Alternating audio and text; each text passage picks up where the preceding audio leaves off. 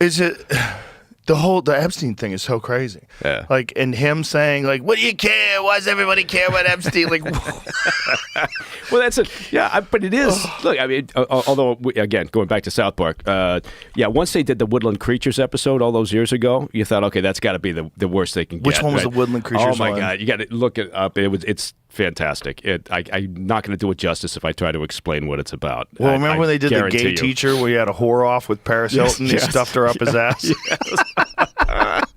This was the other one. Oh, God. Critters. They're all cussing and. Oh, that's right. Yeah. I forgot about that one. Yeah. That was 17 years ago. Yeah. They don't give a fuck, dude. No. They haven't given a fuck since the beginning, and it's the greatest show of all time. Yeah. And honestly, if you said what would be the best job that you could have imagined, it would be being one of those two guys working on that they're show. killing it. Yeah. And Yeah. the thing is, like, it's so beautiful because they have cartoons, and you could do things with cartoons you could never do with real people. Yeah. You can kill them. They can fuck each other. They can stick things up their ass. Yeah. Cartman Like, gets that anything can alien happen. probe. Yeah. Anything can happen because, and it's also, they're not realistic cartoons, so it's like you're somehow or another detached from it. Yeah. No, they and if they did a documentary one time. I don't know if you saw that. Oh, yeah. Where they tracked the 6 days it takes them to make the show. Yeah. Okay. This trumpet bit with Satan. Satan's back. Satan's upset at Trump. It's very funny. Well, you remember the Satan and Diddy episode? All those that was fantastic. I too. didn't see that one. Oh, the Satan Diddy episode, and then they had the When was that? Is that Reason? Mass murderers, and no, this was a few years back too. It was a Diddy party, and he wanted to. Yeah, it's a long story. He wanted a Lamborghini cake, but it was just like the devil wanted it, and they said no. Diddy did it already, and it's fantastic. Remember when they had the movie with Saddam Hussein? Yes. And Saddam Hussein was in a gay relationship with Satan. Oh God, we could spend the entire time. People are like, "Oh, they're going to talk about this the whole time," but yeah. The Epstein stuff is so crazy because when Kash Patel was on here and he was like, "There's nothing," and I was like, "What are you talking?" Yeah. I didn't even know what to say. My thought was, and people are like, "Why didn't you push back more?" My thought was like, I'm just going to put this out there and let the internet do its work because there's nothing I can. The guy's saying there's no tapes, there's no video. That doesn't make any sense. Everyone knows it doesn't make any sense. And then he didn't know about the Michael Baden stuff, the autopsy stuff, where it showed that he had 3 broken bones in his neck, which never happens when you hang yourself. Even when you like leap from somewhere with a rope around your neck and it snaps your neck, you never have 3 and he's broken in a prison bones. cell. He's not launching himself off the first floor balcony. The whole thing was nuts. And then he's like, well, we have a film. We're going to release that film. And the film has a fucking minute missing from it. Yeah. Like, do you think we're babies? Like, what is this? Also, you got people, including Dan Bongino, right, making bank for a couple of years talking about how awful it is, and we got to get this shit, and this is a huge conspiracy, and then you release a 2-page memo that says, there's nothing to see here. Yeah, because you're walking by your bedroom window and you see a little laser, red red laser moving across your chest. Yeah, but it really is. It's so look. You know me, I'm not a conspiracy guy by you nature. Are today. But I am today. Today, I'm fully on board with this shit. Everybody's in today. Yeah, no, but they're actually doing right as we speak, and I find this fascinating. Is that the Assistant Attorney General, Todd Blanche, is down in Florida for an interview with Ghislaine Maxwell. Right? And she's serving 20 years in a Florida prison for sex trafficking. Right? To who, though? What's that? To who? Well, he's down there to interview her. But I'm saying she's sex trafficked to who? She was a co-conspirator of Epstein's, right? But don't you have to have a person who you're sex trafficking to? Exactly. And they talked about the victims somewhat during her trial. It was it was a very difficult trial in the sense of, they're trying to protect certain victims and others were coming forward. But, my surprise was nobody from DOJ has ever, according to her legal team, nobody has ever interviewed her from DOJ, right? So, Department of Justice. So this is the first time the Department of Justice, you're telling me, and meanwhile, up on Capitol Hill, you got Democrats like Adam Schiff and others going, we have got to release these fucking files. They had 4 years under the previous administration, right? Yeah. Look, everybody's fucked in this situation, but they had all that time to do whatever they wanted to do. And nobody, up until this point, apparently, has talked to her. Now, some folks on the legal side are saying, well, look, if she had anything interesting to say, she would have said it during the course of her trial, right, to save herself or to cut a deal. No. But now I don't think so. I don't. They'll kill her. Yeah. Well, the smartest thing for her to do is to keep her fucking mouth shut, which is what she did. Right. They put her in a cushy prison where she could do yoga. Yeah. Yoga in prison. That doesn't sound good. Here's one of my favorite ones. I'm gonna send you this, Jamie, because somebody tweeted this and it's just so perfect. And it just shows you how crazy this whole thing has been, like, from the very beginning. This is someone tweeted this from the Atlantic, and this is what's funny about this. Check this out, Jamie. So it's these fucking people. It's like they all knew her. They all knew him. So many people knew him and knew her, and they're all pretending that they didn't, and no one knew it. Check this out. This is the Atlantic says. Go up, Baker, so we can see it. So we can see the quote below it. Below it. I'm trying. I zoomed. No, go back. No, I know. I zoomed it. There we go. I can't read it. There it goes. This is what the Atlantic posts.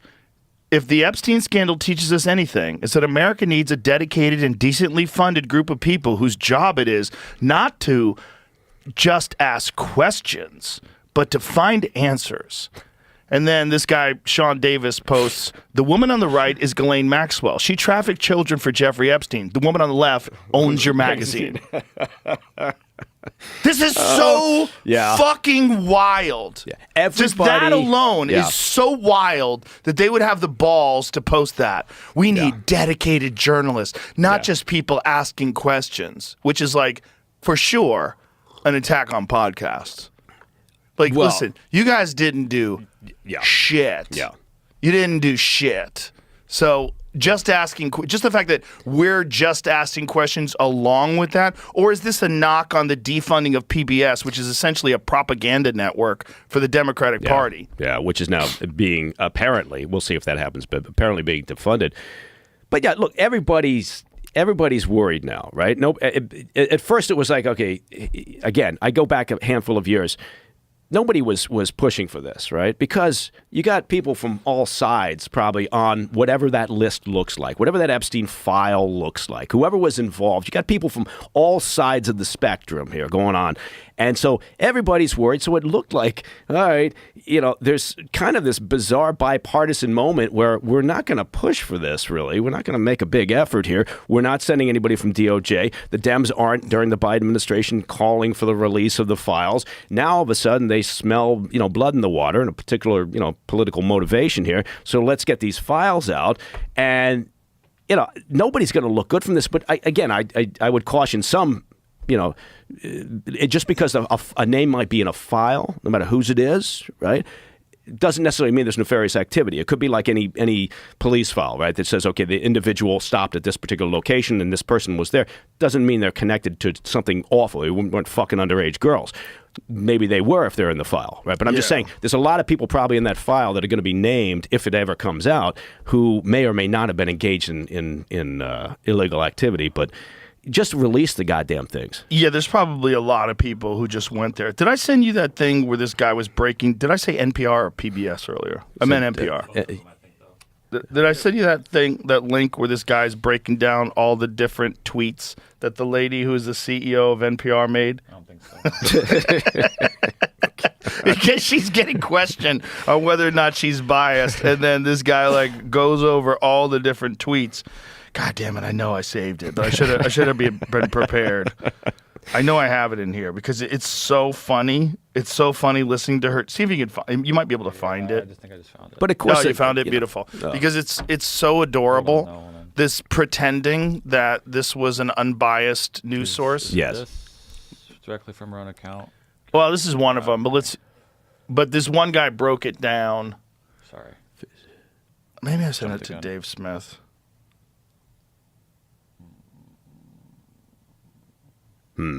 We'll find it. Yeah, but again, anybody who at this stage of the game thinks that the media, doesn't have an agenda, that they're not complicit in one way or another with whatever may be, come on. Yeah, it's a joke. It's a joke, and they're all funded. And the fact that the government was funding NPR is crazy. Yeah. You can't have a completely biased, one-sided media organization that's funded by the government and taxpayers. That's crazy. And they went over all the amount of people that were on NPR that were Democrats, and it's 100%. Yeah. It's like out of 87 people, it's 100%. Look at the New York Times. Yeah. I mean, so that none of that should be a surprise to anybody who's But the New York Times is paying at least half of a money. privately funded company. Right, I mean, right. it's like NPR relied on tax money, Yeah. and there's this giant outrage that the government's going to defund it. Like, Well, a lot, and what they're trying to do is they're trying to couch it as saying, look, you're taking away, the only source of news for, rural locations, for example. Like you got someplace up in North Dakota that, has no other access, and so they rely on NPR for their news. I don't know a lot of people up in North Dakota that say, I wonder what NPR is saying about this. Well, not just that, but it's like at the end of the day, the reality is the internet exists, and we don't need. You don't need to publicly fund something that's clearly biased when the internet exists. Right. You can get whatever you want. If you want to just absorb and consume only left-wing media, there's so much available. Right. You can go find it. But our tax dollars should not be going to that. No. And to be fair, if anybody wants to know what the hell's going on in the news, they can just listen to the President's Daily Brief podcast, frankly. Oh, your podcast. I'm good, right? Yeah, that's your some. thing. Yeah, boy, I just stuck that in there. I can't find this fucking thing. Yeah. Did you find it? As far as you can Let's hear it. show me a story here that it is. concerns you. That's fantastic. As far as the accusations that were biased, I would stand up and say, please show me a story that concerns you, because we want to know and we want to bring that conversation back to our newsroom. And then they have all these. And then all this fat phobia and its racist past and present. Some white people may choose thumbs up because it feels neutral, but some academics argue that opting out, what does that mean? Thumbs up signals lacks awareness about white privilege, akin to society associating whiteness with being raceless. What? God. What does that mean? Or how about how racism became a marketing tool for country music? Oh, yeah, that's a good one. God. This right-wing conspiracy theory about eating bugs is about as racist as you think. No, that's like literally. This is. And here's another great quote that she said. If you look on the right side, Jamie, where it says the truth is a distraction from getting things done. That is such a fucking Orwellian thing to say. Click on that just so you can hear her say this, because it's so bananas that someone would say this out loud and not think it's. One of the most significant differences, critical for moving from polarization to productivity, is that the Wikipedians who write these articles aren't actually focused on finding the truth. Oh, no. They're working for something that's a little bit more attainable, which is the best of what we can know right now. And after 7 years there, I actually believe that they're onto something. That for our most tricky disagreements, seeking the truth and seeking to convince others of the truth isn't necessarily the best place to start. In fact, I think our reverence for the truth might have become What? a bit of a distraction that is preventing us from finding consensus and getting important things done. What? Oh, my What? God. How That's fantastic. I wild love that. is that? Yeah. And you want government money. That is such a wild thing to say. Going for the truth as a journalist, no. It's not important. No, it's not it's important. It's a distraction. That's the truth not- is a distraction. You know what I hate? I hate that, and you see that all the time, and I don't know whether that's a TED Talk or not, but as soon as I see that type of forum where they're earnestly standing there and they've got their little mouthpiece there around there and they're talking and they're looking out into the distance and you think, oh, climb out of your own fucking ass, right? It's just awful. Yeah, Anyway. I don't like any of those things. Yeah. I don't like that little Bobby Brown microphone either. Unless you're on stage. The Bobby Brown. Remember? Yeah, I remember. We used to sing with that. Yeah. Every little step I take. Yeah. Oh, sorry. That's step on your line. I'll join in for the chorus. I don't like those little microphones. Hold the microphone like a real fucking human. That's a madness. That video clip is madness. That's a piece of madness. That's a crazy thing to say. I will the say truth gets in the way. Like, I will say that the Epstein situation is going to be so disappointing to so many people now because I have this theory that nothing ever gets done in Washington, D.C., right? Investigations go to die there. Nothing ever happens. There's never any real consequences of any nature. And we got all sorts of things happening right now, right? So the Epstein case is just one of them. But right now you've got the Dems focused on Epstein because, they see there's just a good opportunity here to go after Trump, regardless of who else is in the files, right? And the Dems, I think, were worried for quite some time and didn't pursue it because, years back they were thinking, okay, Clinton's going to be embarrassed. We don't want that. Right. So, again, my point would be just release everything. I don't understand how, if you just look at the way that they handled this logistically, whoever thought, because the mob wants to eat, right? And they've been throwing red meat to the mob about Epstein files now for years. It's part of how they got elected. Right. And so whoever in their communications group or in their strategic thinking arena in the administration thought, that we can get away with just saying there's nothing to see here, they should be fired, right? Because there's no way you can satisfy this mob. And now the mob is oddly bipartisan because it's got the Dems and it's got, part of the base of Trump in there. Yeah. And they're all, screaming to have this. God damn it, just release this shit. Otherwise, this is going to be around like Martin Luther King and John F. Kennedy. And well, that's what's crazy. They did release more Martin Luther King documents, which is really crazy. Like, why are you holding secrets about the murder of one of the most beloved historical figures of all time from 1968? Part of that is a family request. It? Yeah, part of that's a family request. The family has asked, in the past on a number of occasions, they really don't want some of this because some of it's salacious about, Martin Luther King, which doesn't take away from everything that he did, right, as a leader of a cause and a movement. But some of it is, extramarital affairs. Yeah. Things along So those there's lines. been some push to be concerned about that. But yeah, now do the Epstein files. Well, they'll do it in the same amount of time, 56 years from now. Yeah. Just like they did with him. It's 56 fucking years later they released this stuff. And we're still not any closer to, I mean, again, I don't want to disappear down that rabbit hole, but we're still not any closer with Martin Luther King. I'm, again, not a conspiracy guy except today, apparently, but there's shit there. Well, you've said multiple times that if there's one that you think looks really bad, it's that one. It's that one.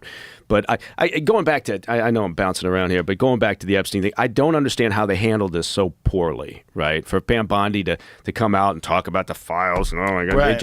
And then like within a blink of an eye, they come out with this bullshit Sunday night memo saying there's nothing to see. How could there's just a lack of coordination? Yeah, I do. Yeah, I do. that makes sense. I think it's a messaging problem is always kind of a key element of the Trump administration, whether it's this one or not. And now look, that's not I'm not knocking a lot of the policies. I like a lot of the policies that come out of this administration. This one and the previous, the first administration. But I'm just saying, a hallmark of a Trump administration is the ability to have a self-inflicted wound, shoot yourself in the foot because of messaging, usually, right? Right. So I think they've done it again, and I don't see how they walk this back. They're trying to, I think, with this interview with Ghislaine Maxwell to say, look, we're trying, we're talking to her, But how does Pam Bondi say we have thousands of hours of footage, and then Kash Patel says we don't have anything that you're looking for? Yeah. And then Tim Dillon said he has lunch with J.D. Vance, and J.D. Vance says that 10,000 hours is commercial pornography. Right. Yeah. You think this freak show of Epstein wasn't like, it didn't have hidden cameras or wasn't taped and shit? Or whatever? 100%. I mean, come on. So, 100%. Yeah. Well, that was the thing about that house they had in New York City, which is, by the way, for sale. And, oh, really? Yeah, nobody wants to buy it. Like, you want to buy Epstein's house? Do the cameras convey? Well, this is the thing. I mean, you got to gut the walls. How are you going to know what the fuck is in there? Yeah. Imagine you're walking around your house naked and you think that the CIA is or your organization, or whoever it is. To be fair, the agency's Mossad. got a lot of hours of videotape of me walking around naked. I'm sure. Yeah. But Mossad, whoever it is that was involved in this intelligence gathering, I mean, I'm just guessing. Right, I have no idea. Yeah. But there's fucking pinhole cameras all over that house. Yeah. Yeah. Well, you have to start from that perception, right? Because again, if anything else, you're just being naive if you think, no, there's nothing. Again, you got to take it down to the bare beams. Yeah. You got to strip the wallboard off. You got to fucking every baseboard. You got to pull everything. It's like Who we had fucking knows what's in that house. We had a situation in Moscow one time where we were building. It was the new embassy, the U.S. embassy in Moscow, right? And for some reason, part of the deal was to allow Russian contractors to work on the construction of this. What the fuck, So, but it's a government thing, and so you can imagine. There's to your point. There's not a lot of coordination. So, the Russian contractors thinking, oh, this is great. We're helping to construct the U.S. embassy. And they know there's going to be sensitive areas within there, the station, for the agency and other areas. Anyway, at a certain point, they're just about finished with construction. And just not by happenstance, I mean, there were efforts to try to examine what the Russians were doing, right? So the security side of things, they were concerned about the fact that the Russians were working on it. You had the State Department and others that were like, no, it's a good idea. It helps with diplomacy. So the security guys were doing things. They were X-raying, parts of materials that were coming in for the construction. Apparently, at one point, what was going on was the Russians were installing listening devices inside the rebar, right, of the construction process, and apparently, at one point, they, one of the wires on one of these communications devices that was stuck in there had broken, and so they soldered it. The Russians did. They soldered it with aluminum, and that showed up when they were X-raying that particular large bit of material that they were going to install. And that was the way that they found out. And they said, what the fuck? Then they had to tear the entire goddamn thing down. I forget it. I think it was 2 or 3 different floors of this embassy. They had to remove, they bit by bit, shipped it back to the States to examine fully. And it was just loaded with listening devices by the Russians, right? So it's going to be the same at long story short, it's the same at Epstein's place. 100%. You've got to tear it down. Yeah. It's a nice house, too. And it's like right on the park. Yeah. Well, and I was like, wonder why that's still for sale. And then what I are they found out asking for it, do you think? I think it's like 60 or 70 million. Oh, I might Jamie look at can it. find it. It's pretty sold dope. in 2021 for 51 million. Holy shit. But it's for sale now, though, right? That I didn't see. I'm pretty sure it's for sale right now. I wonder if it gets a premium because it's Epstein's place. Like a celebrity premium for a home. I wonder if that's the case. You'd have to be a fucking complete psycho to want to live in that guy's house. The same guy's going to buy Diddy's spot. Yeah. I don't know what the fuck. God, but there's so you've got the Epstein thing going on. Like, how does that get resolved? This is the question. Like, if you're the administration, you're looking at this puzzle and you're trying to figure out how to make this a PR win. Too late for that. What the fuck can you do at this point? Holy is it for shit. sale? 65 mil 2 years ago, it says. Holy shit. It's not for sale right now? Not according to Zillow. 0 bedrooms, only 1 bath. Well, that's not a very nice place. What the hell?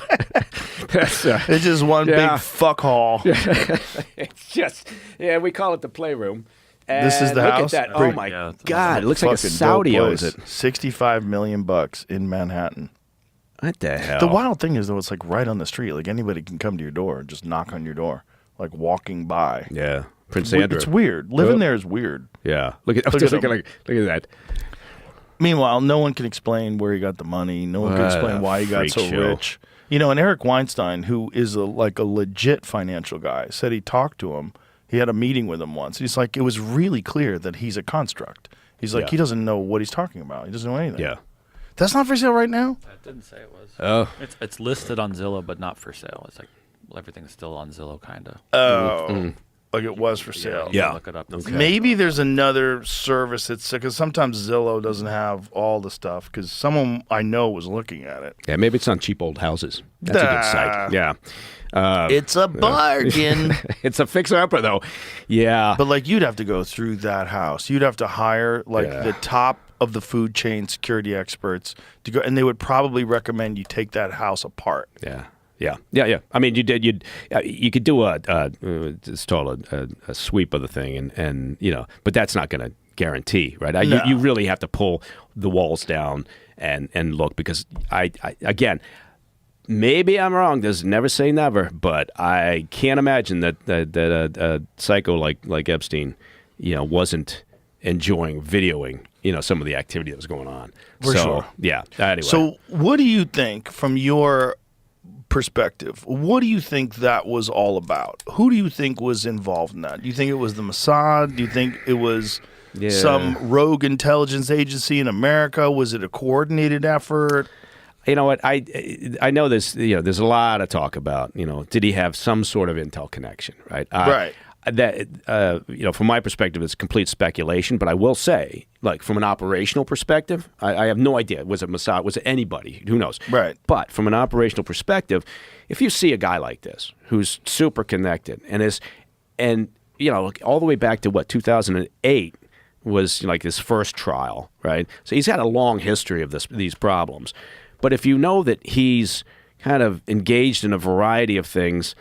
As an example, if I'm Chinese intel, right, and I just read the goddamn entertainment news, and there's these rumors and allegations of high-level people flying off to his island, I'm going to think that's interesting because potentially, if I could get an accessed source there, if I can get somebody right inside that operation, whether it's Ghislaine Maxwell or whether it's Epstein himself, whether it's somebody who's just on the outskirts of it. Maybe I'll start picking up some pretty interesting leverageable information on people that maybe I want to influence. Right? And it's so funny to me that it's always comes down to like carnal needs and carnal desires. Yeah. It's always sex. Yeah. Because these guys, when you get to like this Bill Gates level and Bill Clinton level, you can't just go pick up gals at the bar.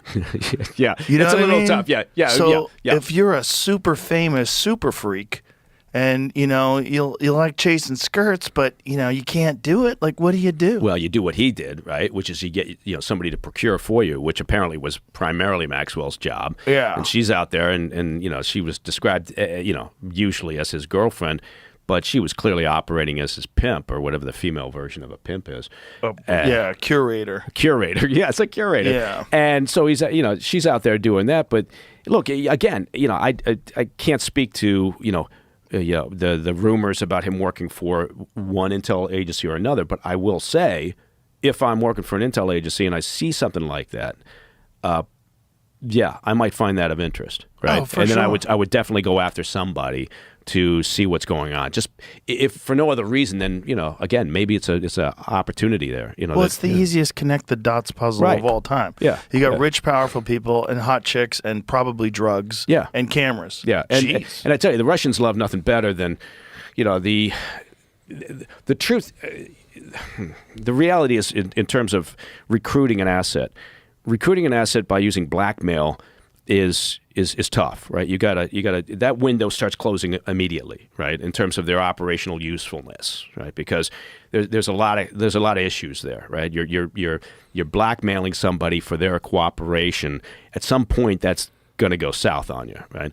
It's not like you've recruited somebody for ideological reasons, right? Or even something as straightforward as like they need the money because their kid's sick or whatever it may be. So blackmail's right. But having said that, look, the Russians in particular love that, right? And the Chinese intel, they'll do whatever works from their perspective. The agency, again, people are going to say that's bullshit. The agency tries, the blackmail is never really ever on the table as an option because it always leads to a problem. And sometimes those problems can be very, very bad. In terms of, in what way? What do you mean? Well, the asset will turn on you, right? Next thing you know, you've got an agent working now, a double agent working for the other side, right? Because they're so fucked over by the fact that they've been blackmailed. And at some point, they lose their shit. They decide to roll for the other side. But aren't you like constantly monitoring them and looking at their phone? There's only so much. There's only so much you can do, right? In terms of maintaining, particularly with a hard target, particularly with an asset who's in a difficult or challenging environment, for us, and you've got limited access to them, whatever it may be. So you're really relying on clandestine communications. You don't have a lot of face-to-face meetings. And at some point, you never know when things are heading south, right? And then the next thing you know, that's the operational reason for trying to avoid blackmail, right? Has it ever been done? Well, sure, yeah. I mean, I'm not saying it hasn't been done, of course, but some services go to it much quicker than others do. Yeah. And which services? And again, the Russians are primary users of something like that. They've got a shotgun approach. Yeah, Israelis have been known to do that in the honeypot operations that they'll do and other things. But the Russians throw a lot of shit at the wall and see what sticks. Right? It's very much a shotgun approach. Right? And honestly, sometimes that can work. Right? Wasn't that kind of, if you thought about this island, if you're bringing award-winning scientists famous people, politicians, world leaders, all to one place, you're basically throwing as much shit against the wall as you can. Yeah. And then you have all this stuff on all these different people, and they know it. And so then you just kind of like, wasn't there like some CEO that had to step down because he wound up giving Epstein, it was found out that he gave Epstein like $150 million that they couldn't explain why. Well, okay. Wasn't that the case, Jamie? So it's one of those things where there's obviously value in having all these people on your side. Yeah. But when you do get all this information on these people, like, what are they trying to accomplish with it? This is the question. Are they trying to get support for Apollo CEO to step down after firm finds more payments to Jeffrey Epstein? $158 million. He paid the convicted sex offender $158 million. What does it? If you can you scroll down a little bit, Jamie? Yeah. He's planning to step down as chief. I've advised the Apollo board that I will retire as CEO before my 70th birthday in July. Remain as chairman. Oh, he's going to remain as a chairman. New York Times detailed at least $75 million in payments and found that Mr. Black had paid Epstein $158 million in a 5-year period ending in 2017. He also lent Mr. Epstein more than $30 million, only $10 million of which he was paid back. Wow. So that's a guy that they got something on him. I love this. Leon viewed Epstein as a confirmed bachelor with eclectic tastes. This was after his 2008 guilty plea. Yeah. Wow. Yeah. Christ. Mr. Epstein's advice was worth perhaps $2 billion in tax savings to Mr. Black, according to the report. Right. What the But this fuck? is what Weinstein said. Eric said that this guy is not. He's not good. He doesn't know what he's talking about. He wasn't a good financial advisor. Yeah, I mean, I think part of it is you can say, okay, why was he collecting people around him? Why was he doing? I mean, was he keeping a file? Right, you still have to figure out what that file looks like. Part of it could have been initially self-preservation. Right. I mean, he's engaged in all sorts of activity. He gets a few people into it, then suddenly, he doesn't look so bad, right? And he's kind of protecting himself because now I'm surrounded by people who also have to keep that secret. And so, but then the question becomes, is at what point is he or somebody in his little tight circle there? Are they approached, right, by anybody who's interested in some of these folks? But we don't know because we don't know who the fuck's in these files, right? So. Or if the files even exist. If the files even exist. And apparently, there's nothing in there, according to Pam Bondi. And Cash Patel. The whole thing's nuts. Yeah. And then, have Bongino and Cash Patel saying he definitely killed himself. Like, what? Yeah. What? Okay, this just, the level of convenience. It's so convenient that the guards were asleep. So convenient that the cameras didn't work. So convenient that years later you have a recording of the outside of the cell, but a minute is missing from it. 3 minutes. Yeah. 3 minutes? Yeah, they found out it was like almost 3 minutes was missing. 2 minutes, like 53 It's seconds. like the missing Watergate tape. Oh, I thought it was just 1 minute. It did. It started off as a minute, and then Yeah. people kept looking in the metadata, and like, okay, it was saved this many times, and it was actually up to 3 minutes missing. God. Okay. That's plenty of time to kill somebody. 3 minutes is more than enough time. 3 minutes, you could get a whole bunch of people killed by then. Yeah. You saw that guy that was his cellmate too, right? Yeah. Guy is a fucking gigantic human being. Yeah. A huge guy who was a mass murderer, who had killed multiple people, a bad cop, who was built like a brick fucking shithouse. Yeah. The kind of guy that you could really easily get to strangle somebody. Yeah. It would take him, I could kill him in 30 seconds. Yeah. No. How is this fucking giant dude could do it easy? Metadata from raw Epstein. No thanks. Yep. Metadata from raw Epstein prison video shows approximately 2 minutes and 53 seconds were removed from one of the two stitched together clips. The cut starts off at the missing minute. Wow. Weird. Yeah, shocker. Yeah. So a guy like that decides, he's going to off himself. And again. But here's the thing. It's like these guys that are all involved in this are still, they've been around for a long time, and they have this mentality that existed before the internet, where you could just kind of put stuff out there. Yeah. And you wouldn't have all these psycho sleuths out there that are going to go over everything with a fine-tooth comb, especially guys who are tech wizards who can look at the metadata and he can figure this kind of stuff out. Well, shit died a lot quicker. You're right. So something would happen, and look, we still have ADHD, right? Collectively as a nation, right? I mean, things move on, and I think maybe that's what they're, some people are saying. Look, they've called the recess on Capitol Hill because they figure by the time they come back in September, everybody will have moved on from this, right? Yeah. I think they're wrong. I don't think this is this again. This feels like and just looks like that one of those handful of conspiracies, again, you go to JFK or whomever, that's just going to hang around. This is right? a line in the sand. Yeah. This one's a Yeah. line in the sand. Yeah. Because this is one where there's a lot of stuff about, when we thought Trump was going to come in and a lot of things are going to be resolved. Yeah. We're going to drain the swamp. We're going to figure everything out. And when you have this one hardcore line in the sand that everybody had been talking about forever, and then they're trying to gaslight you on that.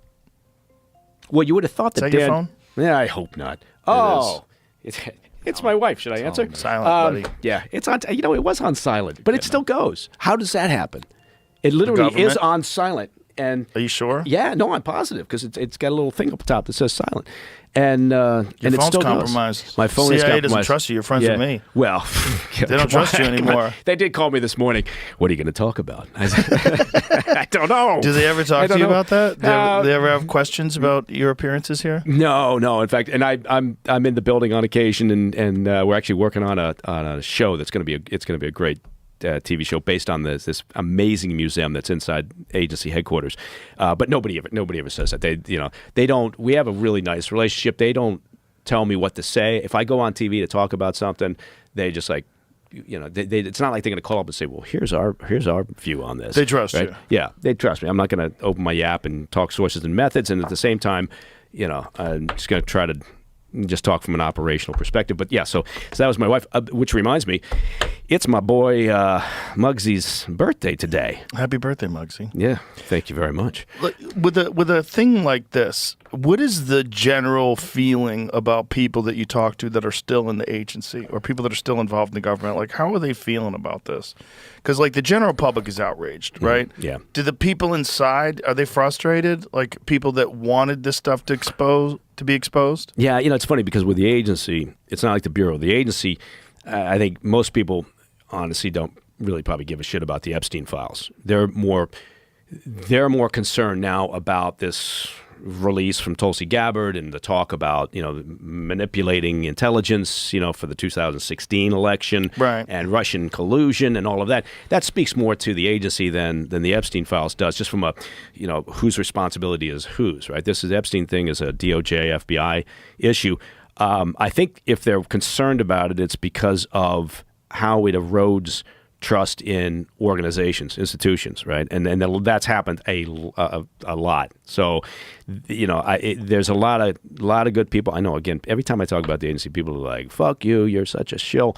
But there's a lot of good people doing very difficult work for the agency. I believe right? that. I believe that. And so, I think if anything, they take it personally when people think, fuck the CIA, you gotta burn it down and start over again. Like they said with the FBI as well. I've talked about that many times. Like, you don't know what the fuck is going on in the world. The world is filled with chaos. Like, you need people that are paying attention to that shit, and they should be on your side. Yeah. They should be on the side of the American people, paying attention to threats. If you'd think that not paying attention at all is going to do you any good when there's all these countries out there that are fucking plotting constantly, you're crazy. Yeah. No. You're living in a utopia. You're living in a fake world. The real world is filled with madness. And you got to have people paying attention to it. Yeah. But I think that, to answer that question, I think they're more focused on or interested in or, looking at this issue of, and it's surfaced again right at the same time as the Epstein files, right? Now it's like sucking all the oxygen out of the room for the past couple of days. Tulsi Gabbard comes out and says, I'm releasing these documents. She releases these documents. What do you think about all that? Like, so this is the accusation. They're throwing around the word treason. Yeah. They're saying that Obama knew that Russia did not meddle in the election, did not have any impact in the election, but yet promoted this idea. And then there's been some incredible clips of all these different news reporters, CNN and MSNBC, just saying over and over and over again, clear evidence of Russian collusion. And Yeah, and you got Hillary Clinton saying, is a an air of illegitimacy around Trump's victory from 2016 because of this. I mean, she was very clear about it, and as were also saying many others. The right? noose is tightening on Trump. Yeah. It's all going to come out. He's an agent of Russia. Yeah, Adam Schiff coming out on camera numerous times saying, I can't tell you what I've seen, but I've seen things. There's a lot more than circumstantial evidence about this collusion. So yeah, but again, it's much more it's always the same thing. It's much more complex than what folks tend to hear just in like a 2.5 or 3 minute news segment, right? So the Democrats want you to think there's nothing to see here in these documents. How could you possibly spend time doing this? You're just trying to distract from the Epstein files. And the Republicans are saying Obama committed treason, right?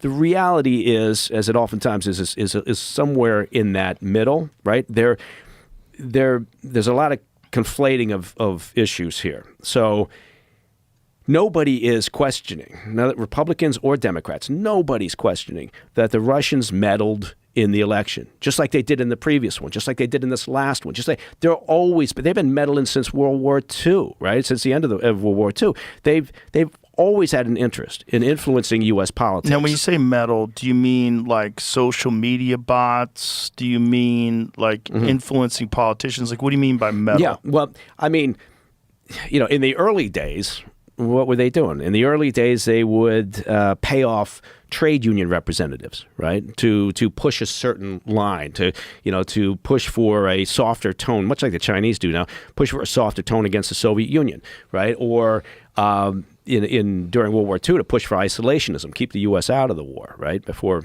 the Nazis turned on the Soviet Union and then they tended to need us. Or they would pay journalists to write articles pushing a particular point of view. And so there were those things. Now, social media meddling is a lot easier, right? It's a lot cheaper. For sure they do that. Yeah, for sure they do that. And for sure they did that in 2016. Yeah, absolutely, and nobody's questioning that, right? What's happening is that once again, there's a bit of a messaging problem from the Trump administration. The Trump administration, at the end of the day, is saying what was bullshit was this Russia collusion angle, right? Was the idea that, this is complicated to explain, and I'm not doing a very good job of it, but they're saying, yes, there was meddling, but you pushed a story, meaning Brennan and Comey and, all the others that were involved in this, and then going up to the top with Obama, saying, you took what was a Intel Community Assessment, an ICA is because everything has an acronym, that said there was no indication of Russian efforts to push or influence in a particular direction the election, right?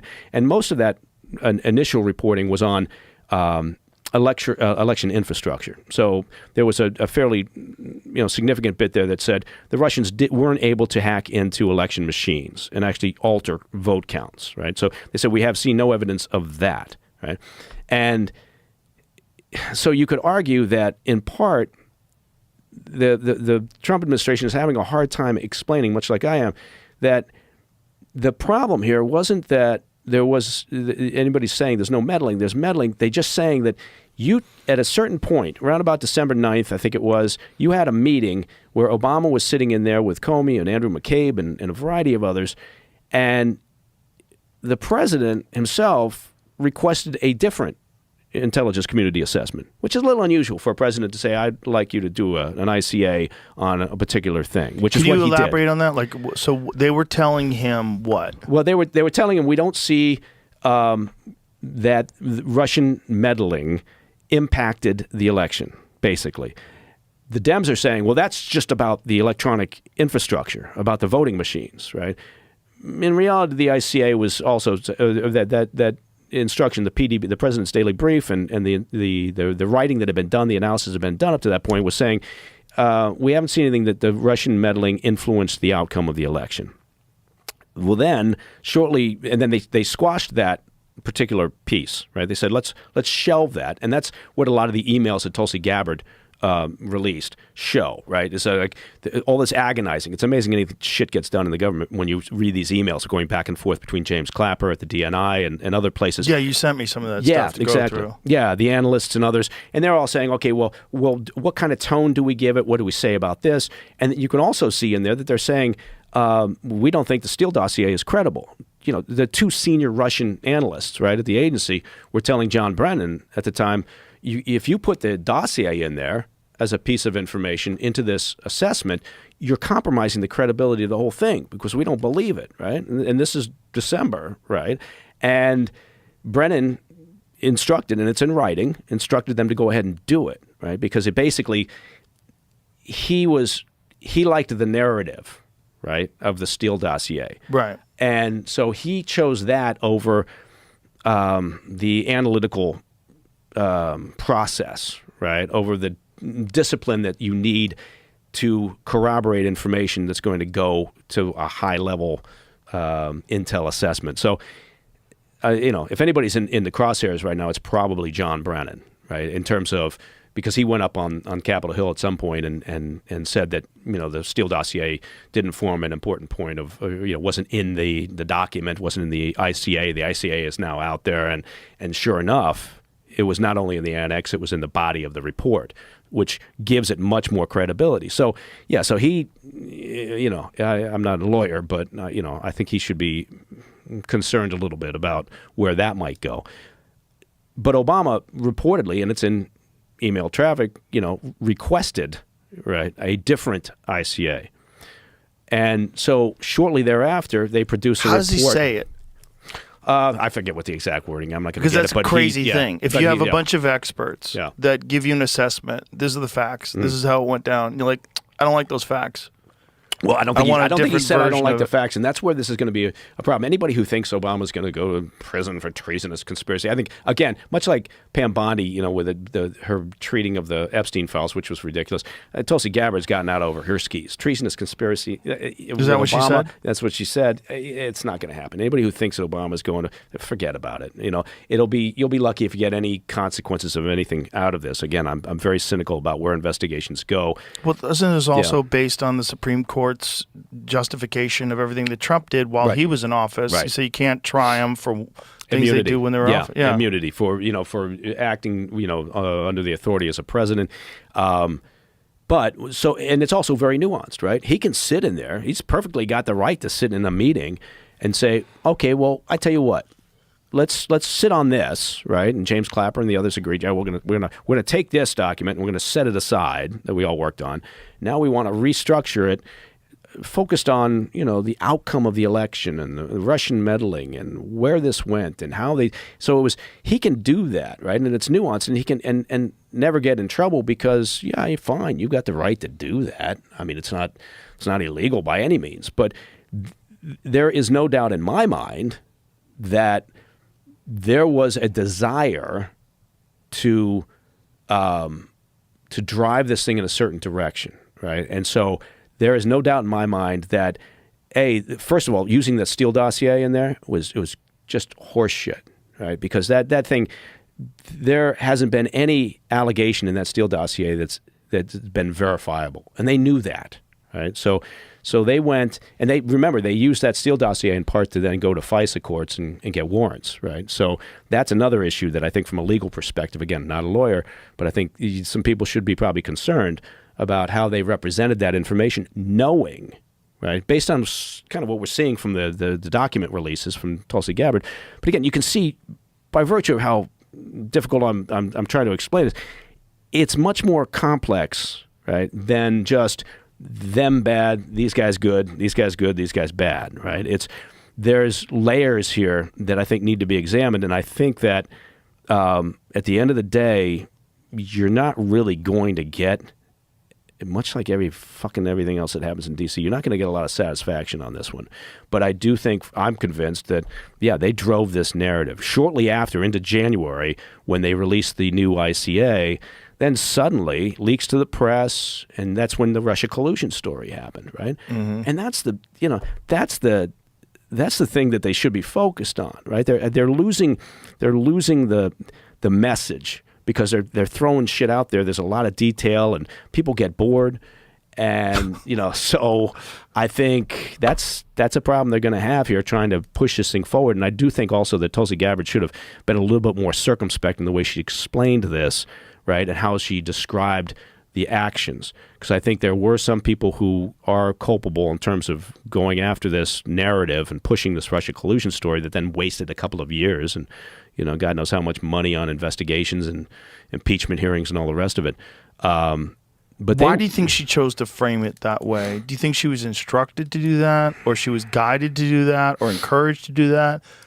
Because if it's not warranted, if you don't believe it's warranted based on the evidence that you've looked at, like she's the director of national intelligence. Yeah. How does?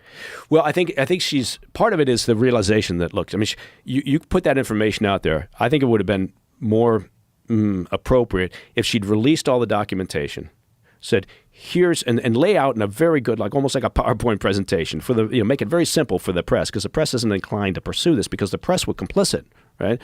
So you're trying to say this is what these people did and you helped them. Right. Now what we want is for you, meaning the media, to uncover all of this and report on it. They're fucking not gonna. They were winning awards, journalistic awards, for their coverage of the Russia collusion story. Right. So the idea that they're going to somehow now say, that was a problem. So I think they should have maybe just made this more factual based, stayed away from the the sort of the hyperbolic statements about treason and all the rest of it, and then tried to explain it to the American public in a way that they can digest a little bit better, right? But when you throw out things like treasonous conspiracy, once again, much like with the Epstein thing, you're creating this kind of howling mob that's going to expect something, right? And I just don't know that they're going to get it.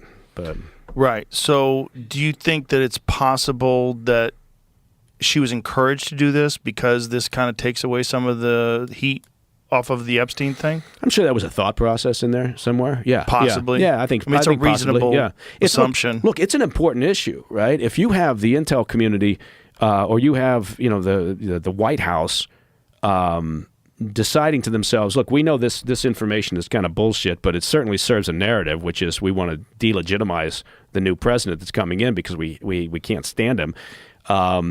Then that's a really serious problem that needs to be examined. It's also so short-sighted because do you not know that information is eventually going to come out that's going to compromise the confidence that people have in anything that the intelligence agencies put forth after that? Yeah. Well, I think a lot of, part of what was going on was the expectation that Hillary Clinton was going to win, right? So like with the Steele dossier, try to, dig up leverageable information or dirt on Trump.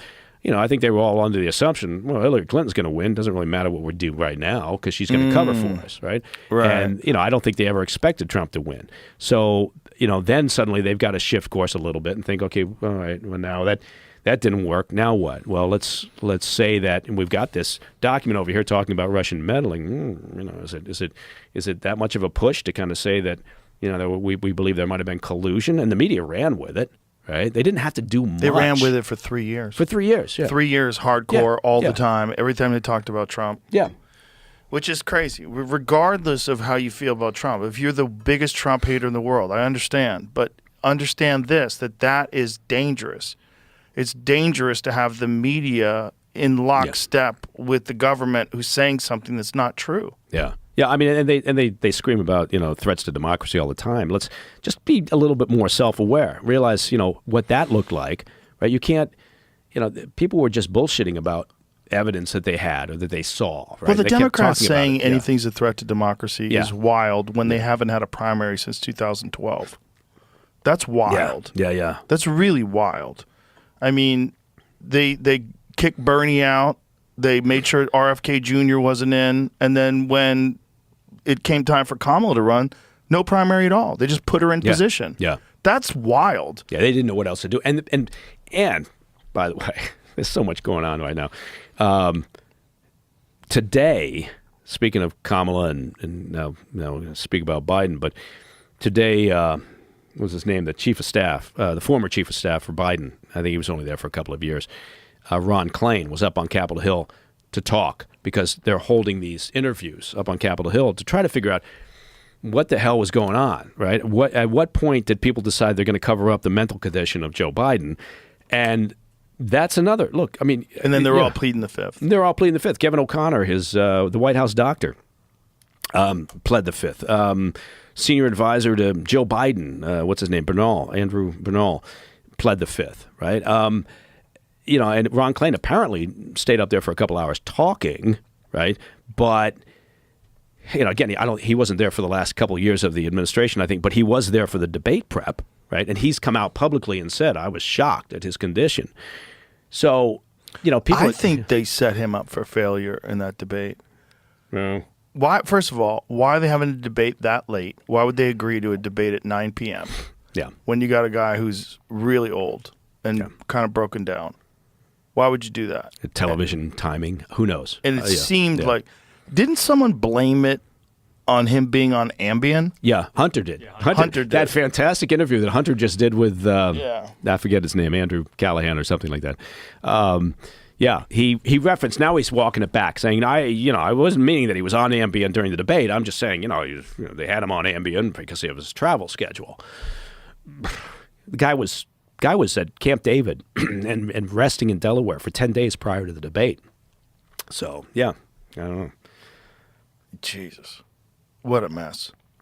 I think they set him up. I think they wanted him out, and this is the way to do it. Get him in the debate. Don't give him his medicine. Excuse me. Don't give him the proper medication to keep him up and peppy, and let him out there all confused. And apparently he had a cold at the time, too. So it was... But if they were going to do that, wouldn't you think that they would, have a better plan, a plan B? No, they didn't have a plan. And I think the Biden administration, the people didn't want him to step down. There's people inside the organization that didn't want him to step down, particularly, supposedly, Jill. Jill did not want him to step down. But then there's the cancer thing.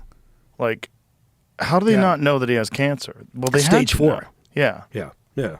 Which is crazy. Like, that's Sorry, man. Got a years cough. of developing. Yeah. Yeah, I just think if there was a plan, if there was a nefarious plan to have him step down, I think they thought he would get through it. I think they did. He might have if he performed the way he performed in the first debate. Yeah, I don't know. It seems to me that they were caught in the headlights at the point where he Take did some so water, poorly. buddy. Yeah, You sound like shit. Yeah, I know. I sound Jesus like Christ, oh, what the God fuck is damn going it. on I with know. Yeah, it's the Ambien. It's starting to kick in. Have you ever taken that stuff? No, no. Have It you? scares the shit out of me. No. You know? Yeah. No, my friend Kevin took it, and he got up in the middle of the night, cooked a meal, went to bed, and didn't know he cooked a meal, so he went back and saw the plates in the kitchen, thought someone broke into his house and cooked. Like, yeah, that's not good. No. I've never taken. Have you taken Xanax? No. No, neither. Yeah. That stuff's scary. That's what fucked Jordan Peterson up. That stuff's really hard to kick. Oh. Yeah. Yeah. Benzodiazepine is one of the hardest things to kick. It's one of the things that if you get off it cold turkey can kill you. Good God. Really? Yeah. Yeah, and they put everybody on it. Yeah. That's what I was going to say. It seems like it's readily available. As is Adderall. Yeah. Readily available and fucking super bad for you. Although during during the pandemic, you couldn't get Adderall. I remember that being an issue, right? I remember reading stories about that. Make it overseas. Couldn't, yeah, exactly, as they do with most of our pharmaceuticals, including what we've been talking about. So. And so then people probably bought black market Adderall, which probably has fentanyl in it, which probably contributed to a lot of deaths. Yeah. I got this voice now. I sound like Kim Carnes, Remember Who? Betty Davis eyes. Kim Carnes. Oh, it's a very yeah. sultry voice I've got going on here for a second. I forgot about that song. Yeah, I suspect most people have. Time waits for no one. Yeah, but I think so the Biden let's call it a cover-up. That's again, it's an example of how people are not more upset about that, right? I mean, again, with the idea that we've got ADHD and everybody's moving on, but you would imagine that story, if none other, right? Because it's not quite as complicated as the Intel issue or even as the Epstein files. It's pretty straightforward. People hiding the condition of the leader of the free world. So anyway, it's just a thought. I'm surprised that it's gone away. Well, then there's the auto pen as well. That's another wild thing. Yeah. Because so many of these people that were pardoned by auto pen.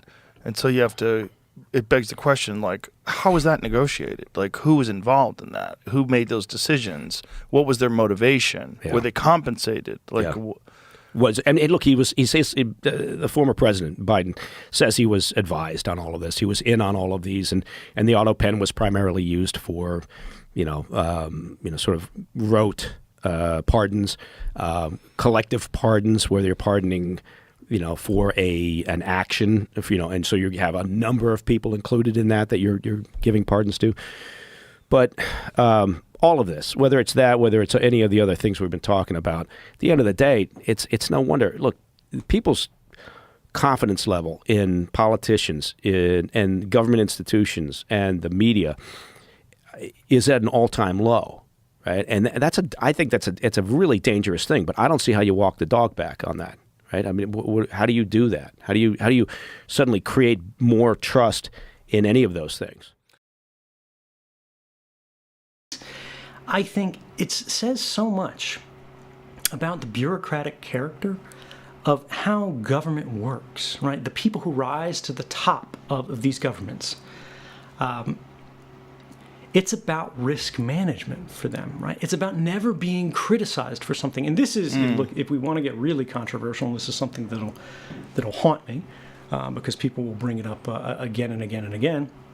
People ask about, people still criticize me. In the book, I talk about aliens and chemtrails and things like that, and the fact that there's no evidence for that. I went looking on the network, right? And I know, Joe, I know you want there to be aliens. I do. I know Neil deGrasse Tyson badly wants there to be aliens.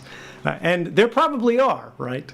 But the idea that we're hiding them, if we are hiding them, I had ridiculous access to the networks of the NSA, the CIA, the military, all these groups.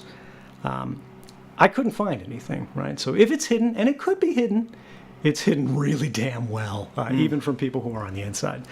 But the main thing is conspiracy theories, right? Everybody wants to believe in conspiracy theories because it helps life make sense. It helps us believe that somebody is in control, right? That somebody is calling the shots, that these things all happen for a reason, this, that, and the other. There are real conspiracies, but they're not typically, they've got tens of thousands of people working on them, unless you're talking about the existence of the intelligence community itself, which is basically constructed on the idea that you can get, I think there's 4 million or 1.4 million people in the United States who hold security clearances. And you can get all of these people to not talk, ever, to journalists, or this, that, or the other.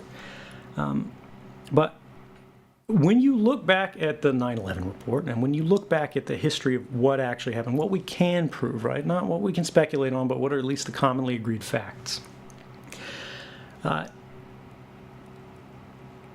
It's very clear to me, as someone who worked in the intelligence community, not during this period, of course, I was too young, but very shortly thereafter, that these attacks could have been prevented. And in fact, the government says this too. But the government goes, the reason that these attacks happened, the reason that they weren't prevented, is what they call stovepiping, right? There was not enough sharing. They needed to break down the walls and the restrictions that were chaining these poor patriots at the NSA and the CIA and the FBI from all working on the same team. And to some extent, they're correct on this, right? There were limits on the way agencies were supposed to play ball with each other, but I worked there, and I know how much of this is bullshit and how much of this is not. Those are procedural and policy limits, in some cases legal limits, on what can be shared without following a process, without doing this, that, or the other, without basically asking for permission, without getting a sign-off, or anything like that. If the FBI wanted to send absolutely everything they had to the CIA, they could have done so. If the CIA wanted to send everything they had to the FBI, they could have done so. They didn't. and people died as a result. Now, government goes, bureaucratic proceduralism was responsible, and it's because we had too many restrictions on the intelligence community. And this is what led to the world post 9/11, where all of our rights sort of evaporated, was they went, well, restrictions on what these agencies can do are costing lives. Therefore, naturally, we just have to unchain these guys and everything will be better, right? And if you remember that post 9/11 moment, you can understand how that actually could come off as persuasive, how that might be a kind of thing that you go, all right, well, that makes sense, because everybody was terrified, right? There were people quite quickly who got their heads back on their shoulders the right way. There were some of them who never lost their heads at all, and who protested the Iraq War. At the same time, my dumb self was signing up to go fight it, volunteering for the Army, and we'll get into that in a minute. But everything that has followed in the decades past came from the fact that in a moment of fear, we lost our heads. And we abandoned all the traditional constitutional restraints that we put on these agencies. And we abandoned all of the traditional political restraints and just social constraints, ideological systems of belief about the limitations that the secret police should have in a free and open society. And we went, look, terrorists, we created shows like 24 and Jack Bauer, where he's like threatening to knife people's eyeballs out if they won't tell him this, that, or the other. And we entered this era of increasingly unlimited government as a result. And now in hindsight, we go, oh, well, we shouldn't have been surprised. But at the time, everyone panicked, right? But if you go back to, did that help? And we know the answer now is, in fact, no, it did not. It made things worse. I don't think any historian is going to look at the Bush administration and go, this improved the position of the United States in the world. But if you go back, wind back the tape to that pre-9/11 moment, wind back the tape to those silos and those walls that they said needed to come down because that was restraining government, instead of the rules that said, well, you can share these things, but there's got to be a basis, there's got to be a justification. You've got to go, why are we trading people's information like baseball cards and all of this stuff? It's super easy as an intelligence officer to justify sharing information about a suspected terrorist who you think is planning to kill people, or is even just in a country they shouldn't be, or a place they shouldn't be, or doing something you don't think they should be, with another agency, because no one's going to question that. A judge isn't going to question that. Any judge in the world will stamp that warrant without even thinking about it and then go to bed that night, without a care in the world. Because you're not spying on a journalist, you're not spying on a human rights defender, right? This is not an edge case. This is someone that you believe to be associated with Al-Qaeda or whatever. Now, this is all a lot of preamble to say that essential fact. The government agrees, everyone agrees, the attacks probably could have been prevented if information had been shared. So, why wasn't the information shared? Government says information wasn't shared because of these restrictions, and it's half true, because every important lie has some kernel of truth to it. And there were these barriers. But the reality is, why were those barriers respected in the case of a major terrorist plot? Why wasn't the CIA sharing information with the FBI? Why wasn't the FBI sharing information with the NSA? Why wasn't the NSA sharing information with the CIA in the case of a major terrorist plot?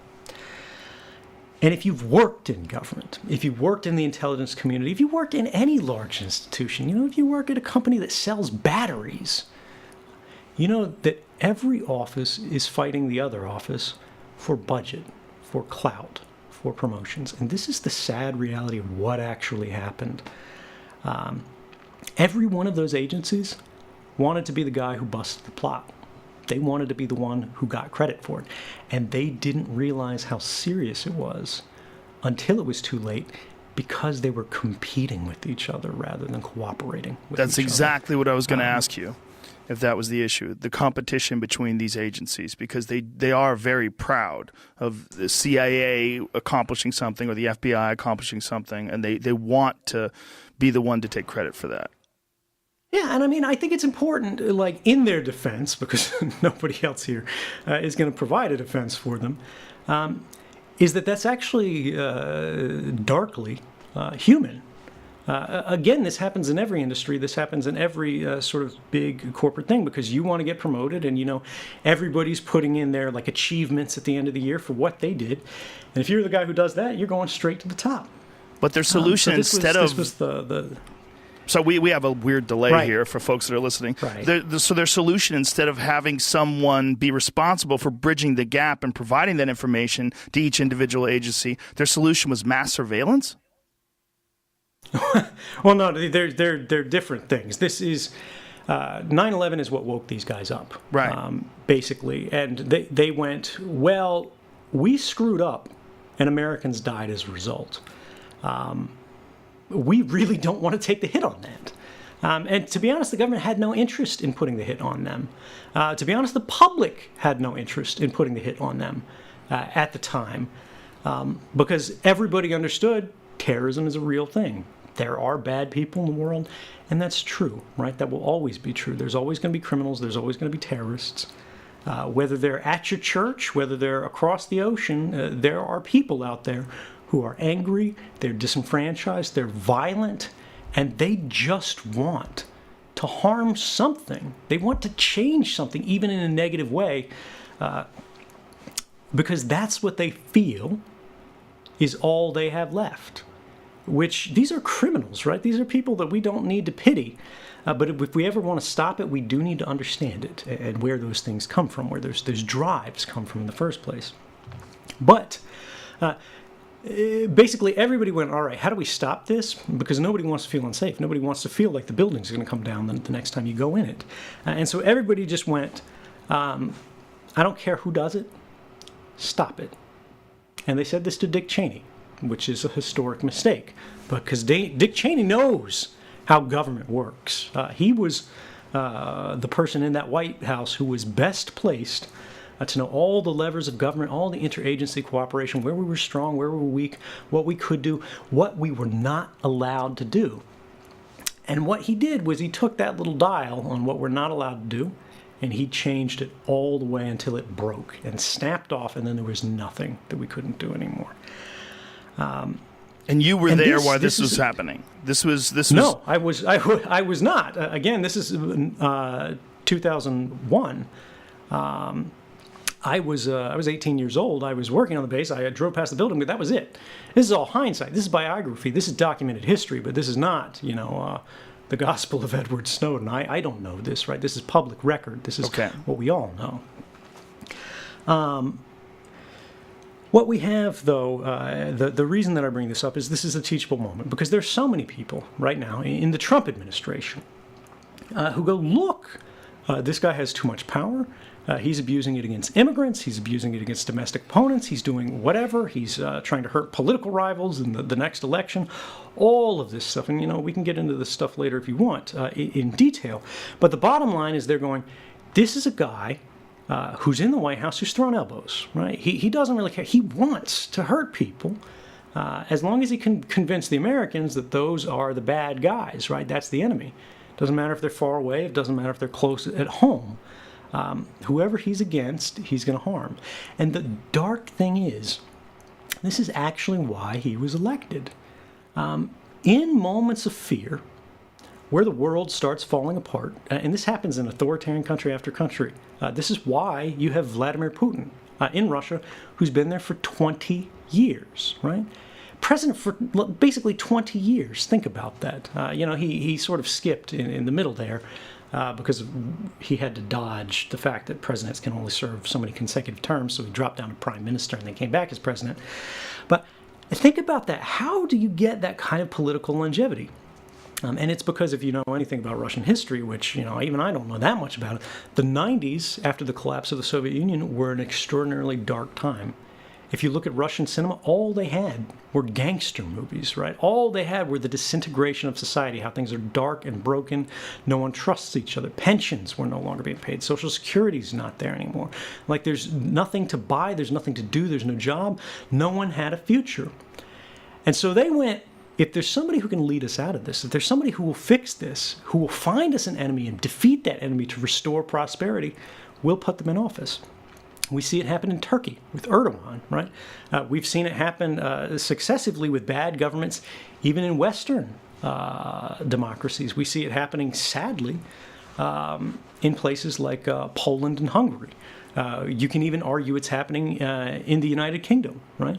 And now there are a lot of people arguing that's exactly what we're seeing with Donald Trump's White House in the United States. And this is the lesson that we didn't learn from 2001, is when we become fearful, we become vulnerable, right? To anyone who promises they will make things better, even if they have no ability to make things better, even if they will actively make things worse, even if they will make things better for themselves and their buddies by taking from you. But if they tell you that they'll make things better, and you believe them in a moment of fear, that typically leads to unfortunate outcomes. So sorry, let me turn this back over to you because we got way off track there. No, that's all right. I want to bring it back to the initial question. So you're working for the NSA. When do you realize there's a huge issue, Right. and when do you feel this responsibility to let the American people know about this issue? Like, when do you contact these journalists, and what was the thought process regarding this? Like, what steps did you go through once you realized that this was in violation of the Constitution, and that even with the laws of the Patriot Act and the Patriot Act 2, things had changed so radically that you knew this was wrong, and you had to do something about it, or you felt a responsibility to speak out? Okay, so since we gave so much historical preamble, let me just give the Cliff Notes version Okay. to get us up to that. So after September 11th, I'm a little bit lost. I'm doing Right. my technical stuff, but it doesn't really feel like it matters anymore. Like, I'm making more money, I'm becoming more accomplished, but the world's on fire, right? Right. You remember there was a crazy mood of patriotism in the country because we were all trying to come together to get through it. You remember, like, people were sticking Dixie cups in the top of every chain link fence on every overpass that was like, stand together, never forget. United we stand. and all Flags this on stuff. every car. Exactly. And Yeah. I was a young guy who is not especially political, right? And I come from a military background, federal family, all that stuff. And so that means I'm very vulnerable to this kind of stuff. I see it on the news, and Bush and all his sort of cronies are going, look, it's Al-Qaeda, it's terrorist organization. They have all these international connections. There's Iraq, dictators, weapons of mass destruction. They're holding the world at ransom. You got Colin Powell at the UN dangling little vials of like fake anthrax. And so I felt an obligation to do my part. And so I volunteered to join the Army. You probably can't tell from looking at me, but I'm not going to be at the top of the MMA circuit anytime soon. So it didn't work out. I joined a special program that was called the 18 X-ray program, where they take you in off the street and they actually give you a shot at becoming a special forces soldier. So you train harder in special platoons, you go further, and I ended up breaking my legs, basically. So they put me out under Both your special legs? discharge. Yeah, it was basically what it was. They were shin splints that I was too dumb to get off of, right? So I kept marching underweight, and I'm a pretty light guy to begin with. I had a 24-inch waist when I joined the Army. Right? Girls are jealous. I think I weighed like 128 pounds. I was in great shape, in boot camp because I came up really quick because it was all I could do was gain. But it was just too much on my frame because I wasn't that active. And so when you keep running on a stress injury, right, and you're running underweight with like rucksacks and things like that, you're running in like boots. And then you're doing exercise, and the Army's like a whole chapter in the book. You got your battle buddy, right, because they never allow you to be alone. You always got to have somebody watching you. They thought it was funny to put me, the smallest guy in the platoon, the drill sergeants did, with the biggest dude in the platoon, who was like an amateur bodybuilder, who was like, 230 or 260, something like that. He was a big fellow.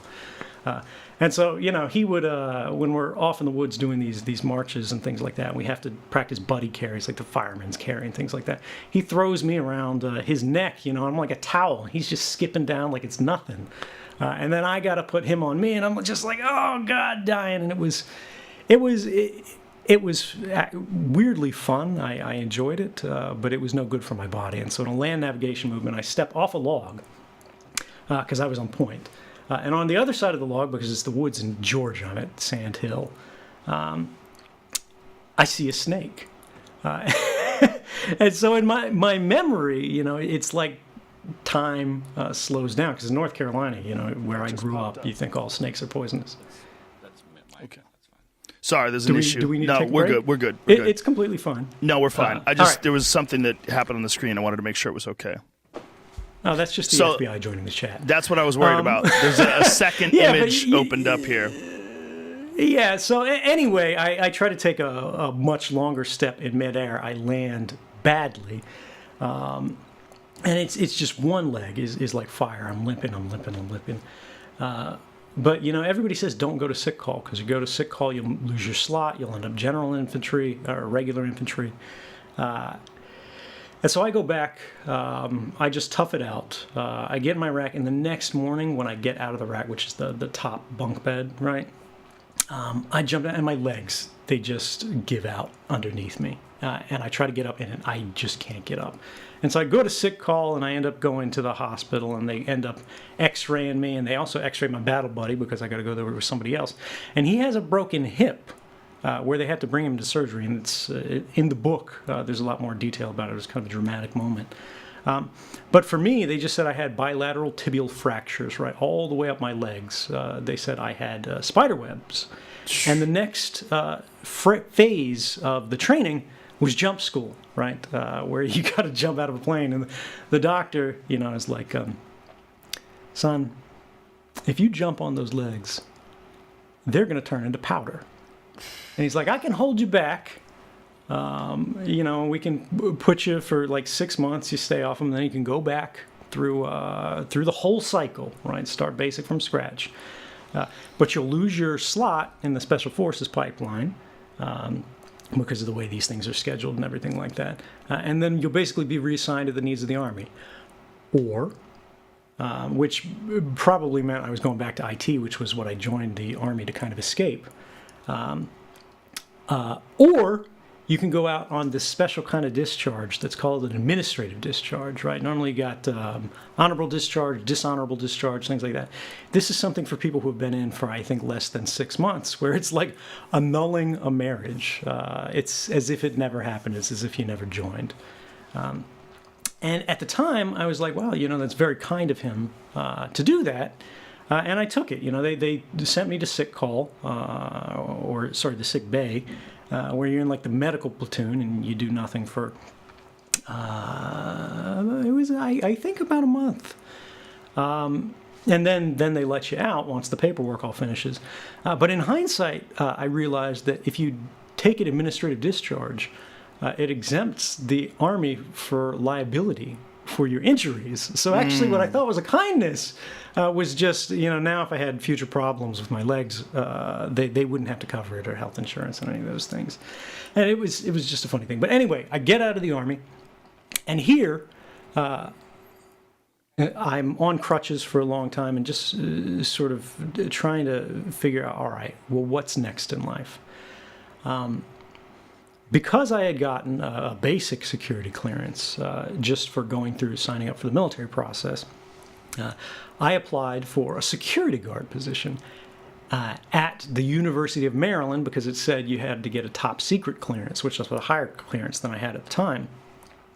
And I went, well, that sounds good, because I knew if I combine my IT skills, which were now suddenly much more relevant again to my future, with the top secret security clearance, because of the way it works, if you have a top secret security clearance and tech skills, you get paid a ridiculous amount of money for doing very little work.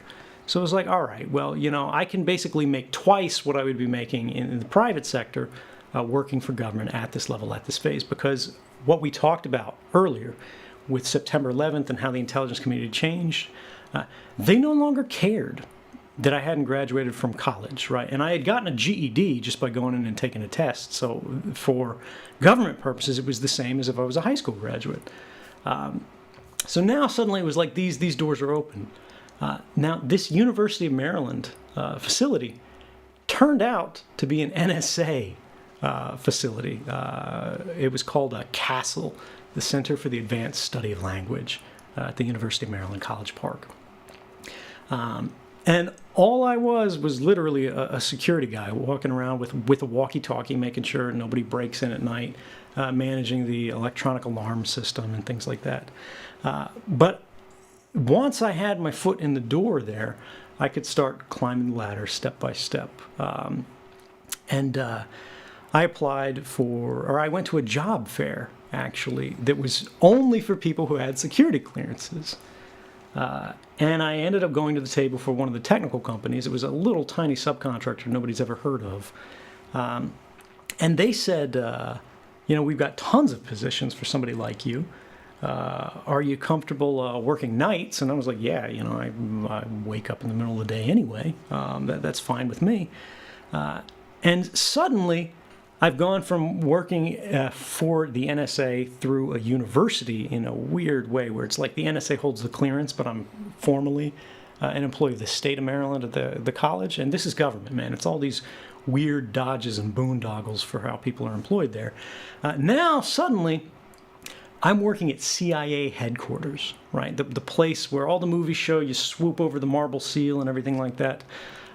I'm the king of the castle, right? I'm there at the middle of the night when no one else is there. The lights are on motion sensors. It's the creepiest thing in the world. There's like flags on the wall that are just like gently billowing in the air conditioning like ghosts. The hallway lights up as you walk alongside it because it's like a green building, and they disappear behind you. And there's no one there. I can go down to the gym at like 2 o'clock in the morning at the CIA, and it's like not see a soul on the other side of the building and then go all the way back. And this kind of thing was my end, because they were like, look, it's the night shift. Nothing that bad is going to happen.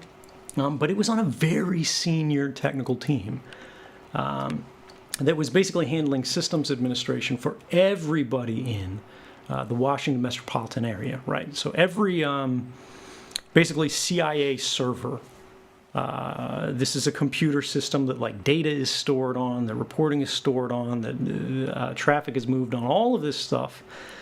Suddenly, me, this is circa 2005, I think,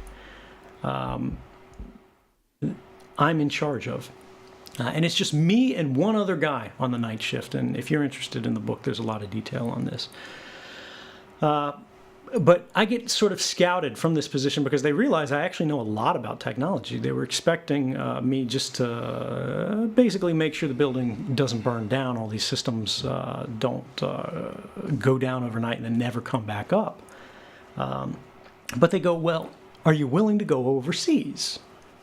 And to a young man at that age, that's actually like, hey, that sounds kind of exciting. Who doesn't want to go work overseas for the CIA?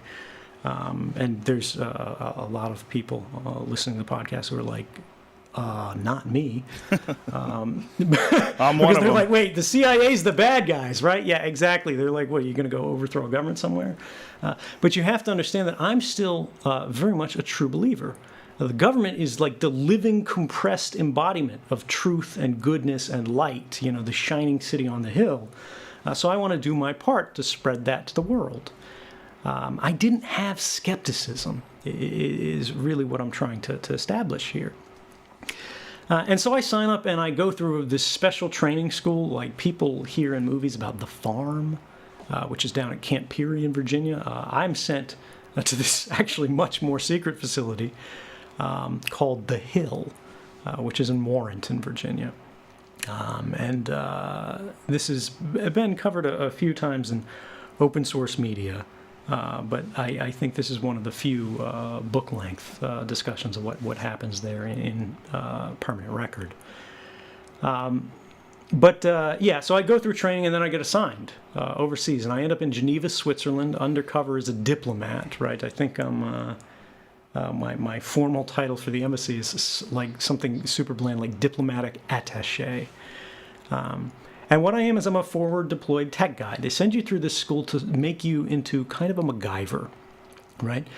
Yes, you can handle all the computers, but you can also handle the connections for the embassy's power systems, right? The actual electrical connections. You can handle the HVAC systems, right? You can handle locks and alarms and security systems. Basically, anything that's got an on button on it, at the embassy that's secure, now you're responsible for. And I traveled from Geneva to other countries in Europe for sort of assignments, and it was it was an exciting time. I actually still enjoyed it, but this was where I first, working with intelligence, started to get doubts. And the story's been told many times, so I won't go over it in full detail here. But the CIA does primarily, and it's not the only thing they do, what's called human intelligence. Now, there are many different types of intelligence that the intelligence community is responsible for. The primary ones are human intelligence and signals intelligence. You want to think of signals intelligence, right, as tapping lines, hacking computers, all of these sort of things that provide electronic information, anything that's a digital or analog signal that can be intercepted and then turned into information. Human intelligence is, all that fun stuff we've heard the CIA doing for decades and decades, which is where they try to turn people. Basically, they say, look, we'll give you money if you sell out your country. They don't, it's not even your country a lot of times, it's your organization. These guys could be working for a telecommunications provider, and they want to sell customer records, or they work at a bank, which was the thing that I saw, and we wanted records on the bank's customers, so we wanted a guy on the inside. But anyway, that's sort of how it works. And what I saw was they were way more aggressive for the lowest stakes than was reasonable or responsible. They were totally willing to destroy somebody's life just on the off chance they would get some information that wouldn't even be tremendously valuable. And so, ethically, that struck me as a bit off, but I let it pass because what I've learned over my life, short though it's been,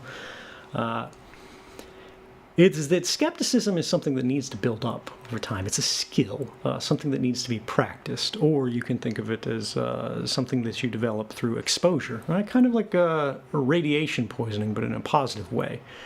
It's when you start to realize inconsistencies, or hypocrisies, or lies.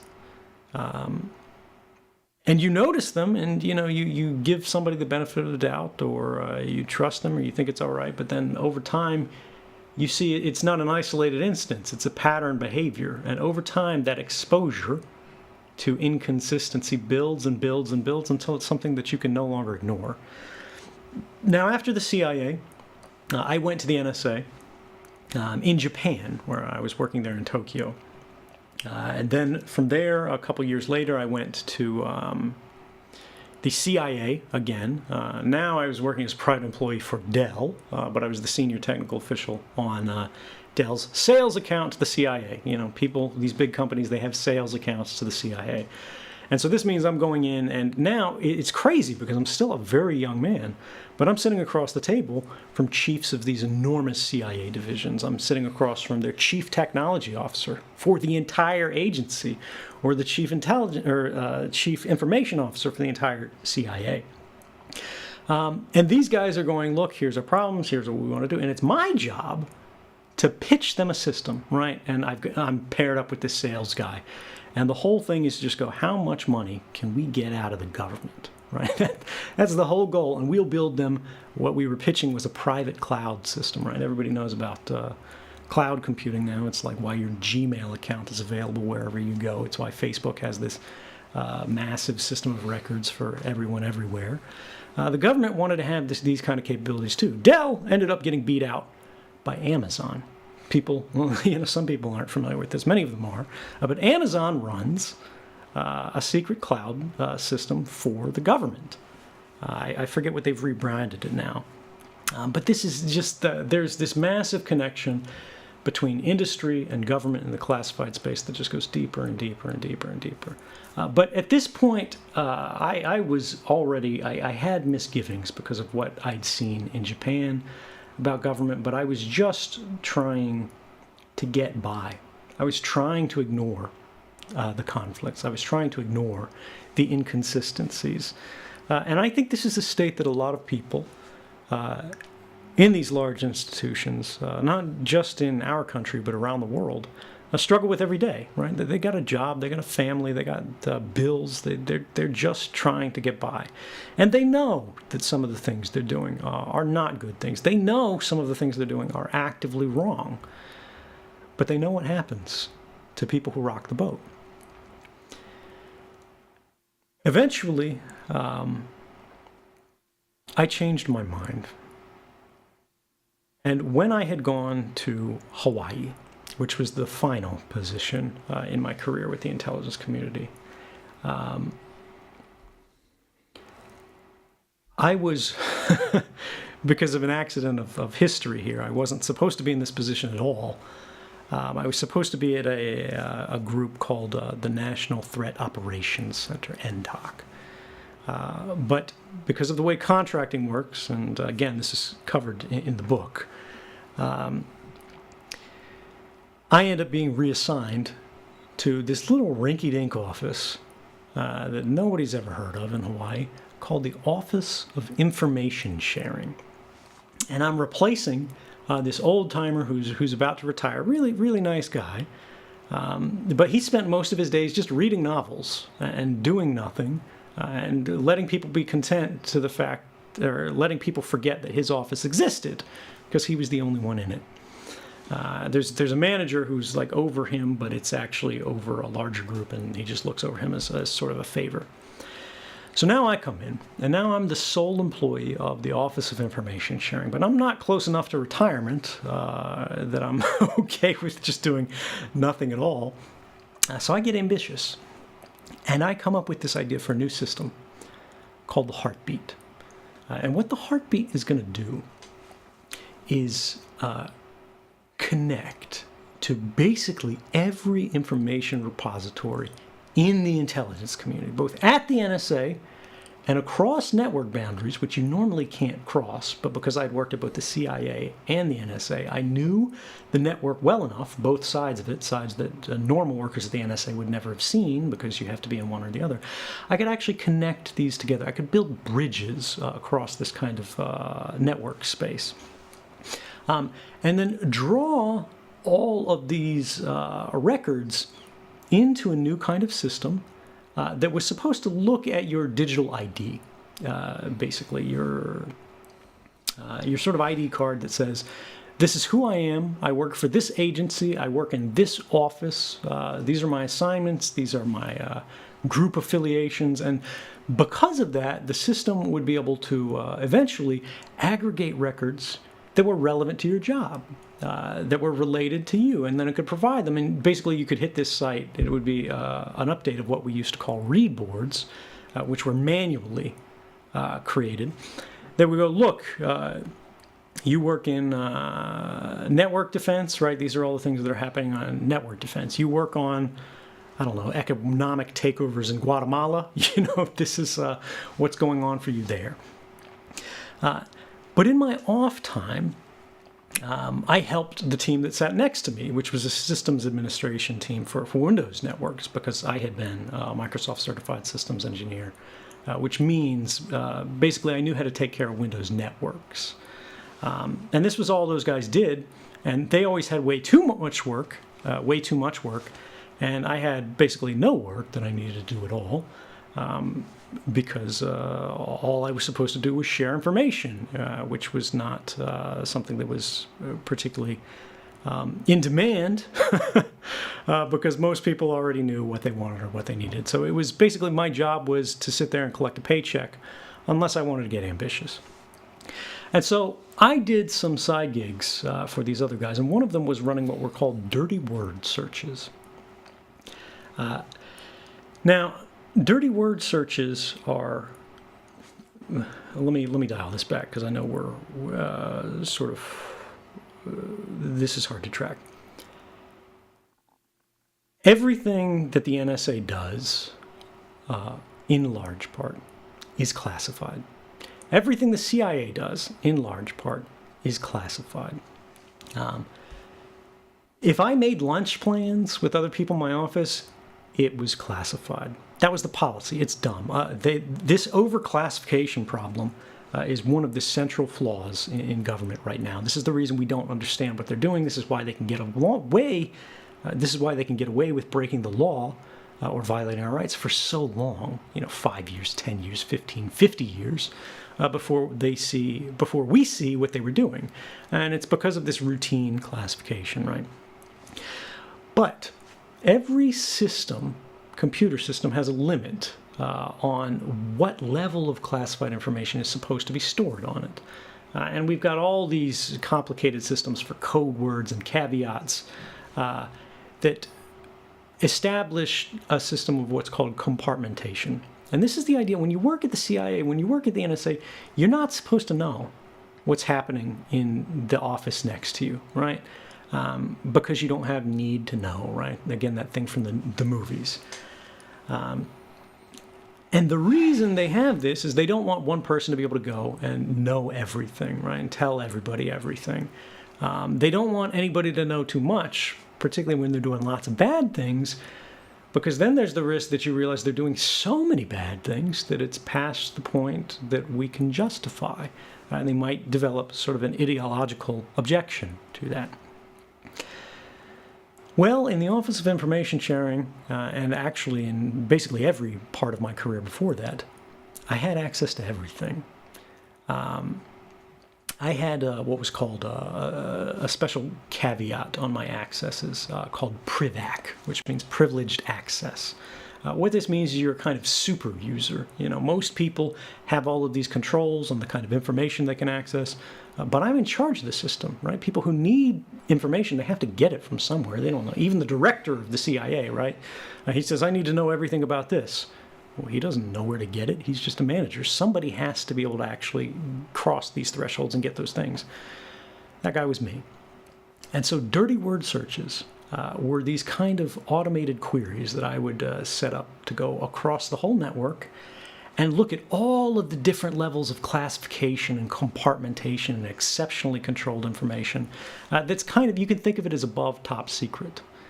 In these special compartments, right, where you're not even supposed to know what these compartments are for. You only know the code word unless you work in them, unless you have access to them, unless you're read into them. Well, one day I got a hit on the dirty word search for a program that I'd never heard of called Stellar Wind. It came back because the little caveat for it. They're called handling caveats, which is like, you can think of like burn after reading or for your eyes only. But this one's called STLW, which means stellar wind. And unless you know what stellar wind is, you don't know how to handle it. All I knew is it wasn't supposed to be on my system. This is a little bit unusual. And it turned out this document was placed on the system because one of the employees who had worked on this program years before had come to Hawaii. And this person was a lawyer, I believe. And they had worked in the Inspector General's office, and they had compiled a report, part of the Inspector General's report, which is when the government is investigating itself, into the operations and activities of this program. Well, this was the domestic mass surveillance program that I talked about in the very beginning of our conversation that started under the Bush White House. Stellar Wind was no longer supposed to be really an operation. It had been unveiled in a big scandal in December 2005 in the New York Times by a journalist, James Risen, and I'm not going to name him because I don't want to get it wrong. Another journalist, you can look at the byline if you want to see their involvement.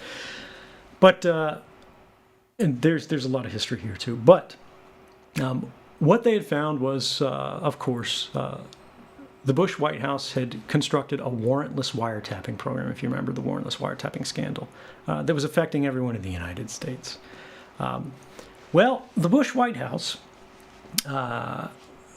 was really put in a difficult position by this scandal. They would have lost the election over this scandal because the New York Times actually had this story in October 2004, which was the election year. They were ready to go with it, but at the specific request of the White House, talking to the publisher of the New York Times, Sulzberger, and Bill Keller, then the executive editor of the New York Times. The New York Times said, we won't run the story. Because the president just said, if you run this story a month before the election, that's a very tight margin if you recall, you'll have blood on your hands. And it was so close to 2001, the New York Times just went, you know what, fine. Americans don't need to know that the Constitution is being violated. They don't need to know that the Fourth Amendment doesn't mean what they think it means. If the government says it's all right and it's a secret and you shouldn't know about it, that's fine. Now, December 2005, why did that change? Why did the New York Times suddenly run this story? Well, it's because James Risen, the reporter who had found this story, had written a book. And he was about to publish this book. And the New York Times was about to be in a very uncomfortable position of having to explain why they didn't run this story and how they got scooped by their own journalist. And so they finally did it, but it was too late. Bush had been reelected. And now it was sweeping up the broken glass of our lost rights. So Congress, the Bush White House was very effective in, as I said before, telling a very few select members of Congress that this program existed.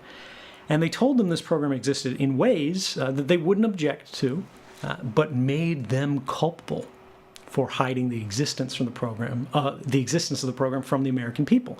And this is why someone like Nancy Pelosi, who you wouldn't exactly think would be buddy-buddy with George Bush, was completely okay in defending this kind of program, in fact. And, you know, later she said, oh, well, she had objections to the program that she wrote in a letter to the White House, but she never showed us the letter. She went, oh, well, that was classified, right?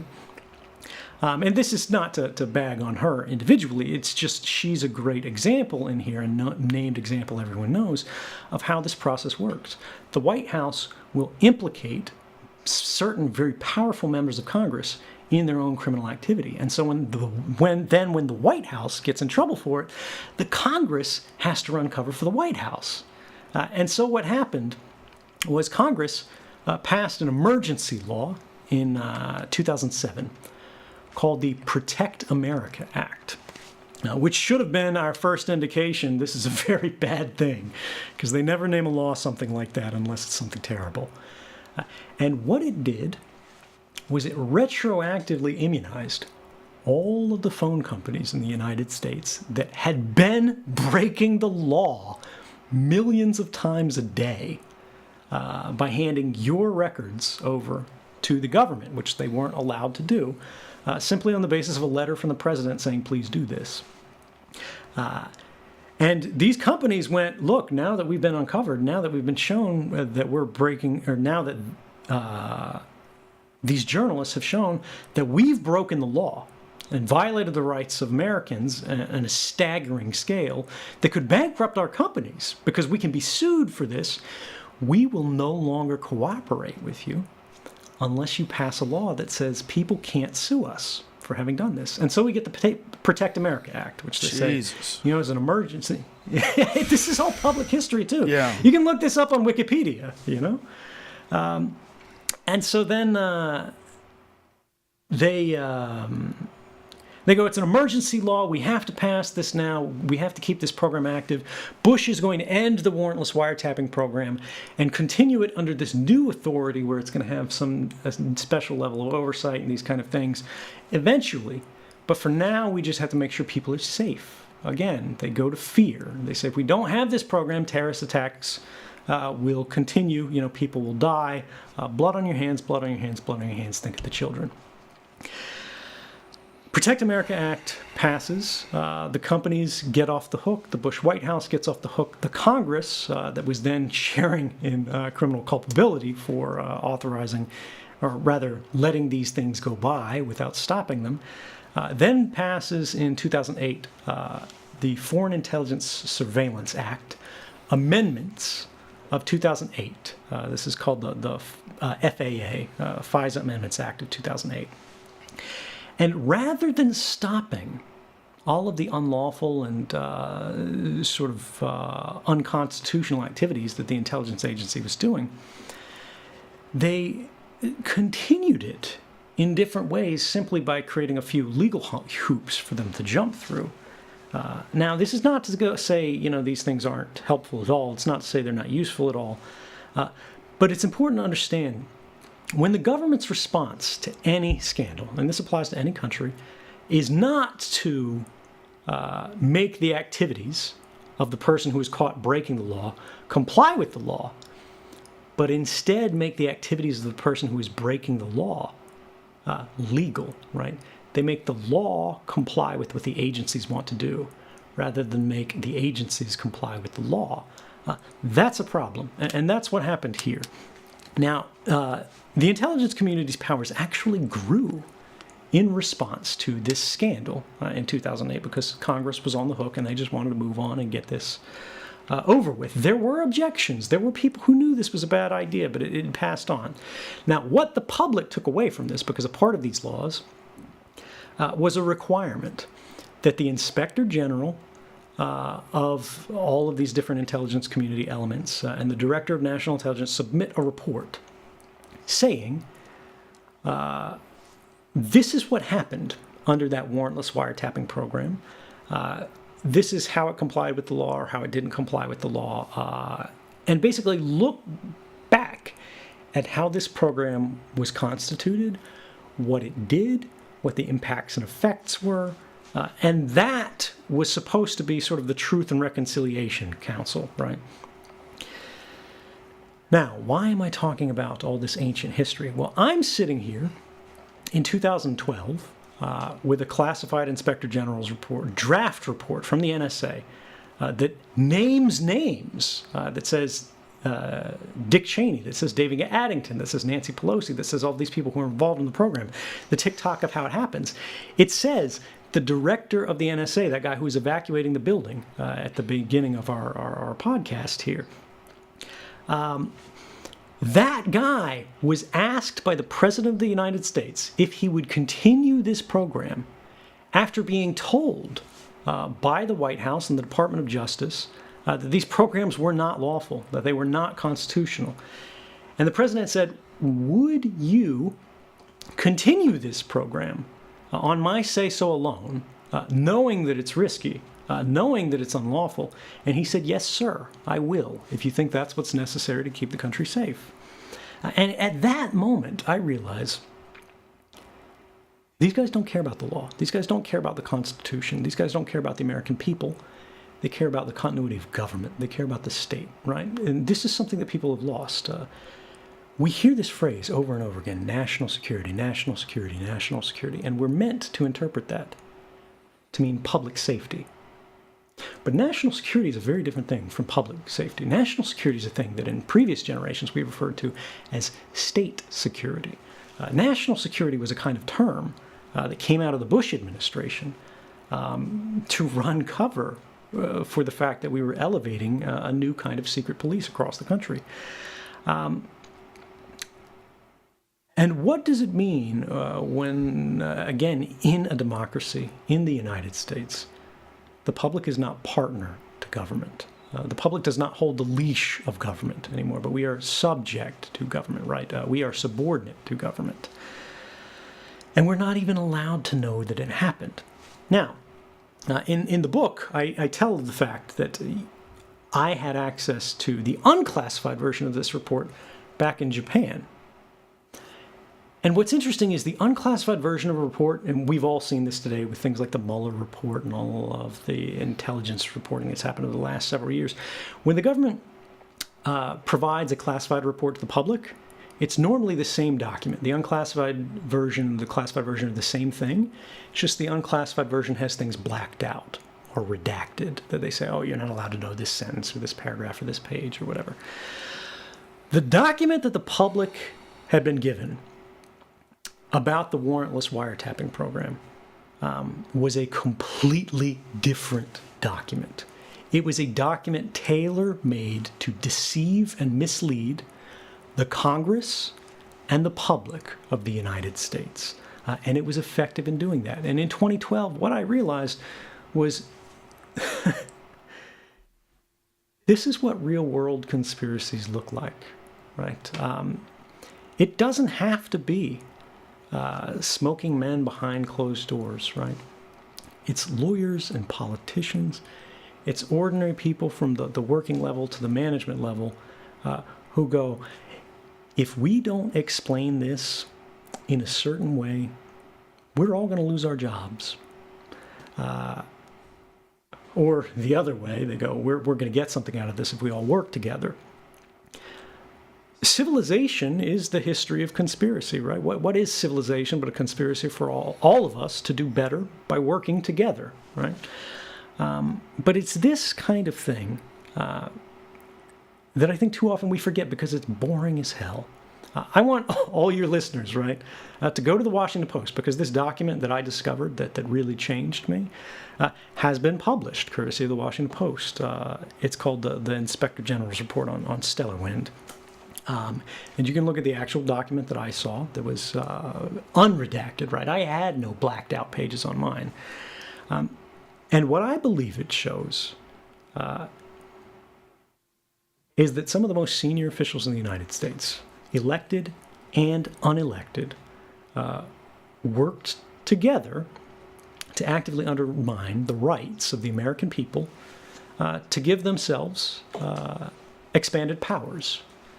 Now, in their defense, they said they were seeking these powers for a good and just and noble cause, right? They say they were trying to keep us safe. But that's what they always say. That's what every government says. That's no different than what the Chinese government says or the Russian government says. And the question is, if they are truly keeping us safe, why wouldn't they simply just tell us that? Why wouldn't they have that debate in Congress? Why wouldn't they put that to a vote? Because if they were, and they could convince us that they were, they'd win the vote. And particularly, we all know, like the Patriot Act passed, one of the worst pieces of legislation in modern history passed. Why didn't we get a vote? And I think if you read the report, the answer will be clear. So I'm sorry, Joe, I went on for a very long time. No, it was amazing. It's don't apologize at all. It's just completely fascinating that the continuation of this policy came down to one man and the president having this discussion. That is so well. It's much more, but right. Literally, the president At the heart of it, yes. At the heart of it, in every expression of executive power, right? And by executive we mean the White House here. The CIA, the NSA, the FBI, the DOJ, right? These guys exist as a part of the executive branch of government. In a real way, they work for the White House.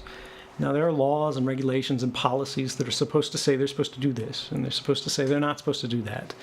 But when you look at federal regulations, when you look at policies as an employee of government, when you violate these policies, the worst thing that happens to you is you lose your job, because there's no criminal penalty for the violation of these laws. And so it's very easy for people who exist in these structures, particularly the very top levels of these structures, to go, look, we have a given set of lawful authorities. And these are defined very broadly to give us leeway to do whatever it is we think is proper and appropriate and just. Now, take that proper and appropriate and just from the perspective of any given individual, right, and any given president. Now intersect that with what's good for them politically. And that's where problems begin to arise. Now, the safety measure that's supposed to protect us from this in the U.S. system and in any democracy broadly is these people are supposed to be what are called public officials. That means we know their decisions. That means we know their policies. That means we know their programs and prerogatives and powers, like what they are doing, both in our name and what they're doing against us. And because they are transparent to us, we, the people, can then police their activities. We can go, I disagree with this. We can protest it. We can campaign against it, right? We can try to become the president, do whatever. They are public officials, and we are private citizens. They're not supposed to know anything about us, right? Because we, in relative terms, hold no power, and they hold all the power. So they have to be under the tightest constraints. We need to be in the freest circumstances. And yet, the rise of the state secrets doctrine, right? This whole classification system that goes all the way back to last century, about the middle of the last century, I believe, is when it really started getting tested in court.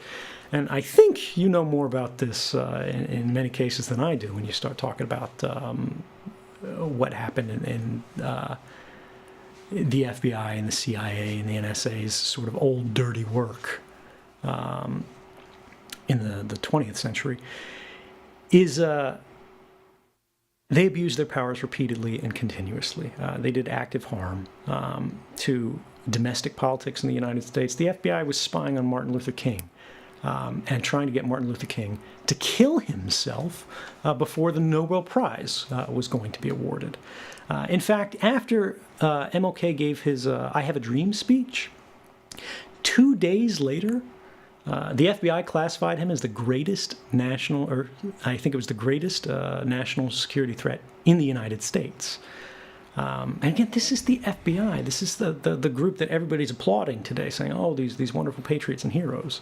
Now, I'm not saying everybody at the FBI is bad. I'm not saying everybody at the CIA and the NSA is bad. I'm saying that you don't become a patriot based on where you work. Patriotism is not about loyalty to government. Patriotism, in fact, is not about loyalty to anything. Patriotism is a constant effort to do good for the people of your country, right? It's not about the government. It's not about the state.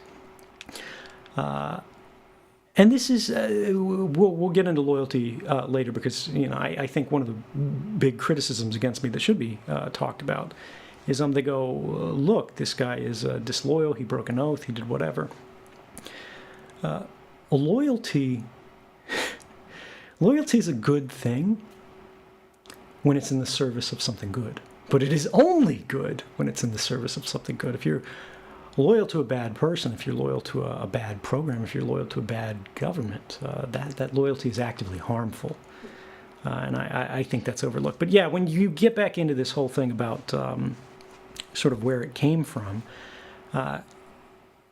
why it happened, how it could come out of just this small group, and then they could slowly kind of poison by implication, by complicity, by bringing them into the conspiracy and then having them not say anything about it, a wider and wider broad body of people.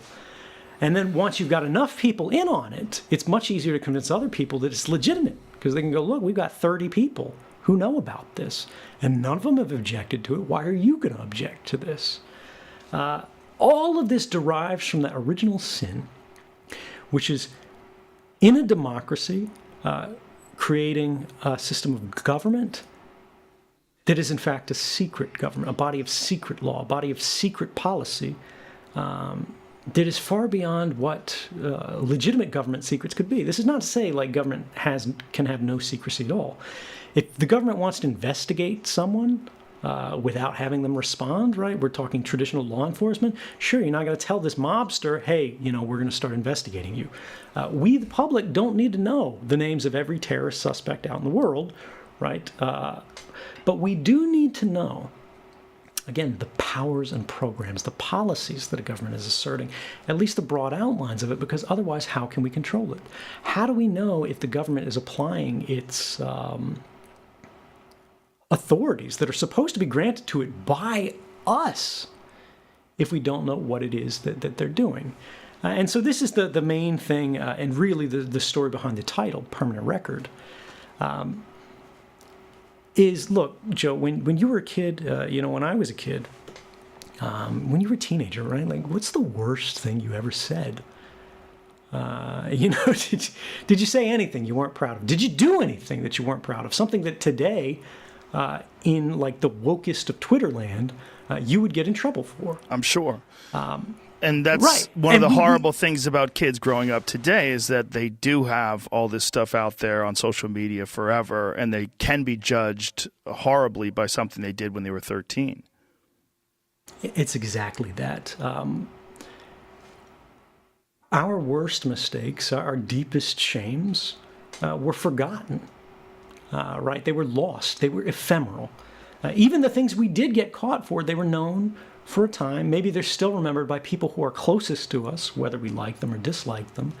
But they were people connected to us. Now, we're forced to live in a real way naked before power. Whether we're talking about Facebook, whether we're talking about Google, whether we're talking about the government of any country, they know everything about us, or much about us, rather. And we know very little about them, and we're not allowed to know more. Everything that we do now lasts forever, not because we want to remember, but because we're not allowed to forget. Just carrying a phone in your pocket is enough for your movements to be memorialized, because every cell phone tower that you pass is keeping a record of that. And AT&T keeps those records going back to 2008 under a program called Hemisphere. If you search for Hemisphere in AT&T, you'll get a story in the Daily Beast about it. AT&T keeps your phone records going back to 1983. If any of your listeners were born after 1983, right, born after me, or it might be 1987, if they were born after 1987 and they're an AT&T customer, or their calls cross AT&T's network, AT&T has every phone call they ever made. Rather the record that it happened, not necessarily the content that's on the phone call. And so, I mean, let me turn this around for you, Joe, because I feel like I've just been given a speech. When you look at this stuff, right, when you look at what's happening with government, when you look at what's happening with the Trump White House, the Obama White House, the Bush White House, you could see this trend happening. When you look at what's happening with Facebook, when you look at what's happening with Google, when you look at the fact that you go to every restaurant today and you see people looking at phones, you know, you get on a bus, you get on a subway, you know, you see somebody sitting next to you in traffic, you see people looking at phones. These devices are connected all the time. Now people are getting Alexa, right? Now people have OK Google, they have Siri on their phones that are in their house. They've always got these connected microphones. Where do you think this leads? And what is it that gives you sort of trust in the system, faith in the system? Like how, just so we can start a conversation here, what strikes you about this? Well, it's completely alien and it's new. This is something that's unprecedented. We don't have a long human history of being completely connected via technology. This is something we're navigating right now for the first time. And it's probably the most powerful thing that the human race has ever seen in terms of the distribution of information. There's nothing that even comes close to it in all of human history, and we're figuring it out as we go along. And what you exposed is that not only are we figuring out as we go along, but that to cover their ass, these cell phone companies in cahoots with the government have made it legal for them to gather up all of your phone calls, all of your text messages, all of your emails, and store them somewhere so that retroactively, if you ever say anything they don't like or do something they don't like, they can go back, find that, and use it against you. And we don't know who they are, we don't know why they're doing it, and we didn't know they could do it until you exposed it. The connection of human beings via technology is both amazing and powerful and incredible in terms of our access to knowledge, but terrifying in terms of the government's ability to track our movements, track your phone calls, track everything. And under the guise of protecting us from terrorists and protecting us from sleeper cells, protecting us from attacks. Look, if they really are protecting us from these attacks, that's great. But there's no provision in the Constitution that allows any of this. And this is where it gets really squirrely because they're making up the rules as they go along, and they're making up these rules the way you're describing it. It is step by step. This has happened to sort of protect their ass and keep themselves from being implicated in what has been a violation of our rights and our privacies and the Fourth Amendment. Yeah, I mean, I think one of the things that everybody needs to understand when you look at these things, and the reason, we talked about before, when I got this information, why I didn't just put it on the internet, and people criticize me for this. They go, I didn't share enough information because the journalists are gatekeeping, right? They've got a big archive and they haven't published everything from it. And I told them not to publish everything from it. Why did you do that? Why did you do that? Because Again, it gets back to legitimate secrets and illegitimate secrets. Some spying, from my perspective, career spy, is okay, right? Agreed. If you have hacked a terrorist's phone, right, and you're getting some information about that, useful. Agreed. Right? Yeah. If you're spying on a Russian general in charge of a rocket division, useful, right? But there are lines and degrees in that where it's not useful. Now, the examples that I just gave you, these are targeted. This is where you're spying on an individual, their known named person that is being monitored for a specific reason that is related, hopefully from a warrant. Right. Well, even for foreign intelligence, in some indications, you don't need a warrant strictly. Although I think they should have warrants for all of these investigations because they established a court for precisely this reason called the Foreign Intelligence Surveillance Court, right? And there's not a judge in the world who wouldn't stamp a warrant saying, hey, spy on Abu Jihad over here, right? And if you want to spy on another guy, Boris Badenov of the Rocket Division, right? That's okay. They're going to go with that. But then you look at these edge cases, and in the archive that I provided to journalists, there have been stories that have come out where they've spied on journalists, right? They've spied on human rights groups. And these kind of things, I think people miss. I'm going to throw up some slides here, so forgive me if this gets weird and I put up the wrong ones. But since I came forward, this Foreign Intelligence Surveillance Court that the government says authorized these programs 15 different times was overruled by the first open courts to look at the program. These are federal courts here, right, that said, no, actually, these programs are unlawful. They're likely unconstitutional. When you start looking at the facts, you see, even within the context of the very loose restrictions and laws that apply to the NSA and surveillance, they say they broke their own laws, 2,776 times in a single year. And then you asked about that thing that motivates me, like why I came forward. We had been trying as a country before I came forward to prove the existence of these programs legally. Because this is our means of last sort of recourse in our system, right? We got the executive, we got the legislature, we got the judiciary, right? So Congress makes the laws, the executive is supposed to carry them out, the courts are supposed to play referee. The executive had broken the laws, Congress was turning a blind eye to the laws, and the courts were, and this is just months before I came forward, going, well, it does appear that the ACLU and Amnesty International, like all of these human rights groups and non-governmental organizations, had established that, these programs are likely unlawful. They likely exist. They're simply classified. But the government responded with this argument that you just saw, saying that, well, it's a state secret if they do exist. You, the plaintiffs, don't have hard, concrete evidence that they do exist. And the government is saying, legally, you have no right to discover evidence from the government, write documents, demand or demand an answer from the government as to whether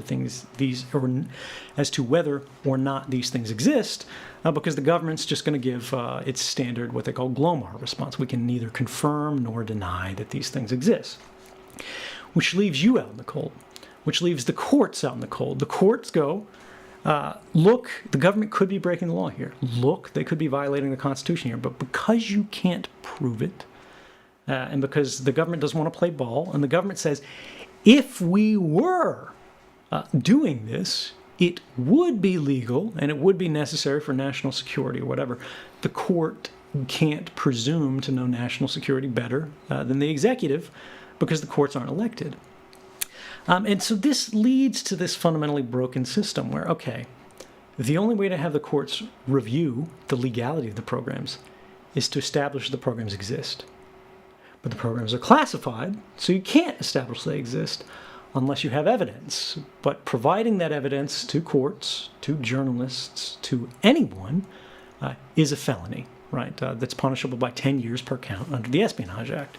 And the government has charged every source of public interest journalism who's really made a significant difference in these kind of cases since Daniel Ellsberg, really going back to that, under the same Espionage Act. It's always the same law. And there's no distinction to government between whether you've sold information to a foreign government for private benefit, right, or whether you provided information only to journalists for the public interest. And that's a fundamentally harmful thing, I think. When you look at things that have come in the wake of this, we're talking about the post-2013 court rulings that found what the government was doing was unlawful. You see the courts saying actually that leaks, or air quotes leaks, can actually be beneficial. Leak is used in the governments, and this is from a federal court. These are not exactly my biggest supporters. They're recognizing that although leak implies harm, it implies something that's broken, it's actually helpful. It's a leak that's letting in daylight in this context. That is the only thing that allows the system to operate in a context where 1 year before I came forward, we had the NSA saying this kind of stuff didn't happen. We had, this famous exchange, which more than anything made me realize this was a point of no return. Because I've told you this, you've heard this, but if you haven't seen it, you might not believe me, right? Maybe I'm a sketchy guy, whatever. One of those senators I told you that objected to this stuff, that was doing the Lassie barks for all those years, Ron Wyden, was confronting the most senior spy in the United States, General James Clapper, who was then the director of national intelligence, right? There's no guy higher than him. The buck stops with him when it comes to intelligence. He's testifying under oath in front of Congress, right? But more broadly, in front of the public. This is televised. And Ron Wyden asked him a very specific question about a program, mind you, that Ron Wyden knows exists because he has security clearance. He sits on the Intelligence Committee. And he knows there's domestic mass surveillance. And this is how it goes. This is how the top spy responds under oath. So what I wanted to see is if you could give me a yes or no answer to the question, does the NSA collect any type of data at all on millions or hundreds of millions of Americans? No, sir. It does not. Not wittingly. There are cases where they could inadvertently, perhaps, collect, but not wittingly. All right. So that was a lie. Wyden knew it was a lie. Clapper knew it was a lie. He actually admitted it was a lie after I came forward, 3 months later. But he said it was the least untruthful thing he could think of to say in the context of being in the hot seat there. But what does it mean for a democracy when you can lie under oath to Congress, and the congressman even knows you're lying to them, but they're afraid to correct you? And Wyden, by the way, it wasn't a surprise. Wyden gave him those questions 24 hours in advance, and he wrote a letter afterwards asking for Clapper to amend his testimony, right? Not even at a press conference, but just say this was incorrect, whatever, so he could go through the legal process and show his fellow congressmen that there was a problem and that they needed to do it. But all of that was refused to us. All of it was denied to us. And here I am, sitting at the NSA, next to my buddies who I've talked to about these programs. I've gone, look at this, and they're laughing at it. I'm laughing at it. And it's not that we go, oh, ha, ha, ha, he's getting away with it. It's like, what are you going to do? These guys are, they're bullshitters. The system is built on lies. That even many people, many experts who have studied this know are lies. But if you can't prove they are lies, how do you move beyond that? And that's really a question that has never been more relevant than I think it is today under the current White House. So you're in this position where you have this information and you know that these surveillance systems are in place and they're unconstitutional, and you feel this deep responsibility to let the American people know about this. What makes you take the leap? So this is covered extensively in the book because it took a long time. I would imagine. People, yeah, right, exactly. People like to think it's like a cinematic moment where I find this golden document, like the Stellar Wind Report, and that's the closest thing to a smoking gun, right, that exists. But look, if you found that, you can read that later, look at that, and like imagine yourself being like, oh, I'm going to go outside on the courthouse steps and wave this thing and burn my life to the ground, burn my family to the ground, I'm never going to be work again, I'm going to jail for the rest of my life. The question is, what would it take for you to light a match and burn your life to the ground? And for a long time, too long, the answer was nothing, and I'm ashamed of that. It took me so long to get over that hump because I was waiting for somebody else to do it. When I saw people like Ron Wyden on this, when I saw people like the court case that I showed before, where people were actively challenging these programs, right? Journalists had the scent of it. And, there are a lot of people who are going to be in, the YouTube comments or whatever and go, oh, I knew this was happening. No, you didn't. Well, Bill Bimini. You had... Bill Binney. Bill Binney. He initially was the one that came out and spoke about this issue. And Bill Binney is part of, shall we say, the group of early NSA whistleblowers who came with Thomas Drake, Bill Binney, Kirk Wiebe, I believe, and Ed Loomis. And these guys all got their doors kicked in. They got harassed by the FBI. Tom Drake, who was a senior executive at the NSA, this is a guy who had a lot to lose, was charged under the same law I was, the Espionage Act. And these guys were doing it earlier, during the Bush administration. Some of them were talking to the journalists that, maybe it's alleged. I don't want to put them on the spot. Maybe they deny it, maybe they don't. Leave that to them. But somebody somewhere was informing this reporting, right, that got into the New York Times about the Bush-era warrantless wiretapping program. And eventually journalists put this out there. People knew these capabilities existed. Then there's the person in the YouTube comments who's like, oh, we knew all about this, it's nothing new. And the thing is, you can know about some programs and not know about others. You can have a suspicion, you can know with a certainty that this stuff is capable, or is possible, the capability exists. You can know that the government has done this stuff in the past. You can know they are likely to do it again. You can have all these indications. You can have, like the Juul versus NSA case that's run by the EFF, which is about it's about AT&T setting up secret rooms in their telecommunications facilities where they basically drag all the fibers for their domestic internet communications and like phone communications into a room that's purpose-built for the NSA, and then they bring it out. But AT&T denies it's the NSA. The NSA denies that these things happen or that are done at all, right? And so this is the context.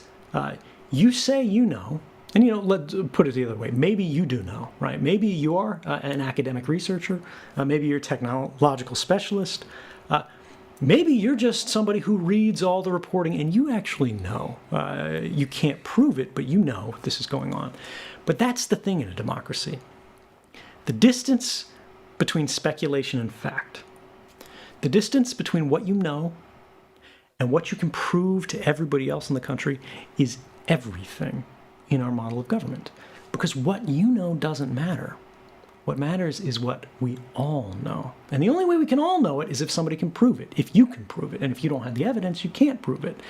And of course, when we talk about the earlier stuff, right, like a more corporatized media, they've got 1,000 incentives not to get involved in this stuff. They need access to the White House. They need these officials to sit down with them and give interviews, right? That's constant content that they need. That's access that they need. They need to be taken seriously. They need to be, admitted to briefers. It is a codependent relationship. And yet, so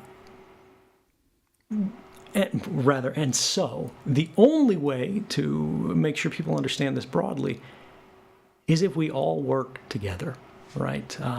If we collectively can establish a corpus of evidence, right? A body of facts that is so large and so persuasive, it overcomes the natural and understandable resistance of these more corporatized media groups. It overcomes the political and partisan sort of loyalties that all of these political factions in the country do, where they go, it's my president. Even if I don't like this stuff, even if I don't agree with this stuff, I don't want to say it exists. I want to deny it until it's proved, in HD on video, signing the order to do this, that, or the other. Because otherwise there's a chance my guy might not get reelected. And that's the only way this kind of stuff can happen. And the sad fact is, the opportunities that we have to prove this, like the moments in history where we do prove something, anything, beyond a reasonable doubt, are so few and so rare that they almost always only come from whistleblowers. And I think that's one of the problems that we have, particularly in the climate movement. Go ahead.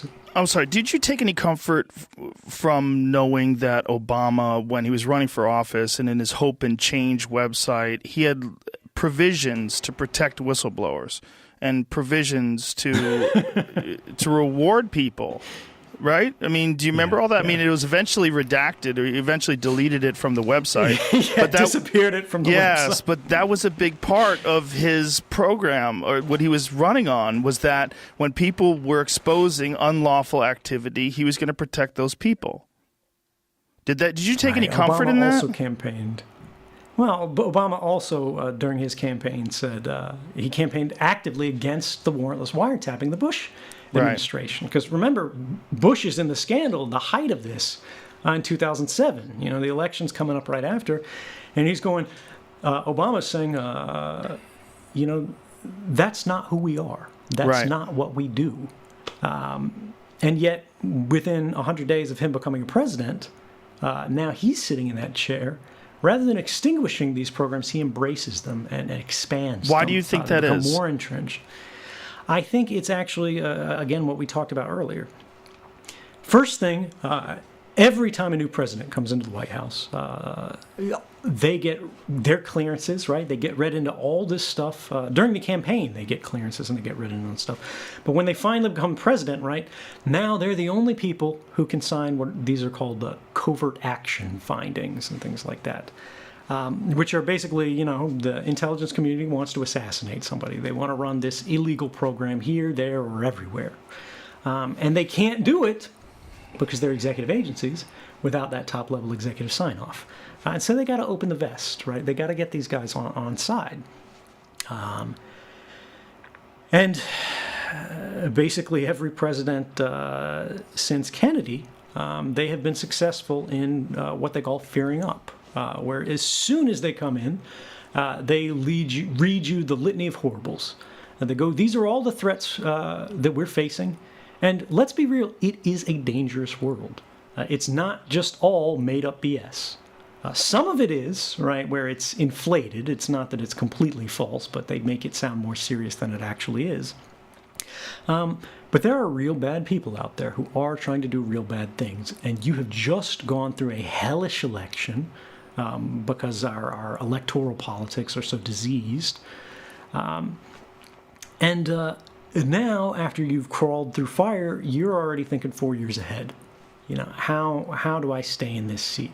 And these guys are basically saying, if you don't do X, Y, and Z, this is going to fall on your lap. And the implication, which I don't think they actually say, but every president knows, is these guys can undermine you to death.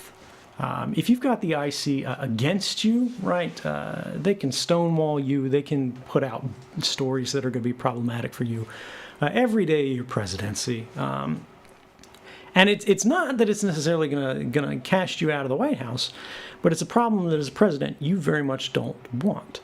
So in the most charitable interpretation of this, you've got a new guy coming in. In Obama's case, this is a pretty young guy. Doesn't focus in this kind of national security, foreign policy stuff throughout his earlier career. He's more interested in domestic policy and always has been. That's actually one of the positive things to say about Barack Obama. He's just trying to make things better at home. And now suddenly they go, look, you need to worry about this country. You need to worry about this group that you've never heard of. You need to worry about, this technology. You need to do all this stuff. And the only reason we can tell you this stuff, and the only thing dividing America and the abyss, are these terrible, terrible, terrible, terrible programs, right? That are in fact wonderful things because they keep back the darkness. And so here's the real problem. Every president hears that, and every president, first off, they've got so many other things to do, is they just kind of nod their head and they'll go, I'll deal with this later in my administration. And this is one of the ironies.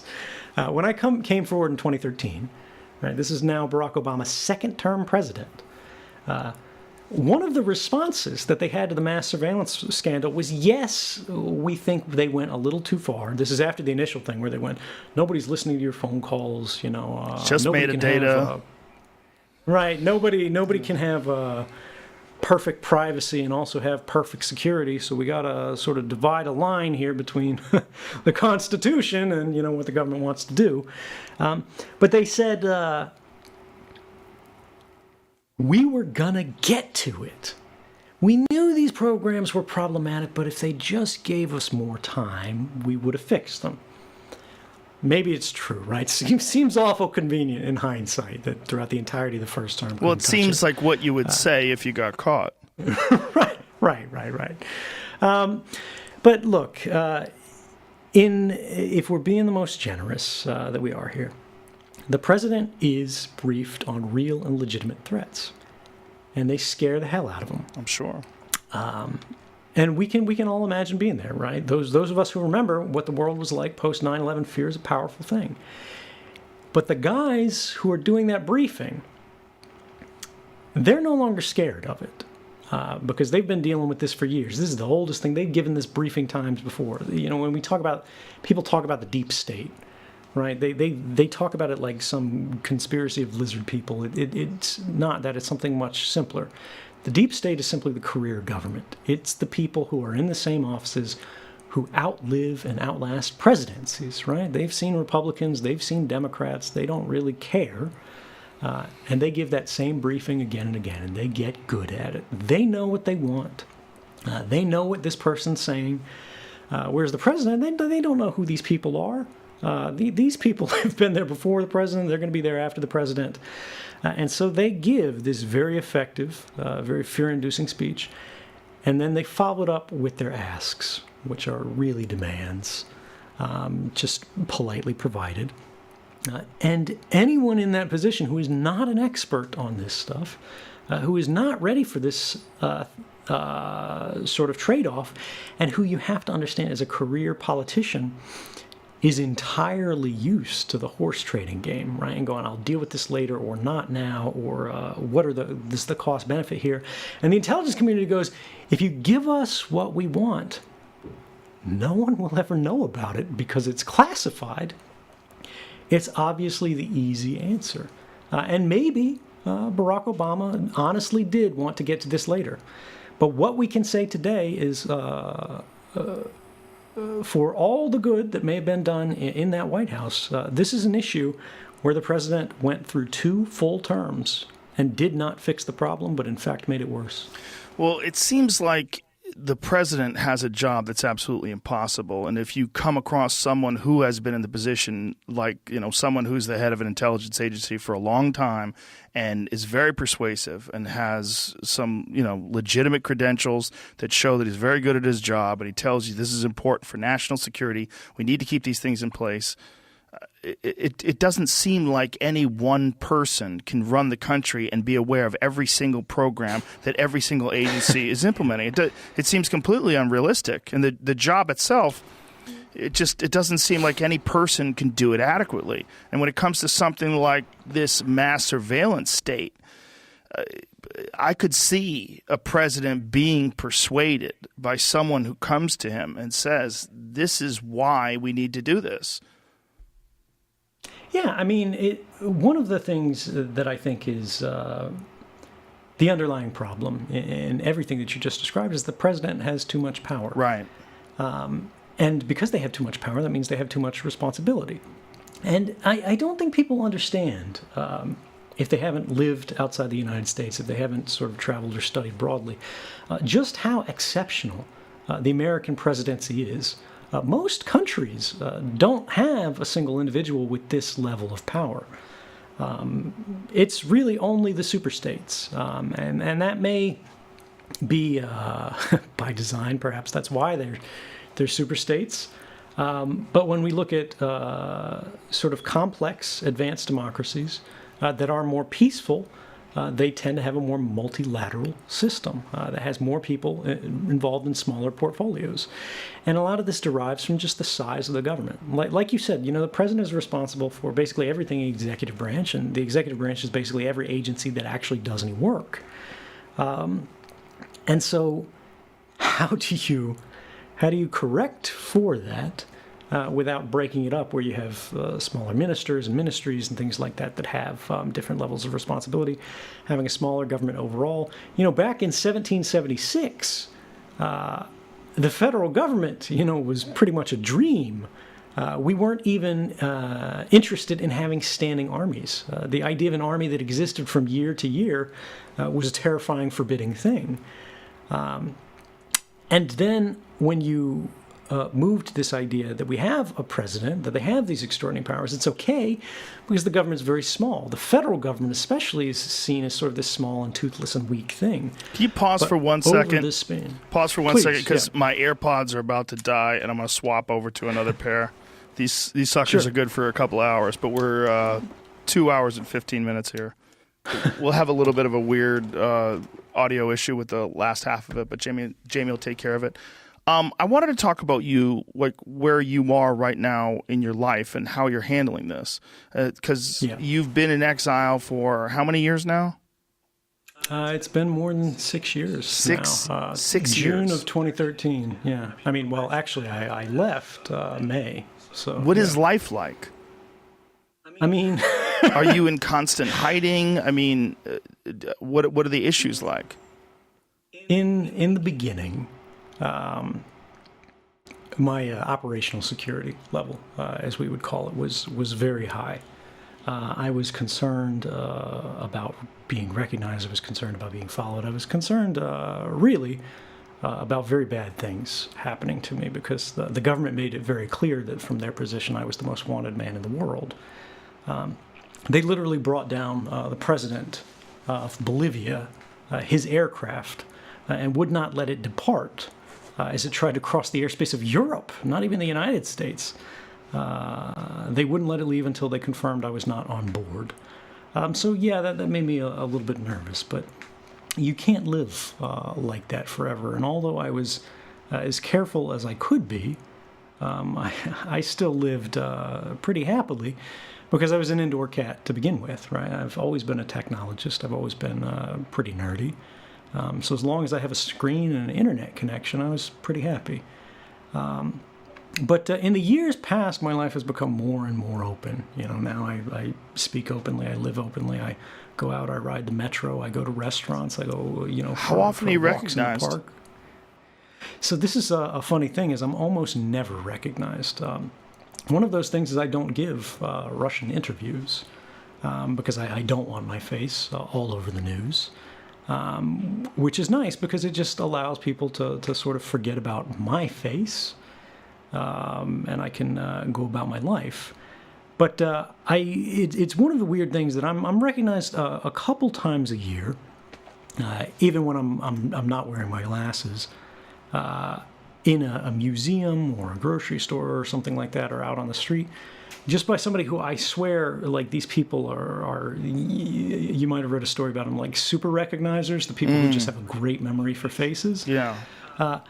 Because I can be like wearing a hood and like a jacket, can have a scarf around my face like in the winter, and like you can barely see my face, and they'll come up to me and they're like, "Are you Snowden?" And I'm like, "Whoa."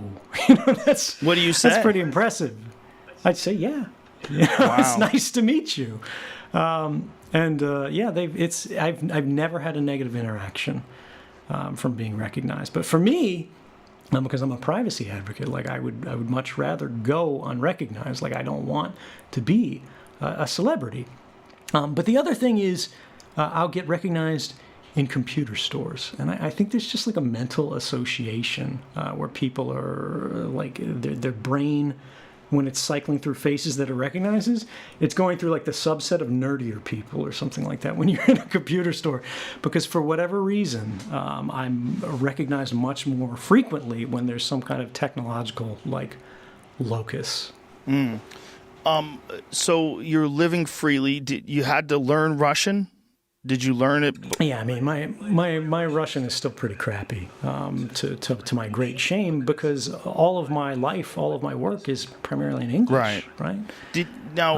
You've talked about returning home if you could get a fair trial. Is that a feasible thing? A fair trial for someone like you? Is that such a... Well... Is that even possible? It's a good question. I mean, look, if we're being frank, I think all your audience knows the chance of me getting a fair shake in the Eastern District of Virginia, a couple miles from the headquarters of the CIA, is probably pretty slim, because that's where they draw the jury pool from, right? But my objection here is on a larger principle. Right. What happens to me is less important. Right. If I spend the rest of my life in jail, that's less important than what I'm actually requiring the government to agree to, which is a single thing. Right. They say face the music, and I'm saying great. Let's pick the song. The thing is,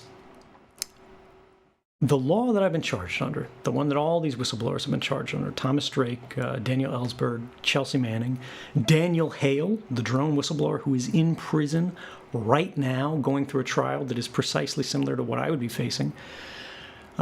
His lawyer is asking the court or telling the court that we want to tell the jury why he did what he did.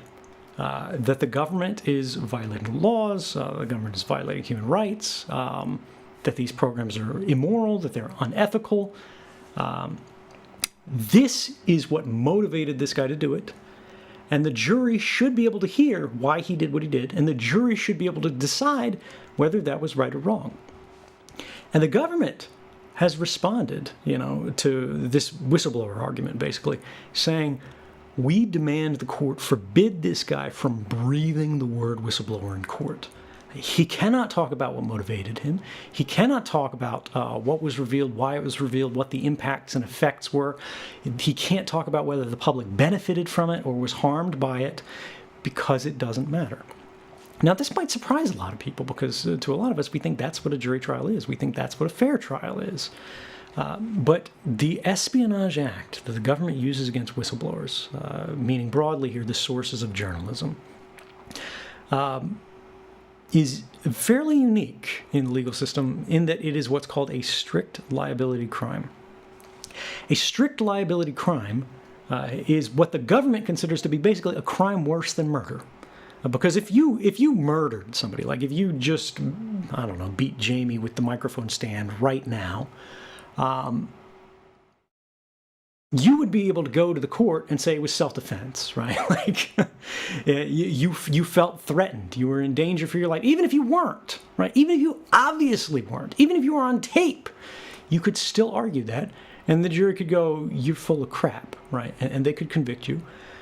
But if you were, in fact, acting in self-defense, and if the jury did, in fact, believe you, they could take that into consideration in establishing their verdict, right? Strict liability crimes forbid that. The jury is not allowed to consider why you committed a crime. They're only allowed to consider if you committed a crime.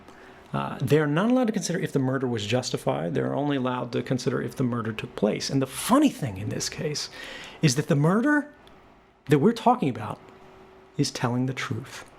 The Espionage Act, in every case, is a law the government exclusively uses against people who told the truth, right? Like that's what it's about in the context of journalism. They don't bring the Espionage Act against people who lied. Then they would use fraud or some other statute. They say, the government is arguing in the context of whistleblowing that telling a important truth to the American people by way of a journalist is a crime worse than murder. And I believe, and I think most Americans would agree, this is fundamentally, indefensibly wrong. And so my whole argument with the United States government since the very beginning was been, I'll be back for a jury trial tomorrow, but you have to agree to permit whistleblowers a public interest offense. It doesn't matter whether they are a whistleblower or not. It's just they argued. It's the jury that decides whether they are a whistleblower or not. They have to be able to consider the motivations of why someone did what they did. The government says we refuse to allow that because that puts the government on trial. And we don't trust the jury to consider those questions. Wow. So you have had these conversations then. So this has been discussed. Oh, yeah. No, this is from the Obama administration. There's been no contact since the Trump administration because the government basically, when they got to this point, they went, we have no good argument against this. And we will never permit this to happen. And again, I just want to make clear, this is not speculation. This is not me thinking. This is actively happening in the case of Daniel Hale right now. I hope you guys can pull up a graphic for it because this story just hit the papers like 2 or 3 weeks ago, saying the government is forbidding this guy from making this argument. So you're seemingly in a state of limbo. Then they're not actively pursuing you. It seems that if you're able to move around freely. They haven't discovered where you are. You're just free to live your life. Well, yeah. I mean, it's one of these things where, whether they know where I am or whether they don't know where I am, where I put my head on the pillow, doesn't matter so much. I'm in Russia, right? And we should lean into that because I think people, they hear Russia, particularly in the context of today's news, and you see like what people are saying about Tulsi Gabbard and things like that. Any kind of association, anytime your name appears in the same sentence, same paragraph, same story as the word Russia, it's considered a negative thing now. And don't get me wrong, I've been a long-time critic of the Russian government. I just actually had a major story written about me in a Russian state news outlet called RIA Novosti. You guys could probably pull it. It's only in Russian, though. That's saying because I spoke favorably about a member of the Russian opposition, Alexei Navalny, which I wasn't even speaking positively about this guy. I was saying, look, I think people have a right to express their opposition in a country, and they should be able to do that without fearing retaliation in the future. Because the background here is this opposition figure has been a long-time thorn in the Russian administration's side. And they've just suddenly, magically, been accused of being foreign agents or something like that. And so everyone connected to this, which is like a big civil society body, had their doors like simultaneously kicked in across the country, and they're being investigated for some kind of corruption or something. It doesn't even matter. And, I said I oppose that, just like I was tweeting, footage of ballot stuffing in the Russian elections, just like I've criticized the Russian president by name. I've criticized Russian surveillance laws, so many things, again and again and again and again and again. What do you think is going on up there? I mean, same thing that's going on all over the place when it comes to military secrets, which is stuff that you want to know about, very few people know about, and every now and then a journalist gets a hint at it, right? Yeah. Do you think there's any alien stuff up there? I write in the book all about that. Yeah? Yeah. Well, tell me. Last 12 pages. You want me to... Want me to go to the last 12 pages? What do you think? So Area 51 was this secret test base where the CIA was running spy plane programs, right? So interestingly, my new book is about ground branch, guys on the ground. That's about air branch, what we were doing in the air. And it was this idea that we should spy on the enemy, okay? But if you go back in time, why Area 51 really started, you learn that it was a base hidden inside of a base, nuclear weapons, and it was all about beating Stalin at his black propaganda campaign, this I write in the book, to hoax Americans in a War of the Worlds type scenario, whereby little men who looked like aliens would get out of an aircraft, and the government would go crazy about it. And then Stalin would say, look, not only do we have technology better than you, but we have a better propaganda department than you. Really? Joe, you got to read the whole book. Oh, I mean, okay. this is a tough opening. You got me on the spot. It is a tough opening, but it's a good spot. Right? It's a good spot. Right? So Stalin, he just hired short people? Like, what did he do? All right, I'm going to make you save that. I'm going to make you earn Save that. it? Yeah. How's that? I mean, you want me to talk about that right now, right off the bat? Why is that? I'm sweating. We're gonna get to surprise, kill, vanish as well. But I want to Why does it make you sweat? Oh my God, it's such an incendiary topic. I mean, people want to believe they're aliens. Right. Right? Okay. I mean, I've spent 5 books dealing with the mythology of Area 51, which is phenomenal in its own way because it speaks so much to power, to morality, to information, to people's desire to know what's going on and the government's desire to keep things hidden. So this topic is always coming up because a lot of people want to believe that there were aliens in that craft. And my source, who I write about in the book, told me otherwise, that they were genetically... Let me stop you right there, because when you say that craft, what you mean is the supposed UFO wreckage that crashed in Roswell, New Mexico in 1947. That's what you mean, right? Yes. But that was never supposedly taken to Area 51. It was supposed to be taken to Wright-Patterson Air Force Base. The legend has it that Truman flew there to meet them, and right?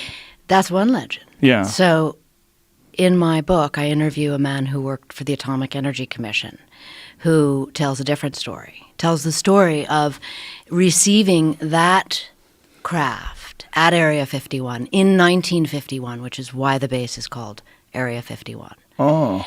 And that inside the craft were humans who had been altered, surgically altered to look like aliens in a plan for Stalin to sort of twist Truman's arm, because at that time, we had the atomic bomb. When Roswell happened, we had the atomic bomb, and the Soviets did not. Can I stop you there? Yeah. When you say humans that were surgically altered to look like aliens, do you mean... So this is 1951. So you're talking about 4 years after the supposed crash. Yes. So what They had was the bodies. left? They kept the bodies. They kept the brought them. bodies. In what? And- Formaldehyde? Like what? Yes. And also because the idea was, and remember, or I can't say remember because you haven't read the book yet. Right. And I wrote this book 8 years ago. But it did really impact a lot of my thinking and working on government secrecy projects, because it makes you really consider what a hoax means and what it means to a population of people, and how the government begins to work with disinformation versus cover stories and all of that. But going back to answer your question, that is what I was told by the source. But how reliable is this source? This is a very incendiary idea to rely upon one individual's recollection of it. Which is why the book went through the roof in terms of people being upset about it. I mean, Were they? Oh my God! I interviewed 79 CIA guys, Air Force guys, spy pilots, engineers. I mean, Who's mad at you? The conspiracy theorists were mad at me because they said this woman is bananas. They were aliens. Well, even if they weren't aliens, right? There's accounts that it was some sort of a test vehicle, and that there were actually just dummies inside there, crash test dummies that they used. There's been a bunch of different versions of it, but the most compelling version of the Area 51 alien myth to me is Bob Lazar. Did you get into that? Yeah, he plays a huge role in Area 51. I mean, before Bob Lazar went public, no one even knew about Area 51. People knew. It was common folklore, but there was no definitive proof that there was something going on over there, other than some weird VHS footage of things flying around in the desert that seemed to be behaving in a way that modern aircrafts are not totally capable of. At least modern piloted aircrafts are not totally capable of.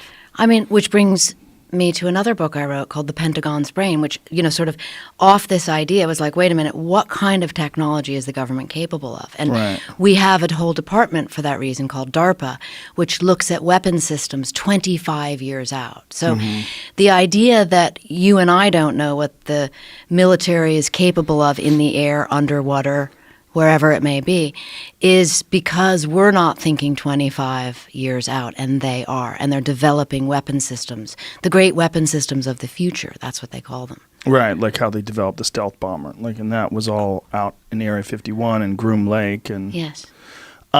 What do you think of Bob Lazar's story? Because Bob Lazar's story, there's some fascinating aspects to it. But one of the most fascinating is some of the things that he's said that people said was horseshit has been proven to be true.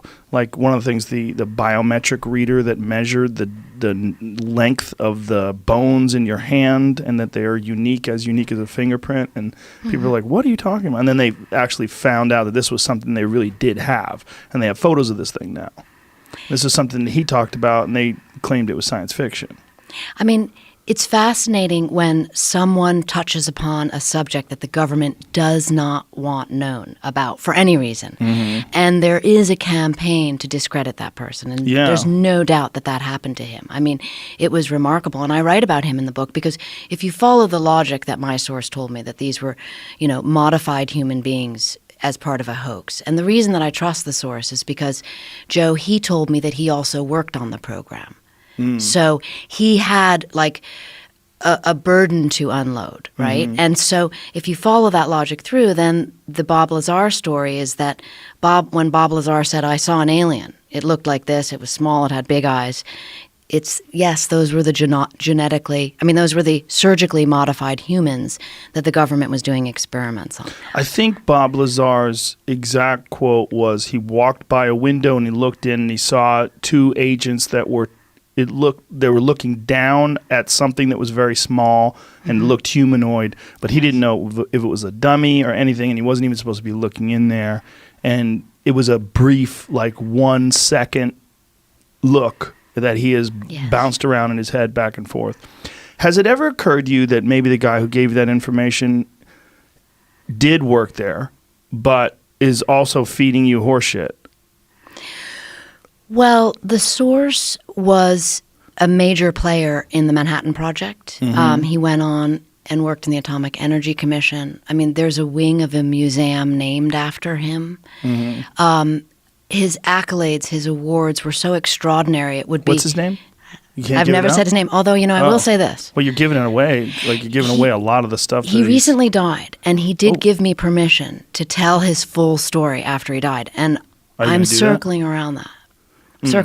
But he was absolutely, with a Q clearance. That's what you have when you have access to nuclear secrets. So if someone has a Q clearance for decades and they're full of garbage, you really have to ask, my God, should this guy have a Q clearance? I mean, that's reverse engineering his credibility. But I think you should read the whole book because it's shocking what he says, but it does make sense if you can get through 400 pages of, the CIA's idea about information, disinformation, why we need to cover things up. That's why I'm asking you if you think that he might have been lying to you. I don't believe he was lying whatsoever. Disinformation. No, I don't believe. So you think that the Russian government definitely did surgically alter people to make them look like aliens? I believe. Were there images of these? I believe what he told me. Did you see photos? No, I did not see photos. But here's the rub. Ready? Okay. When I was writing another book called Phenomena, which dealt with the CIA and the Pentagon's use of psychics, over decades. I mean, this goes back. Everything I write about pretty much goes back to post-World War. When that remote viewing stuff. Yes, yes. And it's all about government. U.S. government takes pole position after World War II, and we now need to always be ahead of the curve. We must lead. We can never get beaten by the Russians. Now it's China, okay? So the psychic program had a lot of people who really believe in aliens or, other intelligence from other worlds. And when I was writing the Phenomena book, I learned a whole bunch of new information about how upset they were with my story because they believe, and they all knew the source, by the way. They knew the source, and they believed that he was fed misinformation. So these are two sides of the coin, which are super interesting, I think, if you can look at them with your own bias turned off and not have a desired outcome. I want to believe this. I don't want to believe this. You know. Right. Speaking of I want to believe, you know, I was working on a project with Chris Carter, who is the X-Files creator. And the one person I took the source, that I wanted to meet the source was Chris Carter, and we went out there together and sat with him and met him. Really? And it was wild because the source had never even heard of the X-Files. And it was like, oh, What? I know. How do you They not talked heard- about baseball, you know. Really? Yeah. See, I don't have a desired outcome. I mean, I would love it if aliens were real. Okay. But when someone starts talking about disinformation and propaganda campaigns, but they want you to believe them. Right. But don't listen, I'm here telling you the truth. I'm here telling you the truth. I'm not saying I'm telling you the truth at all. That's why I was No, like, not you. Joe, let's wait For till sure not hour you. 3 because it's too explosive. People have such a horse in the race. Yeah. Already. They With aliens, you think? well, I mean, maybe you are neutral. I don't know. I know I'm neutral. You know? Yeah, I will listen. I absolutely want aliens to be real. 100%. Wouldn't it be interesting? I'm not neutral, but Okay. I am neutral in my perceptions. And when I look at things, I go, I don't know about that. Me too. I want to see a picture. Like, what do these guys look like? I mean, what did they do to them? Did he describe what kind of surgical alterations? I stayed with the source. I mean, after the book published, I would go and visit him. We'd sit in a Chinese restaurant and eat and talk, and I would try to get a droplet of information out of him. And what was he doing? Oh, my God. Avoiding it? He avoided it. I mean, look, here's another thing. When the book came out, his wife of 65 years knew it was him, okay? And I went out to Las Vegas and sat there in a room with the source and his wife. And she said, tell me this isn't true. Tell me you made this all up, to her husband. And he said, it's the truth. I mean, that's a triangular version of getting at the truth. But again, to reiterate, I believe he believes what he told me was the truth. That was the truth he was told. I think there's certain agents that think it's fun to fuck with reporters and journalists and make things up. I really do. And I think especially when they're talking about secret information that they were sworn to protect. And then all of a sudden they want to talk to someone that they don't even know on the sneak tip. Let's meet at a diner. I'm going to tell you everything. That's not how we met. Well, I mean, Right. however you met. Yeah. You know what I'm Well, we saying? met because I was interviewing nuclear weapons engineers who were setting off nuclear bombs in Area 51, in the Nevada test site, Area 12, Area 23. And they all said to me, you've got to talk to the top engineer of all this weaponry. And they gave me his name. And we talked for days and hours about nuclear weapons. And then, in one conversation, he began to cry and told me this story that I was like, what? What? Why was he crying? He was crying because he participated in our version of the human experiments. Because what the Russians do, we do. Look, I've written 5 books about this. We altered people to make them look like aliens? According to him, we had a small program in 1951 where we wanted to see how the Russians did what they did, how they made human beings look like this. So what they do? Take prisoners or something? Like what? Who do they alter? He said they were handicapped children. Oh, Jesus. And he told me that he participated in this. So again, I mean, unless you have someone that lost their mind at age 90 and was willing to tell their wife of 65 years, I lost my mind. So he's saying that he participated in something that altered handicapped children. When you say handicapped, you mean like Down syndrome or something like that? And they made them look like aliens and then killed them? Like what did they do with this? This is where we get into drops of information coming out. But what I can say is he had a grandchild that was born that way.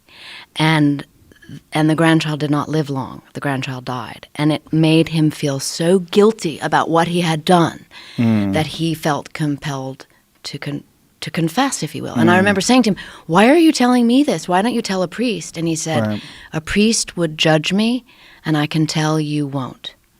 Why wouldn't you judge them? I'd judge them. Well, I guess that's why I'm a born journalist, Joe, because I really try not to judge people. I mean, my new book, Surprise, Kill, Vanish, it's about assassins. It's about people who work for the CIA who do what needs to be done on the ground in the name of national security. I don't judge them. This is why, what's really at issue here is morality, right? Yeah. I mean, can I tell you how I got the idea for this book? Sure, but let me, before we go any further, so...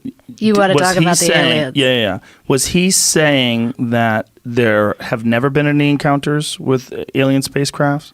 He was totally neutral about aliens. He had nothing to do with aliens. He could have cared less. He didn't watch the X-Files. And what was his take on Bob Lazar?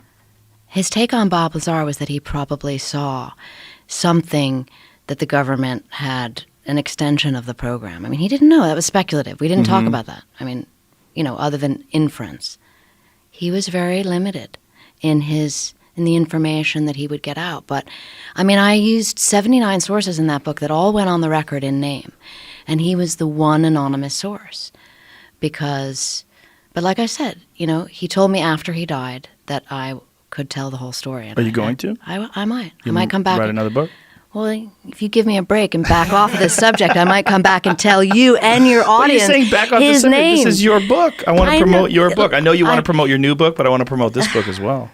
I mean, I'm teasing you, right? I know you are. But it's like, it's an astonishing story. And I think the best line of all is that people that read about that in the very end of what we did, they go, I wish they were aliens.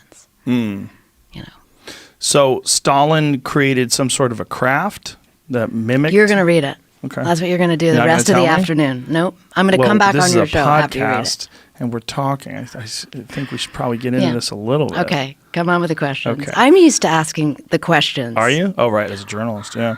Now, Stalin and the Russians created something that mimicked a UFO, something that looked like it would be from another planet? Is that what they did? Mothership. Mm-hmm. In those days, drones were... There was a mothership and a drone was attached to it, and it was jettisoned off. Okay? Mm-hmm. So, according... In those days? Well, in 1947, 48, What do right? you mean by... Well, they didn't... I mean, that was drone technology then. Okay. Right? So there's a mother craft, like an aircraft, and then the drone is like a small aircraft under it, and it gets jettisoned off. And that was what the craft was. It was jettisoned off. So Stalin actually, according to the source, invaded our airspace, which was the deep embarrassment to Truman.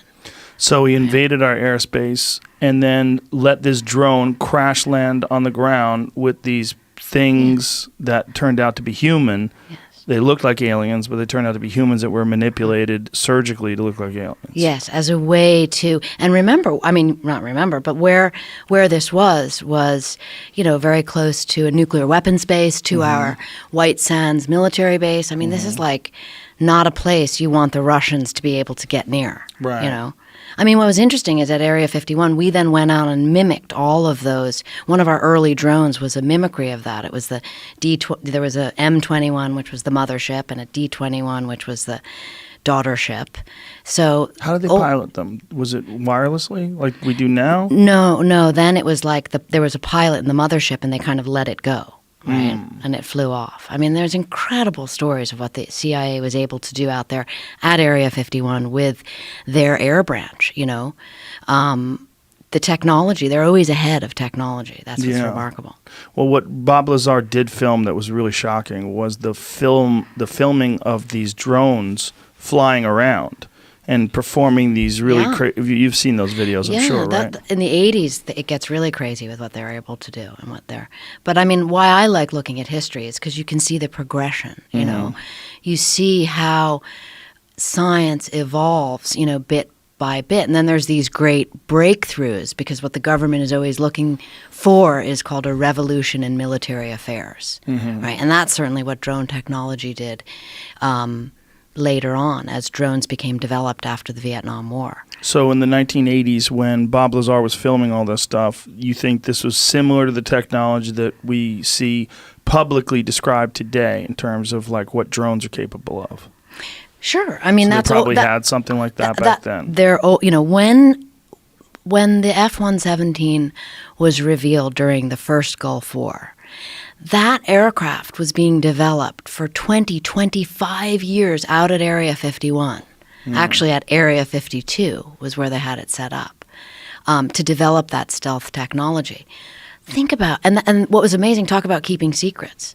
They had something like 10,000 people working on that. No one knew about it. That story was never broken by the press, not by anyone. It just suddenly appeared in the Gulf War and took out Saddam Hussein's, facilities. That's a revolution in military affairs. What becomes interesting is then it becomes obsolete because now everybody knows about it and everybody's going to mimic that. And now you have to have a new weapon system, and that's the military-industrial complex. So was this drone aircraft that was released from the mothership, was this capable of autonomous flight, or was it just they just threw it out there and let it crash? The latter, right? And remember, that information I am very limited to. That's why it's 12 pages. It's like the source gave me these little bits of information, which I felt was important to include because it speaks to the big issue. Why is Area 51 classified? I mean, now it's not. President Obama was the first president to actually say Area 51 publicly. Some people say because of my book, right? Meaning it was out. The secret was out. But before that, I went through 10,000 pages of documents from the National Archives. And every place you see, the word Area 51 was actually redacted. Right? Why would you keep that so secret? I mean, all the guys that I was interviewing say they could call it, Groom Lake. They could call it the test facility. They could call it Paradise Ranch. But they couldn't say Area 51. Why? And the source said, well, because we did this horrible program out there, and the government doesn't want anyone to know about that ever. I mean, there's stories of, like, somebody asking Bill Clinton, about Area 51, him going white. I mean, human experiments? Who wants to be part of that? It's horrible. But the human experiments were they limited to this mimicry of the Russian experiments where they were trying to get people to look like aliens, or was there something else going on? Well, my goodness. I mean, you read now the declassified documents tell us how many different human experiments were going on around nuclear weapons, okay? Horrible experiments where they were subjecting people to radiation because they wanted to know. They felt, well, it's more important to know what happens to people than to not know. And so they would take groups of people that, say, had cancer or something and test them. So there's no doubt that the government has experimented on humans. It's just, is that something that is wise to make public? And, there's two sides of the coin on that. I mean, you when you reveal these kind of things, when you write about them, I mean, people get really upset and, vilify the government, partially with good reason, and partially it's like bad for national security. So I think that's the justification on the part of the Defense Department to keep things secret. That makes sense. Wow, that's an interesting take that I never thought of before. But if I was Stalin and I was trying to, air quotes, fuck with the Americans, that's maybe the way I would do it. Hey, man, you got a problem. It's aliens, they're coming. And it's hard for people that live in 2019, especially if you're young, to really imagine a world not only without the internet, but with 2 television channels, right? And radio, which was where people got all their information from. I mean, was there 2 channels? How many channels were there in 1947? Maybe 3? Maybe 3. I mean, it was radio in World War II, right? Most people had radio. Yeah, mostly radio and newspapers, and that's where people were getting their information. Right. And there was a mass hysteria where people were absolutely terrified that we were going to be invaded, which is why when Orson Welles' War of Worlds, which when they released it, when they did it on the air, they were very clear that this is going to be a reading of Orson Welles' War of Worlds book. Or that H.G. Wells, excuse me. War of Worlds, right? It was H.G. Wells' book, and Orson Welles read it. Yes. And when they were talking about this on the radio, a lot of people missed that part, right? Yes. And so as the radio went on, as the broadcast went on, and people were tuning in later in the day, it erupted in mass hysteria. People were freaking out. Hundreds of thousands of people really did think that it was, and it was also something that was recreated in other countries. I don't know if you know that. They did that in other countries in different languages when they saw how cute it worked in America. And, you know. Well, so you see, you Yeah. can see the logic. I mean, at first it sounds absurd and it sounds does, ridiculous. yeah. And that's why I was sweating, because it's like, I know. right? Right. But when you think it through, and I challenge you to read the whole book, because you start piecing together these various ideas and disinformation becomes less vague and more specific, and you go, that's how it works. And you begin to see how people's perception and how they're easily manipulated factors into national security, just like you just described. Stalin knew about that. He was a master. He was the master of propaganda. He invented it. I mean, he didn't invent it, but he invented it in on the political stage to be used to mess with another country's perception of things. Think of what he did with brainwashing, right? Okay. So like in the 50s, and this is journalists, said, so there was a journalist who was putting out stories about brainwashing. And there was this idea, which is well taken, that totalitarian governments brainwash people. And this became a big code word. It was introduced into the American lexicon in 1950. Well, then we're in the Korean War. Our pilots start getting shot down. They're put on TV by the communists saying terrible things about America, the American pilots. And suddenly it was like, they've been brainwashed. It was very convenient to have that story. So these things work part and parcel, and you've got all kinds of smart people behind the scenes knowing this, looking at it, examining it, and using it to their advantage to stay where? In the pole position. That's the goal of the U.S. government. So the propaganda that we did that sort of copied Stalin's, we were kind of playing catch up in that sense. I mean, we're playing catch up, then we're ahead, then we're behind. It's always a game. You're a competitor, you know this. But that's a crazy thing to do, to make a fake spaceship and just let it slam into the ground with a bunch of people that you cut up to look like aliens. Did he say specifically what kind of modification they made to people that made them look like aliens? I got drips. And you'll read it in those 12 pages. Come on with this 12 pages. I'm telling you that because you're asking me these questions as if I spent... I mean, look, I did spend literally hundreds of hours with this source. We sat there and talked about everything, and I would try to squeeze out, just like you're trying to squeeze out of me, and that's why I'm saying read it, because I literally tell you everything that there is. I think what's most interesting about the source and why I might come back and talk to you about it and tell you who he is on your show is because of his backstory, right? Why he did what he did, how he wound up in the Manhattan Project. Sounds like he was probably Jewish from Germany. No? No. I'm trying. Okay. Trying to get you. Morality. Talk to me. I want to talk about morality. Okay. I want to talk about why we can't talk about certain things. Well, right? while what you were saying before about being a competitor, the United States is competitive, obviously. And when you're playing the ultimate game, which is war, you have to be very careful about what you reveal and what you don't reveal.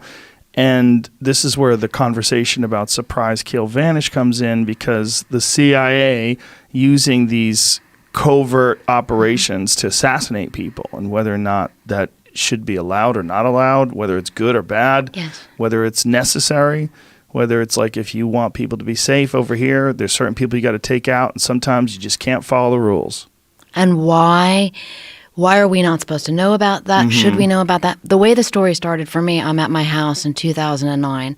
A source calls me up. He says, I'm on my way back from the Middle East, going to pop by the house and say hi. He brings me a challenge coin that says Kabul, Afghanistan, State Department. I'm thinking, okay, he is not a diplomat. I mean, he's weapons trained.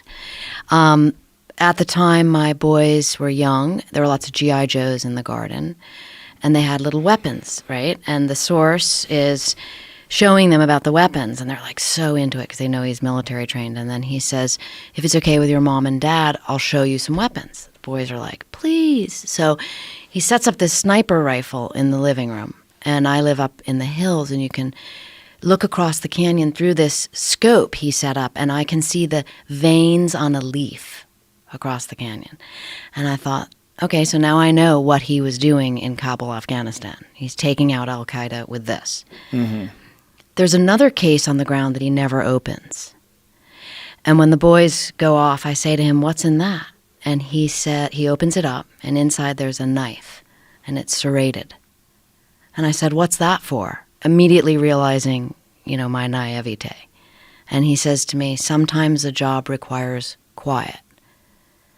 So why that became interesting to me was because of my own thoughts and perceptions about what he had told me. In other words, I could deal with him with a sniper rifle. I could be like, okay, that's what he does. But the knife gave me pause. I was like, is he slitting someone's throat? Is it in the ribs? And I thought, why is it that I am willing to accept sort of the clinical nature of a sniper rifle, but I can't?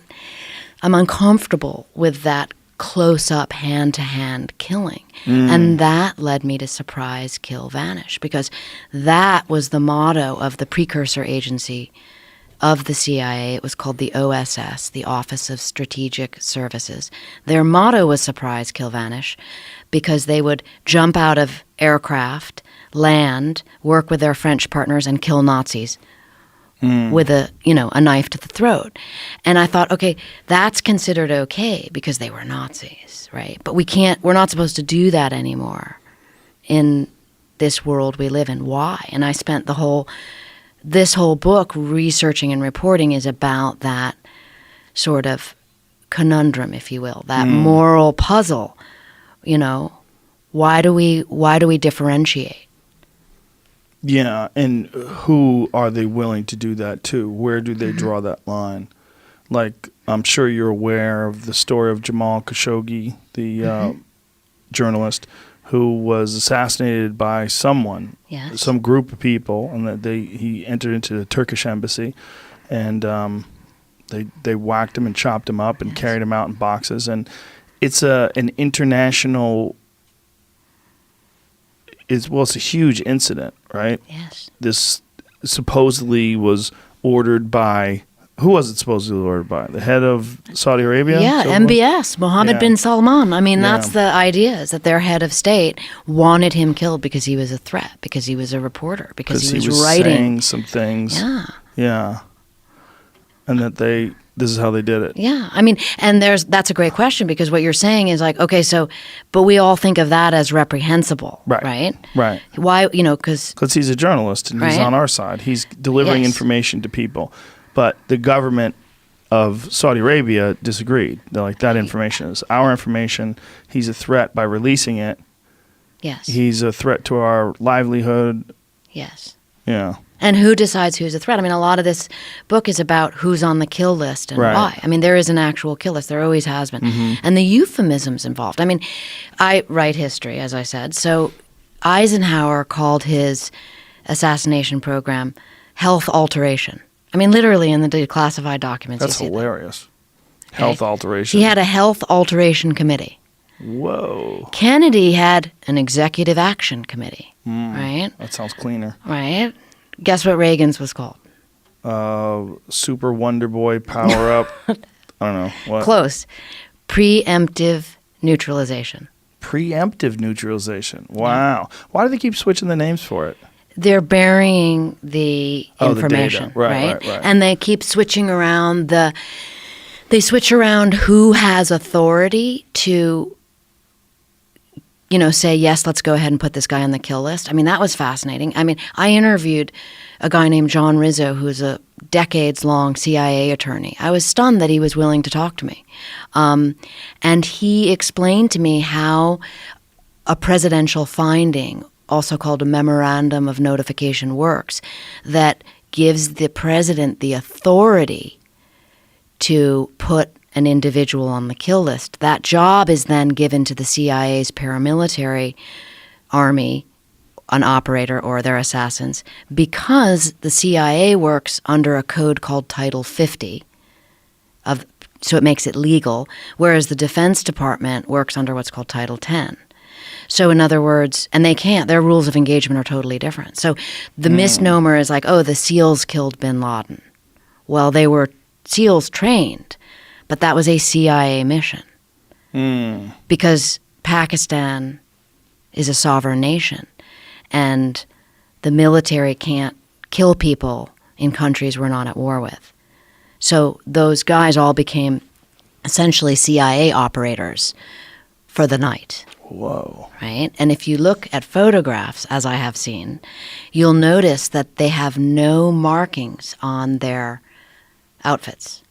So that if the job went south, it'd be like, I don't know who these guys are. And if you look back at Vietnam photos of the MACV SOG teams, which I also write about in Surprise, Kill, Vanish, because that's the precursor of that, you see no markings, right? That way you can go behind enemy lines. You can go into Laos, in the Vietnam War. You can go into Pakistan. What I learned reporting this book is we're in 134 countries doing Title 50 operations. Think about that. Government wants that to be kept secret. So in all those countries, they're doing things that don't fall under the normal letter of the law. Not under the rules of engagement of the military. But the CIA works at the president's behest. That was one thing that really blew my mind, to report, to research, to understand. I talked to 42 guys who have direct access to this, who are in this world, from the knuckle draggers on the ground, as they call themselves, to the lawyer at CIA, senior intelligence staff, that's the equivalent of a general at the CIA. Those guys explaining to me, Annie, this is how it works, And again, to your question, well, why does someone get to know that? And why does the government why do they allow that information out is super interesting. And I believe that has to do with a certain climate we're in right now about military might, right? In other words, what the CIA does is called tertia optio. It's the third option. You've got the first option is diplomacy. Second option is war. So if diplomacy is not working and war is unwise, you go to the third option, which is the CIA's paramilitary. And they're in 100 and how many countries? 134. Damn. Well, if you wonder why the military budget's so big, that's what it is, folks. Got to feed those folks. A lot of work. I mean... A lot happening. And you as a competitor would be fascinated by the kind of training they do and what they do. I mean, so many of these infiltration techniques are mind-boggling, They've got halo jumping, which you know about, right? Where they... high altitude, low opening. So they jump out. They, free fall down, terminal velocity, pull the ripcord really low so they're not detected by radar. And then they meet up with a team on the ground and go do what they do. Then they also have hey-ho, which is high altitude, high opening. And that way you can fly over airspace where we're allowed and float into, let's say, a country like Iran and land, gather your team, and do what you have to do. But like so much of what I report, I get information like that, and then I ask a million questions like you've asking me, and it's like, can't talk about that, that's classified. You're a journalist, so you're trying not to judge. But is it your belief that this is a good thing for America?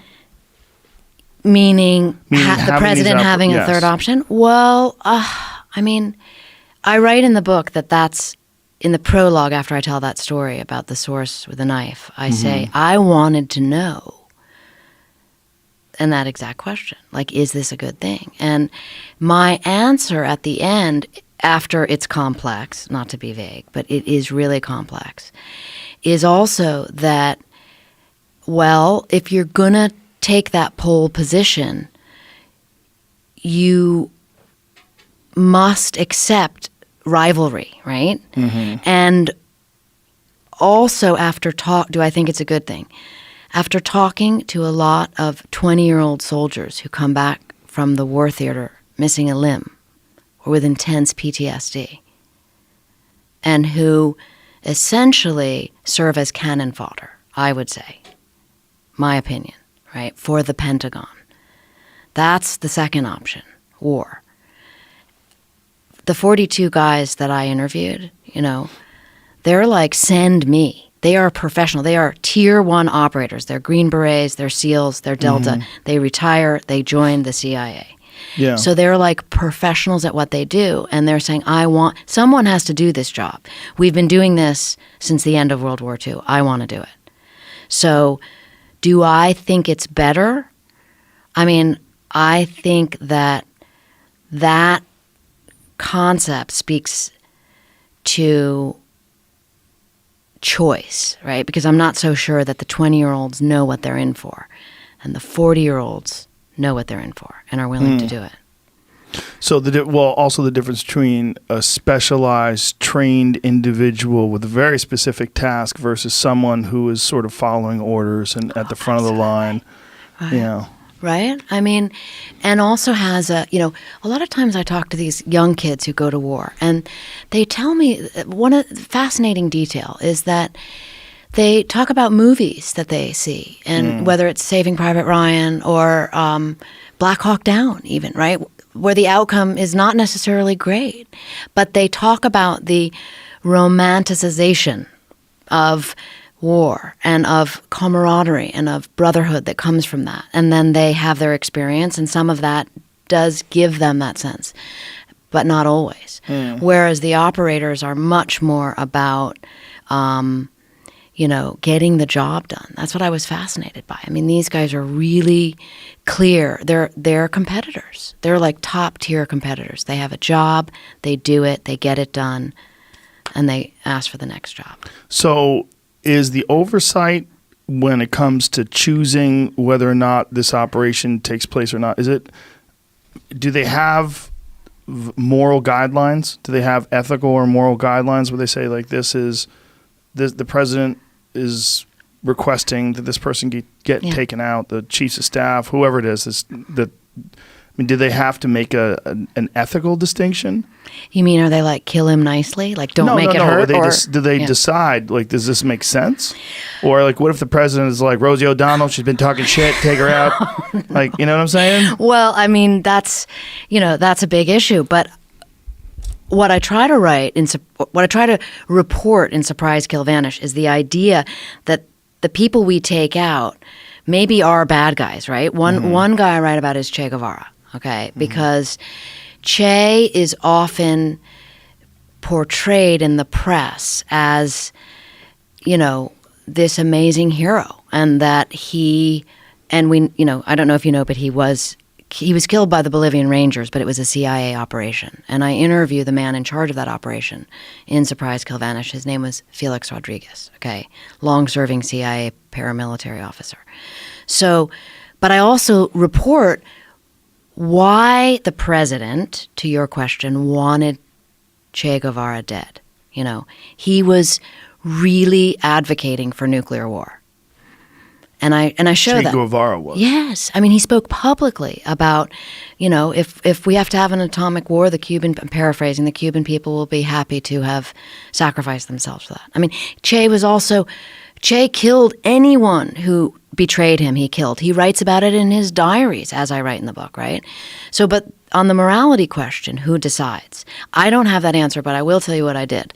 I went with my main source, Billy Waugh, he's 89 now, and he's been with the CIA for 60 years, okay? I mean, he and I went to Cuba for him to do a halo jump with Che Guevara's son. So we were a guest of the man whose father was killed by the CIA. Whoa. Okay? And we had this really interesting discussion in the cigar club where Che and Castro, smoked cigars and plotted the downfall of the United States. And that's what I try to give readers a sense of, the long lens of history, how time changes all things, and maybe leave with them with this idea, which they can come to their own conclusions about what you asked me of, is it right or is it wrong? Because really what you might ask is it necessary, right? I mean, I could moralize right, wrong, but it would just be my opinion. But when you see, Billy Waugh and I also traveled to Vietnam, because he was tasked to kill the top commander of the North Vietnamese army, a guy named General Giap. And Waugh didn't kill Giap, and we had this terrible mission that went awry that I write about in the book, in the Vietnam War. So 50 years later, Waugh and I go to visit the son of General Giap, are sitting there in Giap's home, talking about these same issues, right? And my conclusion of that, again, is not, is it right or wrong, but is it necessary? I mean, we have these wars. We keep having these wars. Is it necessary? Yeah. What do you think? Well, I mean, my opinion is that the Defense Department is far too concerned with vast weapon systems of the future, which is its mission statement of its science department. And so you create what some at the Pentagon call a self-licking ice cream cone, or the military-industrial complex. And there's a lot built into that, and there's a lot to be said about that. And there's also probably some concern about other countries getting ahead of us. So you have to do what you have to do if your job is to protect the American people and to keep the military strong. Yes. You just have to operate with that premise that there's a bunch of other people out there that are doing the same thing for their country and trying to take down the United States, and we got to stay ahead of the curve and make human-eating robots that can shoot missiles. Absolutely. I mean, when I was reporting the Pentagon's Brain, which is about DARPA, and I was sitting there with scientists who were working on limb regeneration, right? Whoa. Right? Or Really? working, yeah. What are they doing? Oh my God, they have these little salamanders. I mean, they're showing that salamanders can regenerate their limbs. And so their idea, they're down at UC Irvine. They have this incredible lab, and they're funded by DARPA because that's where the money comes from, right? And their idea is that humans should be able to regenerate their limbs. And, 50 years out, we'll be doing that. And they're working on the science for that. Well, that's the same science that allows for cloning. Right. And so in our discussions, because that's how I try to report, is like really ask people what they think about future consequences. And they said to me your exact question, which is, well, Annie, what if one day we wake up and we find out that China has cloned the first human, or a dark horse like Saudi Arabia? The American people are going to freak out and go, where the hell was DARPA? Why aren't we ahead of the curve? So it's that there's a chicken and the egg problem with that, of like, well, we have to stay ahead. We're on top. We want to be on top. It's kind of terrifying. I mean, everything I write about is terrifying. Right? How do you sleep? Do you sleep well? Do you have to take Ambien? I'm more worried no, God no. I'm more worried about coming on your show and being asked tough questions than I am about, no, I'm teasing you, but than I am about, this stuff is informative, It's informative and it's a longer conversation. It's why I think what you do with your podcast is awesome, because people can really get into the thinking about things, right? They can move away from their own preconceptions, their own biases they're bringing into it. And they're stopping for a minute and they're going, what do I really think about that? And to really think about something, you need information.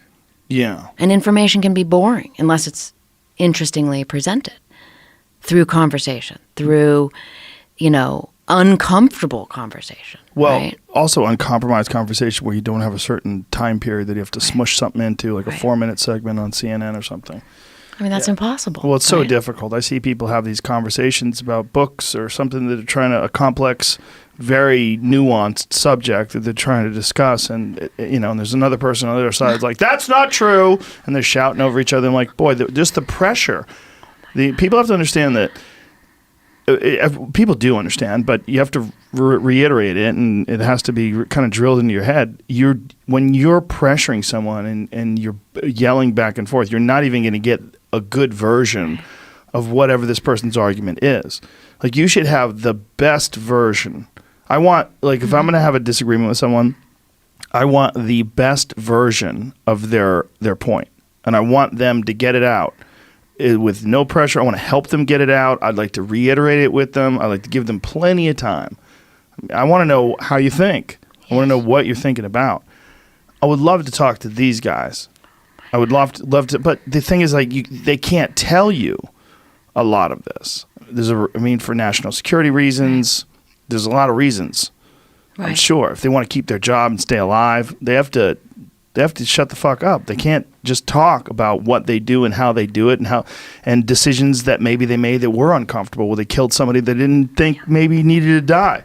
Yeah. But that's the reporter's job, or at least my job. So in other words, so I go to visit Billy Waugh at his home, and I heard stories about he's this legendary operator, right? And he's also what's called a singleton, so he works alone.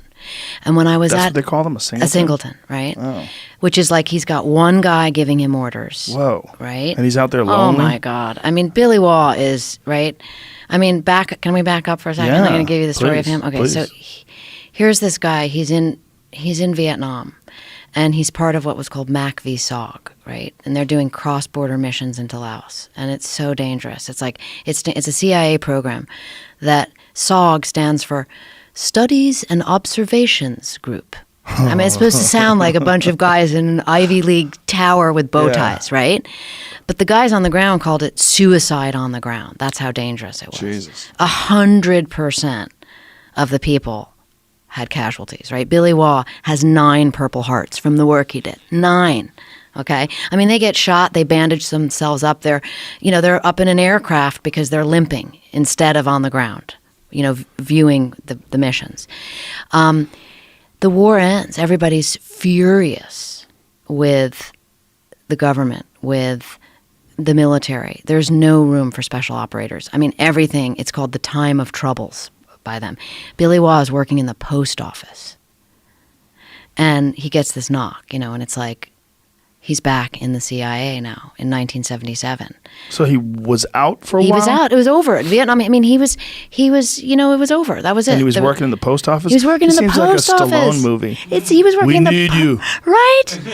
I mean, The team needs you. Oh. I mean, but he said the most incredible thing to me because he said, and he doesn't ever talk about fear. And he said, there was only one time in my whole life I've ever been afraid, and that was in the post office. Whoa. Because he was getting back into it. Probably had recycled his mind and put himself in a place. I'm just a civilian now. And he said, I'm going to wind up being one of those old guys drinking beer at the end of the bar talking about the war. Oof. Right?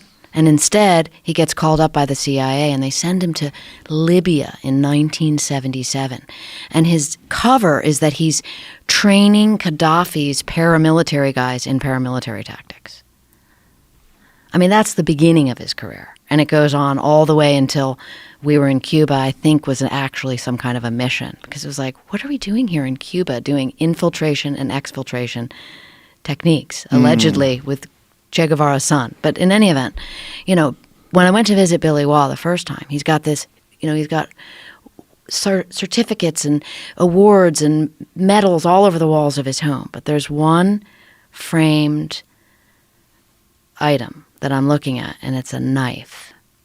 And there's a seal from the CIA, and it says, "In appreciation to the assassin."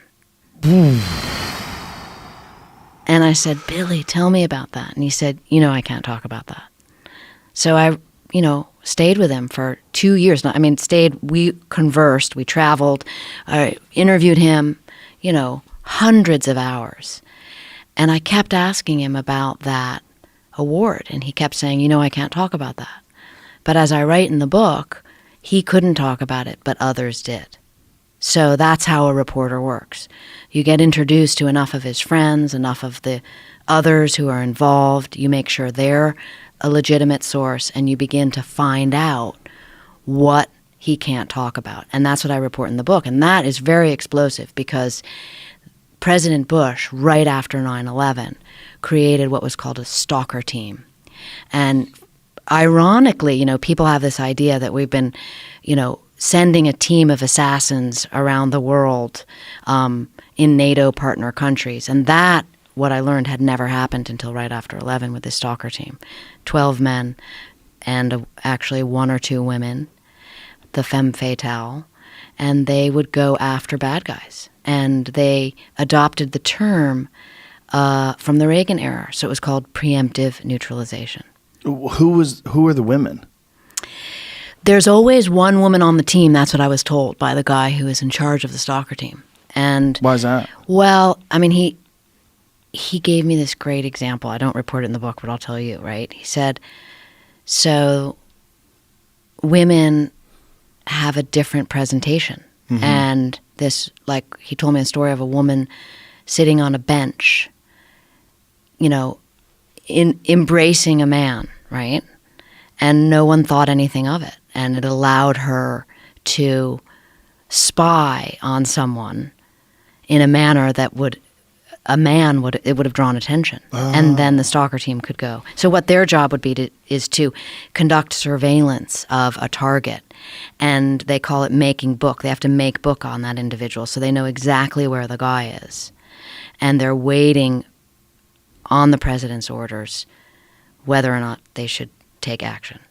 And that's where the information stops, right? Right, of I course. say, well, then what happens? Well, that's all we can say, Annie. That must be so exciting. Like to live like that, like all cloak and dagger. It's got to be so exciting. Like I would take that over a cubicle every day of the week. I really would. Well, you might get killed. I might die in that damn cubicle too. I think it's why so many of these operators stay in it long term. Oh yeah, right? Did you ever see the television show, the Showtime show? What the hell's it called? With the fuck's that show called? That the Homeland. You ever watch that? Yes. Yes. Well, that's like the whole premise. Like Absolutely. she's completely addicted to being in that world. Adrenaline. I mean, Yeah. that's what that is. Imagine jumping Excitement. out of an aircraft, landing in, behind enemy lines, and Yeah. then your work begins. And then you have to get out. That's why surprise, kill, vanish. I mean, Yeah. you got to surprise your way in, kill them, and then get out. And if you Getting do a good out job, they frame your knife and give you a plaque. Right. Jamie, I'm going to get you a knife. It's in appreciation of the assassin. You're a killer. It's just such a crazy way to live your life. But, I'll take that over a boring life. I would take that over a boring life every day of the week. Well, it's like the Pink Floyd line, living life of quiet desperation. I mean, that just terrifies Well, me. that's Thoreau's quote, that most men live lives of quiet desperation. It's one of my favorite quotes ever because it's true. And I've been that guy. My God. You're just in this world where you just can't wait to just run away. And how do people get stuck there? How do you think they get stuck there? Bills. Bills, like financial bills? Mhm. Right? Yeah. That's Bills and interesting. commitment. You have an apartment you have to pay for. You have a car you leased. You have a wife that you have to feed. You have a child you have to raise. You have to.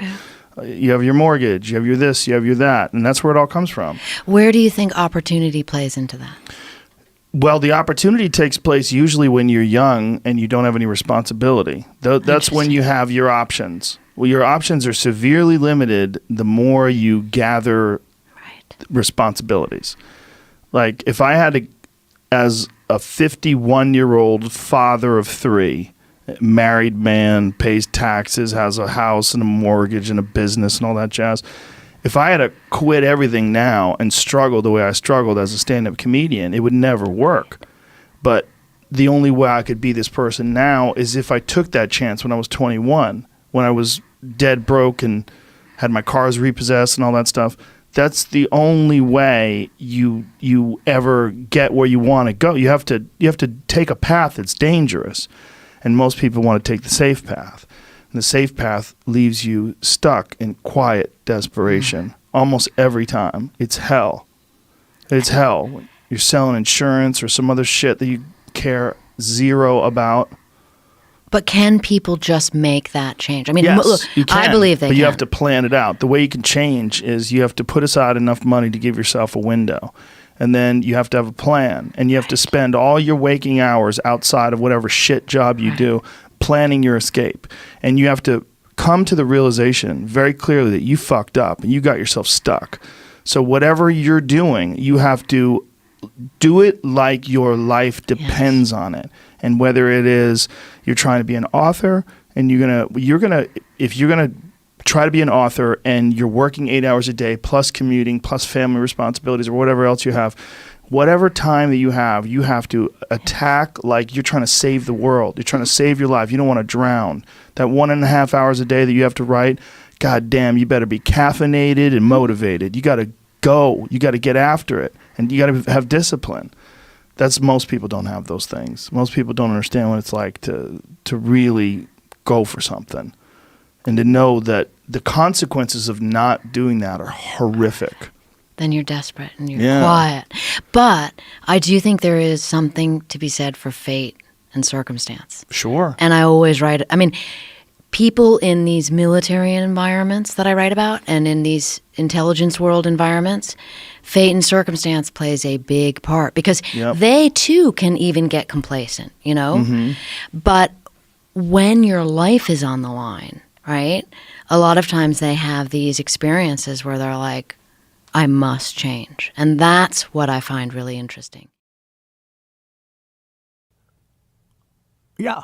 And then you go, what about the 5G they're cranking up? What about what they're spraying in the skies? That now is an acceptable fact that they're doing geoengineering of our skies. So, like 5 years ago, you were a crazy conspiracy theorist. Now there's laws being passed about it. And you put all that together, you're like, that's how people get sick. It's weird, like even cloud seeding, you know, which is legal. Like you can seed the clouds and you can make it rain, but like, how exact is this science? Like how you know what I mean? Like what happens if you cause floods like they did in Dubai? Did you see that shit? Yeah, well, camels just flying, flowing down the river. Fucking Lamborghinis drowning. Oh, yeah, poor Lamborghinis. All right. I found something. Tell me something. Nothing about 200 miles an hour, but I found multiple things talking about aircrafts, including helicopters used by the South. The South? The Confederate, The Confederate Army. Do you mind if I get my phone for a second just to see if I can find it? I found it because I was digging through the transcript. Bro, they had the of that General podcast, Lee Sam. helicopter. Here's the transcript where he's talking about the history with his friend Beasley or something like that. Who was saying this? The guy Sam was talking about. What is his name again? This is his podcast. What's his name again, Sam? Joseph P. Farrell. Yeah. During the point of the Civil War with the airship mystery, my friend Walter Bosley has written an interesting book called Origins about the black projects, world, and airships that existed in this country prior to the Civil War. But it didn't say anything about the speed. Yeah, we talked about it. It was either him or the 2 episodes later they talked about how it went 200 miles an hour. Airships. Lincoln went to Congress to get funding, or is trying to get funding for some of this. There's a whole thing here about the balloon corps of the Army back to the Civil War. Isn't Lincoln another one that they got rumors about? Yeah. Yeah? Yeah. Yeah? Yeah. Look, Yeah. like the fellow. Closeted dog. Or maybe like everybody did it back then. They That's also what didn't I'm have a lot thinking. of heat back then. So they just fucked? The thing with the Lincoln stuff, they just said that they were like, come over here, sleeping Bob. I'm together in cold. the same bed. And No, that's whatever. true. That's true. You know, it's probably not that weird for us, but Back then it was like you got excommunicated. Another one of the airships. They're calling them airships, is what they were calling And there's a certain so was that supposedly a thing where a person could get in? Oh yeah. So the boats with airbags is what I've been seeing. Other flying machines here. Okay, so what that looks like is like sails, right? Can you show me that thing again? Look at that, Sam. That's like sails, like a sailboat, but it's even but crazier attached than to that. a base. So do you just jump off a cliff with that? How do you get that bitch off the ground? One of them was describing, and I think it's in this. There was a traveling gas thing that went along with it, so it could keep refueling. Right here, see a mobile gas generator. It was accompanied by a wagon consisting of the necessary. Oh my God! See if you can look up. That's crazy. Tinfoil Hat 901. That's the episode, and there's a picture of the craft that they had made. So they're just refueling these balloons with gas. No, but these aren't even balloons, dude. It's like literal like aircrafts that could go 200 miles an hour. Okay, what do they look like? So the reason I bring that up is because if we go, they got these silver cigar things. Like think about how long ago that was. Oh, you mean that bug? Okay, bug, the bug, sphere, that whatever flew you want real to do. fast Yeah, in I front mean, of the fucking whatever helps Frisbee. everybody sleep at night, you know. But Listen, they man. got the tech. That's it. That's what they had in 2000 in the pre-Civil War. Walter Bosley, he came on, he talked about it. Who drew that? You can find those on the internet. I don't know who specific. The guy's name's up in the corner. That thing can go 200 miles an hour? Yep. What's it powered by? Oh, those are that's it. It's guys with NYMZA Aeros and the secret shit. Yeah, I'm I'm retarded, right? I do now. I want to know what that Go thing to is. images. What powered Yeah, that thing? these are them. These are the crafts that they had. Whoa. That they were working on. So a person gets inside that fucking thing? Yep. Look at that. And then there's a Wait propeller a minute. back there. Who was working on this? The South? The North. The North. The North in Oh, I Germany. thought you said the South. I did. And You one said of the these things South. It said the South had some sort of helicopter. Or something. Oh, the South had a different kind of thing. Yeah. So, but this thing is different. Yeah. Whatever this is. Yeah. So is it a bunch of fans? I don't know. It looks like a bunch of fans, right? or propellers, you know. Right. And they had that way back in the 1850s, dude. Look at those guys. You really think that thing went 200 miles an hour? I think somebody lied. Maybe, but they had that's what they said. 200 miles an hour. Step right up. Just think of what kind of dominance you could have at that time with that kind of craft. Yeah. Moving that quickly. I think they back then they used to thought if you went that fast you were going to explode. Right. Like you would melt. Yeah, they used to think witchcraft. Well, they thought that before the trains, But right? again, Cars and Germany's trains. involved. Germany basically funded the North when they needed money because, you know, Lincoln was issuing greenbacks. I have one at my house. I bought a Lincoln greenback, $20 greenback. It's pretty sweet. I bought it for, I forget how much I paid for it, but yeah, that's like one of my favorite things I have. But What is this, Jamie? Oh, these pictures on this fucking The thing. guy's throwing a baby. I don't know what the fuck's going on here. sacrifice. Sacrificing a child for the air gods. So, do you think that most of the UFO sightings that people see are U.S. government crafts? Yep. So do you think it's back engineered stuff, or do you think we invented all the technology? I think in we those worked crafts? with entities that give us technology. I mean, it goes back to what we talked before about, you know, Admiral Byrd and, you know, that whole thing where I think it was Eisenhower made a deal. And I told you this, and that's where the missing 401 comes from.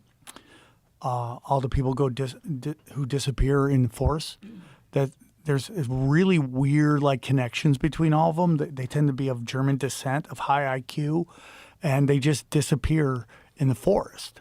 And Eddie Bravo has a really interesting theory about it, about how there's all these movies about all these people dying in forests and everyone dying in the ocean, you know, to scare you from going out there. Like, I'm afraid of sharks. Like, I don't want to go out in the ocean, but what's going on in the ocean? We see stuff coming out of the ocean all the time. What's going on way deep down there? Well, sharks are real. Sharks and are you real. should be scared of them. I am and the scared ocean of is them. unforgiving. And alligators. And it's a rational fear. Having Right. a fear of the ocean is very Yeah, rational. but, you know, Jaws makes this thing, boom, right in your Right. face, right? Dope movie. When probably before that, nobody was thinking about sharks. Well, you know, Jaws is based on a real event, right? These things could apparently go fast because they use an anti-gravity fuel called NB gas. What? What? They had anti-gravity gas in in the Civil War? Yeah, so there apparently was something, this guy, Delishu, the guy who was credited with the drawings, he was in something called the Sonora Aero Club. I also add that they found all this in a junk pile. He moved somewhere in Texas in 1850, and they found it in the 60s, 1960s. Yeah, and they were working with German scientists. Wow. NB gas for lift and propulsion. So it's like some sort of, I guess, secret aero club or a bunch of guys that were into... That's what they're, I guess. But what does that mean, an anti-gravity fuel? I'd like to have someone read that knows what the fuck those words mean. I'm not even sure if it's real. You know, it was just doesn't written sound on like a fuel could turn. Well, because we do it based on our stop gravity. timelines and this notion that we came from cavemen, and you know that. No, I don't think that. I think there's been multiple civilizations that just keep getting reset and reset and reset. I think that's true. Yeah, Thank you. I agree with that. I think there's a lot of really compelling evidence that shows that. Have you seen Jesse Michael's new video? No. He's got a video on those tridactyl mummies in Peru where he went down there and had them CAT scanned and had them... Dude. Tridactyl? Like, are we talking like... Let's go to that. We'll go to that right after this. Ammonia gas, pretty much. Ammonia gas? Well, we'll get back to that. Does it say it's bullshit? I bailed. I mean, it's like, how is it going to defy gravity? Unless you're talking about like just lift, like a helium balloon. Like if that's kind of anti-gravity gas, if you think about it, sort of.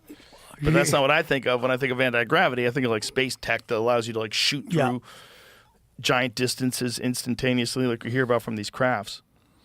But if let's just say this is real, and I do believe it's real, 100%, like what do they have now? I mean, it's so far down the line. I mean, that's so long ago. That's like 175 years ago. The technology that they could This have. part, though, if is it's true. interesting about this club. I don't know how many says flight enthusiasts in the mid 1800s. There would have been, people would have been interested in flying, I guess, because they couldn't do it. But The Nazi Bell, which is a big part of World War II that nobody ever talks about. Right. That was like a flying craft that they were trying to develop, right? Right. So the Nazis were apparently trying to come up with a bunch of different shapes for crafts. One was a bell, right? One was kind of flying saucer-like, right? Yeah. I mean, that's a whole part in like. Here's have the you ever heard of question. Martin Bormann? I always wonder. That's pretty dope looking. I always wonder when they talk about stuff like that, like the Nazis trying to make a flying saucer. Was that because they were trying to emulate something that they had seen, or that there was some sort of a hidden historical record of? Because if only the people that are at the head of the military today, or the head of these military contractors, really know whether or not there's back-engineered UFOs. If there are, they have them, and if they don't know about them, they probably don't exist, or the other companies have them, right? Yeah. So, you got to wonder, what were the Nazis doing? Were they trying to emulate something that they knew existed? And when did governments, if there really is a real phenomenon, if this isn't just total gaslighting and propaganda and bullshit to get you to believe that aliens are out there because they've got like crazy high tech that's 50, 60, 70 years past where we really think it is. Both of those things are hard to believe, right? It's hard to believe that the government would be able to hide the kind of whatever kind of program that would develop a genuine anti-gravity engine that could move through space and time, that could go through the ocean, that it makes a device transmedium, creates like a portal around it where it exists completely independently of everything that we're experiencing in 3D space. It just goes through stuff. The idea that they have that, they've kept it secret, seems kind of crazy. I don't think so. It seems. I'm not saying it's impossible. What I'm saying by that is like you hear famous stories of people whose fathers worked at Area 51 and he never once told them what they did there.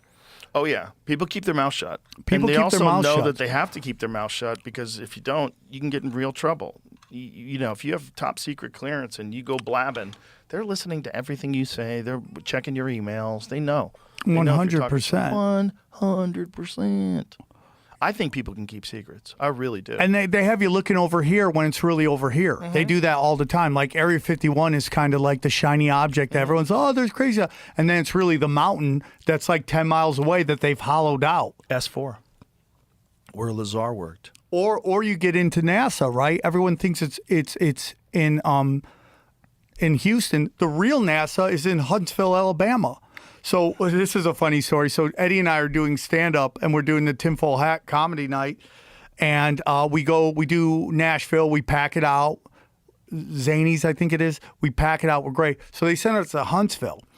And we go, I'm like, yeah, man, we're going to do stand-up in Alabama. This is going to be great. Let's go. So we drive up. We get to the hotel. We go to the comedy club. And the fucking parking lot is packed. And we're like, dog, we packed this motherfucker. It's going to be great. Well, it's like Sharon Underwood or one of those black female comics is performing there. And it's Cheryl all her Underwood? crowd. No, it's not her. It's the one who has the daytime talk show. I forget what her name is. No disrespect. She's hilarious. She packed it out. And it's her crowd. So she runs. The show goes late. Surprise.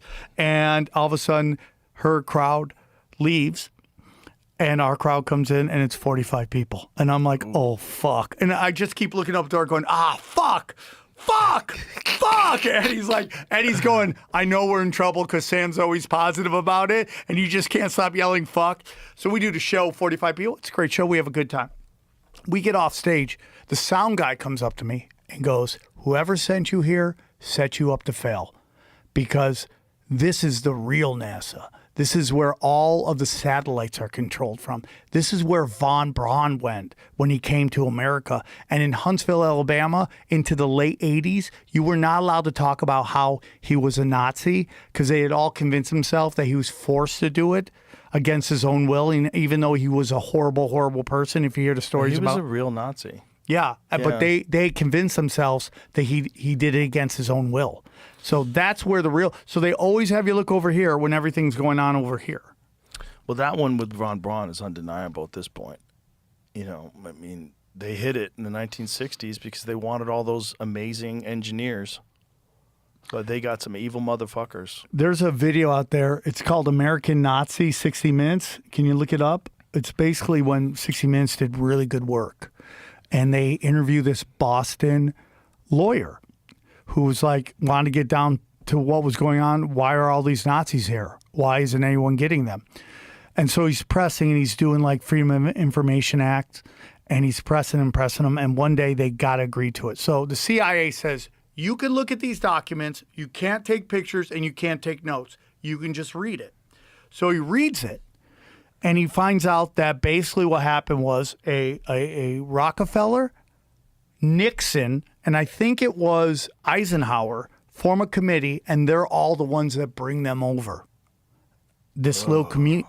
Yeah, so you got all these guys. This is Operation Paperclip? This is part of it, but this I never knew that. I like if you're going in hiding, dude, why wouldn't you change your name? None of them changed their names. Right. Yeah. They didn't have to. Right? None of them changed. Yeah, that was U.S. it. agency. So 82 U.S. agency lied to cover up Nazi spy program. Wow. 60 Minutes. Eisenhower, yep. It was Nixon, Rockefeller, and Eisenhower. Can you imagine 60 Minutes doing that today? Nope. Would never happen. Nope. Government would talk to them. Hey, guys. Yeah, let's not. Let's not. Yeah. Let's not. Right? What spy program? What Nazi? Shut the fuck up. I agree, dude. They're American heroes. They got us on the moon. Shut the fuck up. Nobody ever talked about Martin Bormann, who was like, if you don't know Martin Bormann, you don't know nothing about World War II. Lived peacefully in Argentina, was Look at signing this. checks. Carter tried to get him out of there. Look, scroll back up. It says, John Loftus, a former prosecutor with the Justice Department That's him. official Office of Special Investigations that was set up in 1980 by President Carter to root out Nazi collaborators, made the allegations in an interview with Mike Wallace on the CBS program Sunday. Yep, I have Nazi the video. collaborators were given jobs in the United States, and some were later sent to the Soviet Union in parachute teams in an unsuccessful attempt to perform assassinations and start civil wars. Yo, That is crazy. We were flying Nazis into Russia to start civil wars. So I had this guy on, I think I talked about last time, about the God. dark journalist. He does really great work. And he was talking a big reason why JFK was assassinated, that NASA was involved, because JFK wanted to give Russia all these documents and information they had about these UFOs because he didn't want them to think that they were like nuclear planes, like dropping bombs and stuff. And because NASA was so full of Nazis and they still hated the Russians, they didn't want that to happen. Well, that might be one reason, but there's Well, a lot one of of reasons yeah, why there's people wanted to multiple kill reasons. him. It says that he said the State Department's Office of Policy Coordination is the first covert spy agency set up in the United States, predating the CIA by several months, smuggled several hundred Nazi collaborators into America. Hundreds. After World War II for intelligence purposes. Wow. Barney Frank, Massachusetts, today called out Big in the House. tits. He's got some big ones. So this is all before we knew about paperclip. They're describing paperclip. Interesting. In 1982. Interesting. Wow. Paperclip came out in the 90s, right? I don't remember when they. I don't came out. remember. But it's kind of crazy that they hit it. And then, meanwhile, all these guys working for NASA had these Nazi dueling scars on their face. They look so sinister. In the video, they interview Nazis who still defended everything they did. It was none of them changed their names. They all just defended what they did, and it was crazy. It's a crazy video to watch. That's crazy. It's imagine Werner von Braun. They used to hang the 5 slowest Jews in front of the rocket factory. Yep. To motivate workers, they'd hang them. Yep. That was where his Berlin rocket factory. Yep. And that guy was the head of NASA. Yep. And they convinced themselves he didn't want to do it. And this gets into this whole thing that about what's going to happen in Gaza and it's basically it's all been prophesized, dude. What's going to happen next? What does it say, Jamie? The State Department's quote for this is 1982. So it's only 30 years after. It's crazy. It says we never comment on intelligence matters, and we were not commenting on something that happened in the 1950s. That'd be like saying we're not commenting on anything that happened in the 90s. Fuck off. Right? Could you imagine? You imagine? I mean, we're still trying to find out what the fuck happened to JFK. That was 63. I think there's one person still alive, and that's why they don't want to tell you about it. Really? It's a Which woman. guy? It's a woman. What'd she do?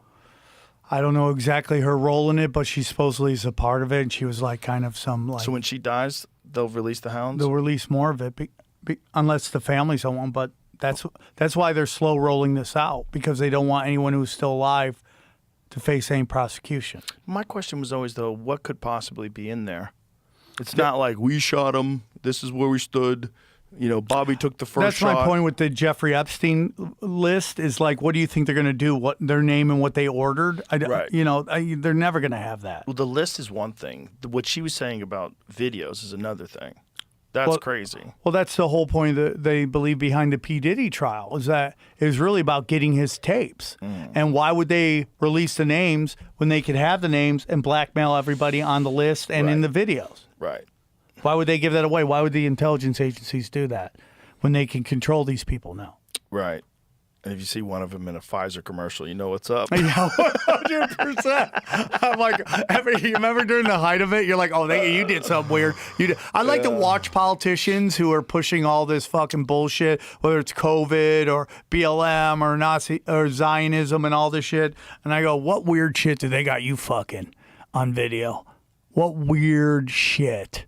When Pam Bondi, who was a part of the whole Jeffrey Epstein thing in Florida, and now she's like, yeah, there's videos. There's no video. What do you mean a part of it in Florida? What was she a part of? So when the first time he gets arrested, she was part of that whole thing. She was part of the prosecutors? She was like some AG or something in Florida. Was she involved in that case? Yeah. Oh. Interesting. And you're like, what do they got you doing? Well, there's so many people that would be implicated. That's what's nuts, watching it not play out and watching these powerful people sort of huddle up together and hold the line. It's kind of crazy. And you got all these pedo hunters, and they're doing great jobs getting these guys off the streets, but they're all low level. Yeah. It makes you feel like, oh, we're doing something. No, you're just getting low level guys out. You're not getting when the Me Too movement and they were accusing people of all this, and they're trying to make it seem like these guys are a part of it. No, dude. You know, if you're a 17-year-old going to a comedy concert and then you go home to your parents still, you're not part of that. It's like 80% of the children who go missing are from foster care. Like, people don't understand that.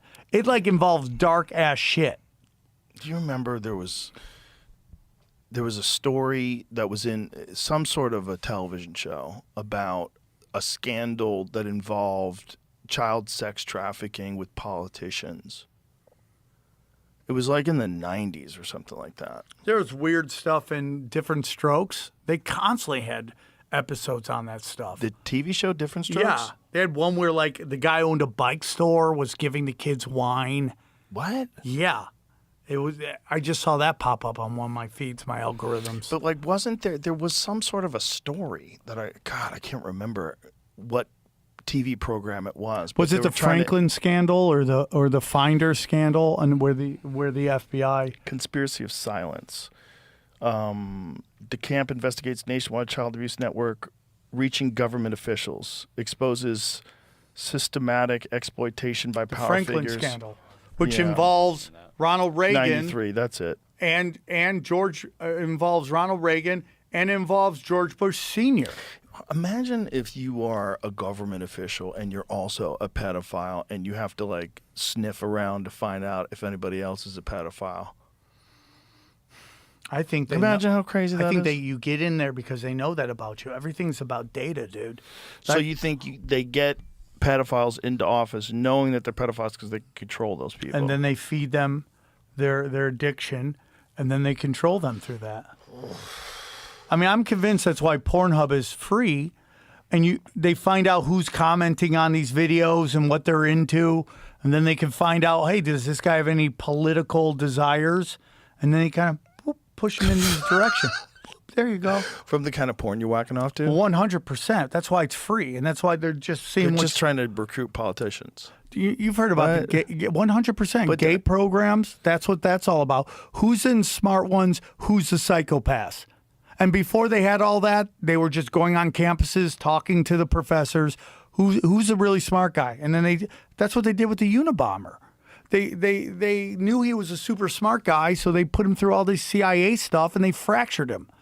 Well, he was fucked up from the beginning. Do you know his story? Do you ever watch the yeah. Netflix documentary? He had a disease when he was a child, so he wasn't touched for like 7 days or something like a lot that. longer than that, I think. I think it was a long period of time during like his childhood developmental process. And they said he just like never had any empathy and he would snap on people. And then they put him in the Harvard LSD studies. And so the studies involved like humiliation, a lot of crazy shit. But they never deprogrammed him after. It's that famous. How are you going to deprogram a guy who got broken from childhood because he got left alone when, during a time his mother's supposed to be holding him, he's supposed to have contact with a person. Yep. He's a fucking baby. And Yep. he's just, no one's touching him for like however long time it was. And then you get him involved in these LSD studies. Because his brother said that he would like snap at people and like he would write like horrible letters to ladies if they rejected him. Like he was already fucked up. Mm-hmm. And then they get him in the LSD studies. Did he end up in Stanford? Yes. Yeah, that's got a lot of intelligence agencies Wasn't it? around it. Am I saying that? If you study the what was But I that? might have just, I don't know why I agreed to that so quickly. I know Thank you. he was eventually in Montana alone, right? That's where he was launching the bombs out of and like sending shit through the mail Right. and blowing people up. He had like a cabin in Montana. I think it was using, why do I think it was Berkeley? That whole Kavanaugh trial, Was he from Berkeley? Did he teach at Berkeley? or he was a student or a teacher's aide. I briefly taught at Berkeley. Yeah, He briefly taught at Berkeley. in that whole area. Yeah. Where all the loonies were. That whole Kavanaugh trial for Supreme Court was a giant charade to get you to not actually look at his history. That whole, because the woman who accused him worked at the CIA program at Stanford, and they didn't want you to look into that Kavanaugh was a deep state guy. He wrote the Patriot Act. He helped cover up Whitewater. I mean, they didn't want you looking at it, so they made it into a section. He wrote the Patriot Act? He helped write the Patriot Act. He doesn't believe in. He believes in warrantless entering houses. He thinks the president's above the law. They didn't want you ever discussing that stuff, so they make it a sex trial that by a woman who has deep connections to the CIA. Her father was in charge of finding funding for black op operations. So she's spook to the core. And she comes out, she says this stuff. So you think that was a diversion and it wasn't really that she was calling him 100%. out? It was just to get you to concentrate on that and not for people to focus on... 100%. Wow. Where'd you read that? Streets. The streets? I'm just telling Here you, to the Joe. streets? I'm telling you this. This is all charade. No one ever discussed his actual background and what he actually was a part of. Interesting. Because nobody would want a guy who thinks the president's above the law and the cops shouldn't have warrants to come in your house as a Supreme Court justice. Yeah. Oh, this guy did something to me in school. He journaled about it. Who journals? I know one guy that's journaled in my life. My buddy Tony. That's it. Nobody else has ever journaled. And so it's easily refuted, but it's contentious. But the Me Too movement's Everyone's going. paying attention to it. Yeah. All these like female comics in LA are commenting on it. Boy, that's nuts. That's nuts if that's really what it is. But what a great way to use social media and the whole outrage machine as a tool. As a smokescreen. Because the outrage machine it's so fun to pull the buttons. Like we're doing something. Release the Krakens. Release all the bots. Yeah. Release all that stuff. People love to get involved too because it makes you feel like you're a part of a movement. Gives you purpose. Yeah. Yeah, it gives you something. I stumbled across this one day. Remember we found out information about the Epstein people who were on the island, I suppose. Right. Do you know how they found this information out? No. So they used mobile phone data and did like cross references to feel like this person's been here. They don't know who the people are, but they're like this phone at least has been here, here, and here, so it most likely could be this person, something like that. Wow. What's interesting though is about this: the company that did it is owned by a person that was tied to Brett Kavanaugh. He was like in that. I think he was in the college story that this whole hearing was about. So did you ever hear that how they use phone data with the Kamala Harris arena shows? They were Yes. right, and it was all the same Say it, people yeah. every time. People go, How did she blow $1 billion? Filling arenas. Yeah. They tried to manufacture a big grassroots movement behind her. Because they know that's what killed Hillary Clinton. You know, Bernie Sanders is doing arenas, and Hillary Clinton's putting Sam Tripoli numbers in a cafeteria of like 40 people. So they realized the illusion of that.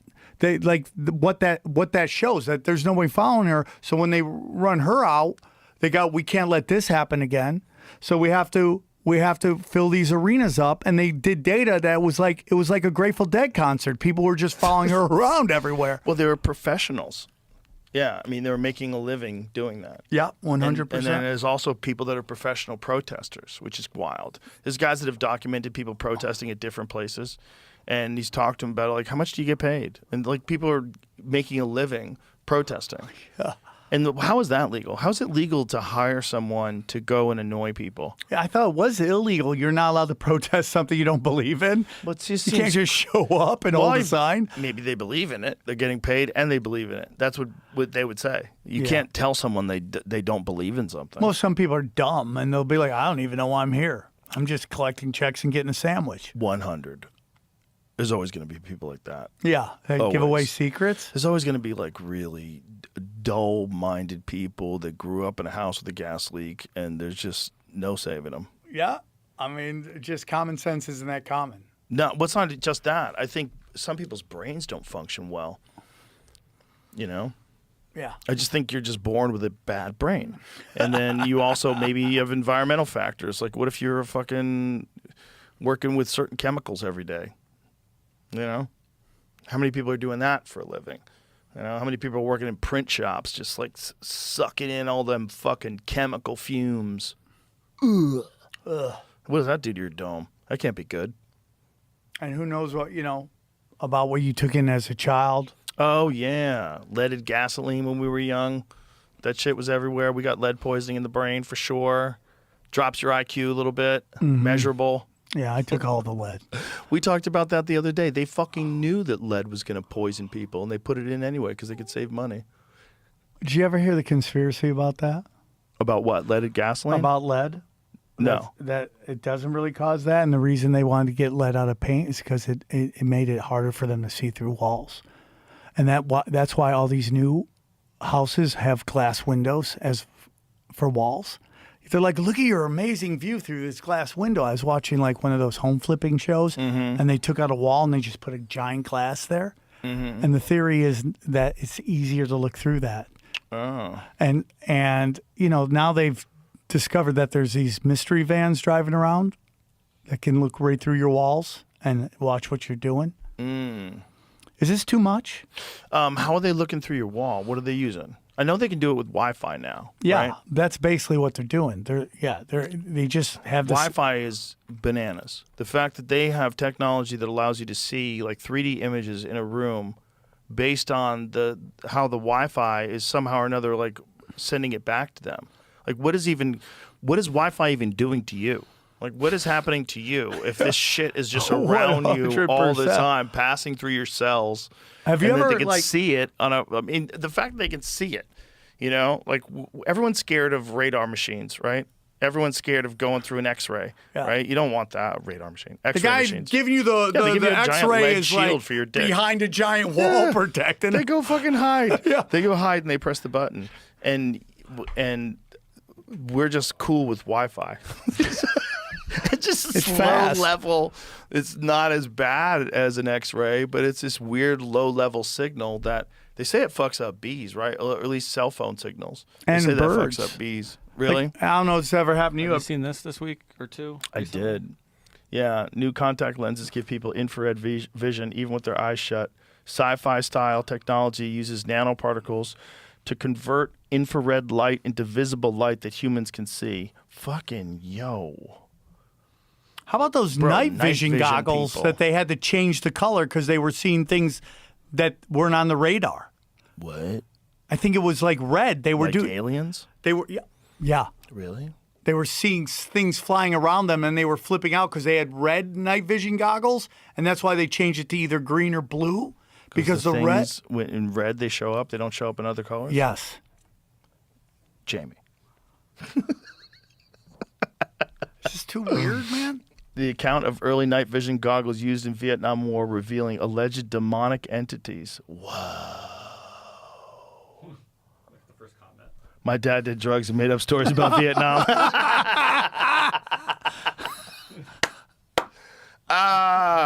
That's perfect. Yeah. I mean, Also, I just distracted you from the tridactyls. Oh, yeah, that's right. Thank you. So Jesse Michaels released a new video. He went down to Peru, and these people have been telling him about these mummies. They're like, you have to see them in person. They are humanoid, but they don't seem to be human. They have a different amount of ribs, but they have like all the cartilage and all the ligaments and all the bones and everything is in place that makes it look like, if you can go to Jesse's show, go to his YouTube channel, because he's got some video footage of the actual like CAT scans, and they're showing you the tissue. and look at those skulls. Bananas. So this is Jesse's take. I'm paraphrasing. I hope I'm not fucking this up. But some of these things are forgeries. Some of these things are just fake stuff. It's just like an art piece that someone created. But he thinks they actually have some of them that appear to be a real creature. And this real creature has 3 toes and 3 fingers. And there's depictions of these in Peru in these ancient like carpets and ancient weaves that are hundreds of years old. I think even 1,000 years old. So some of these they think are 1,700 years old, and some of these are as recent as 400 or 500 years old. Elongated But look skulls. at this. But look at this tissue, elongated skulls. But like, look at how everything is in. Like, if this is a piece of art from 1,700 years ago, if somebody created this. Like, that's nuts, man. That's an amazing piece of work if it's really just art. And if it's not art, well, they've managed to find some kind of creature that might have been another type of human that we didn't know existed. There might be, look, they find out, and Jesse was telling me this on the phone, like, look at, this is the scan of this thing's bone structure. This is the actual thing. Like, how nuts is that, man? If that's fake, that's fucking extraordinary, because it looks like a real creature. I mean, the amount of detail. It looks incredibly real.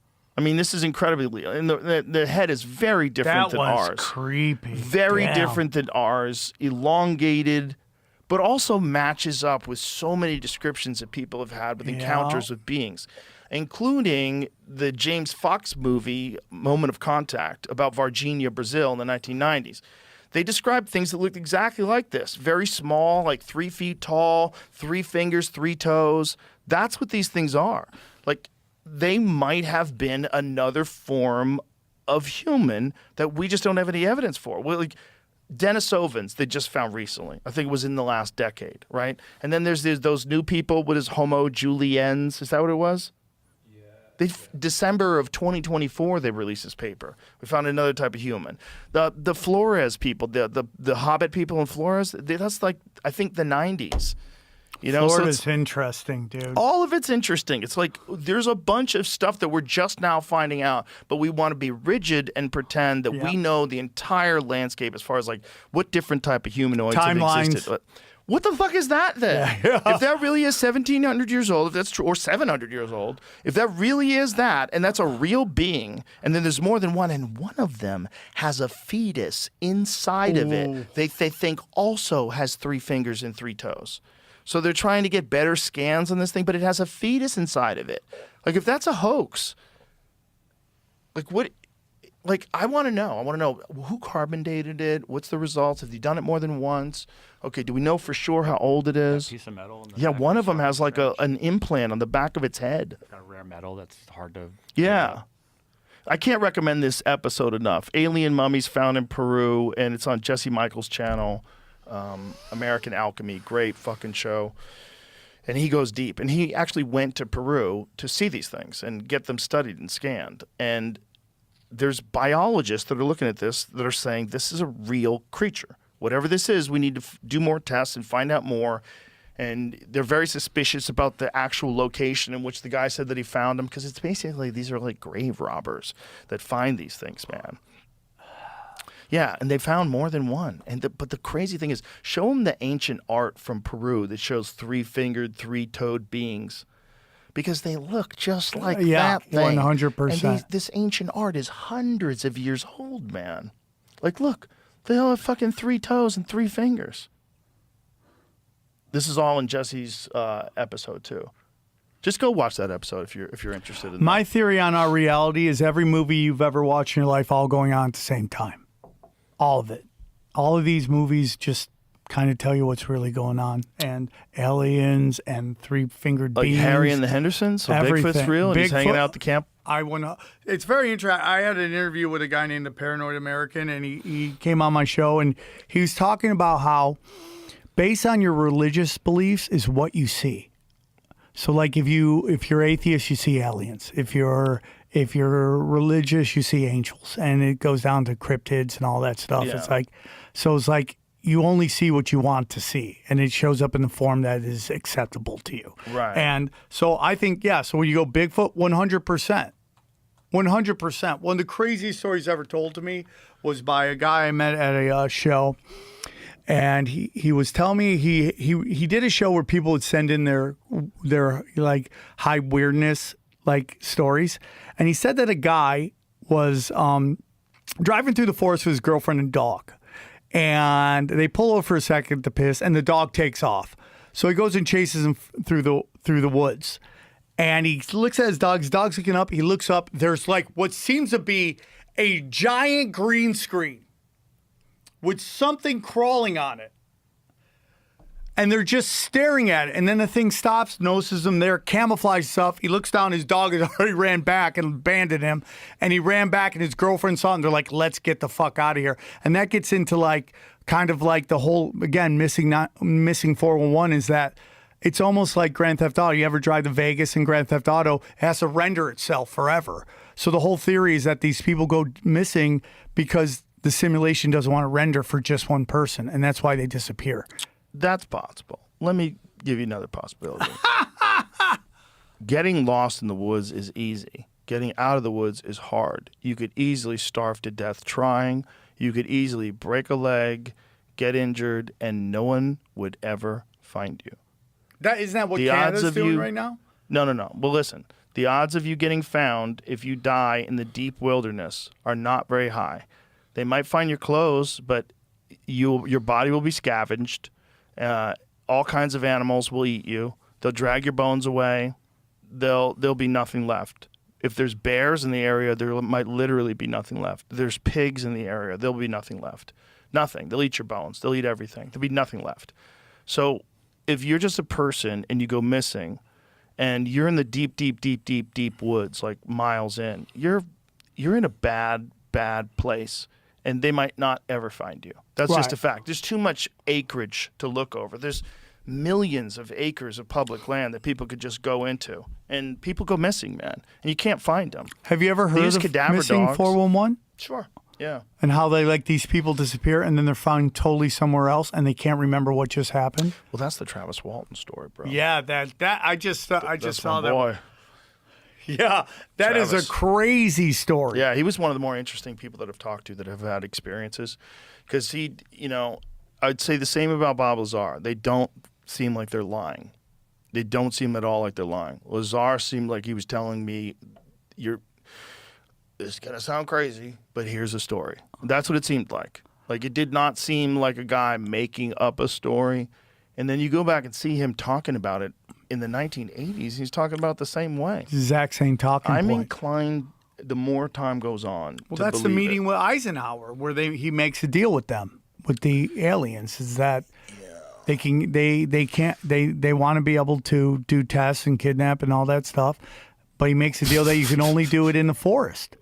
You can't do it in the regular places. So that's why people go missing in the forest. Now, obviously, bad things happen and people, you never get hear from them again. But Supposedly these people disappear and then they're found a couple days later in a totally different place and they can't remember what just happened. Well, if I was going to do it, I mean, I had a bit in my act about it. That's what I would do. I wouldn't land on the White House lawn. I'd find some dude cooking meth, snatch him up, Meth and like guys go are tell the somebody. best. You're not gonna. Nobody's gonna believe you, no one's bitch. gonna believe you. Yeah, but that's if you're just looking for biological studies. If you're just doing tests on people. A lot of people have talked about hybridization programs that they're exposed to, like their children, like they had been multiple times they had visited, and then they were shown like a human alien hybrid that they were told is their child. Wild, Dude, shit. that is crazy. Wild. Yeah. Guys are getting fucked by female aliens. Female aliens like hold them down, riding their dick, and like actually having sex with them. Trannies are from the future. No, I don't think they're trannies. I think they're aliens. They're just a different kind of whatever the fuck we are. I think we're a combination of whatever some intelligent, advanced species, God. whatever. Well, the God ultimately for the whole thing, for the whole ball of wax.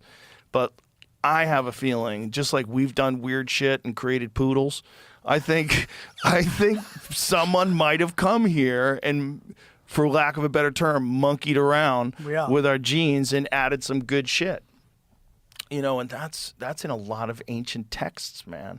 That's in a lot of ancient depictions of how the gods created men. And that's how Nephilims come. Fallen angels, the daughters of men. It gets weird. That's Well- where it gets weird because nobody wants to even consider the possibility that we have been genetically engineered.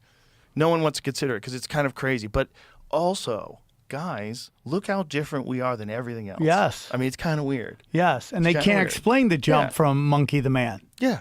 There's no link to that. Well, there's links. I mean, there are transitionary fossils. Like you could see like Australopithecus, you could see the different ones, but there's a lot of weirdness in there that it doesn't cover. And one of them is the doubling of the human brain size over a period of like between, I think it's somewhere around 1 million or 2 million years. The human brain size doubled. And it just, they're like, what happened? What happened? Maybe it was mushrooms. Maybe it was, but also maybe mushrooms are aliens, and that's real possible. That it's an alien life form that like exists on our planet and gives you enlightenment if you consume. I it. want to microdose during jiu-jitsu. That's what I would like to do. I would love to do. Didn't you just have that one politician on talking about Rick Perry. the book of Enoch, the woman? Oh yeah, Anna Paulina Luna. Yeah. Well, you know, it's like that's a super. You know, you bring up Gnosticism, Christians get really upset. I don't know what the answer is. You know, I mean, I'm a spiritual man. It's like one God. Jesus is my savior. That's what I'm into right now. Makes me happy and it vibrate on a higher level. But if you study Gnosticism, you know, the whole story of the demiurge is very interesting. That's where fallen angels mating with the daughters of men come from. And that's where the original feminist was. The first ever feminist was Sophia, who was the feminine energy of the universe. And literally, she was like, I don't need a man, right? She literally said, like, I don't need a man. And she creates life. And she instantly knows she made a mistake, which sounds like every single mother to me, right? So she creates the demiurge. And the demiurge doesn't understand about the higher table of gods, and he thinks he is God. And a lot of people believe the first God of the Testament is the demiurge. Oh, okay. And his whole thing is about just basically he wants to destroy humanity. That's kind of what everyone talks about in Satan.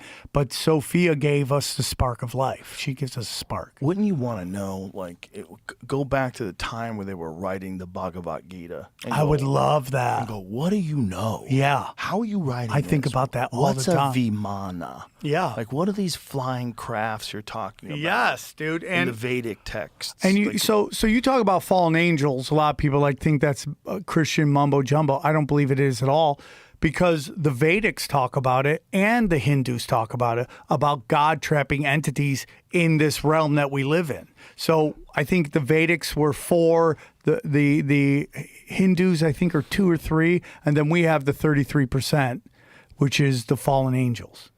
And then they come down, they get trapped here.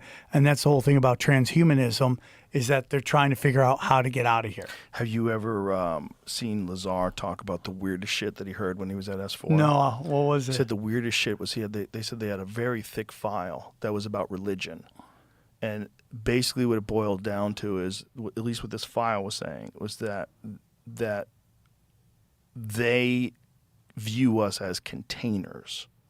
Yes. And he wasn't specifying containers of what, like containers of souls, and like I don't know, but that's the terminology they used.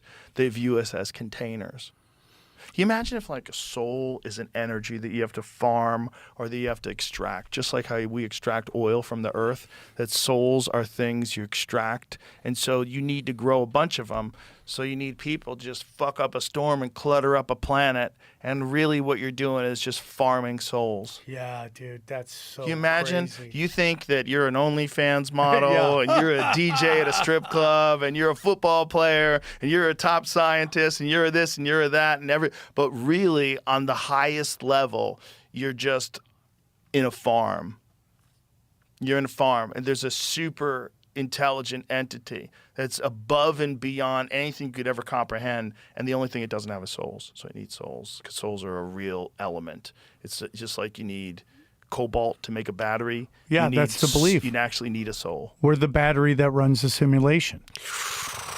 It's so deep, dude. Well, why would it? Why is that weirder than black holes? You know, why is that weird? I was watching this thing on Twitter yesterday. I still say Twitter. I where do too. They were discussing this black hole that's as big as our galaxy. That seems weirder. That seems even weirder than we were genetically engineered. We were genetically engineered. Seems like some shit that we would do. Yeah. Like I've had Ben Lamb and Beth Shapiro on from Colossal. Those are the people that brought back the dire wolves. Yeah. Like, what are we doing? By the way, do you know what else that guy did? What else did that guy do? That guy created it so that you can store files in DNA. Whoa. You can actually store So I had a guy on, he's like, you know where the Epstein files are? They're in somebody's DNA. That's what they can. You could look it up, Jamie. The guy literally created that you could put files in people's DNA. Whoa. That I don't know is which guy that did that, but the one who did the dire wolf, the bearded guy. They're doing a bunch of stuff. That's Ben Lamb. They're doing a bunch of stuff, and you know they're eventually going to bring back the mammoth. Oh. And they're going to, yeah. I don't know how it feels like. This seems like some Jurassic Park shit where it gets away That's what I from said us. to him. I said, it's, you know, this is like the beginning of the movie. Yeah. It's kind of crazy. Weird shit you're bringing But back. The thing is, if it gets... What is the purpose of it, though, dude? What is your thought on why we should be bringing these back? Because it's cool. That's it. Hey, sometimes That's the simple it. answer is the right answer. Yeah, sometimes you bring things back just because it's cool. Should you bring back dire wolves and let them loose? No. They're bigger than regular wolves. They're super powerful. You're making a mistake. Like, regular wolves are hard enough to deal with. And dire wolves might very well like to hunt people. It's like super possible. Yeah, it's like introducing those anacondas or boas into like the Florida Everglades. Yeah. It's like they're just dominating. Just bringing regular wolves into a place fucks everything up. Yeah, Like, right. look what's going on in Colorado. How about the cute animals? Can we bring back cute ones? Yes. That's what I'm looking cutie for. pies. Bring back the cutie pies. But then they're all going to get eaten because you're going to have to eventually let them go, and then something's going to fucking prey on them, and then you're going to have a disaster. Have you or ever they're going to wind up eating a bunch of shit that they're not supposed to eat, and they're going to kill some species off. That happens all. That's like Australia's like got multiple cases of like different animals they brought in to combat different animals, and now they have like feral cats everywhere. And jeez, Have you ever heard of orphan trains? what? Have you ever heard of the No, orphan what is that? trains? What is This that? reminds me of the orphan train. I remember when I was a kid, I would see cartoons and they're like, this orphan train's going to go off the tracks. And I'm like, why are there a bunch of orphans in the trains? And then you start getting into what that really is. This is where Cabbage Patch dolls come from. What? I need more Genetically. coffee. Yeah. What the fuck are you saying? Orphan trains, dude. What is an orphan train? The theory is, you know, and they kind of did this in Canada with the indigenous, where they sent them to other parts of the country so they couldn't learn any of their culture. And basically the thought is that either they've brought kids from where they were born and brought them to the other parts of the country and gave them to the elites to raise as children or do whatever they wanted to do with them. Yeah, here it is. Okay, it says orphan trains were large-scale social experiment in the United States where orphaned, abandoned, or homeless children were transported from crowded eastern cities to rural areas in the Midwest to be adopted or placed in homes. Between 1854 and 1929, an estimated 200,000 to 250,000 children were relocated primarily by the Children's Aid Society and its founder, Charles Loring Brace. This movement is considered a precursor to the modern foster care system. So that's a very clean version of it. Right. But the whole belief is that these are the children of, I'm just going to throw out a name out of Tataria or stuff like that, and that they're the children of this to kind of erase history. Well, it gets even crazier into Cabbage Patch dolls, right? These Cabbage Patch kids. And they had these world fairs where they would literally sell like incubated children. Yeah. Have you heard of that? No. And Jerry Seinfeld says both his parents were those type of kids. What is it, incubated children? What does that If you mean? look up World Fair Cabbage Patch doll kids, basically almost like science laboratory children. Hold on. What are you saying? What? I can't hear you, Jamie. Something weird popped up when I Googled it. I'm trying to figure out what this is before I. What is it? I'll just show you. We're not anywhere real yet. Cloning. Cabbage Patch It's a Kids and the postcard. Mystery of Repopulation postcards. And Seinfeld What? says his parents are both those. And they would have displays at World where you could go and get a kid. Wait a minute. What do you mean his parents were? What you saying? His parents were made in a lab? Is that what you're saying? I think he said his parents were either orphan train kids or Cabbage Patch kids. And a lot of people think that's where the Well, NPCs come from. Orphan trained kids would mean that his parents were orphans and they were shipped off to Or another whatever family in we're the being Midwest. told. But that's what he said. Well, we have to Google that. That sounds like a Sam Tripoli crazy We have thought. to make sure that that's correct. Okay. That sounds crazy. But The whole show I don't sounds understand crazy. what the Cabbage Patch thing is, though. What are you saying that is? They were cloning kids. Well, when was cloning even possible? When did it first become possible? Hundreds and hundreds of years they've been Say cloning. Here, there's a thumbnail that links all three things he's talking about together, but I don't know where this goes. Bro, you go down the wrong Reddit threads, don't you? No, dog, at all. Orphan I'm only trains on like Cabbage Patch babies, so they're growing them in a Cabbage Patch, and then World's Fair incubator babies. Look at that guy over there holding two babies up. These are incubator babies. Is Look that at- what he's saying? So what is an incubator baby? Sounds Is like it raised entirely in an incubator? Like, what does that mean? how early 19... Boardwalk attractions save thousands of premature babies' lives. Oh, okay, so it's premature births. in That incubators. sounds like...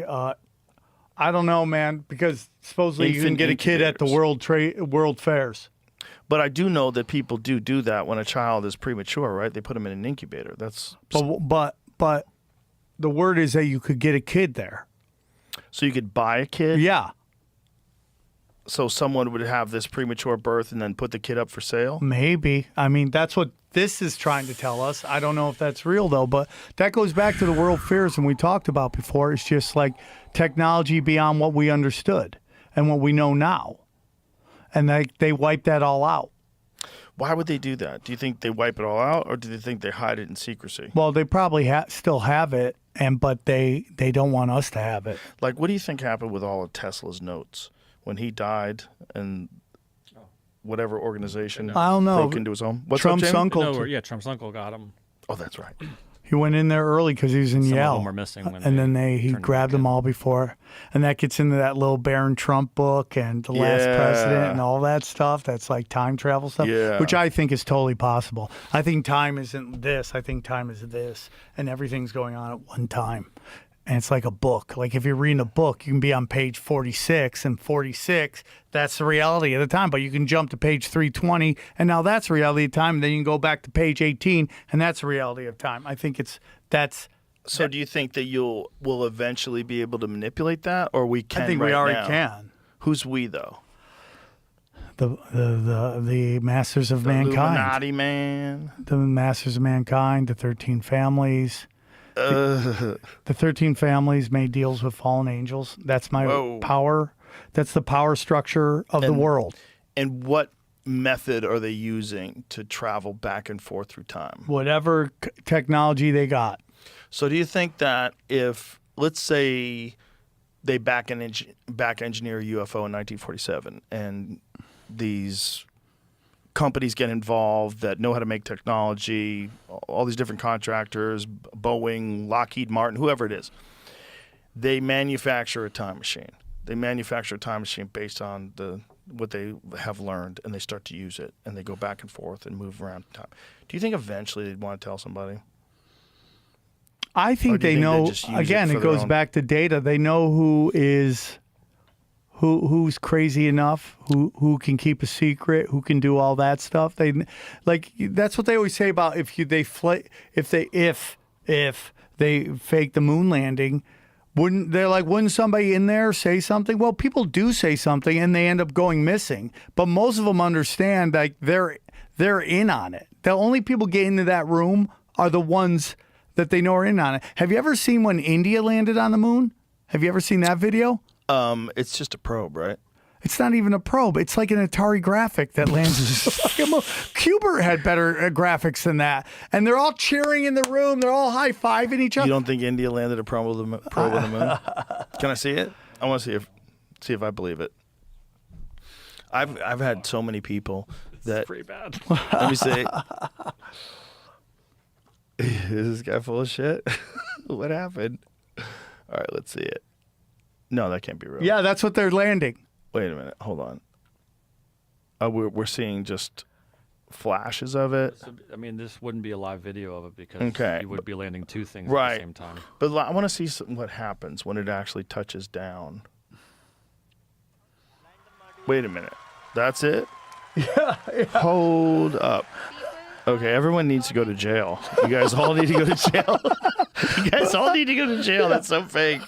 But they're all... What'd you do with the money? What did you do with the money? They got their own sons island. Of bitches. Yeah, dude. How dare you? Imagine how much money they spent on that probe. But that's everybody in the room. So if you look at the JFK assassination, right? So he goes into that plaza.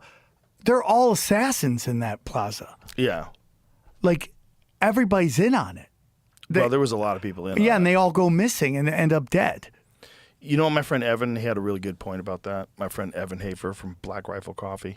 He said during the Bay of Pigs, when they told Kennedy Is that about coffee? it late, Can I have some? Get in there, dog. Sorry.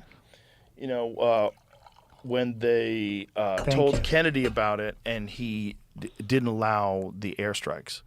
He didn't allow air support. Yep. That fucked everybody that was on the beach. He's Project like, Germany Northwood. hardened. No, that was different.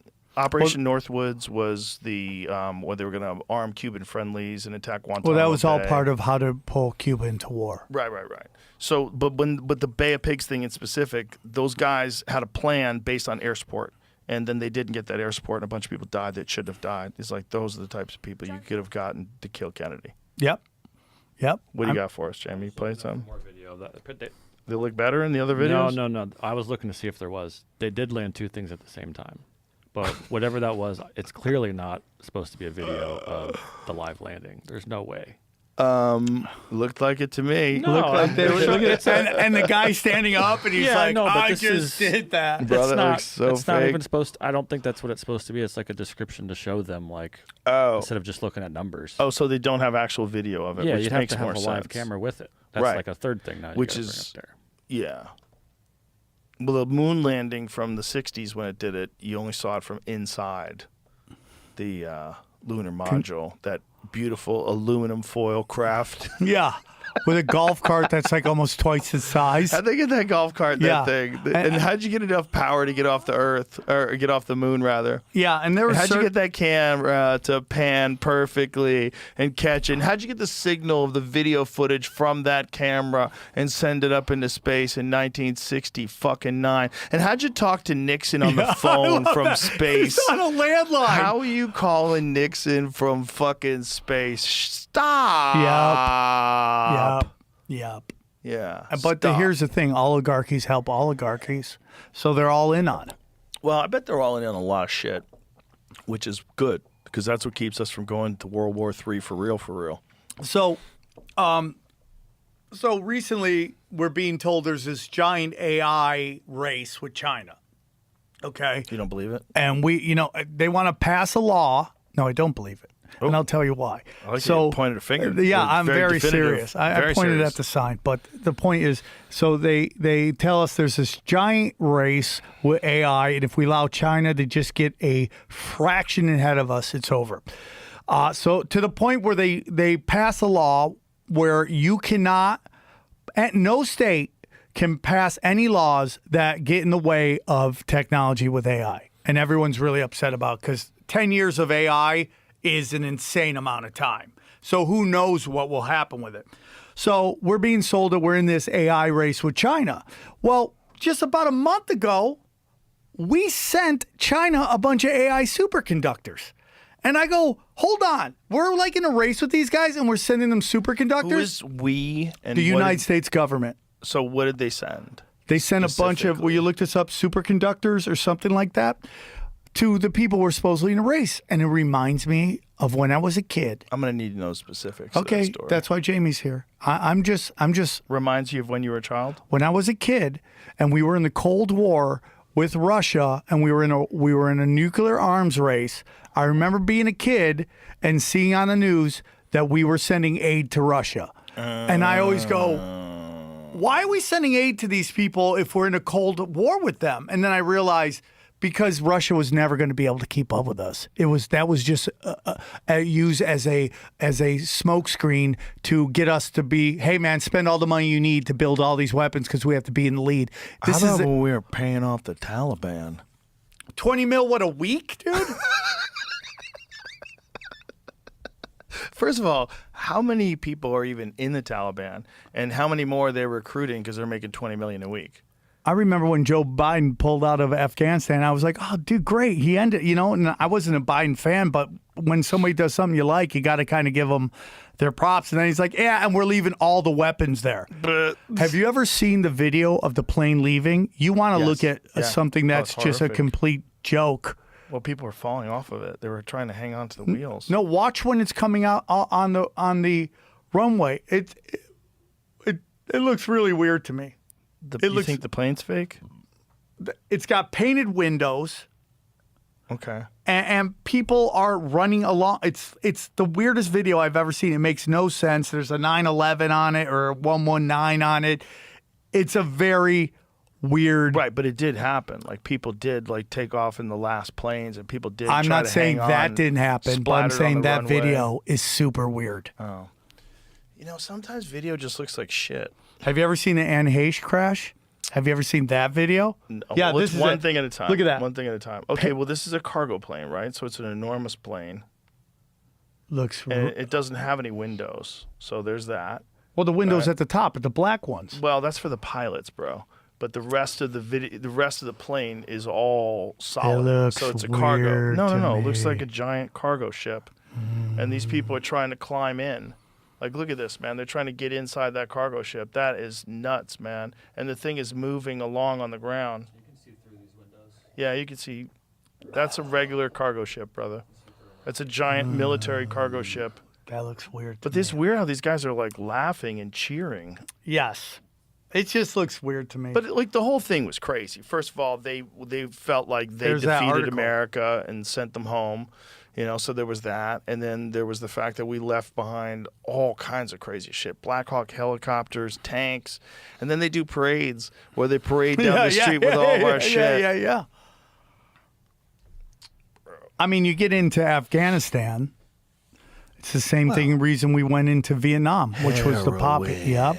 Nobody knows that about Vietnam. Everyone thinks it's about stopping communism. If you watch The Fog of War, Right. he says they were never gonna. Vietnam hated China. They were never gonna work together. But you sell it as we gotta stop communism.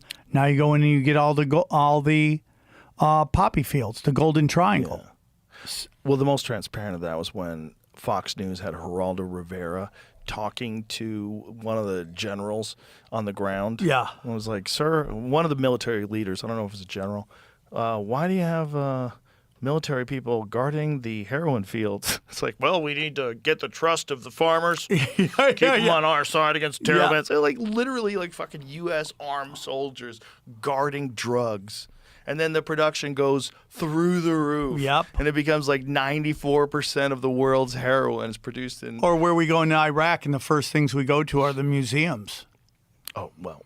and we're grabbing artifacts. Had some Anunnaki shit in there that we needed to Who get a hold knows of. it's in the Some Vatican, Stargate dude. type shit. 100%. They think that's the weapon of mass destruction they were talking about. Was the Stargate in Iraq? That was a weapon of mass. I thought it was a gate. I thought it was a gateway. Go to Well, another dimension. that's what they're talking about. Well, But that they would- want control. That would be the weapon of mass destruction. You go into the future, get some awesome weapons, come back, fuck everybody up. Like everybody watching a movie about like the Revolutionary War, they're all running around in muskets. You just imagine just storming in there with a tank, just fucking everybody. They don't even know what a tank is. Yeah. Just They're just doing the helicopters, marching forward. shooting them out of helicopters like pigs. Dut, dut, dut, dut, dut, dut, dut. You know, that's what you think of when you think of like modern weaponry. Now imagine applying that times 1,000 years, getting that modern weaponry, bringing it back to this timeline. Do you think that you can travel back and forth through timelines, or do you think once you travel once, you're stuck there? It's Like, what if you travel back to a time where there's no time machine? You might be fucked. Yeah. Or it's like, you see movies about this all the time where you're like, you got to go exactly to the place. You got to get it Yeah. right, or you go to a dimension you don't even know what it is. What was that article you just pulled up, Jamie? Iraqi Stargate Conspiracy, a modern perspective on an ancient mystery. Look at that building. Bro, what were they doing? 4,100-year-old massive tiered shrine lined with giant staircases. How weird, man. Dude, our timeline is way more interesting than anyone even understands. It really is. It really is when you get into ancient history. Yep. It's so strange, especially when you read their stories and, like all the Anunnaki, Nephilim stuff, and then you see the buildings they were creating. Like, what Or is the going doors on that back are so huge, or the steps that are too big for people to go up. Put it back up, Jane. It says, mysterious military bases near ancient sites. U.S. established military zones near ancient Mesopotamian ruins, such as Ur, how do you say that? Nineveh and Babylon. Some speculate this was to prevent independent researchers from accessing the sites. Control the information. The alleged time warp incident. Some claim that strange time anomalies and electromagnetic disturbances were reported by soldiers in Iraq, further supporting the idea of an active portal or advanced technology buried underground. Is there any scientific basis for a Stargate in Iraq? How could there be? Lack of physical evidence, no concrete proof. Well, you don't have access.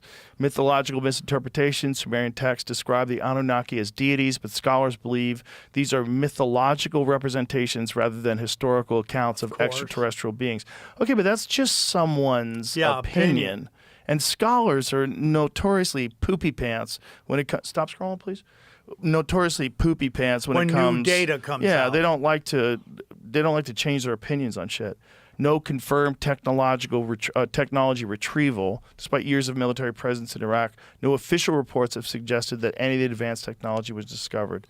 But if it was, where would it go? Defense contractors, right? The same thing is like the UFOs. Like if they really did have a crashed UFO, and I'm in the middle of a great book, Richard Dolan has a let me find the name of this so I don't fuck it up. It is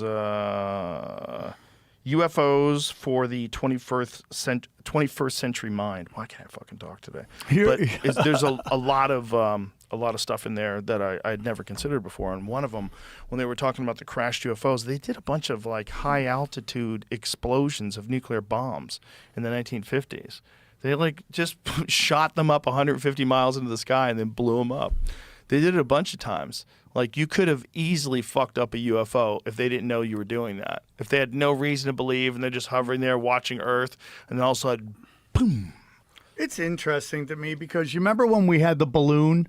What is this? What is this, Jim? These are CIA reports. I don't know how accurate they are, but it's a report nonetheless. Creation date 2016, document release date is 98. Read the first paragraph, I think, if you can. Oh, it's hard to read. It's weird. Where should I read it from? The third line, weather be a problem. Hold on, it said something about military Whether strike. rainstorms will be a problem in the southern area in 3 to 5 days. Some heavy equipment movement is anticipated in near term in Kuwait within 1 to 3 days. Iraq will launch missiles into Saudi Arabia areas. Yeah, keep going. Frontline troops will not advance. Future potential strikes may occur in areas B. Where? Iraq Army will have 2 special weapons, some type of, quote, interference device that causes electronic or mechanical means to, quote, freeze up. Some type of energetic beam type of device that may be located in the sand area. See figure 1. Whoa. Preemptive action is not anticipated until February 91. Surprise attack may occur at any time from Kuwait. Whatever energetic beam under the sand, that's where I was. Huh. See, like, activity in the vicinity of Mecca. It's just like, this is a strange... These documents pop up in the UFO world all the time. That's why I was like... Is this a legit document? Again. Yeah, who knows, right? Yeah. Freedom. This is a FOIA document. It says it comes from the Stargate collection. Huh. So... It's such an interesting... Also, if I had a print in paper some shit that's like super top secret that no one's supposed to know that we have, I would say Iraq has it so we could use it on them. Yeah, blame him. And say, oh yeah, Iraq had some beam weapon. Yeah. That was it. And it was destroyed. We destroyed it. Especially if you're putting in a paper where you know people could read it later on because of the FOIA request. Well, they probably didn't anticipate that, right? But then on top of that, it's like, I mean... They overestimated the Iraq army's capabilities as it is, right? Like, that was one of the things about it. Is like they were always saying, like Hicks had a joke about it. It's the 4th largest army in the world. He's like, yeah, well, after the first 2, there's a real big drop off. Yeah, for He sure. goes, Salvation Army's number 3. yeah. I loved him, man. But that was a great joke about that because like that was a cakewalk. That first Iraq war, it was just they went in, fucked everything up. The war was over really quick. So. I mean, imagine how disgusting a human being you'd have to be to invade another country, find secrets that changes the way human beings would view our history. Yeah. And the history of technology that has existed here, like completely remaps the entire landscape. Reimagines and you're everything. going to hide it. Yeah, well, that's the whole Vatican library. Yeah. Oh, yeah. Like, what's in there? Right, what's in there? I want to know what's in there, Have dude. you seen that Tibetan one? No. Oh, it's crazy. There's this ancient Tibetan library, and there's this video of this guy walking past these texts. These are fucking thousands of years old, these texts. And they're all in these bound books on these shelves that nobody's touching. See if you can find the Why video hasn't of that anyone guy read walking them? by that. What's in there? Well, what about the Library of Alexandria, which all the secrets of Egypt were in there? All the probably depictions of how they built the pyramids, who did it, when it happened. Erasing our Or whether or history. not they found them already built. That's a real possibility. Claim of 10,000-year-old Tibet library find not worth paper it's written on. But there is some sort of a Tibet library. I'm not saying it's 10,000 years old. But I think it's 1,000 years old. It was just, there was a library of these ancient books like this. Look at Is that. that real? Is that bullshit? Yeah. That's bullshit. Oh, okay. That's not exactly the one that I saw, but it was just like that. But it wasn't. I always go, the AI probably took that photo and animated it. Now that's been going around a lot over the last Oh 2 no, weeks. no, yeah. But this is like at least a year ago, what I had seen. But it might have been bullshit then. It might have been a different kind of bullshit, not AI. AI bullshit's going to make everything impossible. Have you ever heard that most wars are about erasing history? Like Most of them? a lot of wars are about erasing our history, going in there, destroying areas that have like a connection to the past. And that's a big part of World War II, was just destroy all this old history so nobody learns about it and knock it all down and rebuild it. Here is a video of 40,000 volumes. Okay. Scriptures, but I don't know what they are. I think this That is is exactly the crazy. video that I saw. That's so crazy. Okay, so this is a Tibetan Buddhist library. And does it say how old those things are? They're pretty amazing, though. But it's just kind of freaky to think that you're even reading a piece of paper that was handwritten by someone 1,000 years ago. And you open it up. What's that, How Jamie? long that thing goes. Oh, it's bananas. What is it, 10,000 books? They Imagine say? if they decipher it and it's all porn. it's all just And like then she took on 5 guys. it's all just like 50 Shades of Grey, written over and over and over again. Yeah. It's crazy out there, man. What's going on in the world right now is nuts, and it's just like, I think I think what's going on in Gaza is crazy. I think it prophesized that. So I wanted to tell you about this. So I have about 8 guys from high school that I'm on a text thread all the time. We talk all the time. It's kind of where I got my ability to kill hecklers, because we just shit talked each other forever. Like, we stopped fighting at one age and we just started annihilating each other. So then it's just like natural to me. Like, what's trauma as a kid sometimes becomes your strength as an adult. So I got really good at that. Every time I fly home, they just light me up. It feels so good, right? So I go to college. My friend Tony, he goes to Alfred. He comes back. He gets religion, right? And he is. And every summer I go home from college. We'd sit down. We'd talk spirituality, and he would always tell me things he learned. Well, one time, like in the late '90s, they bring me out to. Their church is having a band. Guys in the church are in the band, and hand to God, dude. They're singing songs about in the late 90s about 2 towers coming down. Hand to God. I remember hearing that going, that's kind of crazy. And then 9/11 happens. I go, whoa, that's some prophecy. So Tony always tells me. Build the World Trade Center towers. It took a long time. But when did they build them? Like, when were they officially opened? 60s. Sorry. Completed in 70.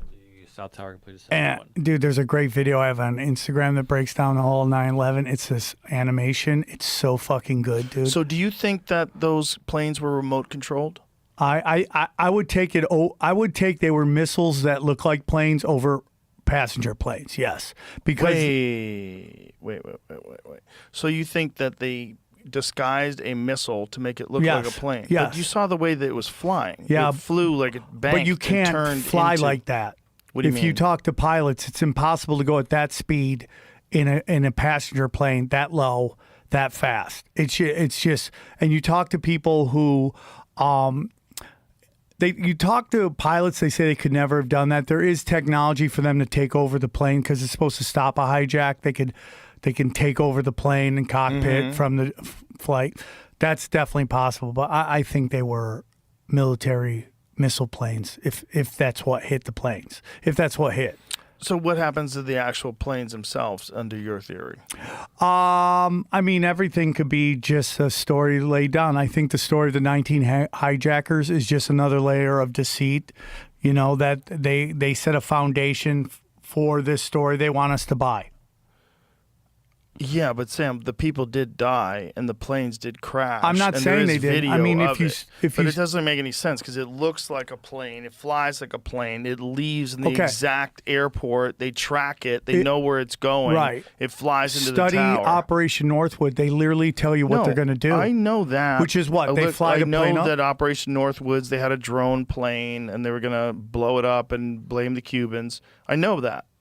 So what that tells us is they had drone planes in 1963, which is kind of crazy, right? That is kind of crazy. And that was signed by the Joint Chiefs of Staff and vetoed by Kennedy. Yes. But why would you think it's a missile and not just a drone plane? It's possible it's a drone plane, but I think it could be possible. Flying like a plane.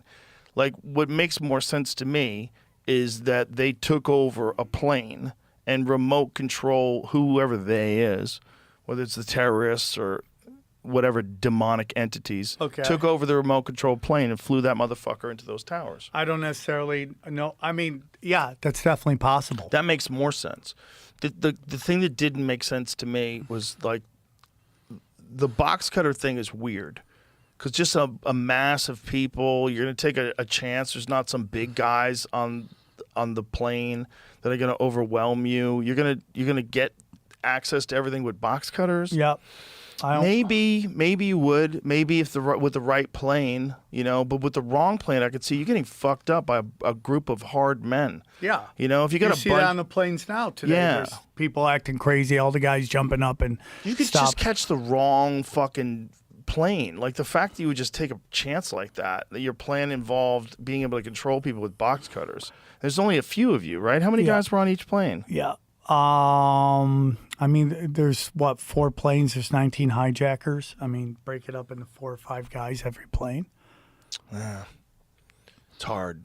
And then, that like, makes it there's more just complicated. numerology, Fighting Joe. off 5 guys with razors is harder. You study the numerology in 9/11. It's all Aleister Crowley occult rituals, the plane numbers, how many floors, how many feet the Pentagon is. See, you go deeper in the rabbit holes than I like to go. I like to go like 3/4 of the way down and I go, yeah, this sucks. And then I get out of there. Yeah, I know, You but go all the way to the bottom, which I don't know is always accurate.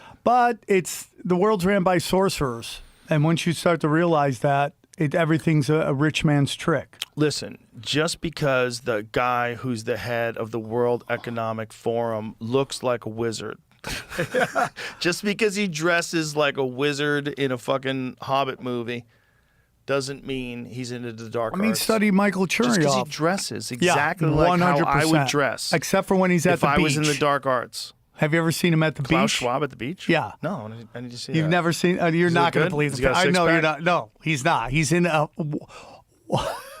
He's in a bride lingerie and a hat. No. Yes. Let me see. Can Is you that look it up? real? Dude, it looks exactly like. You're not going to believe it, but I totally Wait think a minute. that's him. This is one of them images that you found online? Because No. I think I've seen this one. And I said, oh, that's He's in AI. a dick cage. I think he's walking in a dick cage. Oh, listen. Come on, look at I don't think dude. that's Tell me that's real. not him. Tell me that's not him. That's not what I'm Dude, saying. when you're that high, I'm you're saying into it's weird shit. It's a fake photo, I thought. What? Yeah. What do you mean? It's not real. How do you know? You just looked at it. Fact Reuters. check. Fact. Reuters says. Okay, then if Reuters says, because they've been Okay, writing about let me see everything. the photo. Let Go me down. see that photo. Let me That's see it, right there. That ain't him, dog. No, but that's pixelated, dude. Oh, shut You your find a mouth. good picture of him, it looks exactly like Bro, him. he didn't. That guy is into the weird. You're the I'm head sure, of the WEF. but- You're into the weirdest shit. Yeah, but he's not going to go out in public. Come on, like dude. this. No. Yeah.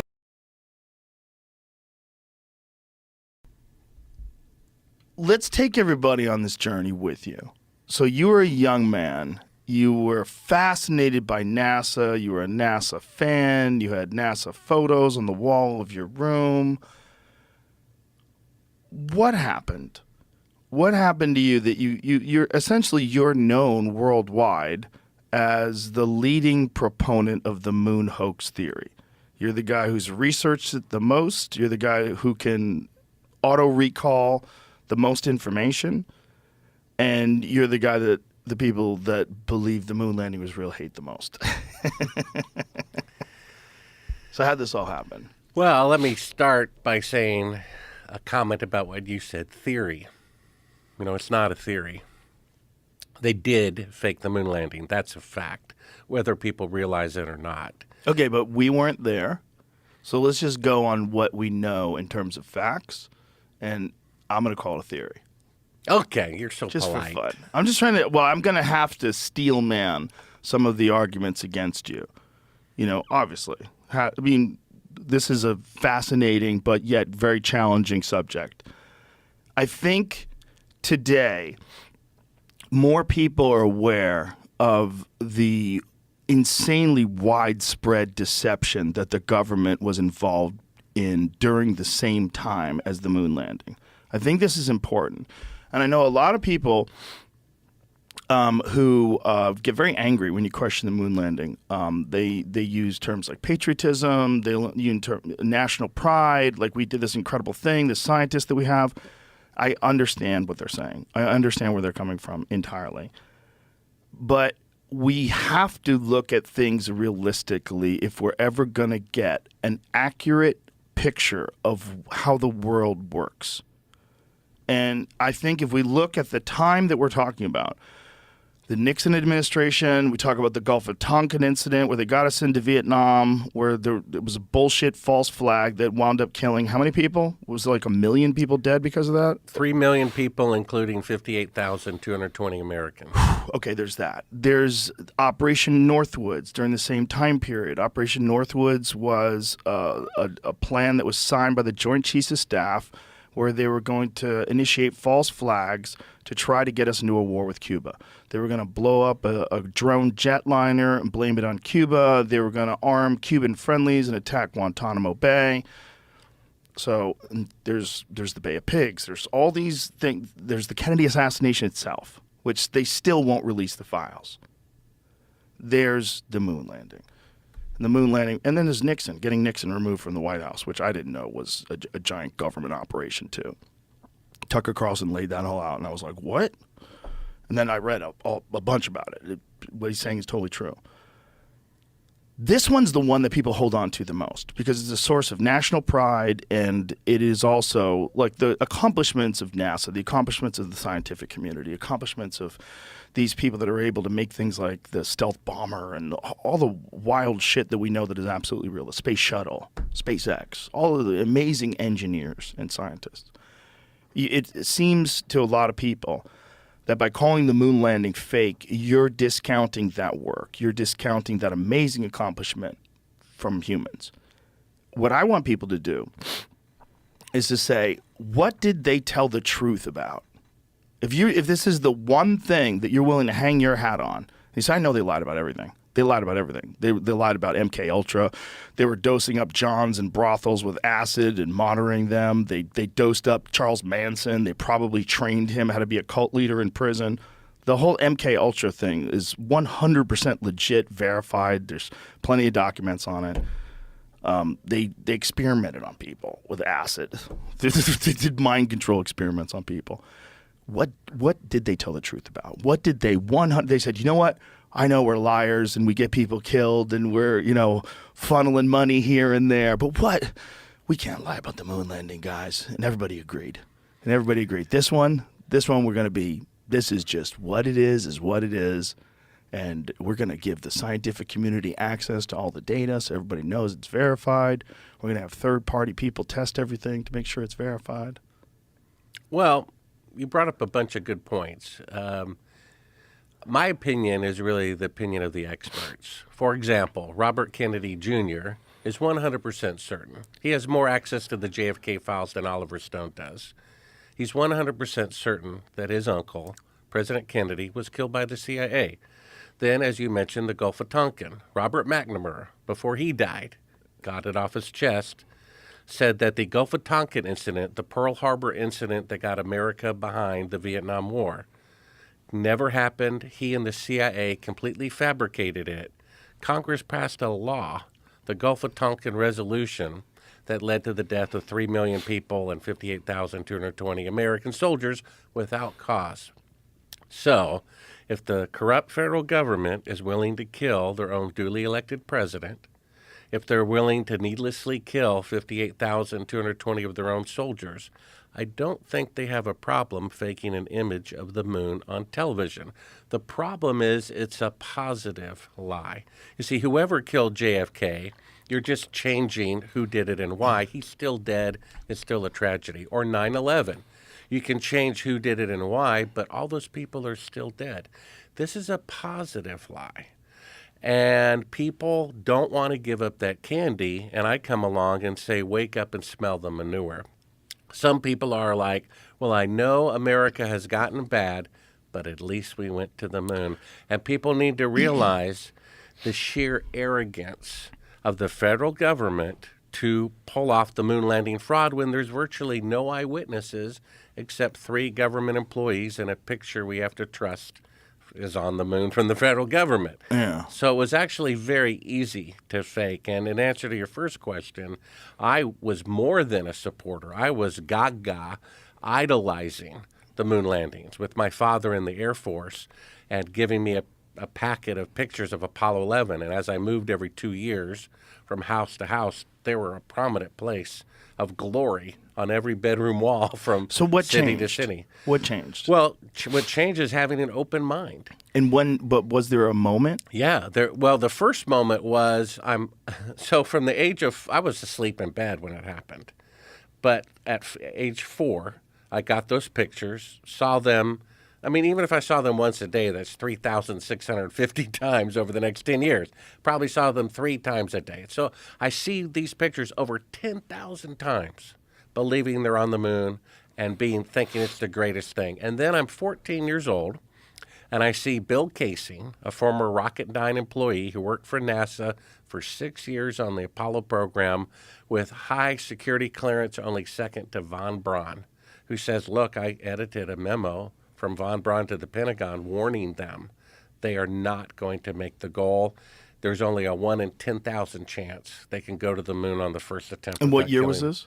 That was back in 1966, I think. And so 3 years later, they went to the moon. Is it possible that they were able to overcome whatever challenges that got him to 10,000 to 1? Well, no, because I mean, so we're going to go over many proofs. Yeah, this is important, but I need to every step of the way. Well, here's how you can prove that's not the case. Okay, so the number one proof that we have is simply deductive reasoning, because today, with 54-year better rocket designs and computer designs, the farthest that NASA can send a rocket with an astronaut into space is 1,000th the distance to the moon. That's why they're sending mannequins to orbit the moon that can't even land, because they would die from the radiation.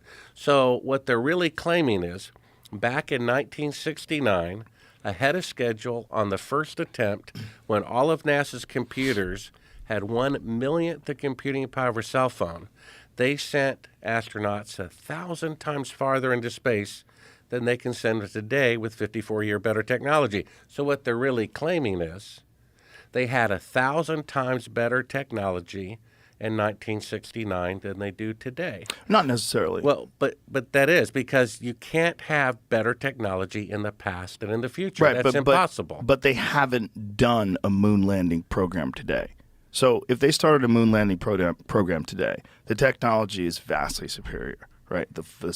So it would take less phone. time. It would take less time to return to the moon. If they but did. It's taking more but time they're instead not of less time. Right, but they're not doing it. Right, like during the because Apollo. They can't do it.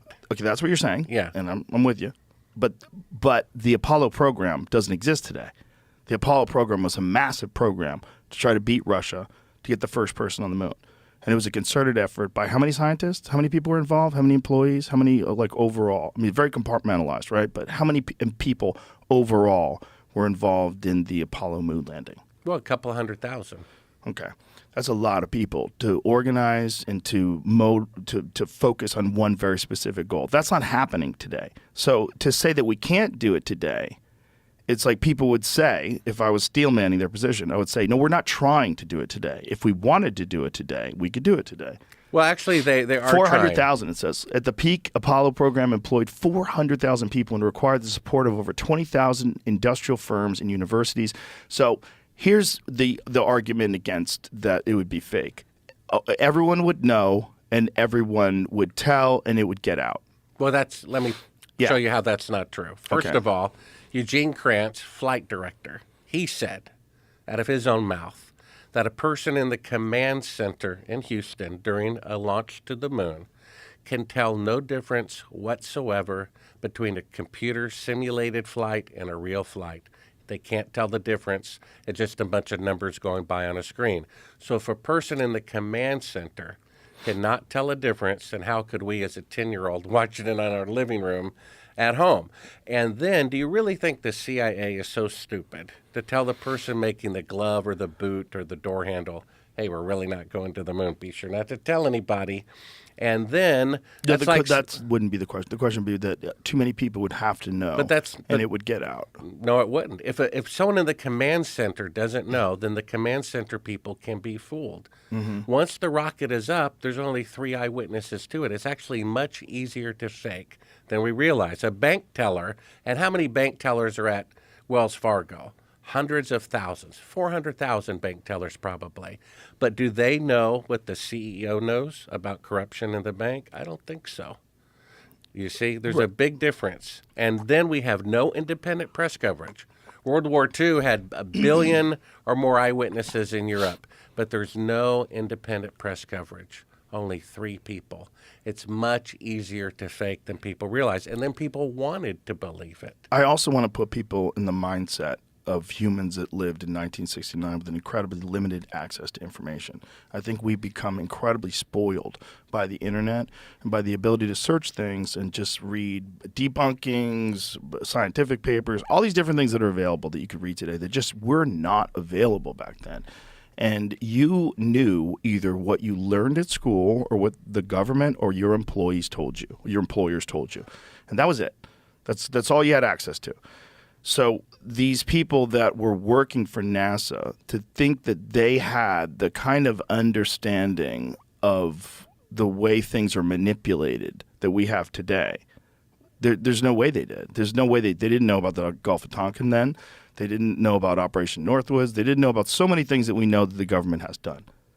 The Kennedy assassination hadn't happened yet, or it happened, but they still didn't know who had done it. You know, that they had wrapped it up and said Lee Harvey Oswald acted alone without the Zapruder film, without the subsequent investigations of it, where people said, wait a minute, this guy like kept going back and forth to Russia. Jack Ruby was in the mob. Like, what the fuck really happened here? Back in 1969 when the moon landings were happening, like this was an innocent country. It was a different way. People had a much different way of looking at things. Well, the people were innocent, but the government weren't. They just killed their own president. They just faked the beginning of the Vietnam War, and they were emboldened to fake the moon landing because they had complete control over the media and a public who wanted to believe it, and even people at NASA and Command Center couldn't tell the difference between a simulation and a real flight. They also had a history of faking things. Yeah. They had a history of deception. It was a part of the fabric of the organization. They were deceiving people all the time. They were deceiving United States citizens all the time. Well, and they still are. That's the thing about the moon landing and why it's so significant. I mean, let's take a look at the two possibilities. Either they went to the moon on the first attempt ahead of schedule with 1/millionth the computing power of a cell phone, but today they can only send astronauts 1,000th the distance, okay? Let's say they did that, came back, whoop-de-doo. Or they lied to the world. They lied to their own people. They embezzled the modern equivalent of $200 billion. They gave them medals of honor for being such good liars. They printed it on stamps and coins. It's taught in university. If that's true, which it is, that's so much more profound an event than had they actually gone. So one of the greatest events in human history is actually the faking of the moon landing. And we have to understand these people are still at large. You don't say, oh, well, there's a child kidnapper in the neighborhood and one child disappears every month for the last 30, 40 years. Oh, well, what can you do? These people are in charge right now. They did fake the moon landing. Don't believe me? Go to Sabrel.com, watch 17 clips for free that prove it. Have you had any debates with people that think we definitely went to the moon and what you're doing is dangerous and ridiculous? Well, the most interesting comment I got is I showed all this proof to a college professor of a major university. All this proof. I mean, like I said, shadows intersecting at 90 degrees, which you can't duplicate in sunlight, which means it's electrical light, which means they didn't go to the moon. All this proof. The footage we uncovered. Let me stop you there. That doesn't mean they didn't go to the moon. That means that photograph is faked. Okay. Well, right? Why would the pictures be fake if they really went? But in any case, you could make the argument that the radiation damaged the cameras and they weren't able to get real photographs, and so they made a conscious decision to use fake photographs. Well, I think if you were really going to the moon, you wouldn't dare fake any of it to be accused of that. I think they had a lot more hubris back then. They faked a lot of photographs back then. It was pretty common. I mean, you know the famous one of the Gemini 15. Where you see Michael Collins in a simulation where he's doing a drill and he's attached to wires, and then they just used the same image and blacked it out and reversed it. Yeah, so you're saying NASA has a track record of faking space flights before then. Yeah, you're right. Or publicity firms that work for NASA had a limited amount of photos to work with, and they decided to manipulate some so that they could have photos that they didn't have of an actual event which really took place, which was a spacewalk. But what we have is them faking being halfway to the moon. Right, but they do things like the spacewalk. They do things like the Space Center. So that's where it gets confusing. Well, right? they can't leave Earth orbit. That's where it gets confusing. Right. So the real problem, the question is the Van Allen radiation belts. Now, Operation Starfish Prime, that was the operation where they detonated a nuke in the radiation belts, right? Didn't they do something like that? Something kooky? They were trying to blow a hole through the radiation I've belts? heard that. I don't know. It's not confirmed. I don't know. Yeah, it's secret squirrel stuff. But what is Operations? Google that. What is Operation Starfish Prime? I remember reading that going, they did what? They shot a nuke into space? Starfish Prime is a high-altitude nuclear test conducted by the United States, a joint effort of the Atomic Energy Commission and the Defense Atomic Support Agency. It was launched from Johnson Atoll on July 9, 1962. It was the largest nuclear test conducted in outer space and one of the 5 conducted by the U.S. in space. A Thor rocket carrying a W-49 thermonuclear warhead designed at Los Alamos Scientific Laboratory, and a Mk2 re-entry vehicle was launched from Johnston Atoll in the Pacific Ocean about 900 miles west-southwest of Hawaii. The explosion took place at an altitude of 250 miles. So is that essentially like where the space station is and all that stuff is? That's right. Okay. Above a point 19 miles southwest of Johnson Atoll at a yield of 1.4 megatons, the explosion was about 10 degrees above the horizon as seen from Hawaii at 11 p.m. Hawaiian time. So what was the goal behind this? Or at least what was the publicly stated goal behind blowing up a fucking thermonuke in space? Well, I guess they were trying to see if they could open up the radiation That was in the order idea. to go to the moon. They knew that the But radiation was belt... this connected, though? Was this program connected to NASA officially? I think they were trying to see if they could open a way for Look what an it says there. astronaut to go through it. Look what it says there. Starfish Prime, and this always happens, caused an electromagnetic pulse that was far larger than expected. So much larger that it drove much of the instrumentation off scale, causing great difficulty in getting accurate measurements. The Starfish Prime electromagnetic pulse also made those effects known to public by causing electrical damage in Hawaii about 900 miles away from the detonation point, knocking out about 300 street lights. Holy shit! Setting off numerous burglar alarms and damaging a telephone company microwave link. These boys were wild. They just experimented with a fucking nuclear bomb in space and it blew out 300 streetlights in Hawaii. Shut up. Imagine your burglar alarm goes off because the fucking government launched a nuke into space.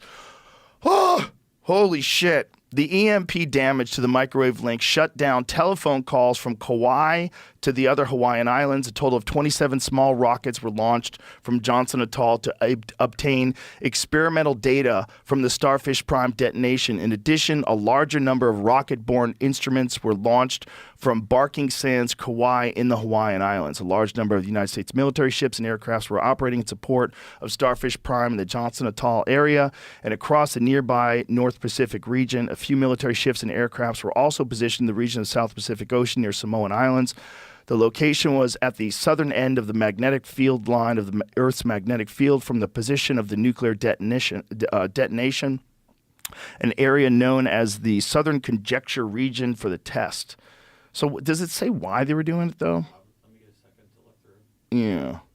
I'm interested to see, like, why did you guys do that? give me some sort of a logical explanation why you just took a fucking chance and launched a nuke 250 miles into the sky. Okay, what did they say they were doing? Okay, they began a response to the Soviets' announcement on August 30th of 1961 that they would end a 3-year moratorium on testing. It began in response, right? But why did they do it in space? I understand that they might have did nuclear tests back then because the moratorium was over. Aliens. Aliens killed the aliens with nukes.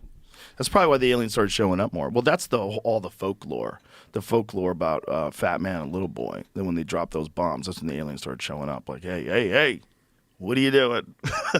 Which I would do if I was an alien. That's around the time I would start landing. Like, as soon as they start dropping bombs on cities, like, Jesus Christ.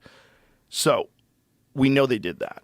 That's a real thing. Why'd they do it? The speculation is that they were trying to open up a portal to make passage through the Van Allen radiation belts possible. Now, the people that say that it's easy to go through the Van Allen radiation belts will tell you that it's a donut. It's not like covering the entire sphere of Earth evenly, that there's openings at the top and the bottom. Is this correct? Well, yeah, but then they would have to launch at the North Pole or South Pole, where it's not possible to launch because of the temperatures. That's the only way you could do it to get through those holes? That's right. According to NASA's own flight plan, they went directly through the center.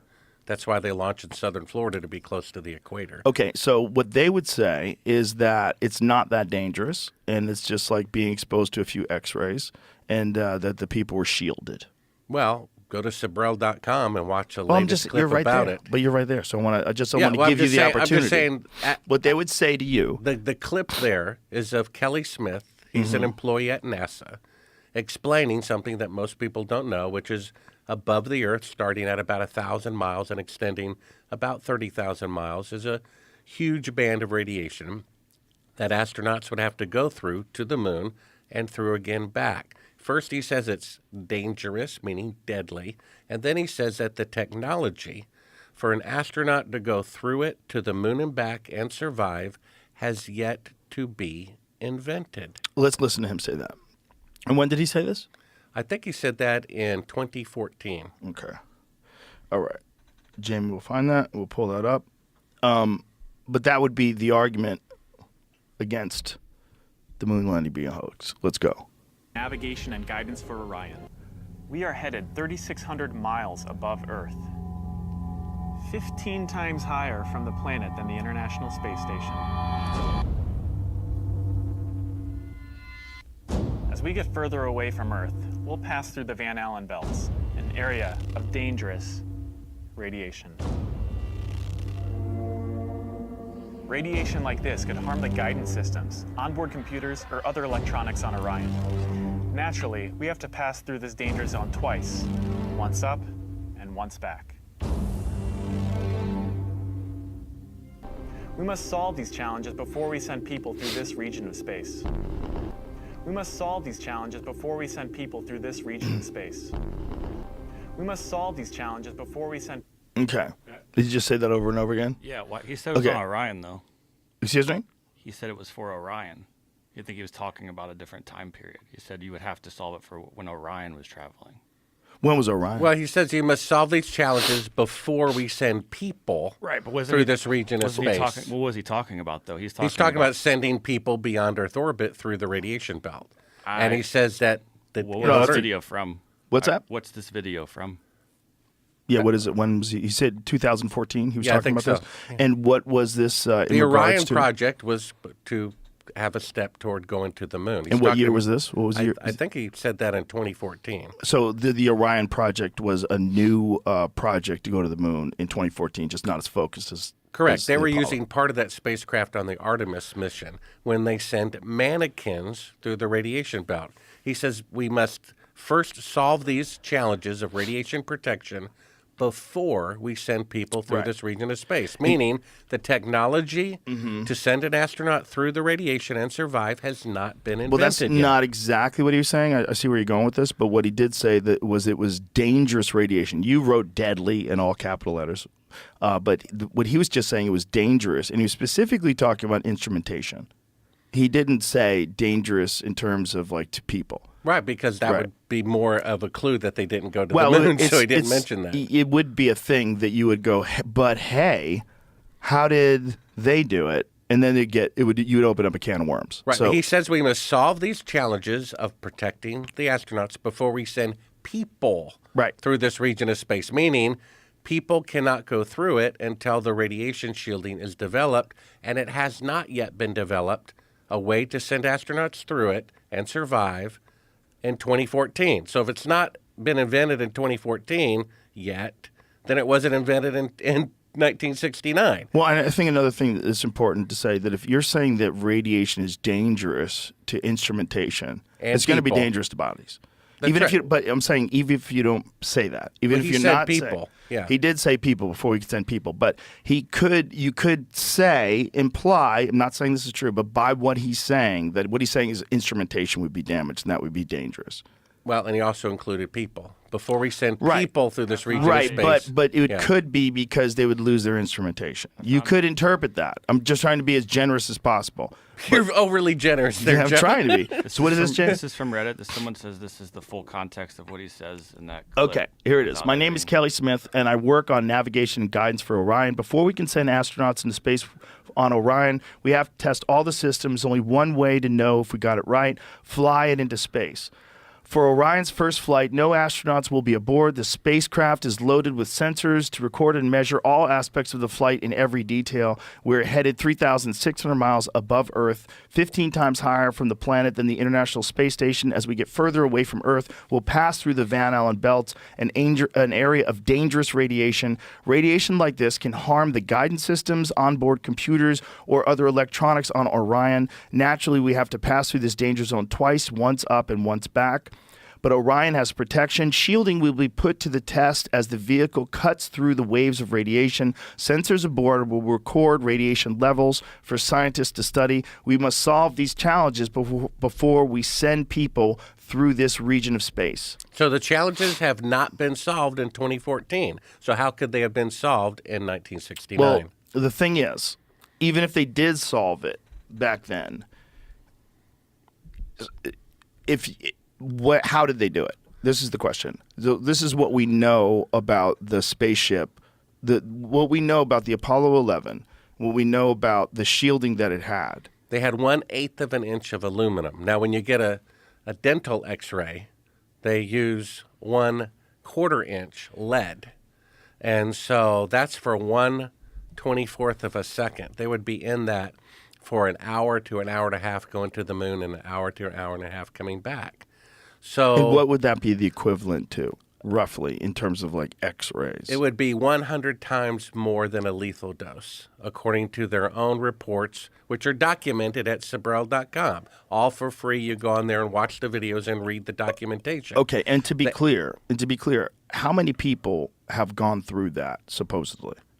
Well, what was the first ones? The first one, there was an orbit of the moon, a manned orbit of the moon before there was a landing. Yeah, there were allegedly 24 people who have allegedly gone through it to the moon and back. But the footage we uncovered shows them faking being halfway to the moon from Earth orbit. So it proves that they could not even go halfway to the moon because they're faking being halfway to the moon. Well, whatever that footage was, though, in all fairness, that footage wasn't released. Right? That footage was found footage, correct? That was outtakes of them faking being halfway to the moon, which even my greatest critic agrees that is them faking being halfway to the moon.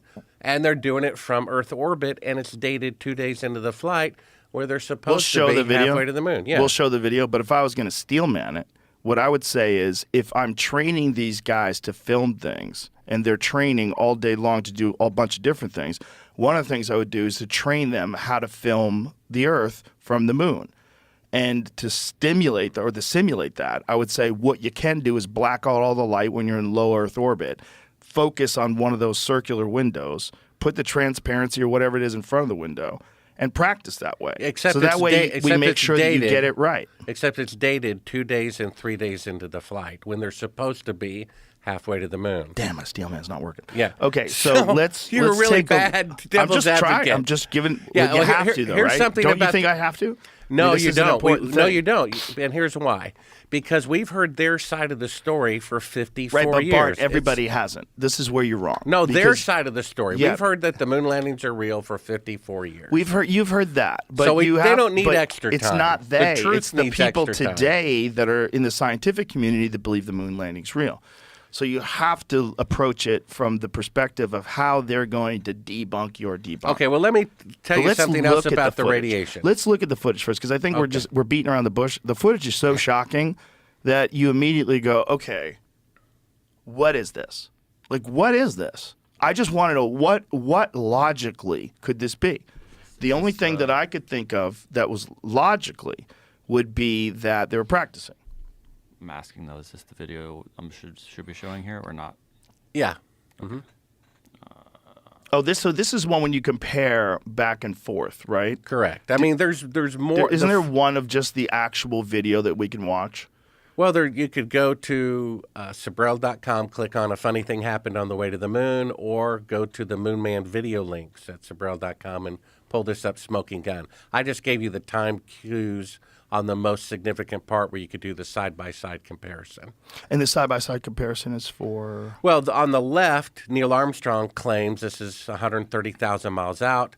He claims that the camera lens is at the glass, and that's the Earth floating in space. What's on the right-hand side are the outtakes that we got an unedited reel of the special effects shot by accident. And the lights come up and you see... Okay, so this is the exact same size image. Correct. So roughly the same distance So if they were really out on the there. left, he claims, and this is the part they showed to the public, that that's the Earth floating in space halfway to the moon looking back.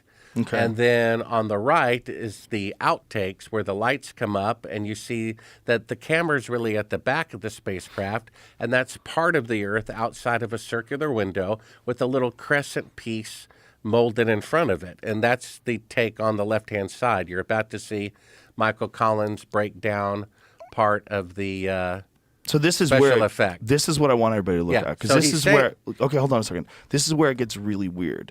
So they're saying they're 130,000 miles away. So they're in deep space. So that proves it's the window. You see that? Right. That's So an now there's astronaut- people standing in front of the. We used to think that we're looking out into space at the Earth, but now we realize there's people standing in front of it. So there's other stuff going on.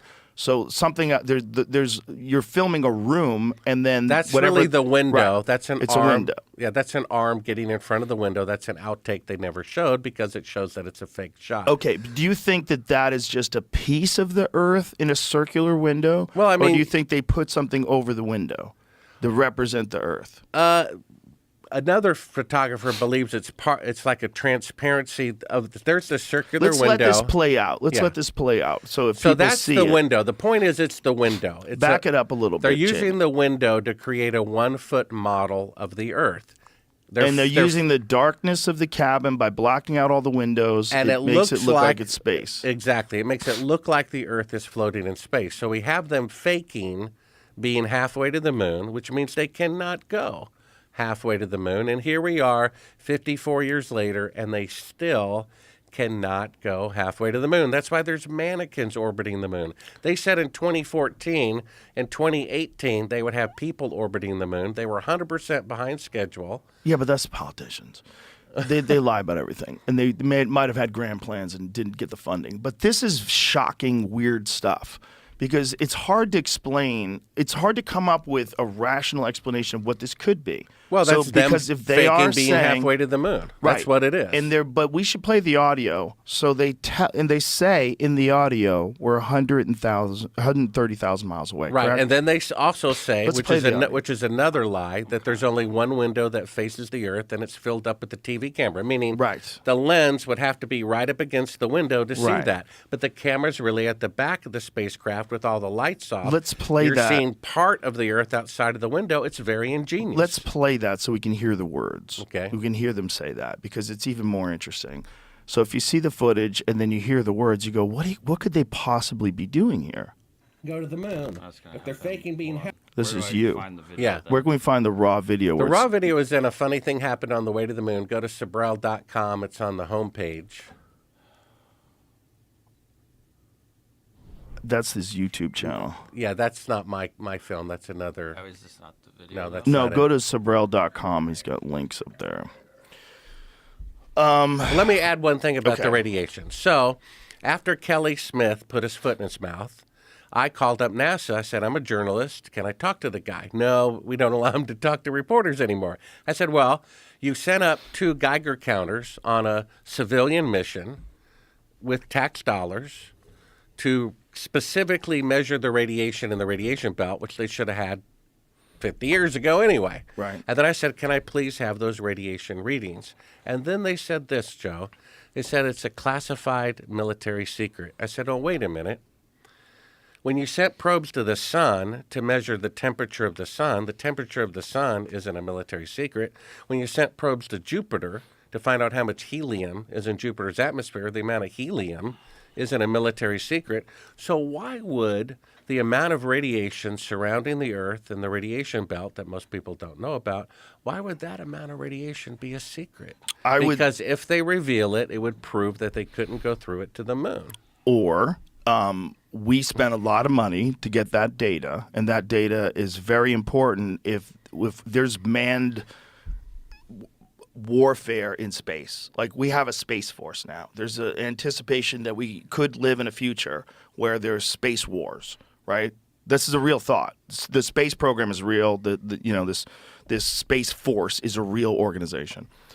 If you've acquired, yeah, it really is. I have a T-shirt. Tim Dillon gave it to me. Oh, that must prove that it's real. It's real. I have a T-shirt, an actual T-shirt. You convinced me. No, there is a space force. I think it was Trump's idea, right? Yeah, Trump started a space force, which is awesome. Anyway, that's data you wouldn't want Russia to have. Like, so if the Van Allen radiation belts, if there's a way to get through them because you know exactly how much radiation it is, and you know that you need this amount of shielding, you don't want Russia to know that. You want them to spend your own money, bitch. You can't have our fucking data. That's what I would say. I would say that's an American secret. That's national security.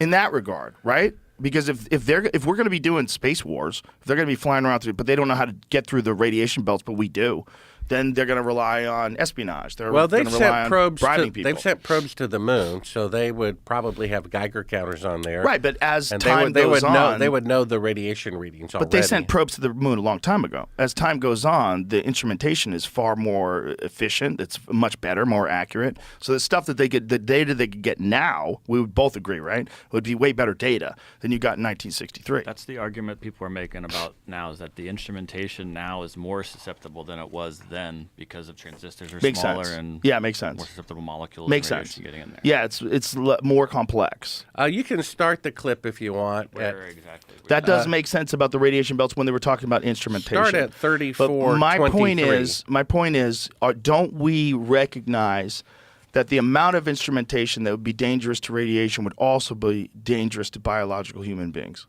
Well, of course. That's why there's mannequins orbiting the moon instead of people. That's why you have to wear a lead shield when you get an X-ray. And that's why if you've ever seen those horrific images of people that used to test X-ray machines back in the day, when they would first started using X-ray machines in doctors' offices, the technician would put his hand under it and X-ray it. And they didn't know that you were fucking your hand up really bad.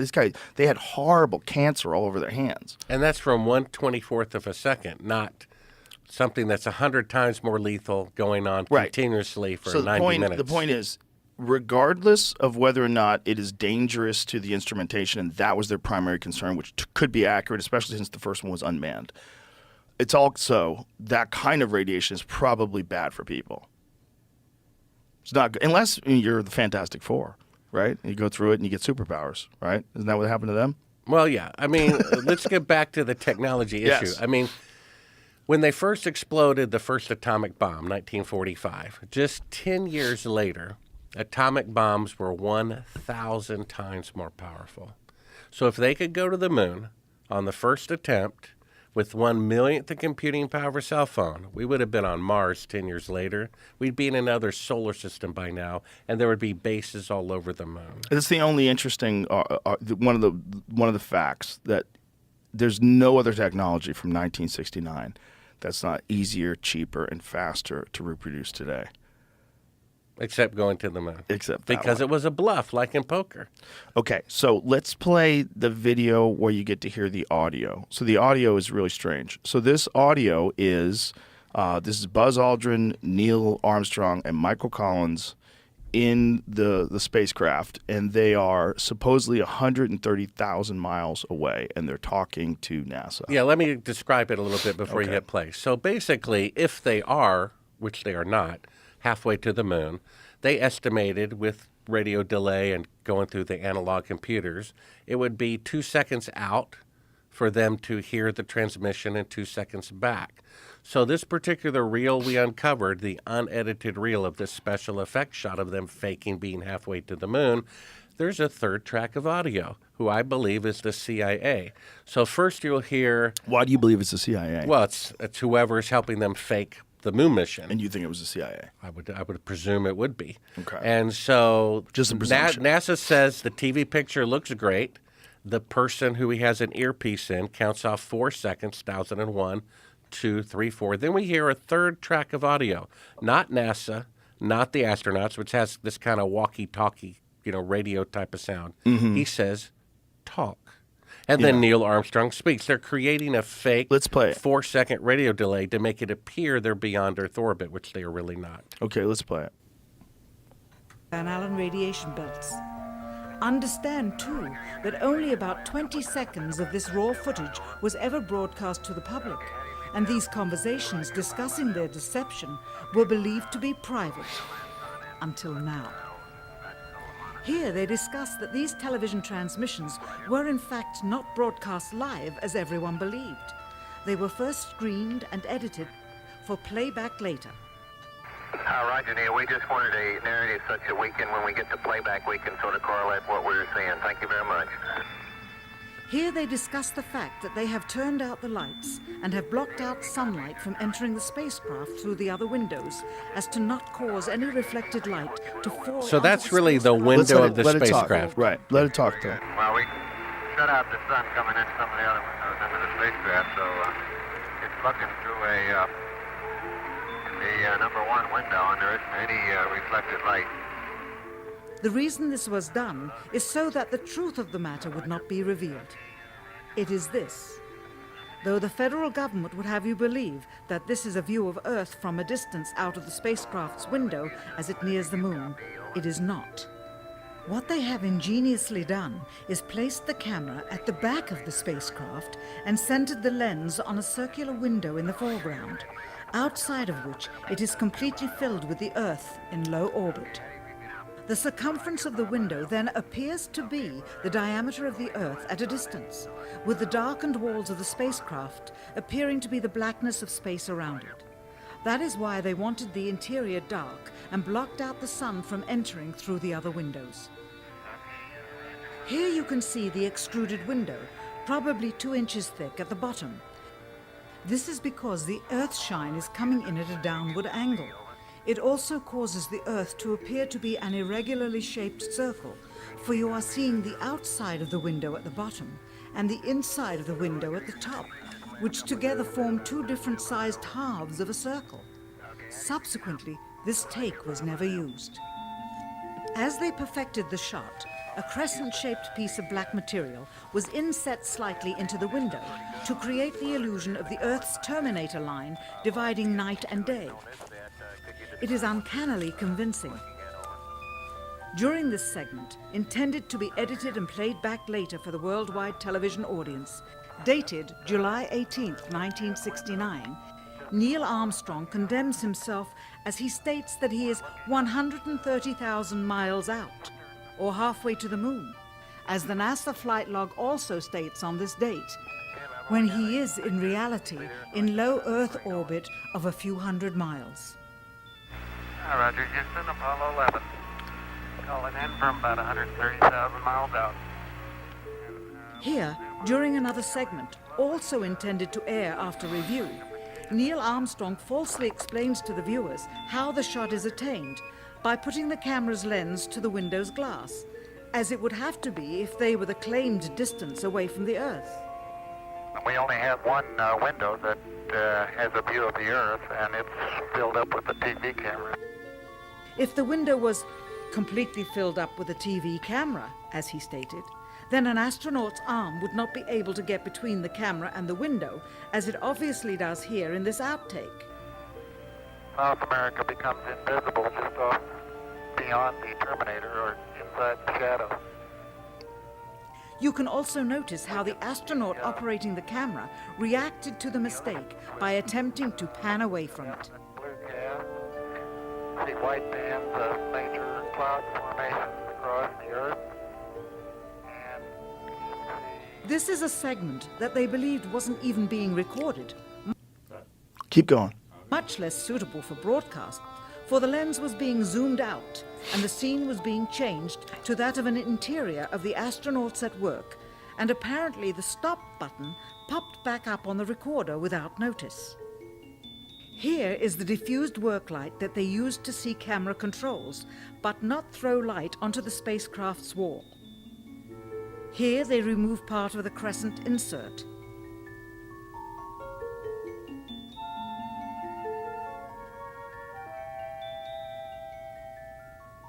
Finally, the iris is opened up, and you can see the real location of the camera and the very bright and near Earth out the window. Here is the slate for the 19th of July. Okay. Yeah, if So you go here's what I would say if I was trying to counter what you're saying. All right. The Earth at 130,000 miles out is halfway to the moon. The moon is 1/4 the size of Earth. The moon, on a full moon, is fairly bright. I mean, you could walk around outside in the dark. I mean, it's pretty amazing how bright it is when it's a full moon. Imagine that 4 times greater and twice as close. So the Earth, which has blue reflective light because of the oceans, and it's glorious. It glows in the sky. You would imagine that if you were filming Earth from 130,000 miles out, you would have to blacken the insides of the walls, and you probably couldn't get the camera any closer to that window in reality, even by saying it's in front of the window, it's covering the window. You're talking, I mean, it probably doesn't even fit any closer than that with all the instrumentation. If you were filming it specifically to try to get an image of the Earth and what it looked like at 130,000 miles out, would it even look that small? I don't think it would.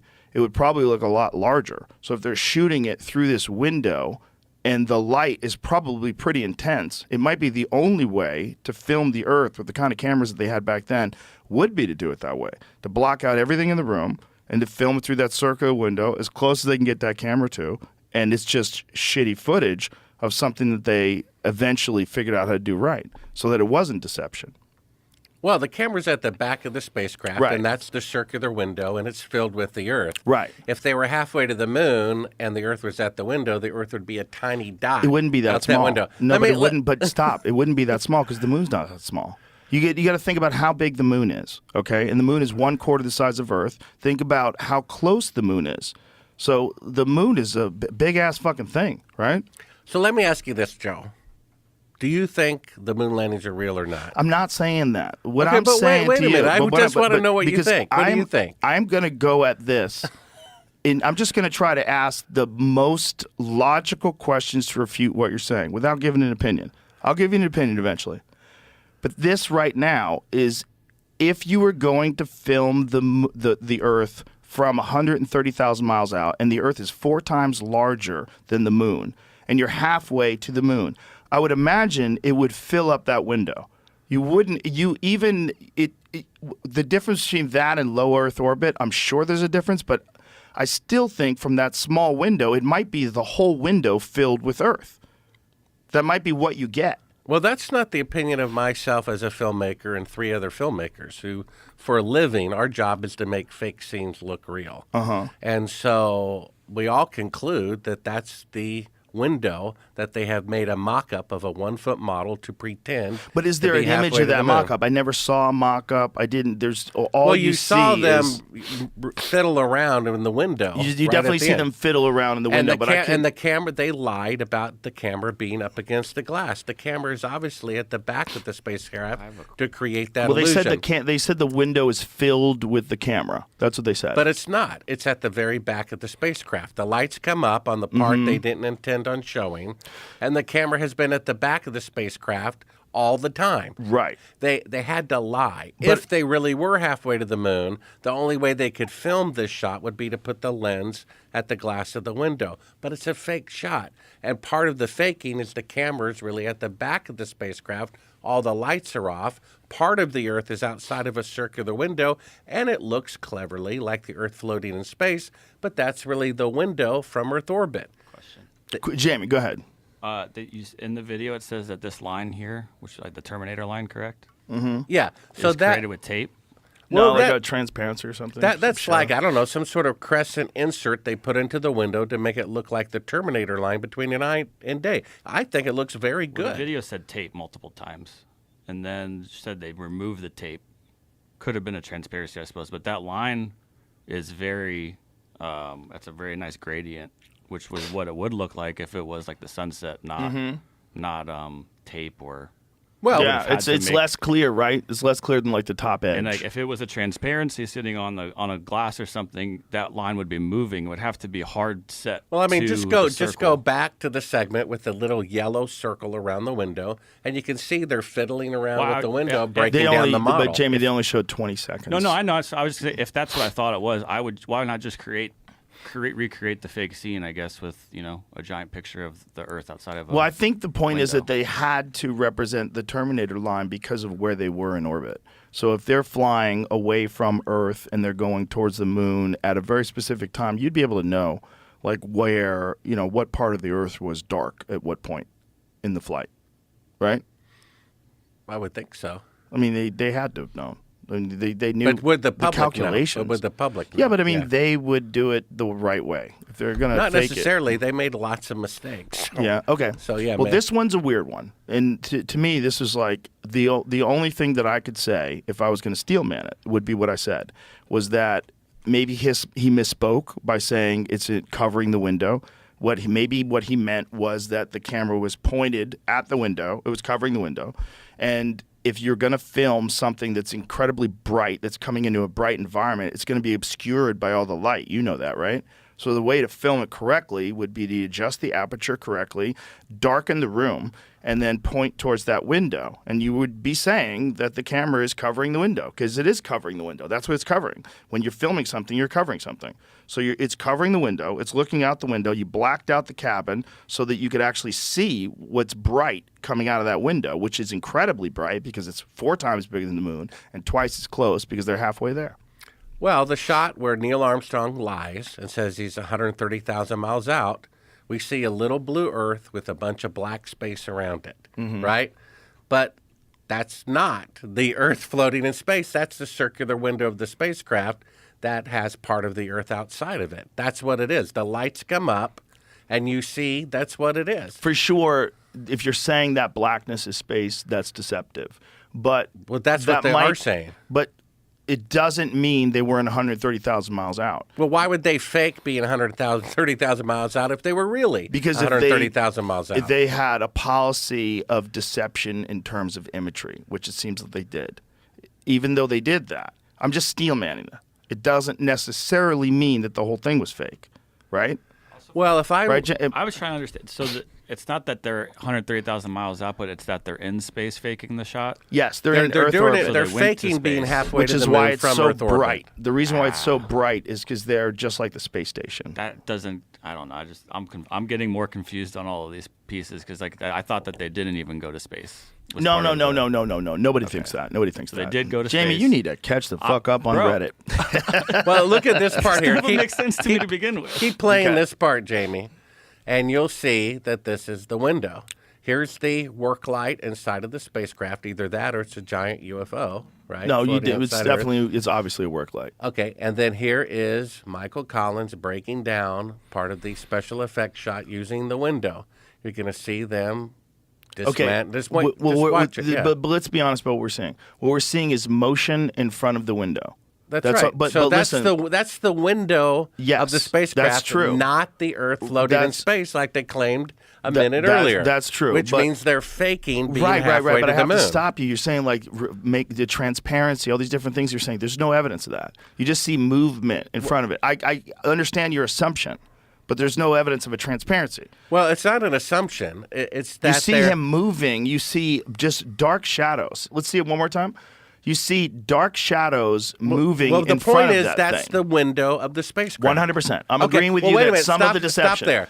If that's the window of the spacecraft, then that's not the Earth floating in space, Correct. which they claim, which means they're faking being halfway to the moon. Not necessarily. Which they would never do if they really went halfway to the moon. Not necessarily. It could mean that so they they just went halfway to the moon, but they faked it anyway? They're faking this footage because this is the best footage they can get with the equipment they have looking through that window. And they came to a conclusion. The best way to do it is to back the camera up, block everything out, and just film that circular window, and that's the Earth. And that's the only thing. And we'll pretend that it's the Earth with space, but we really can't get that because of the positioning of the camera, the amount of room. If you look as the thing goes bright, this is my question to you. I think this is compelling and it's bizarre, But when you say they remove the transparency, well, there's no transparency. You don't see it. You're literally just seeing black figures in motion. Now, in clarity, now you see clarity. So now you see the amount of distance, very small space they're working in, amount of distance where the circular window is, where the Earth is, and then where the camera is. So the camera is still just a few feet from the window. It's not like it's in a giant room. It's just a few feet from the window, there are three filming the spacecrafts Earth coupled together, so it's quite deep. Right, but it's still not that big where they are. It's But where they about are 8 right to 10 feet away from the window. That's pretty small. Yeah. This whole room is pretty small, right? It's basically smaller than here to where our screen is that we're looking at. But the point is, it's not the Earth floating in space. It's the window. It's definitely not. Made up to look like the Earth floating in space. The blacked out environment, if they're trying to pretend that that's space, that's deception. Exactly. But it still doesn't mean that they're not 100. One thing at a time. So we've concluded they are faking being halfway to the moon. No. That's not what we concluded. We concluded that they are faking that the blackness around that image of the Earth is space. That's all we're confirming. That's why I'm confused. But hold on, Jamie. Hold on, Jamie. So we're confirming that they definitely were. If they were saying that blackness, which is clearly the inside of the cockpit, right? Clearly, if they're saying that blackness is space and that circular image is the Earth, looking at the Earth through space, that's clearly deception. Okay, so the Apollo 11 is being deceptive with their photography. Why would they do that if they really went to the moon? Okay, the Steel Man. I mean, I know this is annoying to people. Steel Man means devil's advocate. Is that what you're saying? Yeah. I'm taking the other side's position. Why? Because it's interesting to see how it lines up. You would say they wanted good footage. They couldn't get good footage any other way. They couldn't get through where the camera is and how big the camera is and how small the window is and the amount of space they're working with. They couldn't get real clear footage of the Earth in space in the distance. So they decided to film it this way. Film it through that circular window. We'll black out everything. It'll look like space, but you will see the Earth from where we are, which is 130,000 miles out. You know, there's a film coming out in July, and I don't know, I've only seen the trailer, but they talk about shooting a fake moon landing as a backup. Now, they don't care why you believe the moon landings are real, as long as you do. If you believe they're communing with aliens with a secret crew, or Neil Armstrong does it, they don't care. This the same thing.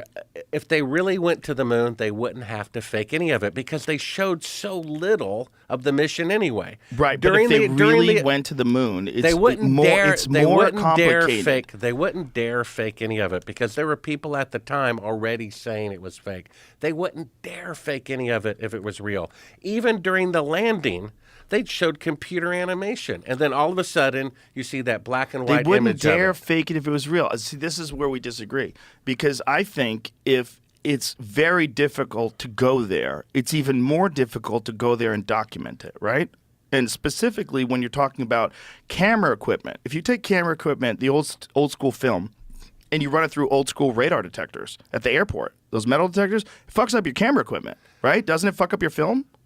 Well, but doesn't it? Isn't that correct? It wasn't difficult for them to go to the moon. They went 6 times in 3 years. They drove cars on the moon, played golf on the moon. But that's what I'm saying. And yet, for some reason today, they can only send mannequins to orbit the moon? Well, listen, we're in agreement on this. This is not what I'm saying. What I'm saying is, what you could say is that the real maybe they went and they faked the footage. And the reason they faked the footage because the footage got all fucked up because they went through radiation. I'm sure they would love the public to believe that because many filmmakers like myself agree that the footage is fake. So how can we possibly trick the public into thinking the moon landings are real, even though the pictures are fake? Why don't we create a feature film saying, well, we just only did it as backup and some of that footage got leaked into the real footage?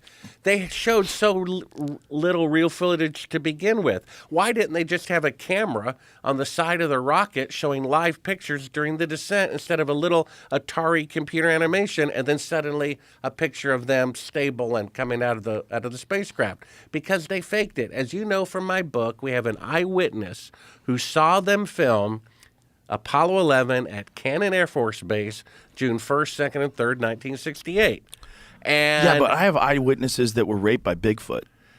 You can find those. Well, you know what I'm saying? Like if the guy wasn't here, his son corroborates it, and we have a video of that we can show. The point is, and it's not even in my book, okay? The first thing the guy says as he's dying, about to meet his maker, fearing not being on the right side of judgment, is that he's a murderer. He killed somebody. His son, who you can go to Sabrell.com, watch his son's testimony, who saw his father's deathbed confession. He said, "Who did you kill?" He said, "I killed a coworker at Cannon Air Force Base where he was the chief of security." The military police came in, and they interrogated him as he's dying, wanted to notify the relatives of the person who he killed. "Who did you kill?" "Such and such a person, a fellow employee at Cannon Air Force Base in 1968. "Why did you kill him?" "We both eyewitnessed the filming of the fake moon landing, June 1st, 2nd, and 3rd of 1968. My friend thought it was morally wrong. He was going to tell a reporter, and I killed him to cover it up." His son confirmed he was chief of security at Cannon Air Force Base. He lived right across the street from it. He stood beside President Johnson, who was there for the first of 3 days of filming. He gave him a list of 15 people that were there who were allowed in the VIP entrance to eyewitness it. Neil Armstrong's on the list, Buzz Aldrin is on the list, and several people I never heard of. We got that list. We publish it in my book. And this is real. His son, after telling me this information and confirming it, his house was broken into a few days later. Everything about his father was confiscated. Days after that, 2 agents show up from the government. This is less than 2 years ago, threatened to kill him and his family if he ever talks to me again about his father's participation in the moon landing fraud. The White House was involved in investigating this. The FBI was, and the United States Senate Intelligence Committee investigated this. And that man, and those reports are sealed because it's a great embarrassment to the federal government that they did actually fake the moon landing. I was the biggest fan. If I can go from being the biggest fan to having to accept the sad fact that our government is that arrogant. And not only that, I interviewed the widow of Gus Grissom, who was going to be the first man to walk on the moon. And we should explain one of the things that Gus Grissom did that got people very angry. He hung a lemon. That's right. Yeah, explain that. Well, basically, he was totally confused how they could possibly think they're going to the moon in 2 years. He thought it was at least 10 years away. And still we can't even go now, right, because of the radiation. And he was preparing reports to give to Congress and the Senate that his wife told me were confiscated from his house by CIA agents before they even informed her that he was dead, which he had died a few minutes earlier. She told me, I interviewed her for 4 hours. This is the man who was going to be the first man to walk on the moon. And he was the most beloved of the press corps. And he was so frustrated, he kept complaining up the chain of command they wouldn't fix anything because the higher-ups knew they weren't going to go and hadn't committed yet to faking it and therefore hadn't told the astronauts yet. And that's why they weren't fixing anything. This is your belief. Well, that's, her conclusion as well. Right. And in his fury, without permission, he held a press conference. He invited in a bunch of reporters to the top of the rocket where he affixed a lemon the size of a grapefruit on a coat hanger. He said, this thing is a lemon, a piece of junk, made the evening news. And a few days later, he dies. His wife told me that on January 26, 1967, he came home from work and said the following, "Hon, for some strange reason, the CIA is all over the launch pad today. I wonder why they're here inspecting the equipment. Never seen him here before." He's dead the very next day from faulty equipment. His widow told me he was murdered by the CIA, the man who was going to be the first man to walk on his moon. His son, 747 pilot, said the same thing, who I interviewed for 3 hours, that his father was murdered by the CIA. So it's one thing if they faked the moon landing and didn't kill anybody. Maybe I'll confess my devious nature. I kind of, admire their ingenuity. Like the people who tunnel from the dry cleaner into the bank. But not if you kill 3 guards, slit their throats, who have wives and children. And the first, what 3 guards? Well, I'm just saying, for example, if they faked the moon landing and didn't kill anybody, that's one thing. But that's not the case. You see, and I know the type of person you are and the type of guests you have on your show. We're true patriots, and patriots have to face facts that when people take an oath to this country, it's to protect it against all enemies, foreign and domestic. They always want misdirection, the boogeyman, to be in some other country where the biggest traitors to our country are Americans in high office, right? That's what's going on. And the first document of our country isn't the Constitution. It's the Declaration of Independence, where it says when any government becomes destructive of life, liberty, and the pursuit of happiness, it is the right of the people to alter or abolish it. Where, according to Betty Grissom, they took away his life.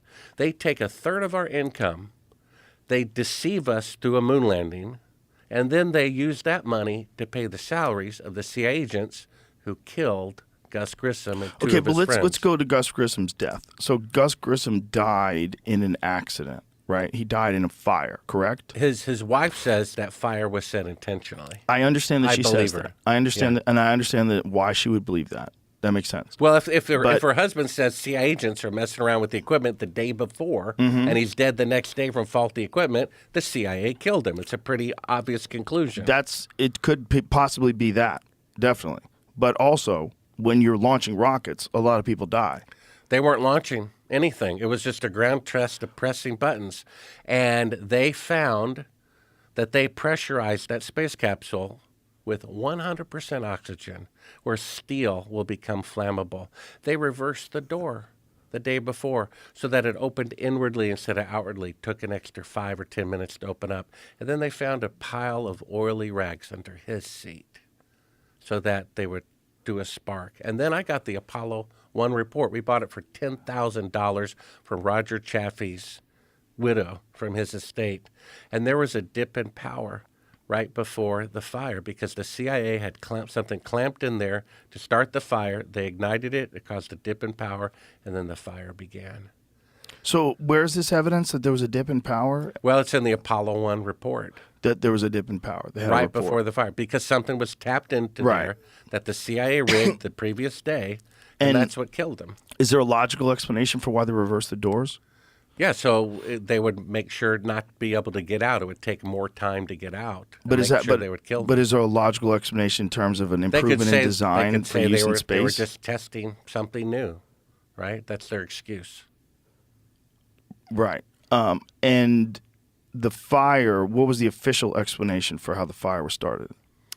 Just faulty wiring. And what was the evidence that the oxygen had been increased in the environment? Well, that's a fact. They knew not to do that. It had caused fatalities. Where did you hear this fact? Well, she told me, and it's in the Apollo 1 report, which I read. So in the Apollo 1 report, it says that they increased the oxygen by how much? Well, they did 100% oxygen in the cabin. And did they say why? They was just testing it, something to test, an experiment, right?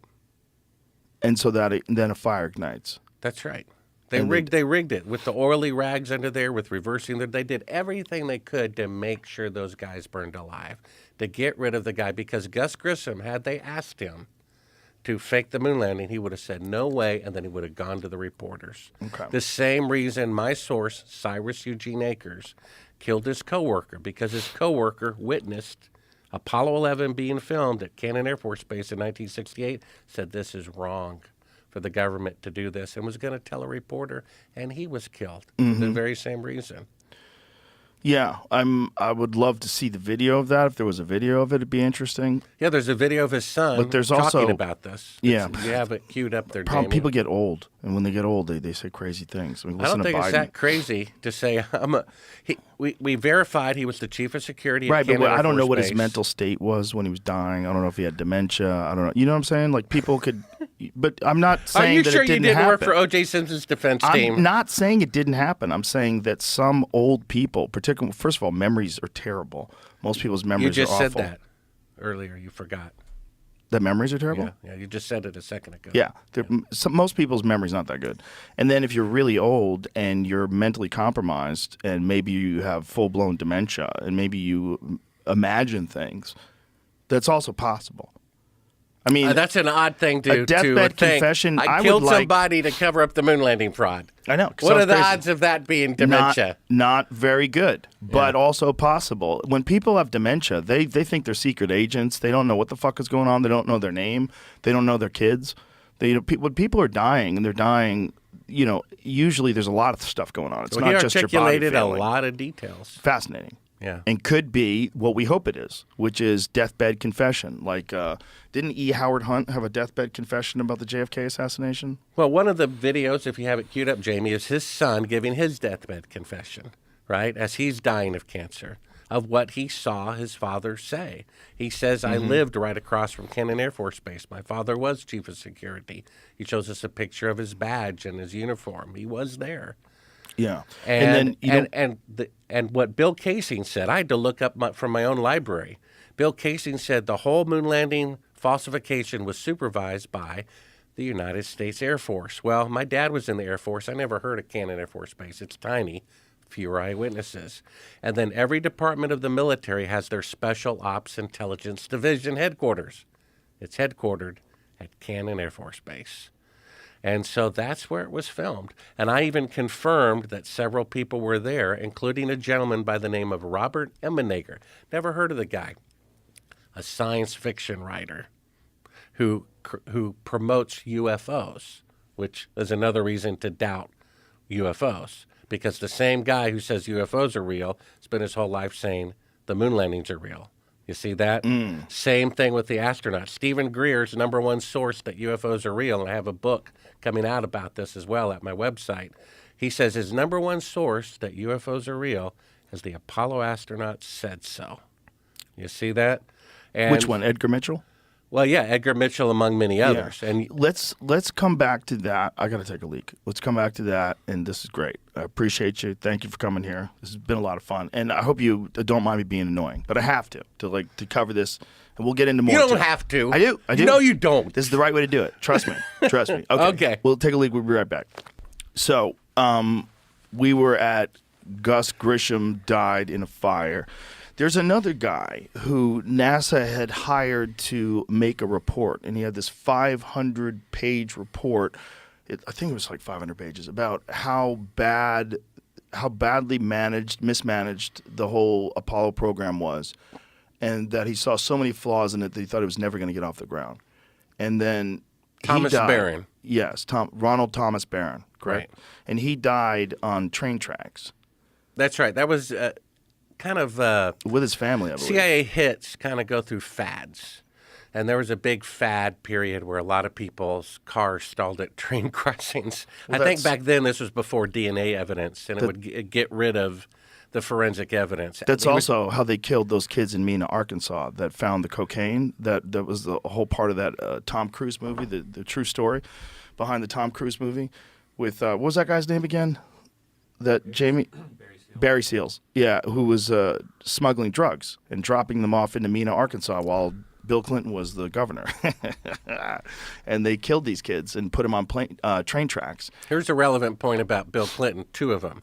On page 156 of his book, you know this, he says that he doubts as president the authenticity of the moon landings. Well, he said it in a very coy way. Right, but that's what he's saying. Well, he told an anecdote about a carpenter that he was working with in 1969. He was saying how amazing it is that these guys, these people, they landed on the moon. And the carpenter said, no, those TV fellows can get you to believe anything. I don't believe a thing they say. And then he said, back then I thought the old guy was a crank. I'm paraphrasing. But now, after 8 years in the White House, I think he might have been ahead of his time. I think that was not paraphrasing. I think that was word for word, Joe. Yeah. Good memory. Well, here's the second point that's relevant. It's not quite word for word, I'm sure. Well, here's the second point about President Clinton. When he finally, after denying it 20 times, admitted that he had an affair, a reporter asked him, why did you do it? And you know what he said, why? What? Because I could. Meaning because I could get away with it. That's what people need to see. They did fake the moon landing, and why did they do it? Because they could. And these people are still in power. It's a dangerous thing. Also because they wanted to win this Cold War with Russia. They wanted to get this economic and cultural victory, right? Well, that could be their excuse. So here's another question. You murder Americans to do that? That's somehow Allegedly murder beneficial? Americans. Well, we assume. yeah. Yeah, but we don't really know. The Thomas Ronald Barron one is a wild one because that report was buried, correct? After that? That's right. And in the report, do we have details of exactly what was said in the report? Well, basically, he said what Gus Grissom said. They were a decade or more away from going to the moon.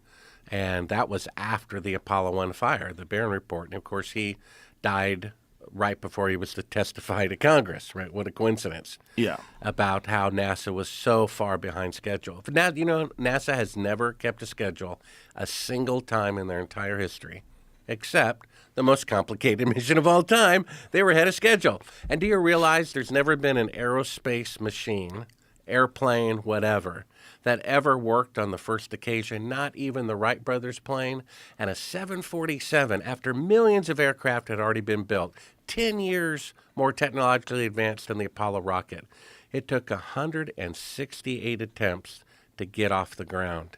And yet, for the first time in history, there was an aviation project that worked on the first occasion that happened to be the most complicated one of all time. You see that coincidence? How about that? So humans have accomplished some pretty amazing things, but the leap between that and the moon landings in terms of getting biological living human beings to survive this 2-week journey to land on the moon and come back. How long did it take total? All days in space? Well, from setting the goal to doing it, it took only 8.5 years. But the actual launch. Since then, they're talking about it taking 15 years to, From quote, now. return to the moon, even though they have 54 years better technology. It's going to take twice the amount of time to return to the moon with 5 decades better technology. But again, isn't that you'd also say because it's not as focused an effort. It's not like well, the Apollo it is project. a focus effort because 8 presidents have said they're going to return to the moon in 5 years, right? Yeah, they all say that. You had Bush Sr. say it, and Reagan said it, and Clinton said it, and Bush Obama W. said it, and Bush Sr., Bush Jr., Trump. They've all said Trump we're said going to we're return. going to the moon? Yeah, he said we're going to go to the moon by 2024. Time's running out. Tick tock, tick tock. Yeah, we got a couple months left. Well, they said they were going to have people orbiting the moon. They said in 2014 we will have people orbiting the moon in 2018, 100% behind schedule. My point and was, they only have mannequins orbiting the moon. So my point was that the leap between what we do now in terms of the difficulty of getting into space, getting into low Earth orbit, and coming back, it gets compounded greatly by actually going to another planet, landing, taking off, coming back. Like that's much more difficult. And the only time that was ever accomplished was between 1969 and 1972. 7 attempts, 6 successful. Allegedly accomplished. Allegedly accomplished. But let's just say what they're saying. Just what they're saying. It seems very strange that no one else did it. It seems very strange that it stopped right there, and it seems very strange that no other missions That's right. involving human beings. It's the only technological achievement in the entire history of the world that no one from any nation could repeat 50 years later. Now, to steel man their position, like it took so much money and so many resources that we don't have that would be better served going to other things, and that's why they haven't been back. Why should they go back? They went there. They understand. They can prove they went there because there's laser reflectors on the moon that they can shoot lasers at, and they will bounce off and show you that there's a laser reflector on the moon. Well, that's not an argument either, because in 1958, according to Scientific American magazine, they were bouncing lasers off the moon without any man-made reflectors thereon. So all they had to do was choose a landing site that had reflective surfaces. Additionally, Russia put an unmanned probe on the moon with laser reflectors. Yes. So that doesn't prove anything. I was going to get to that. But that's the argument. Well, you're welcome. I did it for you. Thank you. That is the argument, though, right? Yeah. So the argument is the laser reflectors prove. Another, like one of the goofiest ones, was when they used the reconnaissance imagery and they showed, look, we could see the landing site. Like, what are you? Well, yeah, I pointing mean, at? You have to understand, they already faked a full-body picture of an astronaut standing on the surface of the moon, which was filmed in Clovis, New Mexico, according to an eyewitness. Okay, so you're asking the Fox for further proof that they didn't steal a chicken? Yeah. You're saying after faking a full-body image that was shot in Air Force Base and pretending it's on the moon. My client, Mr. Fox, is an upstanding citizen, and my client refutes all allegations. Well, the same fraudulent organization has a little shadow from an alleged lunar satellite that says this is, part of the lunar lander. Yeah, there's a lot of weirdness. Yeah. Another bit of weirdness that is fun to watch people do mental gymnastics to explain away is the flag blowing in the breeze. I was just checking this. So, yeah. The moon landing. Yeah. This photo was taken by a guy in Ireland or something, I think. Nice. Or, What does it show? He's just a guy. No, what does it show, the image? The landing sites. What do you see? I could just tell you any one of those spots is a landing site, and what are you going to say? I mean, you don't see much. Do you know what I'm saying? My point was just it doesn't prove nor disprove. It's not clear enough to say what that is, right? It's not clear. I don't see any objects that look like they're definitively a lunar rover. I don't see anything that makes me think that that's what that is, but it could be because it's not that clear. So it's not. It's neither proof nor it doesn't prove or disprove those images, in my opinion. Well, here's another interesting proof. You have Neil Armstrong said he personally picked up a particular rock, put it in his pocket, and saved it for the Prime Minister of the Netherlands. Oh yeah, that's a good one. Who he gave to, right? And they put it in a hermetically sealed box. Yeah. The curator saw my film, says, "Oh, I wonder about that."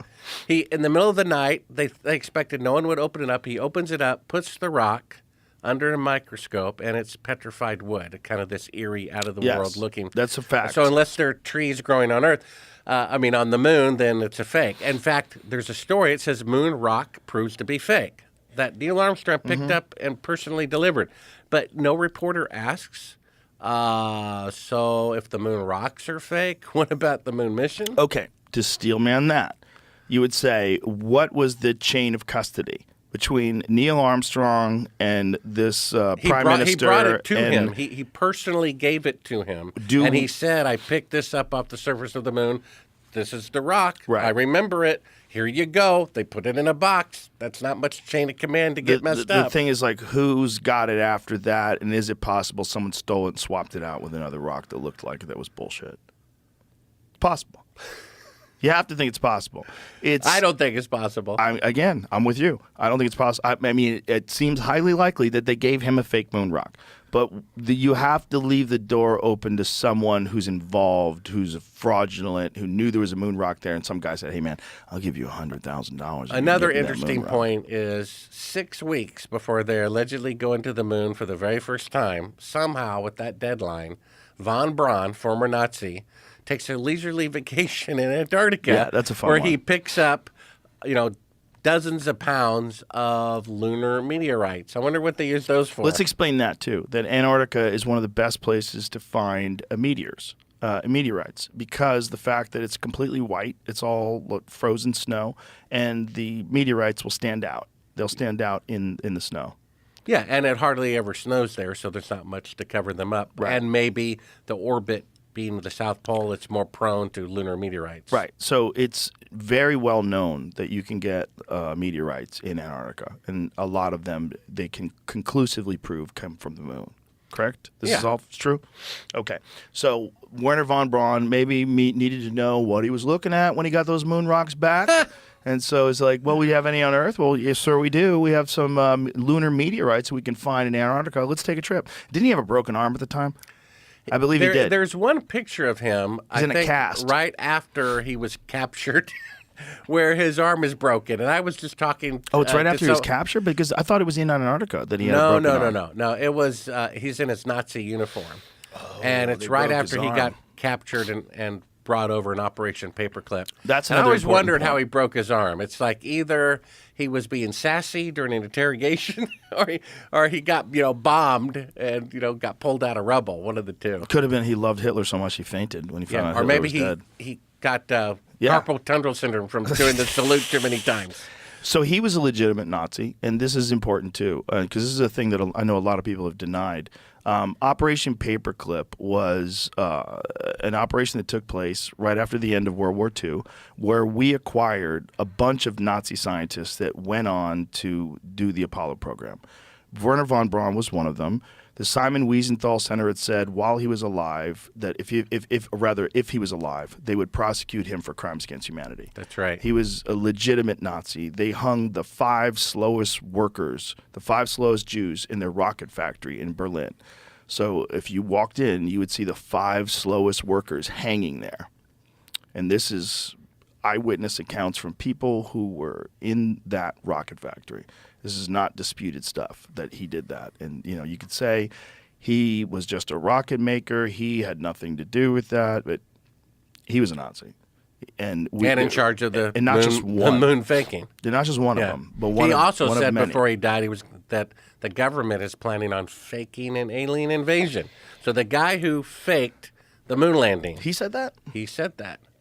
That the next... What's the evidence of that he said that? Well, his secretary says so. Oh, that bitch might be crazy. You never know. She might be doing coke, making stories up. She might be a scammer. She seems sincere to me. She might be trying to... He said there's going to be an asteroid threat next, followed by a fake alien invasion. Hey, check this out. I wanted to ask you, what do you think, is Trump going to do anything about the stratospheric aerosol injections? Write that down. Because I don't wait, need to are write you guys that talking? down. Are we talking about chemtrails now? No, we're talking about stratospheric aerosol Now, injections. here's the thing, I can't get to any of the points because you won't let me, What do you think Trump wants to stop that? I'm going to write it down. Write what down? What down? The next question. I'll do it here. That's the question. That's the question. He just The said. question I is, want to do get you the last Christ. 5 before that. Alex Jones is off the rails right All right. now, folks. I'll do- Bring it in. Why Alex. do you want me? I didn't get the joke. Why do I have to write it down? I didn't get it. Because you've been bad. Listen, Alex, is Trump gonna do anything about that? That program to stop Yeah, he'll global do warming? something about it. Well, what do you think the program is, Eddie? What do you think the program is? The director of the CIA is talking about it on YouTube. Look under John O'Brennan. I've seen John it. O'Brennan. They talk He about talks strategies. They talk about stratospheric strategies. Aerosol injections. It's going to cost $10 billion a year, and there's going to be some countries opposed to it because it's going to mess up the Are weather. you telling me about atmospheric manipulation? I'm talking about stratospheric Geoengineering. aerosol SAI. I've never heard of that. It's super important when you can break it down to 3 letters. Yeah, let that's me go what over. John O'Brennan admitted in June of 2016 at the CFR. I saw the video. At I the saw the CFR. video. Let me comment on it. Can you play it, Jamie? Look, But you let can me just comment. go John O'Brennan. Okay, I've been talking let about this Alex forever, and comment Joe, on it. I'm not bashing you, but you had your TV Please show, don't. made jokes about it, which I get because a lot of it's BS. There is an entire atmospheric terraforming, geoengineering manipulation. They don't call it chemtrails, and of course, the CIA director admitted they have this huge program. Bill and Melinda Gates Foundation owns the major patents on it from Westinghouse and others. They use these big antennas to manipulate the weather. They can, like China is like causing huge You talking rains like and stuff. HARP? Like HARP, yes, that HARP kind type of shit? technology. It's all declassified. Do you think HARP manipulates the weather? They admit it does. I used to have the head of HARP, General Bitten K. Parton, on all the time. But exactly, there's giant weather modification systems, and there's weather wars between different governments, and it's all declassified. Let's explain to people that are listening what HARP is. What does it stand for? High altitude something. Yeah, they've got a system that supposedly, well, you don't know what HARP really was under its classification? What does it stand for? High Frequency Active Auroral Research Program. Yes. So the idea behind this was they wanted to do research on the aurora, and didn't they want to see if they could communicate using it and send radio waves They wanted that bounce over off the horizon ionosphere? radar. Right. Yeah, that, and they also wanted to be able to send radio signals to places where they wouldn't reach, HARP right? doesn't really go But what into does that have to do with stratospheric aerosol HARP injections? doesn't really go into the atmosphere. Well, the speculation, I know all the HARP secrets. I've interviewed the private head of it. Okay, I actually know the HARP but secrets. Okay. I don't know What's why the HARP Pentagon secrets? decided to let him on my show. How does HARP work He with came on. How does HARP work with the chemtrails? What do they? Let me tell you. What goes on? Okay. Only a micronic amount, a small amount of what HARP does is in the atmosphere. It's bouncing off the aurora borealis and then resonating back through in a deep Earth communication program to satellites and other things through the planet. So it's something so you can communicate to satellites, through the satellites down to the submarines. So here it goes. This is an actual definition, how HARP works. The facility's transmitters send radio waves upward. But hold on, let's just read it first. Waves upwards into the ionosphere between 100 and 350 kilometers of altitude. The resulting heating effect creates irregularities in the electron density there, which in turn allows communication signals as from satellites to be relayed off the ionosphere. And that's not what it really does. Then they can shoot the satellite frequency coded through the Earth to submarines. Now, what is this website from that then the explains submarine this, Jamie? puts up a buoy. You want the real stuff? I'll tell you. Yeah, sure. Okay, Nature magazine. Tell you? Let me explain something. Okay, nature.com. I had the head of the HARP program on. I'm just fucking with I you, got Alex. contacted about 10 years ago, and they said the head of the HARP project really likes your work. He'd like to come on. The interview's online. And he'd like to come on and tell everybody. And about 30 minutes in, a colonel came on the line and said sorry during a break and cut the guy off. Wow. Dum, dum, dum. I mean, this really happens. Cue spooky music. Cue spooky music. But let me get back. I believe you. No, it's a true story. I want to know. I want to know that. I want to know the relationship between. Like, what do the chemtrails have to do? Do you think Trump is going to look into the SIA project that the CIA has greenlit? He is starting out with vaccines, as I told people he would do, investigating all the damage they've caused. Ultimately, that's good too. Start the vaccines. Get that shit together too, for sure. But what about the SAI programs that the CIA has greenlit? You think he's going to get into that? Yeah, I think it's next level. Soon we won't even communicate with these microphones. The internet's just going to be like. I won't have to explain it all. Eddie, you're so locked onto this. I'm just like, what here's does he the think? problem with all this SIA shit. Most of what you see when you see those jets flying around, those clouds behind them, most of that is just a jet engine. Exactly, the jet engine. And everybody confuses that with the real program. What's the real program? Well, here's the thing. You're right, and so is Joe, because the world's complex. There are secret and quasi-secret and public programs to test manipulation of the weather and weather systems. The Arabs are doing it. The Chinese are doing it. The Russians are doing it. People have been cloud seeding for 100 years. He's not talking about cloud seeding. seeding. The Chinese were doing it too. That is weather manipulation. But they're doing it for different purposes, not to produce crops. Okay, I had Ben Livingston, Keep going. the head of the U.S. weather weapon program for 27 years, on my show first, because I saw it was declassified. I saw that he was in the Panhandle of Texas. I called him running a major cloud seeding company with his son and got the 90-year-old to Austin. And then after that, he totally freaked out because the CIA came to his house. Do you want the interview's on YouTube? Do you want to know what he said? Yes. All right, he was a World War II fighter pilot. And at the end of World War II, he flew the first planes into hurricanes, which are in the Atlantic. That's pretty gangster. And into typhoons that are even faster in the Pacific. And then he also led squadrons in Vietnam, flooding everything up to 10 feet of water out of clear blue skies within hours. What a badass! With their chemicals. What kind of a badass you have to be to do that? A super badass. Fly into a hurricane or a typhoon? Jesus Christ. Yeah, he's the first guy to do it. Holy shit! Anyways, he's super badass. I don't even know he's alive. He's Ben Livingston. Right. At 90, he was still all there, and I thought at 90 he could kick my ass. What a He was big Texan. I felt like the guy was tougher than me. Anyways, so we're sitting there. And he gives me all this data, and I can't believe it. He's giving me all these classified photos and stuff because they just declassified the file. And no one thought to call the old man from Lubbock or whatever it was. Right. So I call him, I get him on. They sent a bunch of people to their company and threatened them the next week after I aired it. And he laid it out. He said, in 1967, we certified at the Stanford Research Institute that he was able to control hurricanes, create hurricanes, and steer hurricanes. All that got black budgeted, shut down, and then they got into these arrays where they could use antennas. And out of that, in Westinghouse, came the whole HARP program. So in the 60s, they could create, control, and steer or kill hurricanes. That's why you Google now, Bill and Melinda Gates bought all those patents, and quote, Bill Gates is going to save the world from bad weather. Bill Gates wants to stop hurricanes. Google it. So let me Bill Gates ask you owns this. the weather machines. Let me pause for a second. Yeah. How do they manipulate a hurricane? So the hurricane's going to happen. How do they break it up? Okay. If it's coming into land's their problem with aerial arrays projecting into the sky, they can break it up or strengthen it or kill it or steer it because it's all computerized. And they're doing that with HARP?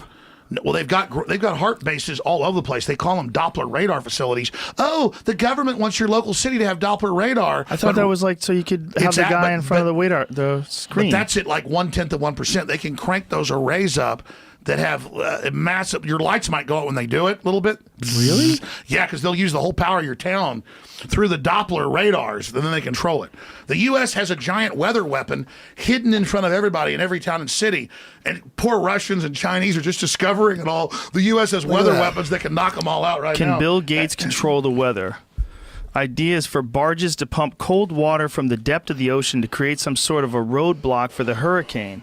Since hurricanes pull power from the water's warm temperatures, cooling the water could have theoretically lessen the impact of outright dismantle the hurricane. Well, it sounds like a good idea, though. No, but the point is, look how loving he is. But doesn't that sound like a genius idea? You spray cold water into the air. Does. It'll cool off the chemtrails. hurricane. John O'Brien in the front of the CFR is saying we're doing this because for global warming, Eddie, we got to save the planet. You are right about geoengineering and chemtrails. You were wrong about the dinosaurs not being real. But hey, what about that? They're coming out saying, hey, there's going to be some countries that aren't going to be for it, and we got to figure out how we're going to deal with them. Because do you want me to give the audience yes. the big secret?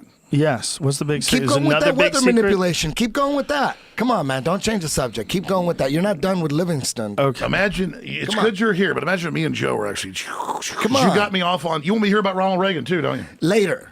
Finish the SAI program. Well, he doesn't know about this. I know about it, but it's like a minor deal. What do you know about the SAI program? Look, let's get this done with. Most of the real programs are just like fronts for something else. It's not even real. So you don't think they're spraying shit into the atmosphere? No, there is a program for geoengineering. There's a program in place, and you said it's the Doppler radar system and HARP and what else? And aerial spraying still the most effective. And what do they do? They do have patents. When you say aerial spraying, what are they spraying?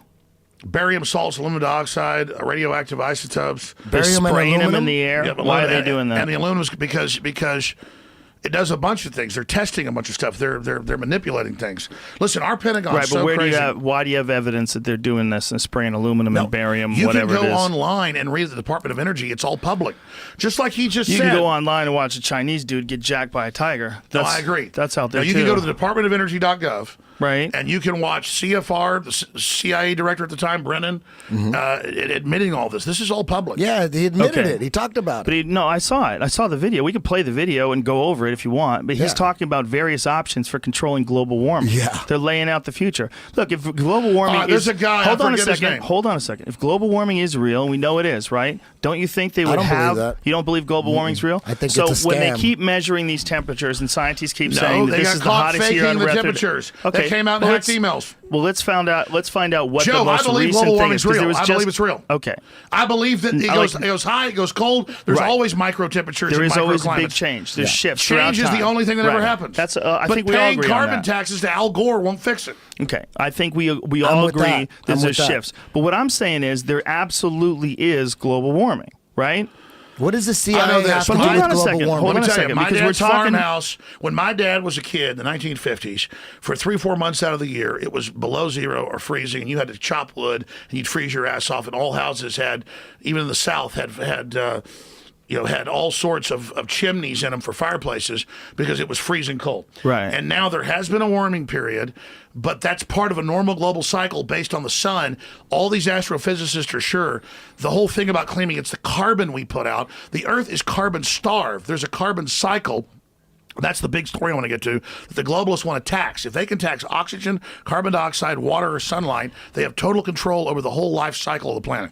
Well, let's play the video. This CIA guy talking about it, because what I inferred from it is that they're trying to come up with some sort of solutions if global warming becomes a giant issue. By the way, Brennan is a freaking known Wahhabist. What? Joe, look at you like a detective. What does the CIA have to do the video first. with global warming? It's a good question. What do they have to do? I don't know what the CIA does. Do you They're know? The Central Intelligence Communism. Agency. They were built to stop the spread of communism. Right, but it's an intelligence agency. What do they have to do with the environment? Okay, they're part of the intelligence community. And if they got hired, I would imagine, this is just me guessing right off the top of my head, if they got hired to assess a threat, and the threat being from global warming. Like, what do we have to worry about? Are we really going to lose cities? Do we really have an issue No, where their the grid answer goes is down? give George Soros and the UN total power for a $100 trillion per decade global tax to micromanage and surveil everything humans do. Let's because hear if carbon's toxic, they've got to surveil it. Thus, they have a jurisdiction to control our lives. Okay, hold up. Why does it say debunked? CIA director admits chemtrails, geoengineering, stratospheric aerosol injections. So it says the claim. Guys, the is that Council on Brennan, Foreign hold Relations on, wrote a hold white paper on, calling hold for it. on, hold on. At the council admits geoengineering in the form of stratospheric aerosol injections (SAI) is taking place, i.e. chemtrails. And the rebuttal is nowhere in his speech is there an admission that an SAI program is already taking place. The part where Brennan mentions geoengineering is just one example out of several not often mentioned issues that the CIA monitors for potential elements of instability in the world. A SAI program, if ever implemented, could penetrate conflicts and security threats if misused. The CIA's job is to consider all types of concepts for potential All right, let me future give you the facts problems here. and threats, including the science-oriented concepts. That's totally All right, possible. let me break down the right, but reality isn't here. that possible? Let me break down the reality. But what that guy just said, is that possible? No, that's basically what Brennan said. But what he's saying is that there are potential threats. Do you want to hear what I said? Environmentally, it's an issue, right? So he's not admitting that there's an No, SAI they are. program. Let me tell you. Okay, go ahead, tell me. Everybody debates how many programs there are, all the specifics. A lot of that's classified. You can Google China launches major weather control operations 10 years ago. Right. Or Qatar does it, or Saudi Arabia, or the UK, or For EU. sure, people have studied it. Right?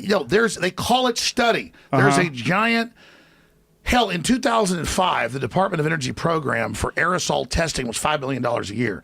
So under U.S. Code Title 50, Chapter 32, subsection 1528, paragraph B. Is that true? You nailed that right there? Yes, yes. What are you, from Mars? Under U.S. Code Title... Do you live on that obelisk? That was fucking insane. Let me just tell you. I can't even remember the last time Machida fought. And this motherfucker. Listen, under U.S. Code Title 50, Chapter 32, Okay, Rain subsection Man. 1528, paragraph B. That's Find insane. that shit. That's insane. No, but under Hold that- on, say it slow and let Jamie write it up. Jamie. U.S. Code Title 50, Chapter... I gotta say it fast to remember it. U.S. Code, Title 50, Chapter 32, subsection 32, 1528, paragraph B. subsection 128. The real fast brain only works at Paragraph that speed. B. In fact, the speech can't even say it. You have like one thought. Jesus U.S. Christ. Code, Chapter How 32. the fuck do you know that? Subsection 130. Restrictions on use of human subjects for testing of chemtrails. Go back. There you go. Or biological agents. All right. Now, what they do in this is they say it's illegal to test unless it's for research. Then you're everything's allowed for to even research. kill people if it's for research purposes. Do you know that's how some of those Japanese whaler vessels get away with killing whales still? They say it's for research purposes. Exactly. And they kill the whales and sell them. It's some dark shit. Yeah, no. The Scam. elites Everything's are a scam, dude. the mad It's a scam. scientists, Everything. engineers. I'm going to give you the big secret, man. If you want Yes, I do. it. I'm not kidding around. I know I'm not either. The thing is, Ever. they're the high priests. They're scientists. Right. They're engineers. They're allowed to kill people, test stuff on kids, inject black people with syphilis, all the declassified Right. stuff, because they are scientists. All the real executioners, torturers, or most of them, or people making decisions, are doctors. And so it's all medical doctor stuff in this big breakaway civilization of scientists. Okay. And so that's what they've built. And under research provisions, they can even kill anybody they want.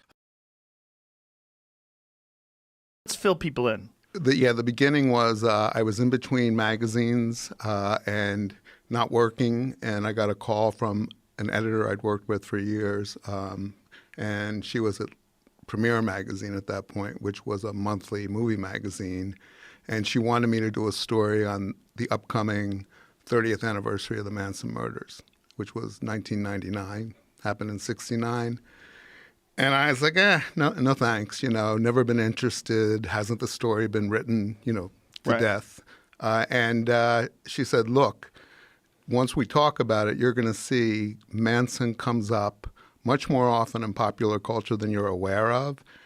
Just trust me on that. And I think that if you look into it, you'll find an interesting story. I go, but, what about the 30th anniversary? There's no angle. And she goes, you've done it before, you'll find an angle. We had worked together a lot.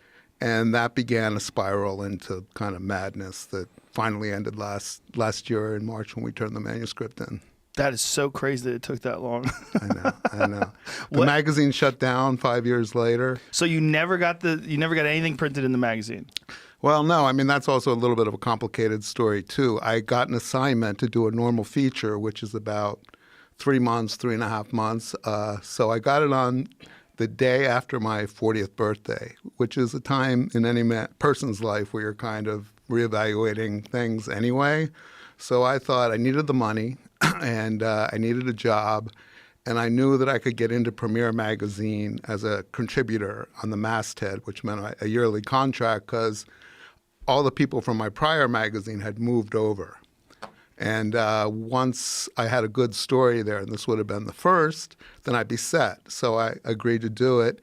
And very long story short, after a month or two, when the story kind of started breaking open and I started finding holes in the official narrative and pursuing them, I met with the editor-in-chief, Jim Miggs, and he agreed, once he saw all of the documentation I had and the evidence, which was just, a small portion of what I ended up having in the end, he agreed to blow the deadline for what would have been the anniversary issue of August 99. And he started contracting me by the month. And that continued for a year and a half. All I did was report the story on Premiere's dime. He lost his job. Because of you? Well, that was kind of what was whispered around the offices.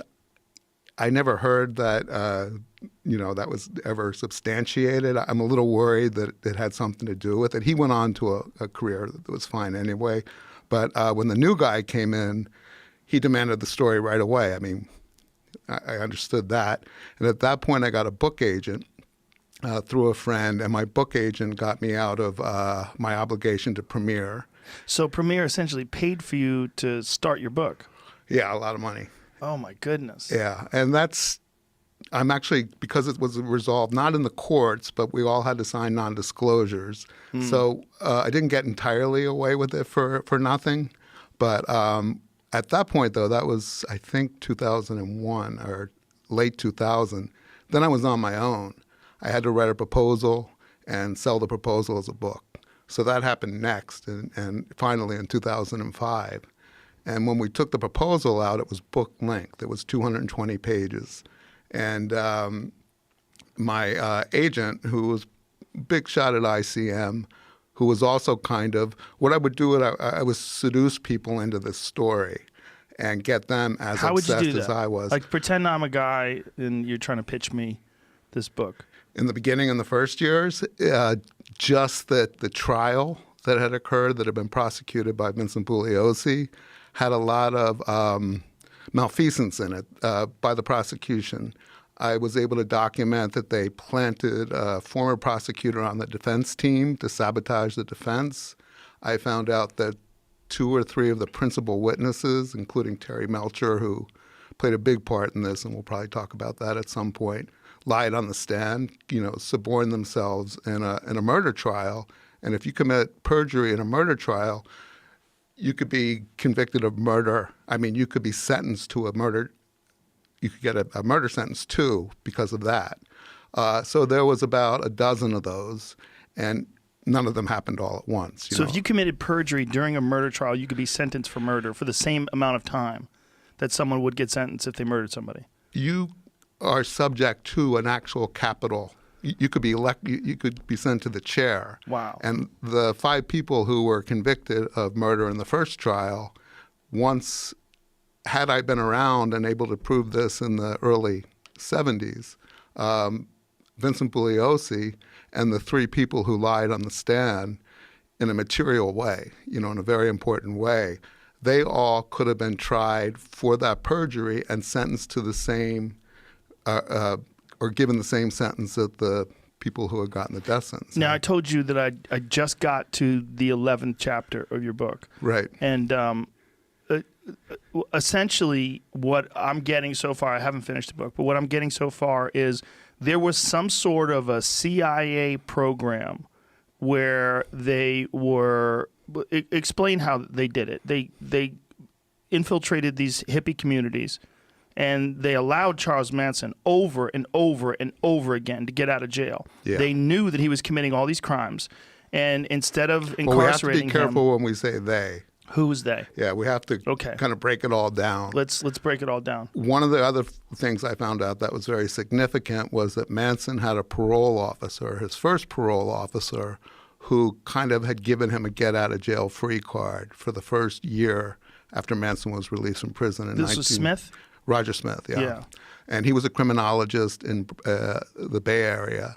Manson violated his parole the day that he was released in Los Angeles. And this is one of the, you'd think it's a little lie, but it's an important lie that Vince Bugliosi presented, not just at trial, but also in his book. At trial, it's much more serious. He changed the narrative. He said Manson had been given permission to travel to San Francisco from L.A. when Manson was paroled. Manson hadn't been given that permission. He just showed up there. They originally were going to violate him, send him right back to prison, and someone stepped in and took care of that and let Manson stay in San Francisco, and he was assigned to Roger Smith. It took about a year and a half, but through a Freedom of Information Act process, I got his federal parole file. And those were the kind of seeds of how I found out that Manson had this immunity from prosecution for the 2 years he was out of prison from 1967 until the murders occurred in the summer of 1969. Who? I'm sorry to interrupt, but who was Smith doing this for? Who was giving him the instructions to continue to let Manson out and to continue to monitor him? Well, that's the problem. I didn't get the whole file, and the file I got had redactions. He would report to the head office, and they would give him instructions, and then he would violate those instructions, and there'd be no repercussions for him or for Manson. For instance, Manson was arrested in July of 1967, 3 or 4 months after he got out of prison, when he was under Roger Smith's supervision, for interfering with an officer who was trying to arrest one of his first young followers, Ruth Ann Morehouse, who was 15. And he was put in jail, pled out, so he got a 3-day sentence, a new probation sentence as well, and all that was hidden. Like, it's not in Bugliosi's book. The parole officer, Roger Smith, a week later wrote to the head office that Manson was doing fine, and he actually recommended that Manson be allowed to go to Mexico and work in Mexico. And the head parole office in the United States, since it's federal, wrote back and they said, that's insane. He was the job that he was going to do in Mexico was surveying soil for insecticides. I mean, it had nothing to do with, and I have all these documents showing this. Who was hiring him, Charles Manson, to survey soil? It was a company in Nevada which disappeared a couple years later. So it was a bullshit company, you think? I believe so, yeah. What do you think they were doing down there? See, that's it. I don't like to speculate because I can't prove it. All I know is just the fact that his parole officer asked to send him not only to Mexico, but to the country that Manson had been deported from in 1959. The last time he was a free man, he had violated his parole then. He was arrested in Mexico, right? He was arrested in Mexico and brought over by the federales and given over to federal custody for it was a drug violation and some other stuff. So why would his parole officer send him back to this place 3 months after he'd been released? And how do you supervise somebody who's in another country? Can I make a summary just for people who are like, what the fuck is going on right now? Essentially, what you're saying is that Charles Manson was a part of some sort of a program. Yes.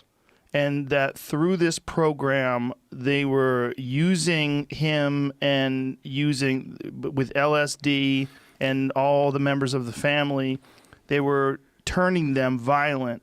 And why do you think they were doing this? Again, this is where I got to reel it in a little bit. Yeah, I understand. Okay. I have to be real careful about not saying anything that I haven't been able to prove. I understand. What I've proven is that he was getting leniency from the federal government and the law enforcement, first in San Francisco that year. The person who represented the federal government there was his parole officer, Roger Smith, the federal parole officer who was giving him leniency. Roger was also doing drug research at the Haight-Ashbury Free Medical Clinic, which opened in June of 1967. Manson, during that period, turned into the Manson that we're familiar with today, you know, the monster, the embodiment of evil, as Vince Bugliosi called him, the guru who could control the minds of these followers. So he would come into the clinic to see Roger Smith. Well, he went for two reasons. It was a free clinic. It was at the height of the Summer of Love, the summer of '67. And he would come in with the women, the girls. He had about 5 or 6 followers then. And they would walk behind him. They wouldn't speak unless he spoke to them. Any command he issued towards them, they would follow. And they became very well known around the clinic. And they were there principally for Manson to see Roger for his weekly parole appointments. And then the girls were going in for STDs, and there were some pregnancies and stuff, and they were getting free treatment. That was the summer that the Manson family formed. And then they left in late '67, early '68, and migrated down to Los Angeles and became this killer cult. It's crazy how quickly this all happened. It's insane how quickly it for happened. people who don't understand, we're talking about 2 years. Mhm. We're talking about '67, Manson is in Haight-Ashbury, '69, the Tate LaBianca murders, and then the trial, and then everything else. Yeah. 2 years. Yeah. And so you brought up MKUltra. Yes. MKUltra was a government program run by the Central Intelligence Agency. Originally started as something called Bluebird in 1948-49, morphed into Artichoke, and then in 1952 became MKUltra. It was a mind control program, a brainwashing program. The CIA was trying to learn how to control people's behavior without their knowledge. Now, this all came out in Senate and congressional hearings in the 70s. It was exposed, but nobody knew about it until 1974 when Seymour Hersh, the New York Times reporter, reported it on the front page of the paper. So their main objective was to create what they called hypnoprogrammed assassins, people who would kill on command, popularly known as Manchurian candidates, after a book that was written in 1962 and later became a movie and then a movie again. The people would be, through drugs and hypnotism, the objective was to get people to go and commit an act of murder against their moral code and have no memory of their programming and be amnesic even of the act after the fact often. That was just that was their main goal, but they were also trying to create couriers, people, military people that they could implant messages, send them, across dangerous areas where there were, at that time it was the Vietnam War, and deliver messages and then have them wiped from their memory in case they were captured. They had all kinds of objectives. So Roger Smith was supervising Manson when he became he was able to do exactly what the MKUltra program had been trying to create and do for, at that point, about 15, 17 years. When it was all exposed in the 70s and there were these hearings, first the Rockefeller Commission hearings and the church hearings, and then finally Senators Ted Kennedy and Daniel Inouye held hearings. The CIA admitted that they had done this, but no one would say exactly what they did. All the records had been destroyed when the two people who ran it, Richard Helms, who had become the director of the CIA in the 60s, and Dr. Sidney Gottlieb, who was kind of the mad scientist who had supervised they had safe houses in San Francisco, New York, Los Angeles, where they would experiment on people that were lured into these apartments and houses that were either look like brothels or hippie communes or whatever. And the people who were working at the Haight-Ashbury Free Medical Clinic that was run by another Smith, which makes it a little confusing, but Dr. David Smith, who founded it, he had given an office to a scientist named Jolly West, Louis J. West, who was, when the hearings occurred in the 70s, identified as a top MKUltra researcher. He was an academic, come out of the military, had been at the University of Oklahoma, and then UCLA, running the psychiatric divisions. He denied ever being involved in MKUltra. And this was one of the moments, I think it was 2001, when, things really kind of shook the course of my reporting, was I learned that West had been at the same place that Manson was in the Haight in the summer that Manson became exactly what the CIA was trying to create. And I knew, actually, I'd interviewed West about 7 years before for a story I did about celebrity stalkers and people who were obsessed with stars and then only to kill them or try to kill them. And he was an expert in violence, hypnotism, brainwashing, and he was the chair of the psychiatry department at UCLA at that point. He was dead when his name came up in the Manson story, and there wasn't a lot of, I guess there was a lot of Google then, or a little bit, but when I did a little research, I found out that there had been these allegations that he'd been involved in MKUltra. He always denied it. He was never prosecuted, never even investigated. He went to his grave threatening to sue anybody that said he would have anything to do with this kind of a program.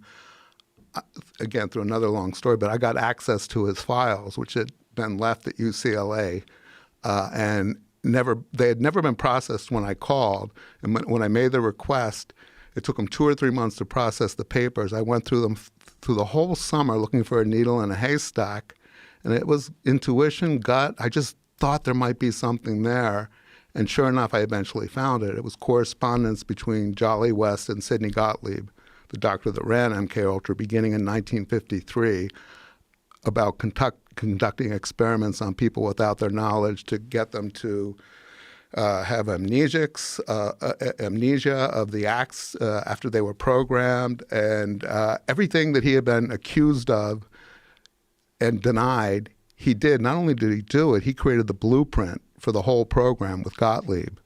The fact that all these kind of interesting research programs merged at the Haight, at the clinic, and then Manson came out of it with the power to do exactly what the MKUltra had been trying to create for up to that point, I thought was worth investigating further. And that's why I kept going and going and going. They did a lot of crazy shit back then. Are you aware of Operation Midnight Climax?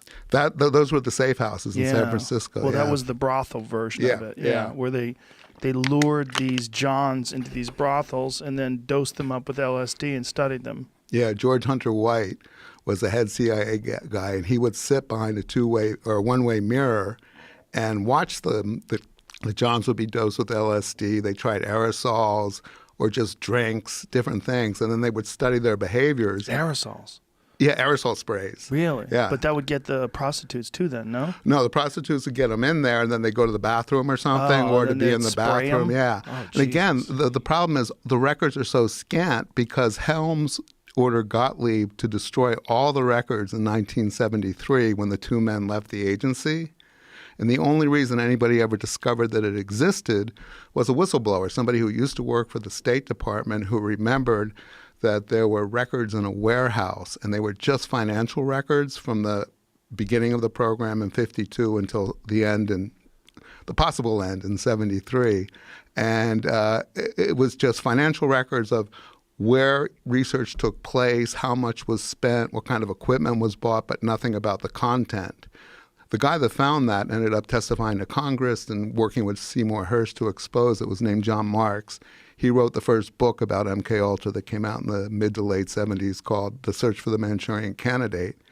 And after he wrote his book, he never, he spoke, did a little bit of a tour, and then retreated into obscurity and never would do an interview again until I approached him in the early 2000s. And when I told him what I had found in West's files, these documents, he agreed to meet with me at his townhouse in Washington, D.C.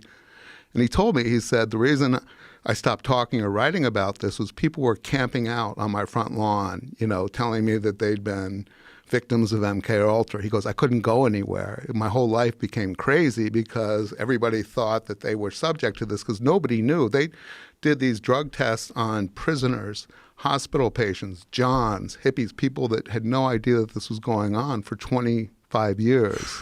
So Marks became the authority. So he had never given an interview till he met with me. And when he looked at my documents, at that point, I think I had about 10 or 12 or 15 pages that grew eventually because I kept going back to the files and getting more. He said it was the most unredacted, uncensored account of what the real objectives were and what was really being done. He said if I had had that, my whole book would have been different. So that's one of the problems about saying, well, how much did they do or how far did they go? There's barely any record, and that's another reason it took me 20 years, because I was trying to find out whether or not West had actually interacted with Manson and or the girls. I mean, I knew he was in the same facility. I knew that everybody that worked there, because I interviewed everybody that was alive. Most of them were still alive back in the late 90s and early 2000s when I did this. They all said, oh, yeah, Charlie was, we knew it was Charlie and the girls. They come in every day or every few days to see Roger. And West was there recruiting subjects. Now, West, while he was there that summer, had opened something called what he called the Haight-Ashbury Project. And in his correspondence and papers that I found, he called it a laboratory disguised as a hippie crash pad. And, and just like the Operation Midnight, they call them safe houses, which were disguised as bordellos and that type of thing, or brothels. This was an apartment that was decked out, or as he called it, tricked out to look like a communal hippie place. He had 6 graduate students, and I have his letters to them before they came to work in this. He goes, grow your hair long, wear jeans, dress like hippies, and lure people in there. So they ran that for the summer of '67, and West was getting people from that Haight-Ashbury Free Medical Clinic on Clayton Street and sending them around the corner to Frederick Street to participate in that. Good Lord. And I got the diaries of some of the graduate students who were there, and they all, in these diaries, said, we have no idea what we're really supposed to be doing here. We feel like this whole thing is a cover for something else. What does Jolly want? Why is he making us bring these people in? So imagine doing that to graduate students, telling them to bring people in and drug them up. Imagine telling them some of to them make liked an apartment. I'm sure they liked it. because they were also, encouraged to use LSD. Yeah, I'm sure. But I mean, imagine being a graduate student and this is your project on people. I mean, that sets up, even if you leave that program and go on to do legitimate work, the ethical foundations of your career are set up in such a strange way. You're manipulating people against their knowledge. Well, they didn't know who they were doing it for. That's why they were always questioning it. So, I don't know how. I found 1 or 2 of them after, and they were very careful talking to me. I'm sure. They probably felt like they were going to go to jail. Well, that's the thing, yeah. If any of these experiments or whatever was going on resulted in a death, there's no statute of limitations on murder. Right, right. I mean, that's one of the biggest disappointments of my book is that people like West aren't alive, to answer to this. And it was really frustrating for me because, again, his name was on the front page of the New York Times in 1977 when they had the major hearings about MKUltra. And it identified him as the head of the psychiatry department at UCLA, a very prominent doctor, researcher. And he said he had nothing to do with that. He'd never used LSD on humans, and he wouldn't. He said they had asked him, and he said no. I have all these letters between him and the guy who was running the program describing how they're going to do it, hide it from his colleagues. When he started at Lackland Air Force Base. He was running the psychiatry department at the hospital there in 1952. When he was there running that hospital, that's when he started his experiments on prisoners, human subjects, and one letter to Gottlieb, he says, eventually we have to take these experiments out into the field. Oh, Jesus. Exactly. What does that mean? Well, if you haven't gotten through Chapter 11 yet, you haven't gotten to the Jimmy Shaver case. No, I haven't. A year after, maybe Jamie did. A year after West contracted with the CIA to do these experiments, July 4th, 1954, a 3-year-old girl went missing from the parking lot of a bar at about 11 or 12 at night. Now, her parents, it was a heat wave. They couldn't sleep. They went to the bar. They brought their 2 kids. They let them play in the parking lot at midnight. The little girl disappeared. They organized a search party. About 3 or 4 hours later, they went to a gravel pit, and 2 airmen had called, or 2 itinerant guys had called the local sheriff and said, there's a guy here that wandered out of the brush with scratches and blood, no shirt, and he doesn't know how he got here or who he is. The police came. His name was Jimmy Shaver. He was an airman. They did a search, and they found the little girl's body not too far away, and she had been raped and murdered by this guy who had no memory of doing it. The guy had no history of violence. He had a couple kids, and he was a flight instructor at the school. He'd been in the military for a number of years. I think he was in his early 30s. Well, guess who became his psychiatrist in preparation for the trial? Jolly West, who inserted himself into the case and then extracted his memory from him using sodium pentothal, where he admitted to the murder. Now, in the context of what we found out West was doing and what his objectives were, at that same time, it raises huge questions about this was an experiment gone wrong, that he was part of one of these experiments at Lackland Air Force Base where he was signed up. During the trial, it came out that he had had treatment for severe migraines, experimental treatment at Lackland. That's another, a smaller subchapter in the book. But does it describe what kind of experimental treatment he received? No, because nobody. I have all the testimony. There was actually a trial, a retrial, and sentencing. And every time it came up, it was really frustrating because he never testified. So it was either his wife or his mother who would talk about it. It was mostly his mother saying, well, all I knew was they wanted him to be involved in this 2-year study to try to relieve his migraines. He would have such horrible migraines, he would put his head in buckets of ice water. The people who described encountering him that night when he was arrested and immediately taken out of the sheriff's custody by the military police and brought to Lackland and then back to the sheriff's, he was in a trance. The doctors tested him for alcohol because they thought, well, maybe he's drunk. He had just a little bit of alcohol in his system, but he wasn't drunk. And after the fact, they found out that he had,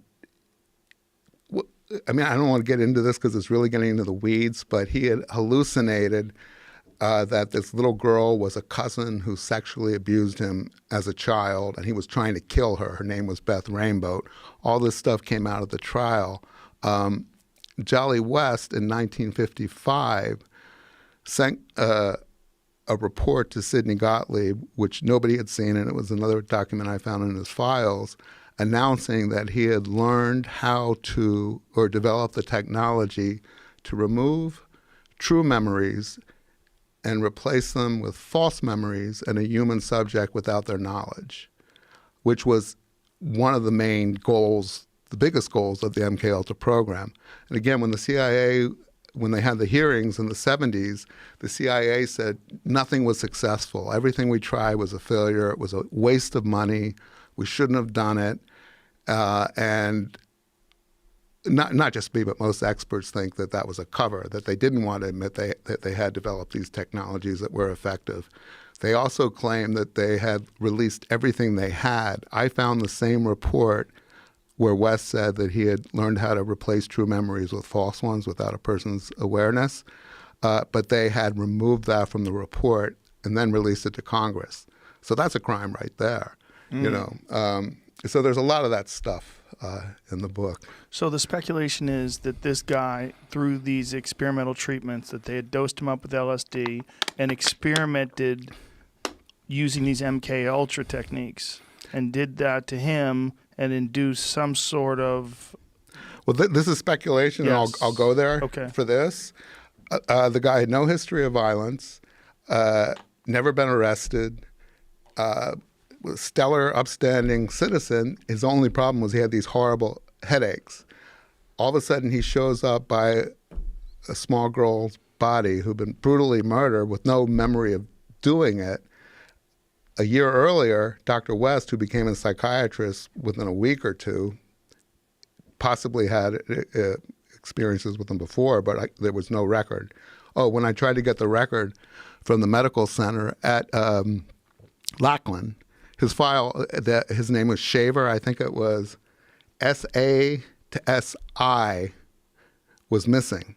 So where Shaver would have been in the medical records, it was gone. So I couldn't find out whether he had actually participated in any kind of experimental program there. So is the speculation, and again, this is speculation, that he did commit the crime, that he was somehow or another induced into committing this crime? Yeah, and again, this is speculation. Yes. It's completely circumstantial. The objective was to get people who would go out and do things, not even necessarily kill. That was the ultimate goal, but to do things against their will, against their moral code. Right, even. but how would they know that this child would be there? How would they know? Oh, no. She wasn't targeted. So was it just that they'd put it into his head to go Yeah, do and that to anyone? Yeah, something clicked and went wrong. So it wasn't a precise thing. No, It wasn't. no. Nobody really knew what this was the very early days of experimenting with LSD in the early 1950s. West was one of the premier researchers in LSD, but he was still new to it. He had actually he had first gained national attention for being one of 4 or 5 doctors who treated Korean prisoners of war who were returned to the United States after they had made confessions of spraying the Korean countryside with illegal biological weapons. The United States said that we don't use that. That's against the Geneva Codes. And these guys were brainwashed by the North Korean, Chinese, Soviets. So when they were brought back after the war, West and 4 other psychiatrists were assigned to deprogram them. What a lot of researchers believe is that they actually brainwashed them into thinking they'd been brainwashed by the Koreans, where they actually were telling the truth. Because there's a lot of evidence that's come out as recently as 5-6 years ago that we did use these weapons in Korea. Oh, boy, the old double cross. Yeah. So is the speculation that Charlie Manson was basically just sort of a 2-bit criminal who had spent most of his life inside the system and had been incarcerated for, half of his life, something like that? Half of his life when he was released about age 32 and 67, all federal institutions too, which was interesting. Even Bugliosi pointed that out in his book. First of all, his mother was a prostitute. She would get sentenced to jail for petty theft or prostitution, and she'd hand him off to her parents or other people. And by the time he was 10, 11, 12 years old, he was stealing cars, committing petty theft and stuff. So then he was sent to, juvenile detention centers and schools, reform schools, all run by the federal government. And then when he committed his first crimes as an adult, which was, again, car theft, the first crimes were car theft, but when he stole the cars, he crossed state lines, so then it became a federal offense. And he got imprisoned with much more serious sentences if it's a federal offense than if it's a state. And he'd do these long sentences back to back to back, and then every time he was released, he'd either violate his parole or probation. And they were actually strict with him in the 50s and till 60, when he finally went to prison for 7 years. It wasn't until 67 when he came out that all of a sudden it was hands off. Now, what do you think happened? In prison? Did they find him in prison? Again, I'll go there with you. Okay. And I kind of lay out. Speculation. Yeah, what I do in the book is, and I get criticism for this, which we knew was a good possibility, is I lay out circumstantial evidence for a case with proof of each circumstance, but when you put them all together, that's the hardest part, is linking them, finding the bridges. Okay. What I do is show what the objectives were in either the federal government's case through mkultra and then other programs, COINTELPRO and Chaos, and the law enforcement's in Los Angeles and San Francisco at the time. So mkultra began in the federal prisons experiments on prisoners.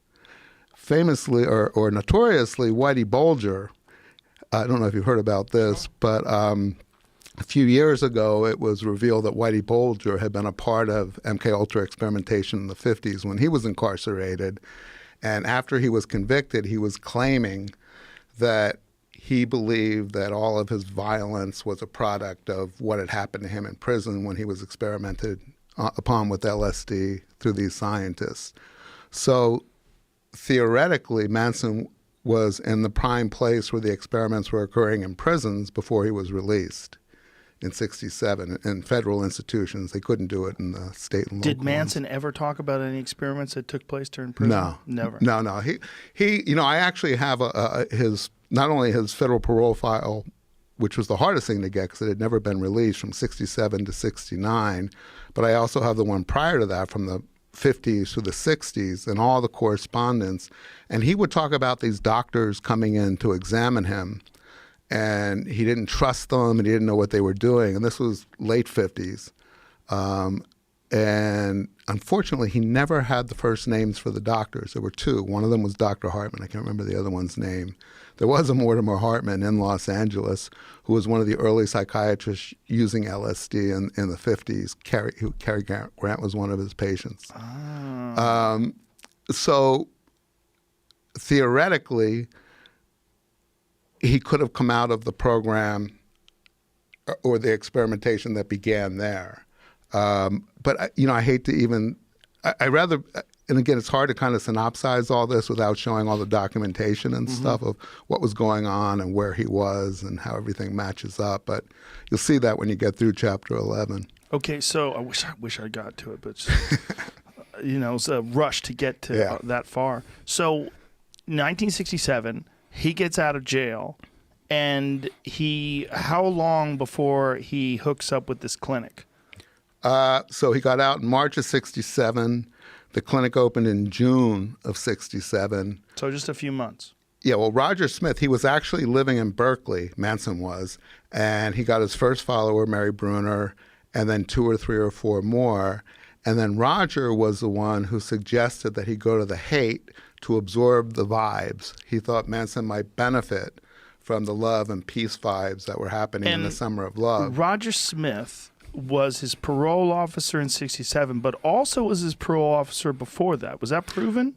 No, Roger Smith's, his assistant, that's good, you remember that, Gail Sedalia, told me, she was his assistant at the clinic, at the Haight-Ashbury Free Medical Clinic when he was running his amphetamine study in 68. She said that Roger had told her he met Manson when he was doing probation work in Illinois in the early 60s. I eventually interviewed Roger several times, and Roger denied that. And when I went back to Gail, she was shocked. She's like, I can't believe he's denying that. That was a connection. That's why Manson was able to leave Los Angeles. He was sent to Roger Smith so Roger could be his parole officer. I was never able to document that Manson had been in Illinois except for 3 days in 60 when he was brought from Mexico to Texas, and then they brought him to Los Angeles to be violated in front of the judge there. And he did spend 3 days at Joliet Prison, where Roger Smith worked, but he was there a year or two later. So that was one of the many frustrating moments where everything made sense, except for one very important hole, which was, they weren't there at the same time, at least as far as the official record shows. So if Smith was a part of these experiments, and if Smith was also his parole officer and did know him before he did the 7 years before he got out, which is when it's speculated that Manson was possibly experimented on, and Smith might have been aware of the entire process of it and was supervising him upon his release. Yeah. And so that's why every time Manson got arrested, which should have just locked him up, they would just let him go. Yeah. And Smith, to give you a little background on Smith, as he told me, he called himself, he goes, I was a rock rib Republican from the Midwest, and I came out, he went to Berkeley, to the School of Criminology to become a criminologist, I think in 65 or 66. He was getting his master's and his PhD, and his special area of study was in the beginning gangs, collective behavior and violence, and then how drugs would make some of these gangs that he had people he was working with students infiltrate to get information. Yeah, this was in Oakland in the ghettos in like 65, 66 when the Panthers were forming. Then in late 66, he decided to become a federal parole officer while he was still writing his dissertation. And he got assigned to something called the San Francisco Project, which was an experimental program run by the federal government to see how different numbers of parole clients, caseloads per parole officer were, it was about recidivism. So if you had the lowest load was 20 clients, the largest was like 50 or 60. Were you able to you would think that 50 or 60 is going to be a lot more difficult, but it always wasn't. So Smith joined that program where he's supposed to be paying much more attention and care to his clients because it's part of a special program called the San Francisco Project. And in fact, he was seeing Manson more than he was even officially supposed to. It gets even crazier. After 68, he stopped being his parole officer. He was actually removed, and he said it was voluntarily so he could focus more on his drugs and violence research at the clinic. Manson's 3 or 4 women followers got arrested in Mendocino. They had lured a couple young boys into a house, given them LSD. Manson had sent them up to Mendocino to recruit people for the family.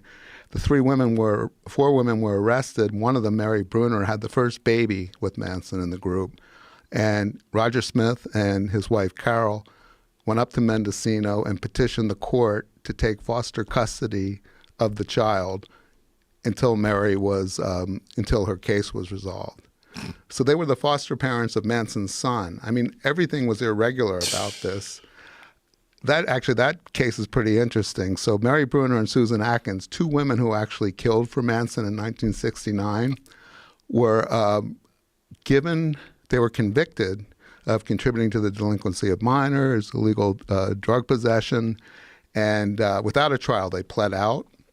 And then there was what they call the sentencing phase, where a probation officer is assigned to decide whether or not they should be sent to prison or given probation, supervised probation. So I got access to their files, Bruner's and Atkins, and in the file were recommendations to the court by Roger Smith and his wife saying, these are good women, they shouldn't go to prison. Susan Atkins, who stabbed Sharon Tate, and is that proven? Because she said it, and then she went back and forth and back and forth. Yeah. Is it proven? Because Tex Watson clearly was a murderer, right? Yeah. And so she had said that Tex did it. She couldn't do it, but this was later on. Yeah, her right? first accounts were that she did it, and then when she testified to the grand jury, she said that she didn't do it. She held Sharon while Tex stabbed her. Right. Later in prison, she said that she did do it, and then she changed again. She'd go back and forth. But she was pretty brutal. And Mary Bruner and Susan Atkins were given probation instead of being sentenced, partially based on Roger Smith's recommendation. Roger Smith identified himself as a former parole officer, with his expertise. And he said he had known both of them for 2 years, and which was also a lie. He had only known Susan. He could have known Susan for 2 years. He knew her for about a year. He did know Mary pretty well. And he never disclosed that he was Manson's parole officer. And Manson's identified in these same files as the person who lured these women into crime, that they were his communal wives, that they would steal for him, prostitute themselves for him. And the other people that they interviewed, the probation officer argued against it, saying they're going to go right back to this guy who's down in Los Angeles and continue their life of crime, but the judge released them. Now, they were doing Charlie's bidding, according to the record. What they were trying to do was recruit people into the family. Yeah. And so they would offer them drugs and sex and a lot of women and bring them to these parties. And where they screwed up is they got an underage boy who was freaked out. Right, and he was the son of a local sheriff. Yeah. And he ran said home his legs turned into snakes. And, yeah.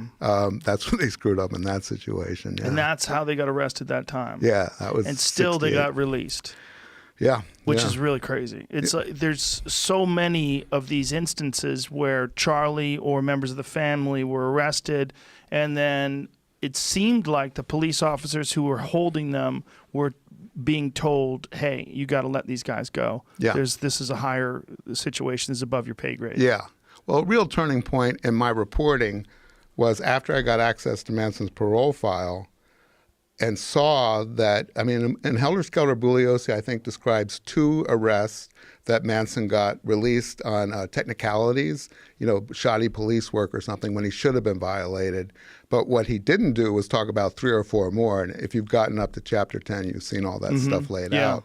So when I got this record, a pretty substantial record, I took it to someone named Louis Wachneck, who was a retired judge and a retired district attorney from the Valley out around here, Van Nuys, because I needed somebody with the expertise and the knowledge of how things worked. Because you have to look at everything in context. Things work out differently today than they did in 2009 or 2000 when I interviewed him, but he was there in '69 in the DA's office. I brought the documents to him, and we laid them all out on his kitchen table, and he's looking at them, and the poor guy was very sick with cancer, and he talked like this, but I had the recorder going, and he's looking at all the documents, and he's seeing this pattern of catch, release, and he's going, chicken shit, this is all chicken shit. He goes, he should have gone back the first time. He goes, they wanted him out. He said he was more important to somebody out than in. He goes, you've got to find out who it was. And I go, well, how do I do that? And he goes, you're not going to be able to. He's an informant. I go, but what should I look at? He goes, well, he was working either for local law enforcement, the federal government, the FBI, but somebody wanted him out there doing whatever he was doing. So that was important. Another turning point was a bunch of years later was when I brought similar materials to Stephen Kay, who was Bugliosi's co-prosecutor in the case. Can I stop you for a second? So his speculation was that Charlie was an informant. Well, and again, an informant has many definitions. Right. It's not just informing on crime. It also can be doing the police's bidding. That's where the CIA's bidding. Or the CIA or the FBI. Right. Being a part of a program. Right. Where they're allowing this. And also there's speculation that the goal was to try to diminish the anti-war movement, and that this guy was a part of the hippie movement. And then so now people would associate hippies with violence and drugs and murder and all this horrific stuff. Well, I mean, again, this is going into the weeds, but it's important. I'll try to do it. I know that your podcasts are longer than most. Well, we can keep going forever. We have all the Don't say time in that. the world. You're going to regret. No, I'm not going to regret it. You're going to regret it. So it's been a while since I've done this. The book came out a year ago, and everybody, I mean, I haven't been getting the calls I got when the book came out, so I'm a little rusty, believe it or not. You're great. This is amazing stuff. It's just hard to kind of cover all this ground without sounding nuts, without giving context. Yes, I understand. In 1967, the federal government the FBI started a program called COINTELPRO. Mm-hmm. In San Francisco, they opened their first office the same time Manson arrived there. The CIA started a program like MKUltra, illegal. I mean, MKUltra was illegal because they were violating people's human rights by giving them drugs without their knowledge or consent. But they were also operating on American soil, domestic soil, which is against the law in the United States. The CIA is not allowed to operate here. They started a new program called Chaos. Same thing. They began in San Francisco in the summer of '67, authorized by Richard Helms, who was by then the director of the CIA. He had come up since '52, working under Allen Dulles and then John McCone. And he was the one who supervised Gottlieb and MKUltra. So Chaos and COINTELPRO each had the same objectives, which were to neutralize what they believed was the revolutionaries that were going to create a civil war in America, the left wing, the anti-war movement, the Black Panthers, and the hippie movement, who kind of embraced it all. And this all began in the early 60s with Ronald Reagan had become the governor of California, and J. Edgar Hoover was convinced that the free speech movement, which began in the early 60s in Berkeley, had been infiltrated by communists from Russia and China, and they were trying to create divisiveness within the United States to start a revolution. So Hoover started COINTELPRO, And Reagan was involved with that as the governor, and then Helms started Chaos, and both of them had informants who were trained. They had something called the Hoover Academy, where they had training programs to turn agents into hippies, just like Jolly West with his graduate students. They grew their hair long, they learned the lingo, and then they went and tried to insinuate themselves with left-wing groups, African Americans with the Panthers. COINTELPRO would pit rival groups against each other, and the ultimate goal was to get them to kill each other. And COINTELPRO was exposed in 1972, 1 or 2, after a bunch of kind of radical people raided a warehouse in Pennsylvania, where they knew, Media, Pennsylvania, not far from where I was raised, where they knew that the FBI stored records. And then they released it to the public, and it was the record of this operation. And the documents were astonishing because they weren't redacted, because they were stolen and then released.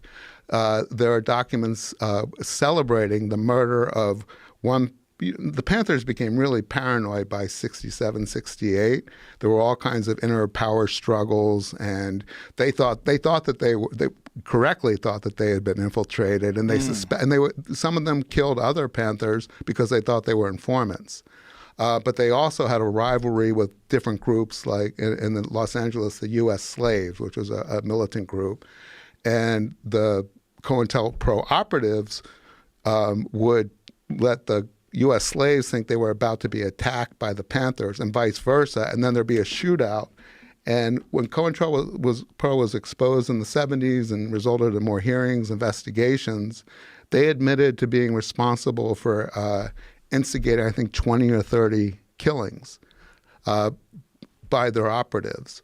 Chaos, on the other hand, there's minimal records of Chaos. All we knew was it existed from 67, probably till Helms left the CIA in 73, and that their objective was, we knew that they were doing surveillance, and we knew that they were doing wiretapping and infiltrating groups, but as far as beyond that, they can't even name a Chaos agent. Nobody's ever been exposed because everything was destroyed when Helms left the record. So these groups were trying to incite violence. Now we get to the motive of the official narrative of the Manson murder, or the Te LaBianca murders, which is what the prosecutor Vince Bugliosi presented at trial, which was the famous helter-skelter motive. In a nutshell, Manson believed that there was going to be a race war, and he wanted to incite this race war because he had convinced his followers that through messages he received from the Beatles' White Album, from their lyrics, from biblical Old Testament prophecies, that he had been told that he was going to be the savior of the world. And once a race war started, he would hide his family in a bottomless pit in the desert. And when the race war ended, with the blacks winning, the blacks would be framed for murders. The Manson family would emerge and repopulate the planet with their perfect offspring and dominate the blacks.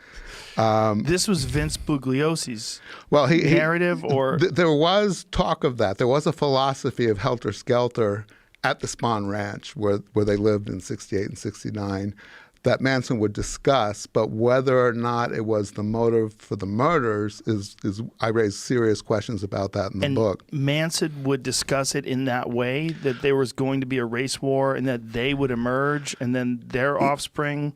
Yeah, except for the fact that what's questioned. So the way Bugliosi was able to convict Manson wasn't at the Tate House when the murders happened. He had, in the official story, dispatched Susan Atkins, Patricia Krenwinkel, Leslie Kasabian, and Tex Watson to the house, the former house of Terry Melcher. They didn't know who lived there, but just to kill everybody. And as Manson allegedly said, leave something witchy. He wanted it to look like blacks had killed these, all he knew was they were wealthy, beautiful whites. And he wanted to ignite the race war, because if the Panthers got blamed for these murders, Then the police would crack down on them. They'd revolt. The revolution would happen. It would spread across the whole world. And then when it was over and the blacks had prevailed, they were too dumb, Manson believed, to be able to run the world. That's when he would come out with his followers of their hole in the desert and take over the planet. Now, Bugliosi said in interviews that I didn't have until after he and I stopped speaking, which was when he started threatening me with lawsuits and other things in the about 2006-07. I discovered 2 or 3 interviews he gave in the early 70s where he was asked if he believed that Manson really believed this craziness.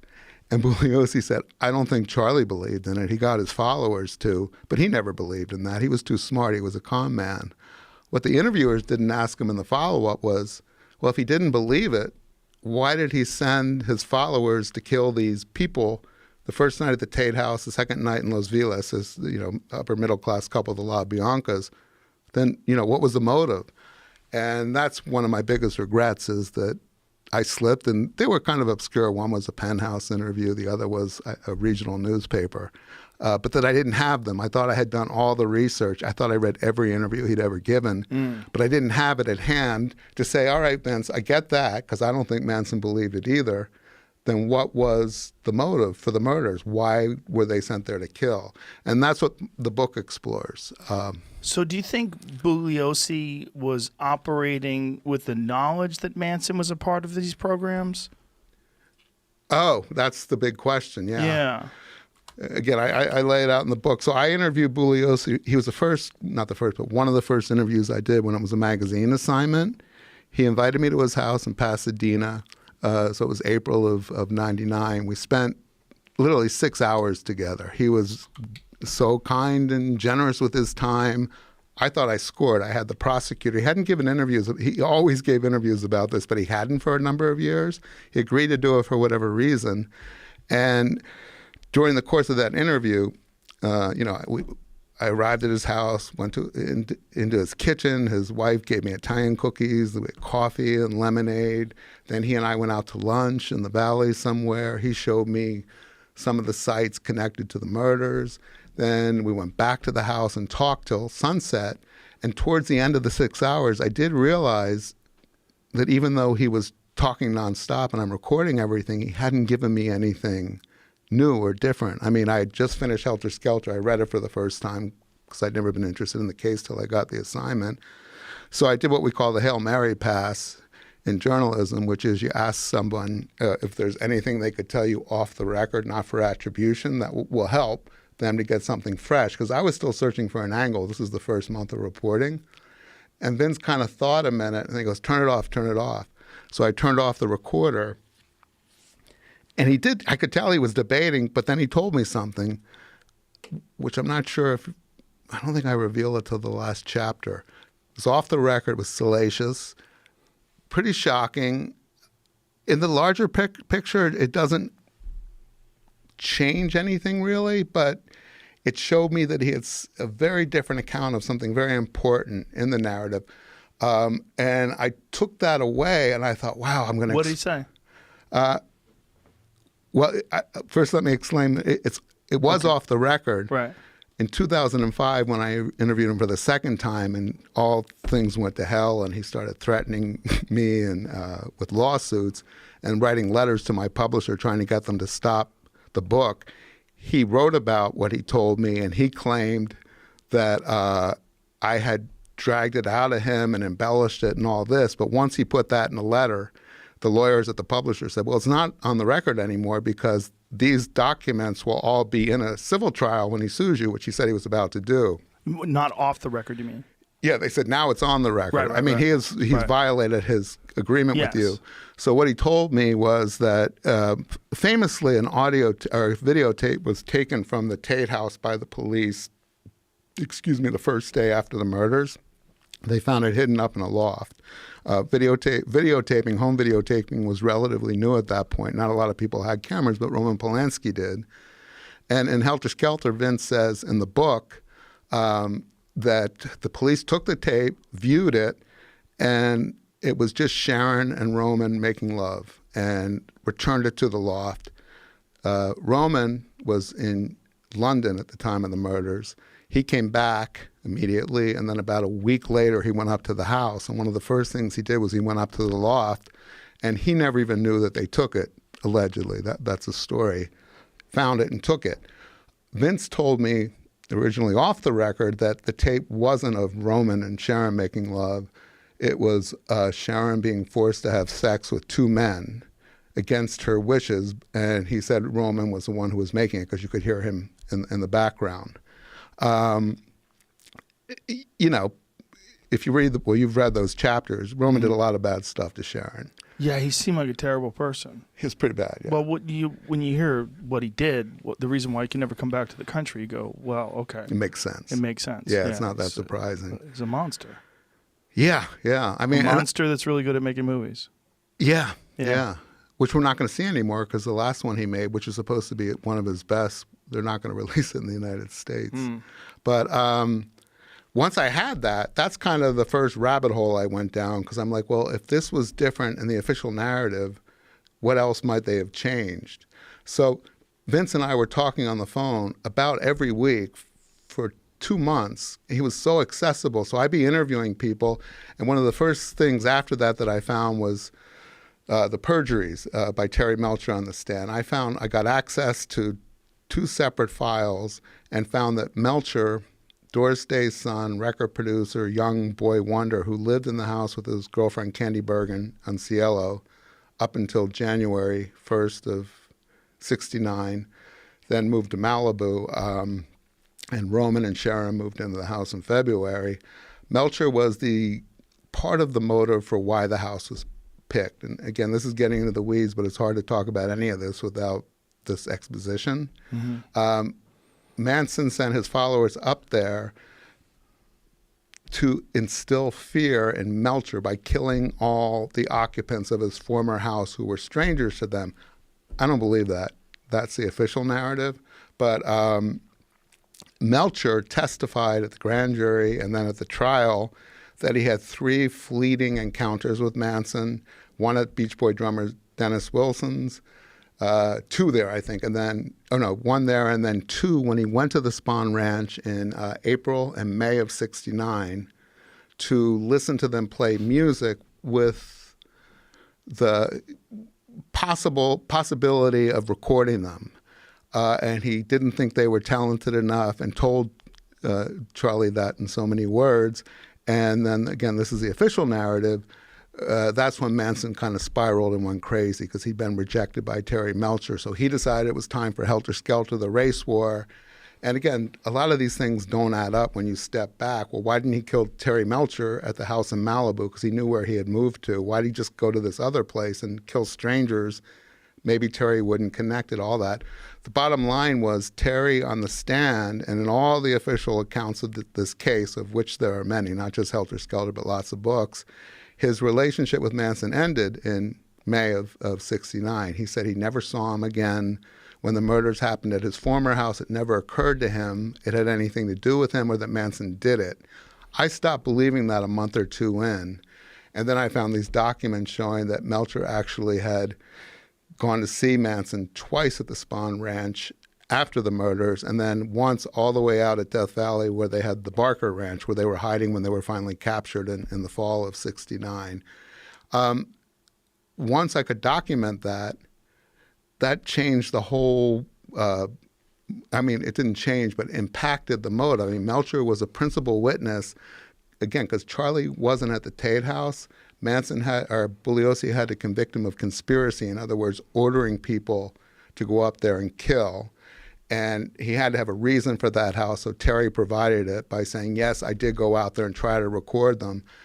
And then eventually in the question it came out, but I never had anything to do with them again. I had no idea. I never saw him or heard from him again. The motivation was revenge on Terry Melcher because Terry Melcher didn't turn him into a star. Right. So this is what Bugliosi was using, but it didn't make any sense because Melcher saw him after the murder several times. Yeah, and not only, even if it didn't make sense, you're right, and that's why I think you could get away with anything then because the antics of the family at the trial and everybody was so horrified by what was going on, nobody was looking at this critically and questioning stuff because every day, you know, Manson and the girls were getting thrown out of the courtroom for screaming, for singing, for dancing, for mocking the proceedings. So all this stayed under the radar. But once I could prove that Melcher lied, and then 2 or 3 more, then I knew that I had to question the entire narrative. So Bugliosi started monitoring my interviewing. This is all laid out in the beginning of the book. So by the fall of the first year of '99, I got a call from one of my sources, Rudy Altobelli, who was another important witness. He was the man who owned the house where the murders happened. He was traveling. He was traveling actually in Europe with Sharon, who had come back Sharon taped about 3 weeks before to have her baby. And Rudy had told me from the very beginning, he was very close to Terry, Dennis Wilson, and the third guy, Greg Jacobson. Greg Jacobson was another important witness who lied throughout all of his testimony in the trial to fit a narrative that Vince needed. Rudy had told me that Vince called him, Terry called him and said, "What are you telling this O'Neill? No one was supposed to know about that. Vince promised me it would never come out." So at that point, I knew that I was onto something even bigger. And then I got a call from Vince, and he left a message on my machine saying he wanted to talk to me. It was important. So I called him back, and he said, "I'm hearing, I can't remember who told me," and that was another little game of his. He would never be, it's like Trump saying, this guy said to me, or one of my friends, or they say, Vince said, "Someone told me, I heard that you're questioning my tactics and my choices at the trial. Is that true? Tom, what's going on here?" I go, "Well, I'm looking at stuff, Vince, and you knew where this was going. I mean, I know we haven't talked, at that point we hadn't talked for about 6 weeks, I think." He goes, "Well, I want you to assure me that I'll be given the opportunity to answer any of these questions." He goes, "Because what might appear irregular to you as a layperson can be easily explained by me." And I said, "Well, of course, Vince, I'll definitely swing back around to you before." He goes, "And I thought this was going to be out in August," and we were in like October, I think. I go, yeah, I got an extension." He goes, "Well, they're also saying it's a book and that you lied, that it's not a magazine story." I go, "Oh, no, I'm still getting paid by Premiere," because I was at that point, and I had no idea it was going to be a book because we were still in the first 6-7 months. So at that point, we stopped talking, Vince and I, and it wasn't until 2005 when I got my book deal that I went back to him with these questions. And I hoped naively that I would get him to break down and say, "Yes, this was all a CIA operation. I was operating." Oh, God. But no, that was stupid of me. But, I thought, what else can he say when I put all this in front of him? But, as... He must have been really freaked out by how deep you got into this. Yeah. Well, again, you've read the prologue to the book where we open in that scene in his kitchen where he's screaming and cursing at me and saying he's going to hurt me like I've never been hurt before, and he's going to sue me for hundreds of millions of dollars. It's crazy. Well, when you get to the end of the book, you'll see the outcome of that day and what happened when he's begging me. He's saying he'll give me a quote on the cover of my book if I don't publish this stuff. And then when I wouldn't agree to anything, then the lawsuit threats started happening. So I naively, I didn't think he was going to break down and say I was working for someone else. I had no choice. Right. But instead, he was evasive, threatening, screaming, denying. He had 2 recorders. I had 2 recorders. He went off the record every 2 minutes. So we'd have to turn off all the recorders, and Vince was not turning his. I'm like, "Vince, you didn't turn yours back. Oh, no, you didn't turn it off. Wait, and no, that's my recorder. No, this is yours." So 1 minute he's screaming and cursing at me going, "Do you have any idea how I will fuck you if you fucking put this in your book?" And then the recorders go back on, but sometimes they were already on because we couldn't keep up with all the off the records. Jesus. Then when I got home that night, so I walk out of the house 6 hours, exactly almost 6 hours, just like the first time 6 years earlier. He's grabbing me by the arm. He goes, "This isn't quid pro quo. This isn't quid pro quo. But if you don't put this ridiculous nonsense in," he goes, "a blurb from Vince Bugliosi," he always referred to himself in the third person, "a blurb from Vince Bugliosi on the cover of this book. You have no idea what that does." And I rarely do it. I'm very selective. I get asked 10, 20 times a day. I mean, the man's ego is, you'll see that in the book. Then I get home that night, there's messages, call me. And he called me, I think it's a week and a half, almost every day. The next morning, a few days later, trying to, he would bully me, and then he'd say, no, look at what this is going to do to my family, my kids, and all that. Went on and on and on. So you had to be very excited by that, knowing that like this is. Oh yeah. There's no reason for that guy to react like that unless you had him. I know. And then he knew. Yeah. So a year not a year later, he said, when we finally, he goes, at the very last phone call, which was a week and a half later, he goes, so you're really going to go ahead and go ahead with this? I go, Vince, I'm going to report what I have. I go, if you want. At this point, I had lost, the magazine deal had ended. I had sold the book. So he knew I had a publisher. I told him who it was. And he asked for my editor's name there. He said, because I will be sending them a letter. He goes, I will work on this letter for hours. It's going to be a complete rebuttal of everything you argued, all of your arguments, all of your points. It's going to ruin you. They're going to cancel your deal because they're not stupid. So he wrote the letter. They got it in, I think it was June or July, after February of that year, 2005. And I got a call from my editor. He said, you got to talk to our attorneys. He goes, we have a letter from Vince. I go, well, I told you it was coming. He goes, it's insane. It's 34 pages, single space with 50 pages of attachments. And he goes, I've never seen anything like this. So he said, talk to the attorney. So they sent me over to the attorney. And he said, my first question, I'd never met the guy before. He goes, my first question for you, O'Neill, is he suffering from dementia? He goes, I was a law student during the trial. And he goes, I follow that trial every day in the paper. I've read Helter Skelter. He was brilliant. He goes, I can't believe the person that wrote this letter wrote that book. So maybe you were dealing with somebody who is impaired. I said, he's mentally ill.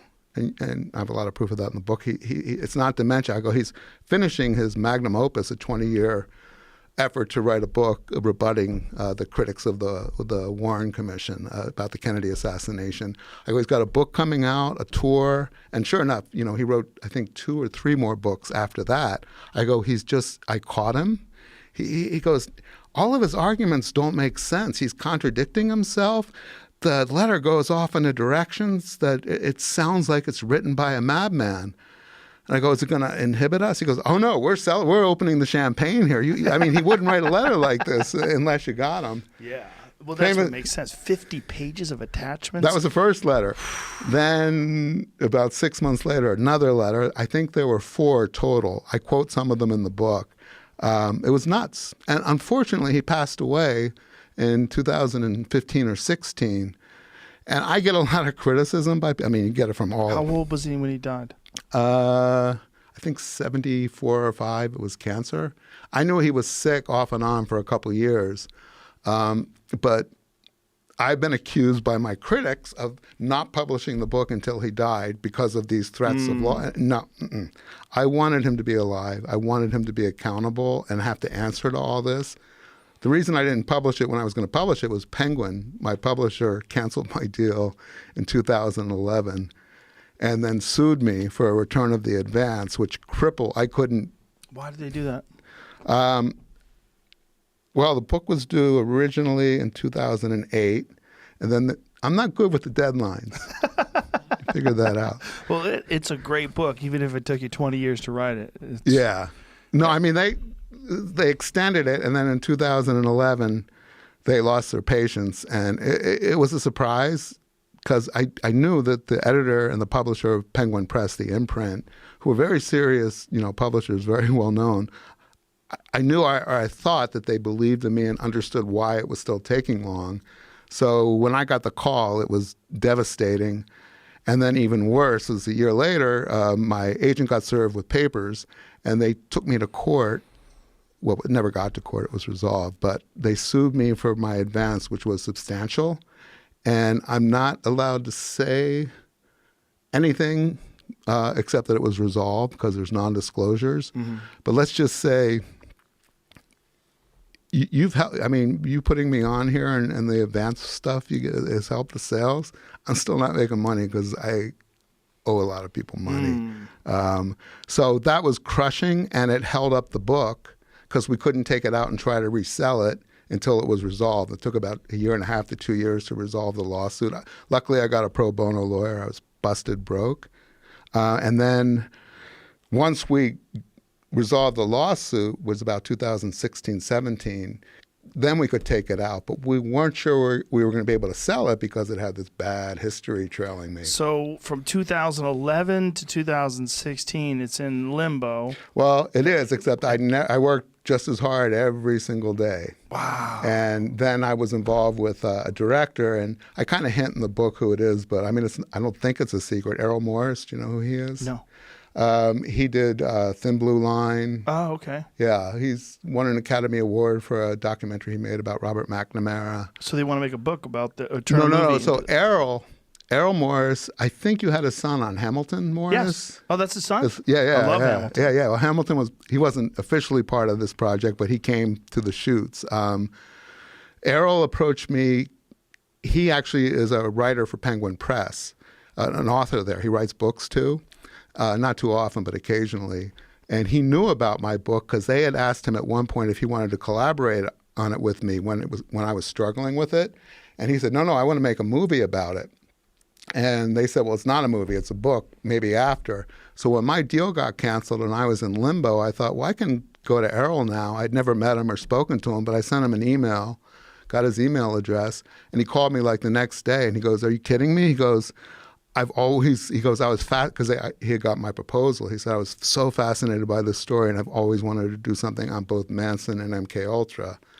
So it took about 6 months of legal stuff because since my book was still owned by Penguin, but the suit was happening, and he helped this process. He got them to allow him to work with me on what was going to be a Netflix series. He sold it. He shot a teaser. Mm-hmm. So he spent 2 days, and this was 2014, with me, one day at my bungalow where he wired it with like 15 cameras on remote cables in the ceilings, and then interviewed me all day at my house, and going through all my files and everything. And then the next day, his crew took like half of my apartment to a soundstage in the valley somewhere and recreated my apartment, but then he used all his magical tricks. Like he had a camera 200 feet in the air, it would zoom down and spin. It was beautiful what he ended up cutting and putting together.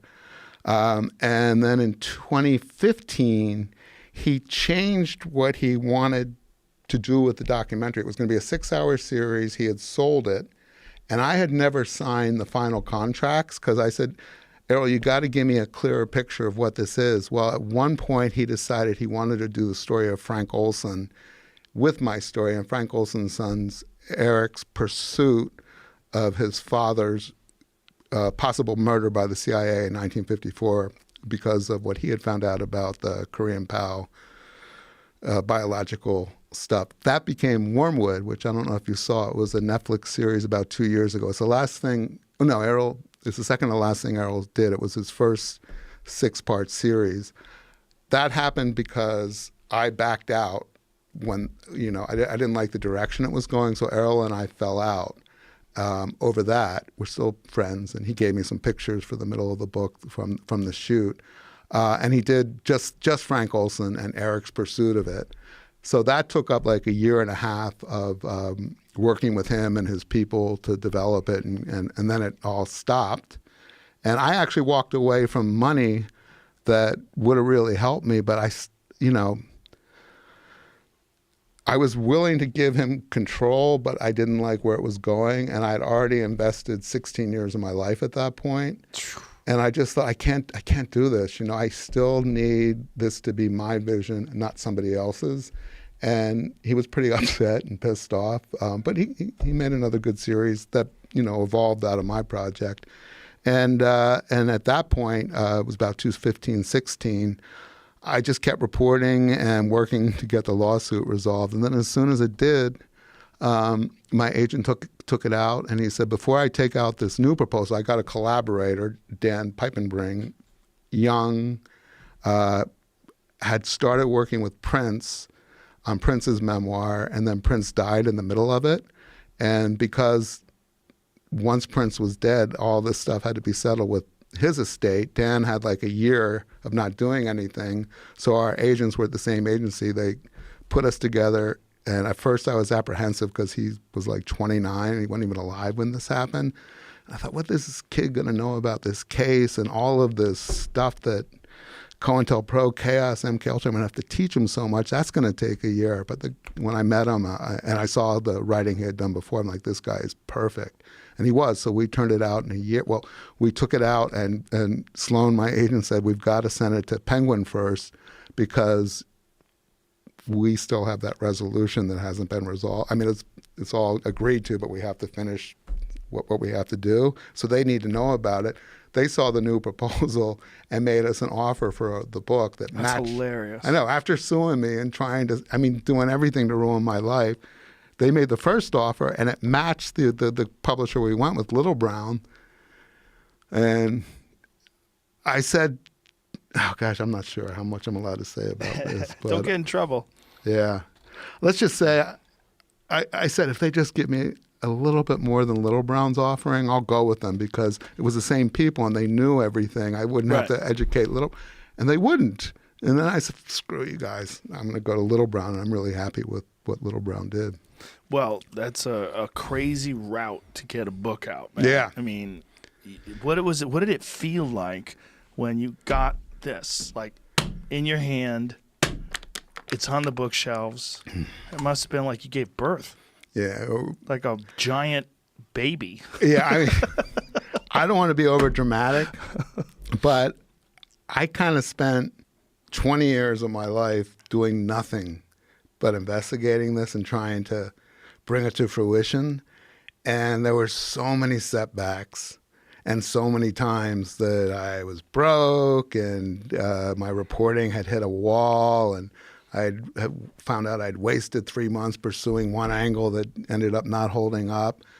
But at some point I thought, what else can I do now in good faith, knowing that all this stuff I've done up to this point is in the gutter, in the garbage. I can't let that happen. And I knew I had really important discoveries. I mean, my problem was putting them all together in a cohesive way with a final answer. And my agent had started telling me around the mid-2000s, you don't have to have resolution. You don't have to have a perfect beginning, middle, and end. You've got so much important stuff that you've uncovered about not just the murders and the trial and the corruption in Los Angeles, but the federal government, the Jolly West, mkultra, COINTELPRO, all of this stuff. He goes, just put all that out there, and I never really believed that. And when I finally said, well, I'll do this the rest of my life and have nothing, when I made that kind of decision and then took on this Dan, my collaborator, and we literally turned it around in a year, it was like a dream, And then when the book when I first got the galleys at my house and then the hardcover, a few months later at my shitty apartment in Mid-City, I couldn't believe it. And I thought, all right, now I can get run over by a bus. I don't care because there's a document. It's out there now. I don't care what happens to me. And it's kind of it gave me a freedom because now that I've done it and it's, on bookshelves or wherever, I can go on with my life. I had hoped to go on with my life without ever having to think about this again. But then, of course, after you get calls, you get emails from people who have information. There's so much stuff we had to leave out of the book. It's pretty long. It's a lot longer than they originally gave us. And then I was telling you a few days ago, they were only going to give me 10 pages of endnotes, where you show all your sources at the back of the book. And I fought for more, and I got 60. And, that's the most important part of the book because it shows every single document, where to get it, where I found it. I, add a little bit more of information about why it's important. With all that out there now, it's like I feel like I don't really need to do anything ever again. I want to. I don't know. I mean, the guy, oh no, that was Jamie I was telling. There's a guy adapting it for Amazon Studios. So it could become a film. Who knows what's going to happen, especially or a series on Amazon, like a series. No, we wanted. I wanted a limited. No, not. It's scripted. I wanted a documentary too. You're right. But the thing about a film is this is such a long story. I would hate to see them butcher it. Do you have friends at Amazon? Will you please call them? I don't know anybody. Yeah, over there. No, that's. And by the way, they're not going to listen to me. Why would they listen to me? Well, you're pretty good at what you do. If but they're going to butcher it, they're going to butcher it. Yeah, no, I mean, I wanted it to be a limited series. That's the way to go, I feel. Yeah, and when we made the deal with them, they actually bought it before the book was written. They got a copy of the proposal that we had submitted to a couple of the publishers with non-disclosures. They somehow got it, Amazon, and made us an offer. And this was when I was really, really broke in 2017 before, I got a little advance from Little Brown, but let's just say a lot of that had to go to some other people that I owed money to. So my agent basically said, bottom line is Amazon's going to do a great job, whatever they do with it.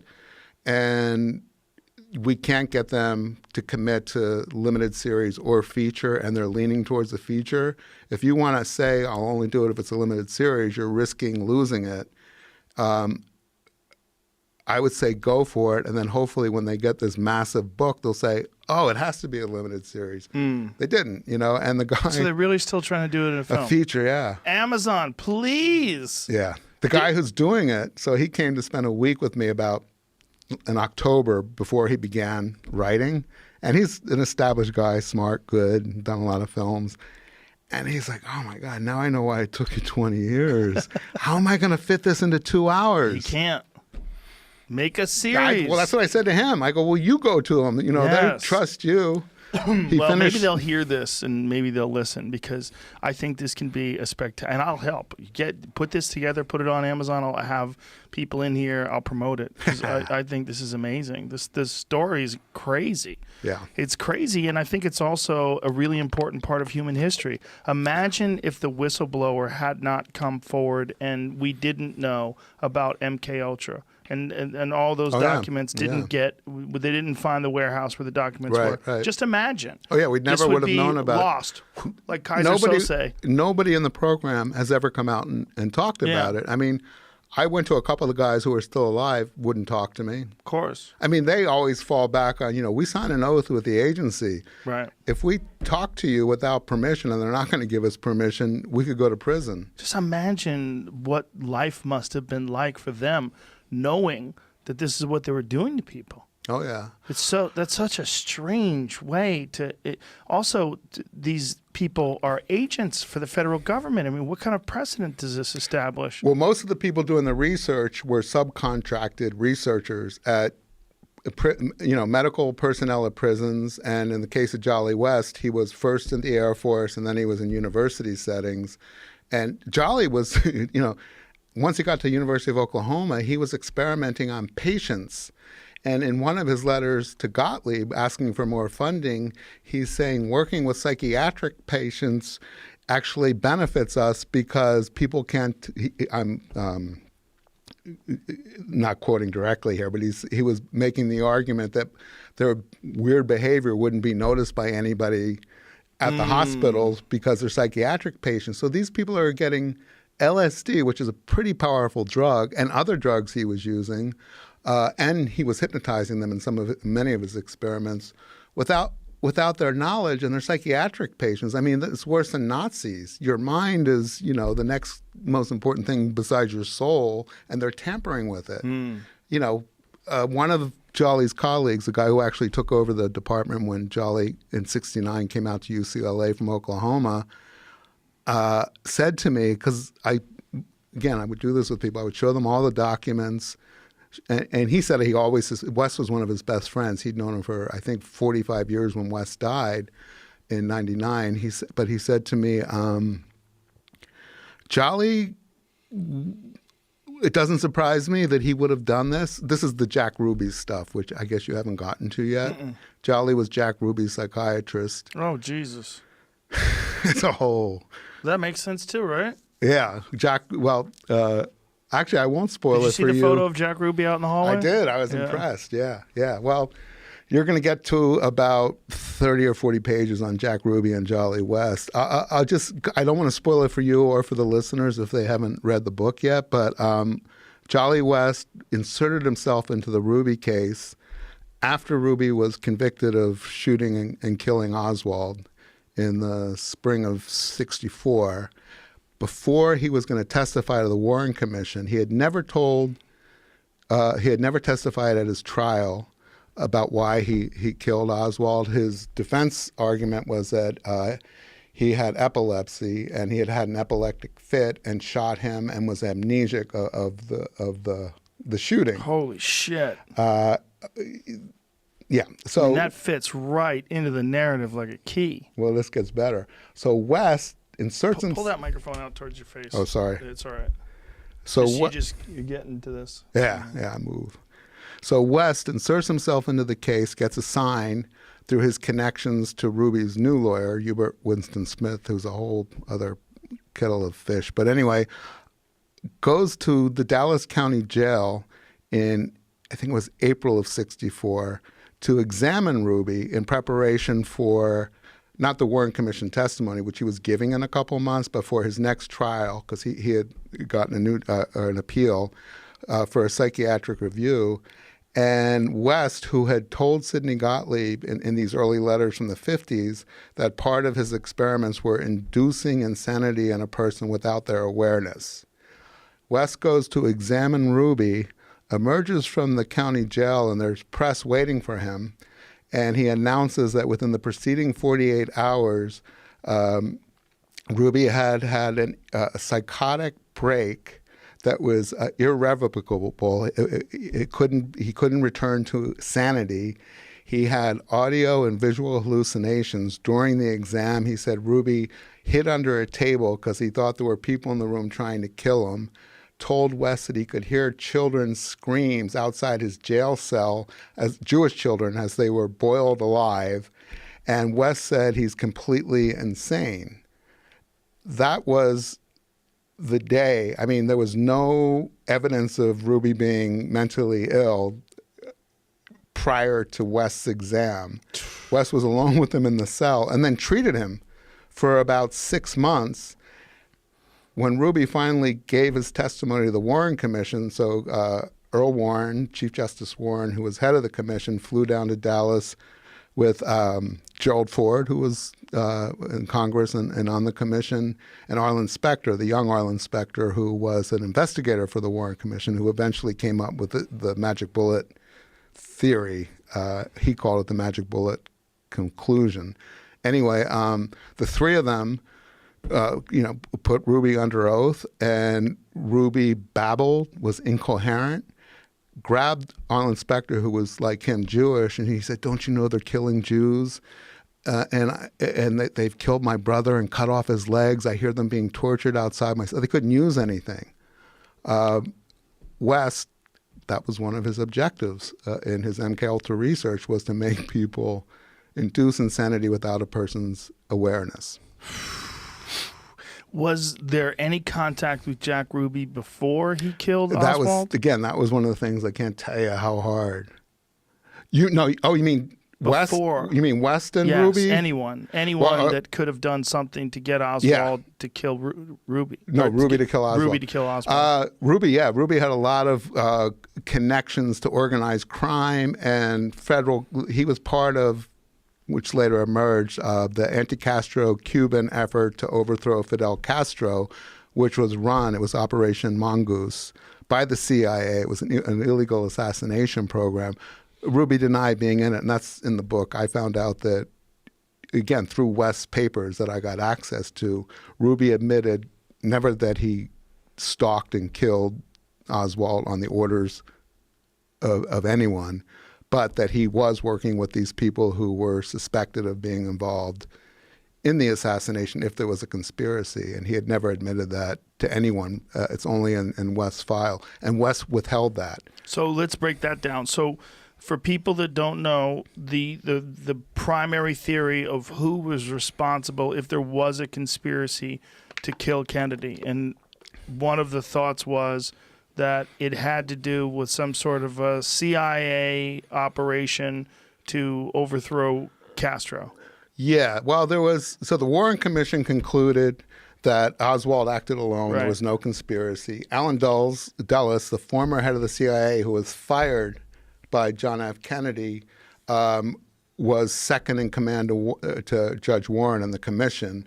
Richard Helms, who was actually Jolly West's employer for MKUltra, was the liaison between the CIA and the commission. So Helms knew that Ruby, who they call their most important witness in their investigation, the Warren Commission investigation, because he was the one who silenced the killer. There could be no trial for Oswald because he was dead. So they tried to learn everything they could about Ruby to see if he had had any meetings with Oswald prior, or if he had connections beyond the superficial ones to organized crime. Was there something deeper? The commission, which I believe was, a joke from the beginning, it was set to determine. I mean, they said in the beginning their objective was to prove that Oswald acted alone. They came up with that conclusion, but after the first Senate intelligence hearings in the early 70s that exposed mkultra, Chaos, COINTELPRO, primarily the Frank Church hearings, they found out that Dulles and Helms and others had lied about the CIA's involvement with Oswald and with their own agents who had these peripheral, we don't know if they were peripheral or not, but definitely encounters with Oswald. They withheld all that. So the House voted to have what they call the House Select Committee on Assassinations that began in 77. In 78, they released their report, which they concluded there was a probable conspiracy to kill Kennedy, that Oswald didn't act alone. And, there's lots of books about that. Yeah. And in their findings, and then later the head of the committee, Robert Blakely, wrote a book where he said that Ruby had acted on behalf of the conspiracy to silence Oswald, that he had stalked him, premeditated the murder, and that the whole thing was part of keeping the secret. So was West a part of that? Again, I can't prove it. I wanted to find out if West had any encounter or any, interaction with Ruby prior to Ruby committing the murder. Couldn't find that. And that's the kind of thing that maybe there's no evidence. Maybe it happened, but there's no evidence. But I wasn't going to put it in the book, and I exhausted every resource I had, Because that one has always been so puzzling for me, because here's this guy that's not connected to the murder, allegedly, and then steps forward and shoots Oswald in front of everybody. Yeah. Sentencing himself. I mean, there was no doubt about it. Yeah. You're the guy who did it. Yeah. Everyone saw it. Right. You're going to go to jail forever. Right. Why would you do that? Well, the first report, which was fabricated by his first lawyer, who admitted this years and years later, he told Ruby to say he did it to spare Jackie Kennedy from having to come to Dallas for a trial of Oswald. Yeah. That was made up. Made no sense. And then Melvin Belli was assigned to the case. Ruby fired like 3 lawyers in the first couple of weeks. Then Melvin Belli took over and took it to trial. And his argument was that he had had an epileptic fit and didn't know what he was doing. And when he was grabbed by the cops after he shot Oswald, he said, "Hey, I'm Jack Ruby. What am I doing here? What are you doing to me? Don't you know who I am?" Because he knew all the cops. My argument in my book is it's important. My most important finding is that a CIA contracted agent or researcher for mind control became the most important witness to the Warren Commission. He became that witness's doctor right before he testified and told his story. I go, that should have been disclosed, obviously, to the commission, but they're not going to say it because it's a secret program. Right. And then he goes crazy. I got told by a couple of the people who were, nobody on the commission would talk to me that was alive when I started pursuing them. Gerald Ford wouldn't talk to me. Arlen Specter, I think I mentioned that to you before. There's an interesting, I approached Arlen Specter, who was running for re-election. This was 2002, and told him I had new information. And he had always maintained, he made a lot of money off of his books about justice and the magic, defending his magic bullet theory. He always said, if anybody comes to me with new evidence, I'll look at it with an open mind. So I had sent him a persuasive letter. Well, his people, they finally said, all right, if you have these documents showing that this doctor who treated Ruby, and within the 24 hours he lost his mind, Spectre will look at them and then decide if he'll talk to you, fax them to us. And at that point, that was 2002, I had lost the magazine story and I didn't have a book deal, so I was operating entirely on my own. I said, I can't send this stuff to you because it's my smoking gun, the letters between Gottlieb and West describing all the experiments. So finally, Spectre agreed to talk to me on the phone for a few minutes, and it was amazing. He called me from the Senate floor while they were waiting to vote on whether or not they were going to invade Iraq. This was 2002. Oh, shit. So we were only supposed to talk for a few minutes, and when I explained what I had and what it showed West had, been involved with at the time he treated Ruby, he said, well, if you're not going to send the stuff to me, I don't know, I need to see it. And I go, well, I can't send it to you. And he said, well, you want to meet me? Because I had told him I was in Philadelphia visiting my folks, and he was from Philadelphia too. He says, I'm there on the weekend. I'll meet you Saturday. I have a squash game at the Wyndham Hotel. Meet me there. Christ, squash. So we had a meeting set up for like 3 days later, and this is something I'm always second guessing about. I made a decision. I don't think I ever really got paranoid during this, but Spectre had been a long-term senator. He was running for re-election, and it was the first time in his career that the polls were against him, that his opponent was, they were predicting that Spectre was going to lose.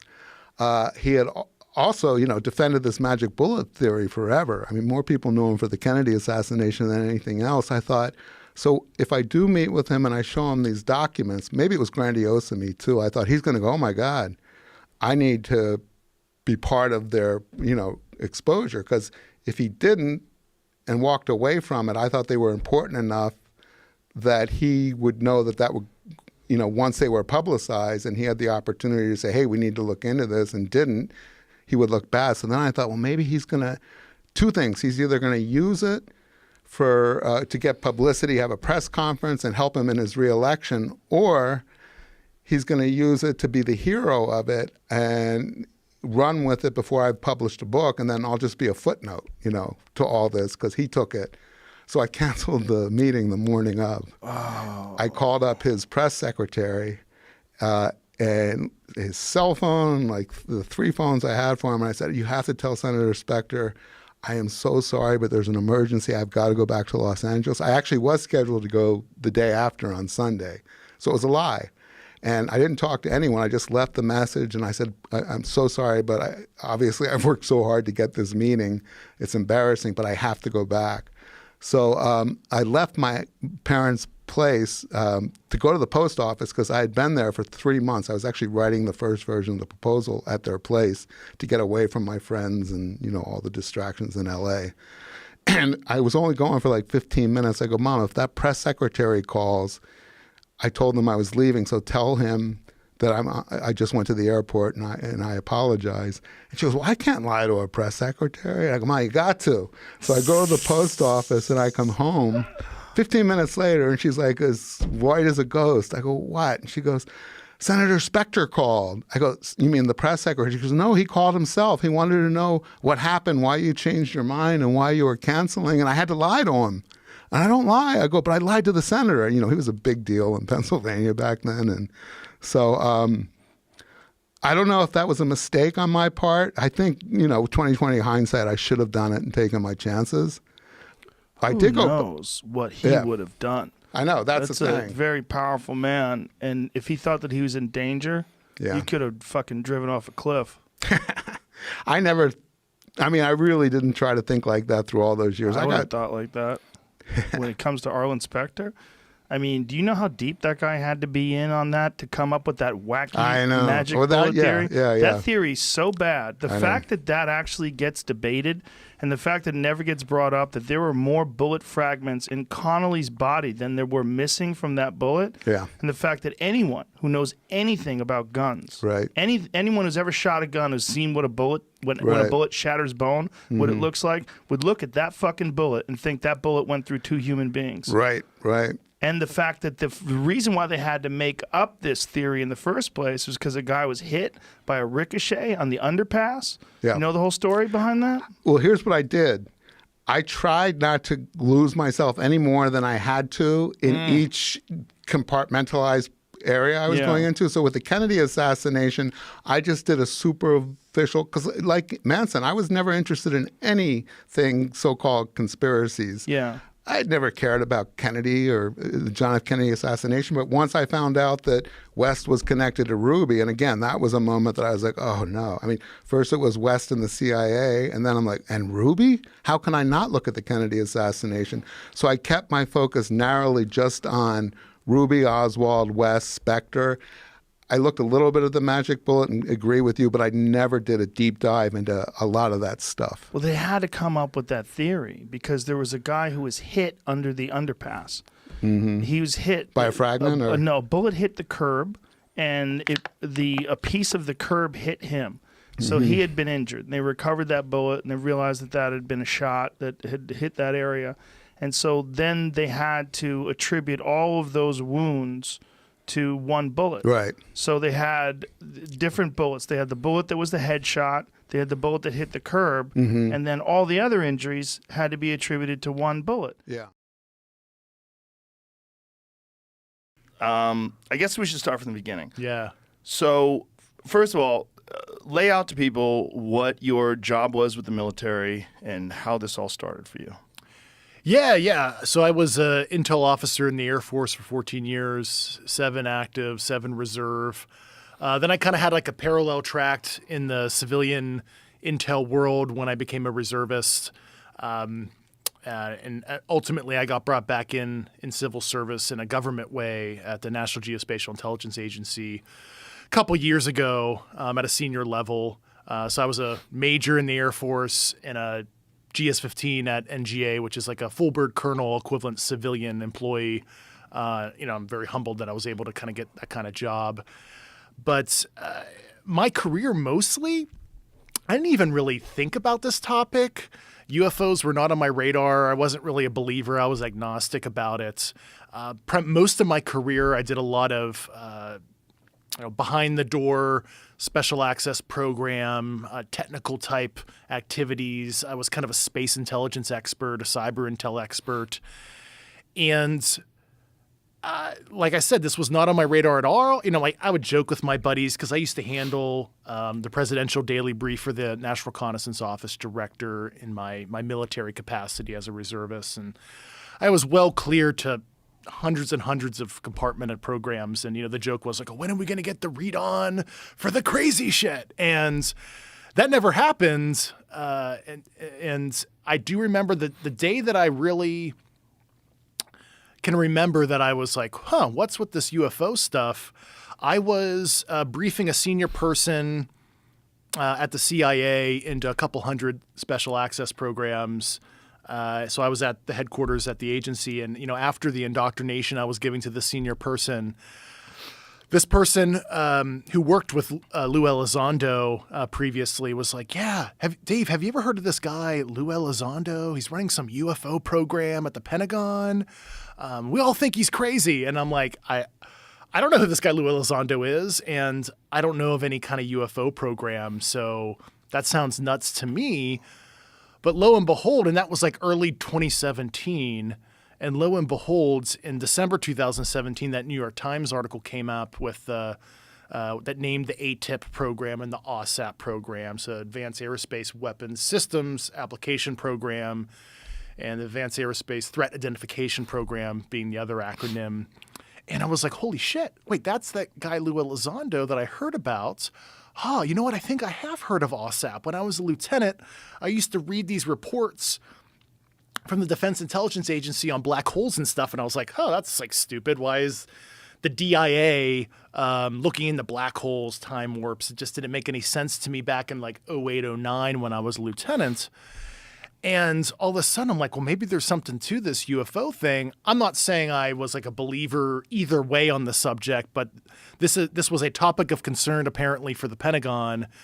And in 2018, I started doing kind of what I call my open source literature review. Like, let me spin myself up on this topic, watching Chris Mellon, Lou Elizondo, Leslie Kean, all these people talk about the subject.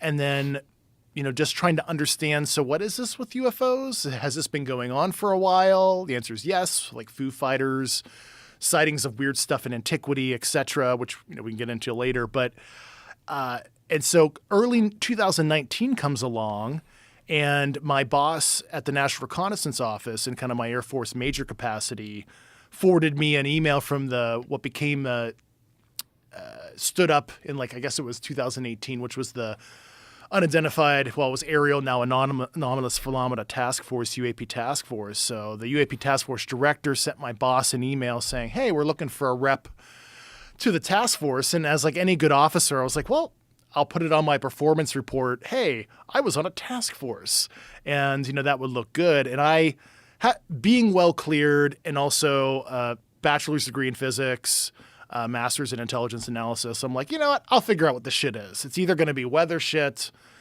maybe it's an adversarial program, maybe it's a U.S. program people are misidentifying on rare occasions.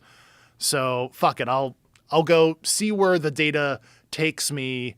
And early 2019 or so, I joined the UAP task force, and then I started interviewing pilots, flag officers, general officer equivalent type Navy folks, and they were seeing some really crazy shit. And like a event that I talked about previously publicly in a YouTube video on the Yes Theory channel.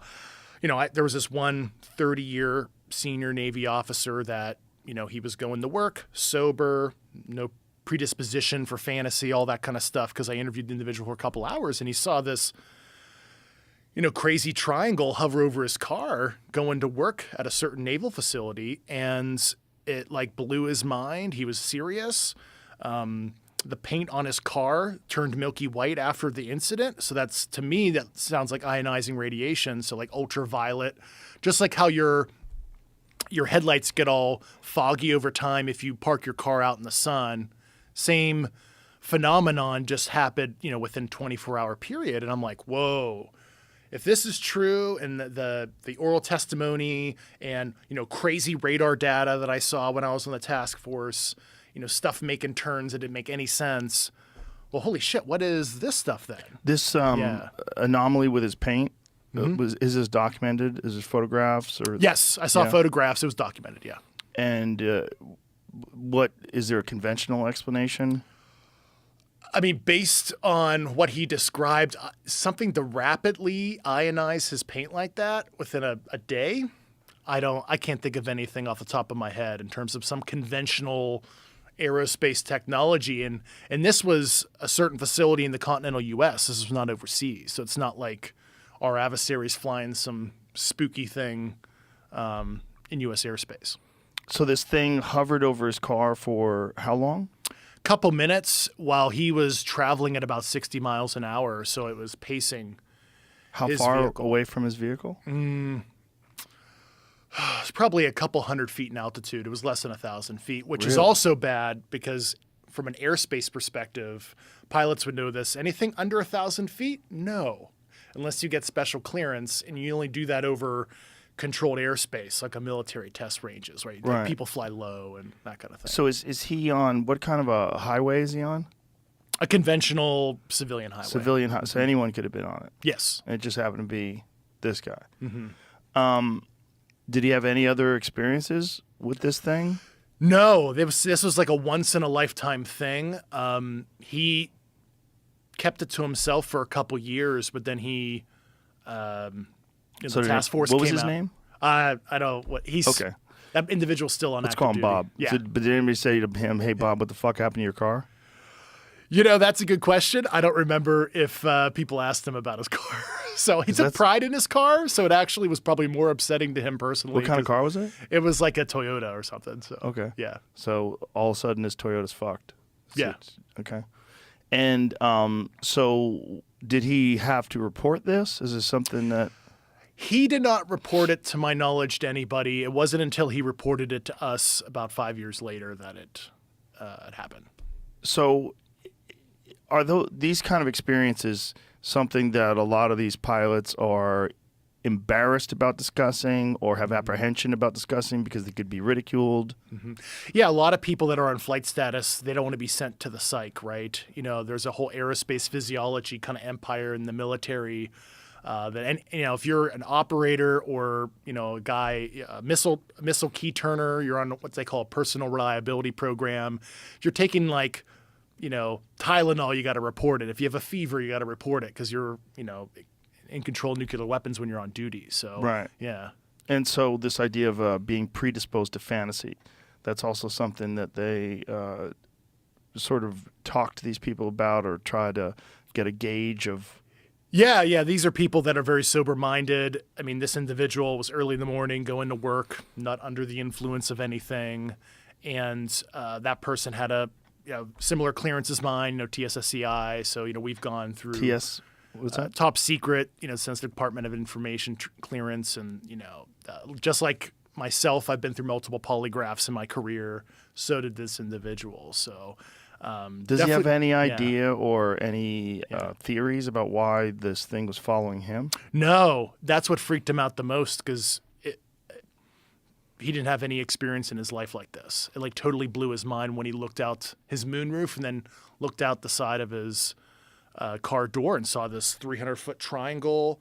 It was like pre-dawn sky, but it was darker than the pre-dawn sky, and it had this plasma edges, it was purplish glowing edges, and these three lights that had these omnidirectional, almost like pool lights. You know how you can't really tell where the light source is, and it was totally trippy. And that's just one example of many anecdotal with some evidence, pilot stories, and that's what made me dig deeper. And I started, cultivating my network.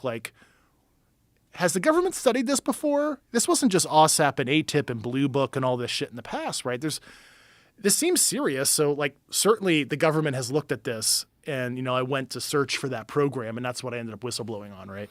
So how did you initially discover this program, and what was your first encounter with the information? A very senior individual in the intel community came to me when I guess I was asking a lot of questions because I'm a very inquisitive guy, and it was like, hey, I need to introduce you to somebody.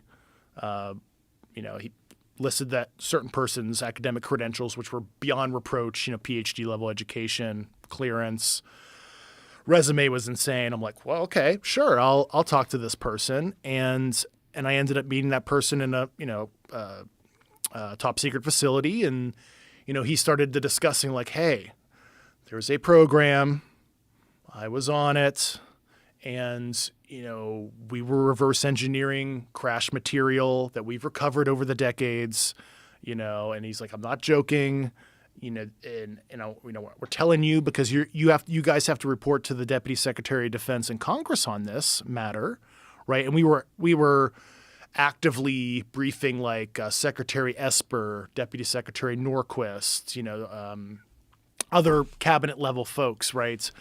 And it's there's an oversight issue because you're the UAP task force. You should be read into this stuff because why spend the taxpayers, dollars looking at stuff that we already have data on? Right. So that spooked me, and that was fall of 2019.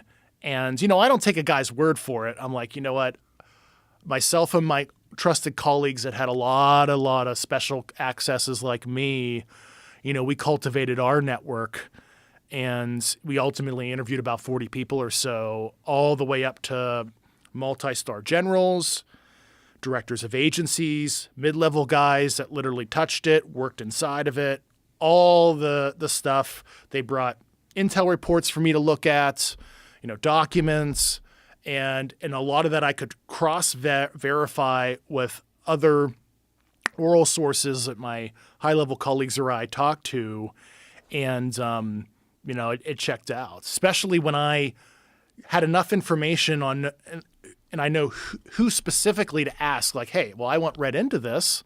I'm on the UAP task force, and we went to those. I'll call them gatekeepers, for the lack of a better term, and they basically said, "Fuck you" to me and my colleagues.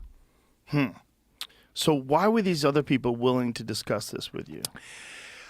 Well, they determined I didn't need to know. I was already cleared at such a high level, handling presidential material and everything. It's like Dave needs to know. And they felt that coming to us, it was a form of a protected disclosure. They felt that they weren't really violating anything because, we were I'll call it the investigatory body for the Department of Defense and the intelligence community and Congress at the time. And they, you are allowed to, disclose to a government official in an official capacity. And I, did that. And, of course, I protected those people. And do know I took those people, a lot of them, and I brought them to the intelligence community inspector general when I filed my complaint. Because I don't want people to, hear it from a secondhand source. People call it hearsay, whatever. Though I have some firsthand knowledge, I eventually talk about someday. I'm trying to get it cleared, but through security processes.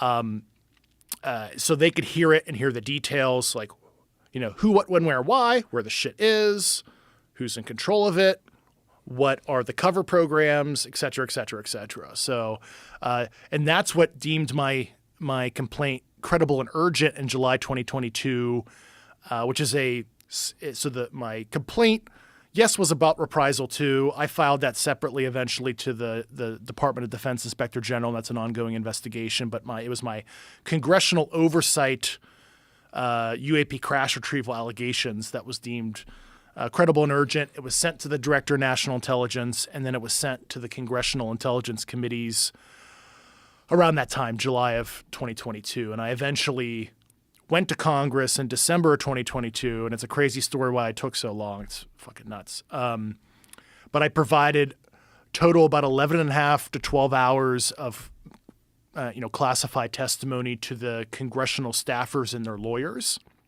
for both the House and the Senate. And I went, full open kimono. I mean, I told them as much as I could within my time slot, if you will. So this is obviously very compartmentalized, where there's only a few people that know about this information and they're not allowed to discuss it with other people. Mm-hmm. When did this all start? I mean, is this out of Roswell? Is it predate that? Like when did they first realize that there are things that cannot be explained or can't be explained through conventional means?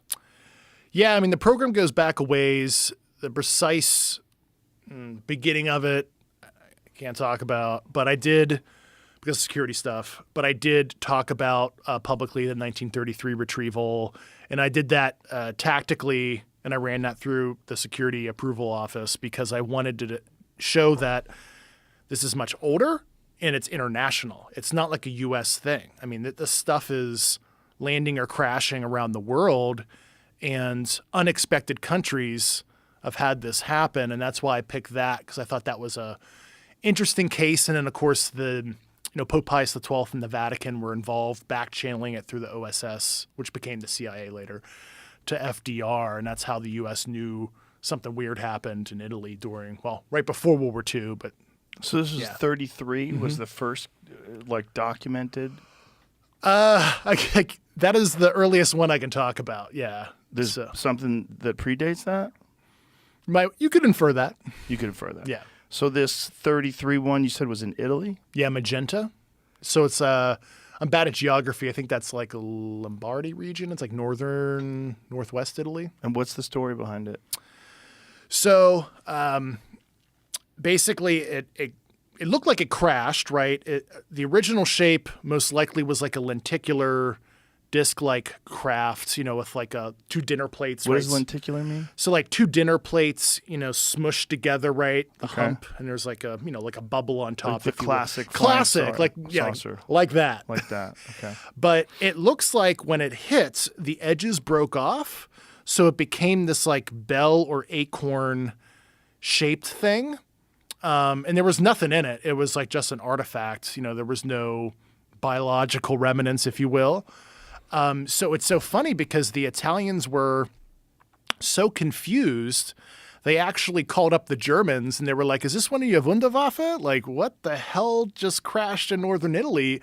Mussolini And this is all publicly available information because some Italian researchers found all these original documents that some people were sitting on for years in Italy. They put a gag order on the press, etc. And Mussolini asked the Germans to come down. And of course, the Germans came down and they were like, that is not ours, but let's look at it together. So that's kind of perhaps a tertiary reason the kind of Axis powers got together. I'm not saying that's like the reason, but I think the Italians and the Germans were so intrigued with what they found from like an artifact perspective. There was at least some scientific and military collaboration during the war, the details of which I'm not sure of, but I know people that know that specific event that are currently still intel officers within this program in detail. But so was there witnesses to the crash or some sort of an understanding that something had crash landed and then they discovered it? Yeah, I forget the precise discovery. I don't know if it was like local police officers or local farmers found it in the field, something like that. I don't want to misspeak. I assume some of the Italian researchers might have some fact witnesses that can orally say, "Oh yeah, my great grandfather found it" or something like that. But I don't remember. Off the top what of was my the head. scale of this vehicle? It was probably like 20 feet by 10 feet, something like that. Not super huge, but kind of big. Do they think that this was a drone? Do they think that this was occupied? There was nothing in it. So if it was piloted, if you will, by some sentience, I mean, your guess is as good as mine. So. So what happened to that vehicle?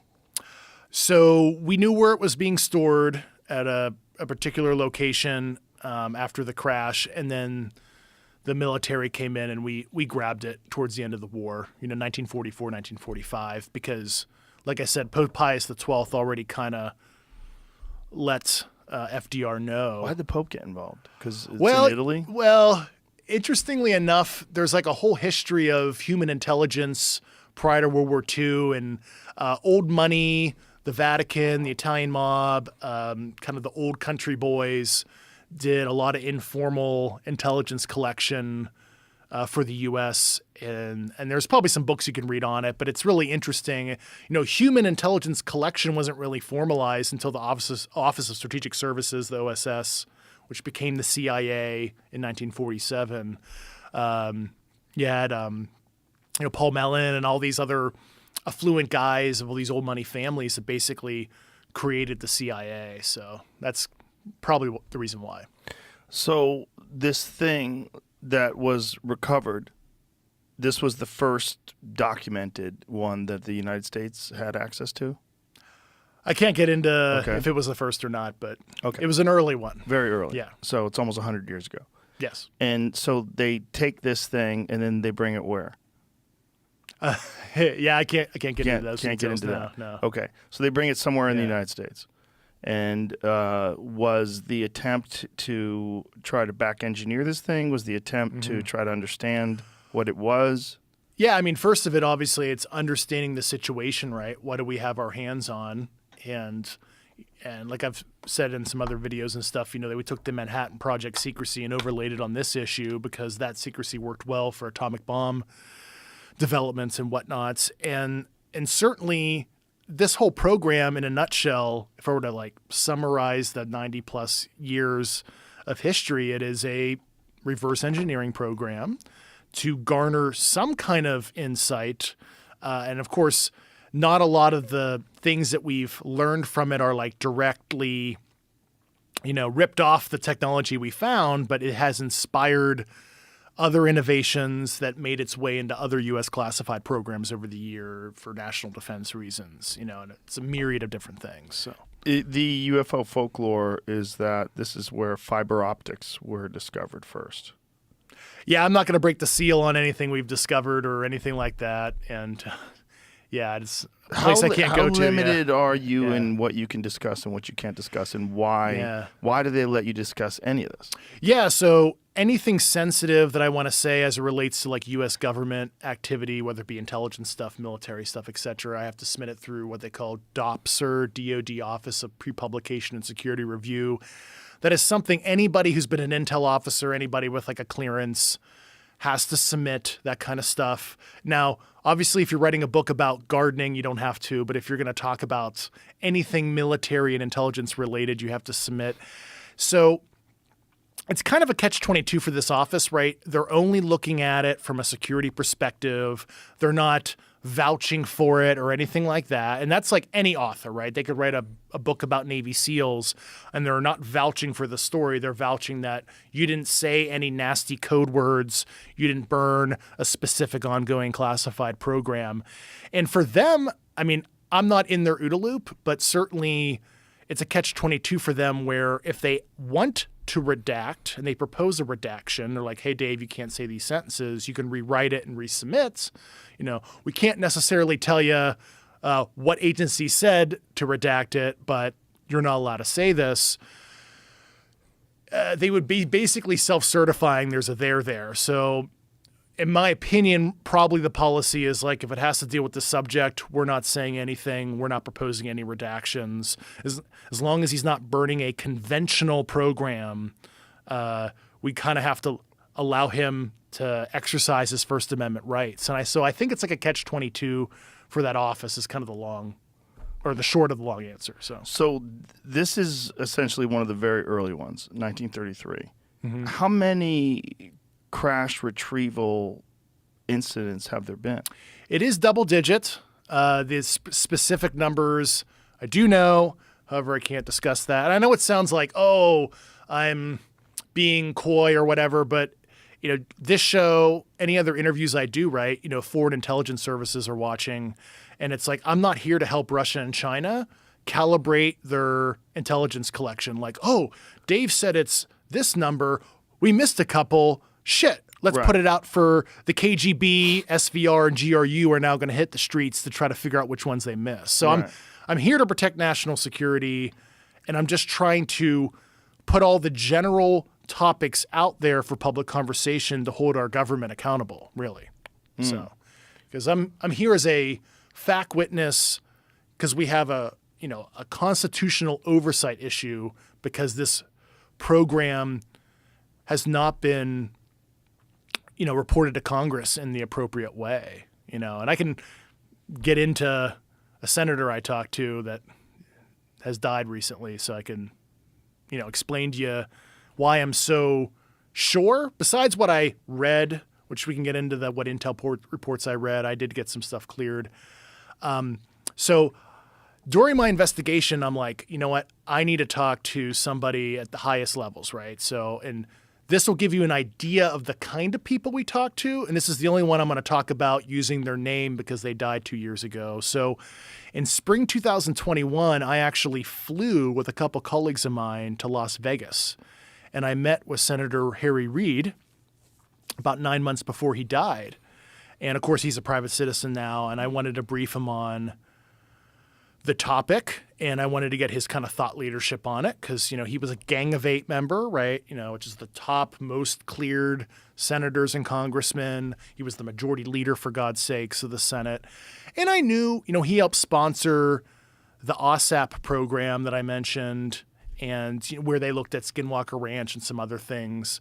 And I wanted to understand, like, what does Harry Reid actually know? Like, why did he give $21 million to DIA and Bigelow Aerospace for this? So I'm sitting there in Harry Reid's living room, right next to him with some other witnesses that were there with me. And he straight up says, he's like, yeah, I knew we had UFO material. I was denied access for decades. I tried to get access. And then he explained some of his efforts during OSAP. And I was like, holy shit, did the former majority leader just say, did he just confirm this to me as well? I was already talking to these amazing high-level people, but I have Harry Reid literally saying, yes, we have material, and, he knew it was non-human. Did Harry Reid have personal experience with this? I don't know if he's had any personal stuff in his personal life. I mean, did he see it? Did he said, witness? In terms of seeing the material himself, he said he was denied access for years, decades was his term. And he actually told me on behalf of me, he had like a weekly call with President Joe Biden at the time. And he straight up said to me he was going to talk to President Biden about this issue, literally. And then what he was telling me about OSAP, I was like, holy shit, I have like 20 other people that told me this, dude. So the real history, what fucking OSAP was, because I think there's a lot of people out there that think they were looking at ghosts, Skinwalker Ranch. Yes, they went to the ranch as a secondary and tertiary objective. But the real reason, so like there's a document that came out a couple years ago through FOIA from the Defense Intelligence Agency. There was this special access program request that Harry Reid, you might have seen this, I think like George Knapp and company have reported on this, that he sent to the Deputy Secretary of Defense, William Lynn. And it was asking for one of the most serious SAPs you can ask for, what they call a bigoted, waived special access program. So waived means it's limited congressional reporting. That is a class of special access programs. And bigoted means it's like by name. And it was like, you can read the FOIA document. It was like, Harry Reid, James Inhofe, Lou Elizondo, etc. And I'm like, why are you asking for the most serious SAP to be created for a program that ostensibly is looking at Skinwalker Ranch and stuff? And it doesn't make any sense. So what really happened there, and Harry Reid, God bless his soul, made this disclosure a couple weeks after we met in the New Yorker, and you can look this up. I think it was like a May 2021 New Yorker story where he says, I knew for decades, and he made this disclosure, not me, so I'm going to say the name of the contractor. Harry Reid said this. We knew that Lockheed Martin had this material for decades. I tried to get access, and I was denied. And specifically with the Lockheed Martin stuff, he was talking about during the OSAP program. And for the people who are on this program, I submitted this shit to DOPSR, got this cleared, so don't freak out, but I'm telling the truth here. So Lockheed Martin wanted to divest itself from this material at a specific facility that's known to me that I provided to the Inspector General, like street address, all that shit, right? And the idea was if they made a security catcher's mitt for this shit, most serious SAP possible, the contractor and the other government customer, which was the Central Intelligence Agency, for that specific Lockheed material. And it was shit that they recovered from like the 50s and stuff. And it was like bits and pieces of like hull structure, shit like that. And so they were going to tech transfer it. And the $21 or $22 million was actually for Bigelow Aerospace to build out, facilities in Las Vegas and material analysis equipment. And I saw the staff meeting slides. I saw the paperwork. Like there's a paperwork trail I've seen on this shit. And I talked to the people involved in this program. And, even Jim Lakatsky, who ran the program, who's a retired DIA officer, PhD in engineering, even made this disclosure in his book, Skinwalkers at the Pentagon, page 152 to 153. And he also made a disclosure a couple weeks ago, I think it was on Weaponized podcast with Jeremy Corbell and George Knapp, where he's like, yeah, we had a whole craft and we broke into the hull and we gained access. And he ran that through the same, security process as I did. And so Jim Lakatsky, who ran this program, is also going on the record that he is personally aware of intact vehicles and everything. But so they gained access. Mm-hmm. What does that mean? And by what method did they gain access? The way he wrote it in his book, I can only infer it sounded forcible. So through some kind of, means, I don't know if it was like CO2 laser or something. I don't actually know how they gained access, but imagine it was not permissive access. They like broke into the damn thing. So this thing is essentially sealed. And it's some sort of what was the shape of this thing? Lakatsky didn't disclose the shape on this particular vehicle, as far as I recollect. What about the dimensions? I don't believe he did in his book. But I think it's like chapter 11 in his new book or something. I glanced at it.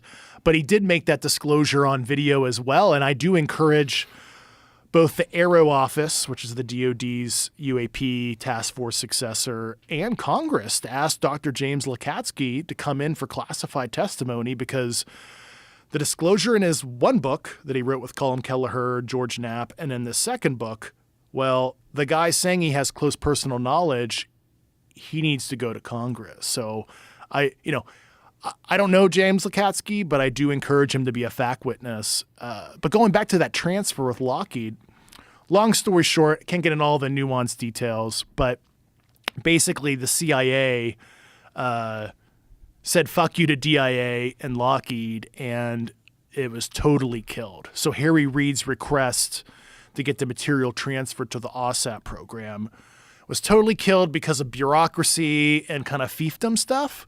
So they used that money, and then they wrote those defense intelligence reference documents, the DIRDs, as a lot of people who's familiar with it listening will know about. And then they did look at Skinwalker Ranch because they thought that studying kind of the more woo-woo phenomenon aspects of this, and I've never been to the ranch, so I've never experienced the ranch for myself, but obviously I think we both know a bunch of people that have been to the ranch and have seen some trippy stuff, or at least allege that. They thought that they would be able to gain currency with the program, and in this case CIA, to unlock the key for the Lockheed Martin stuff.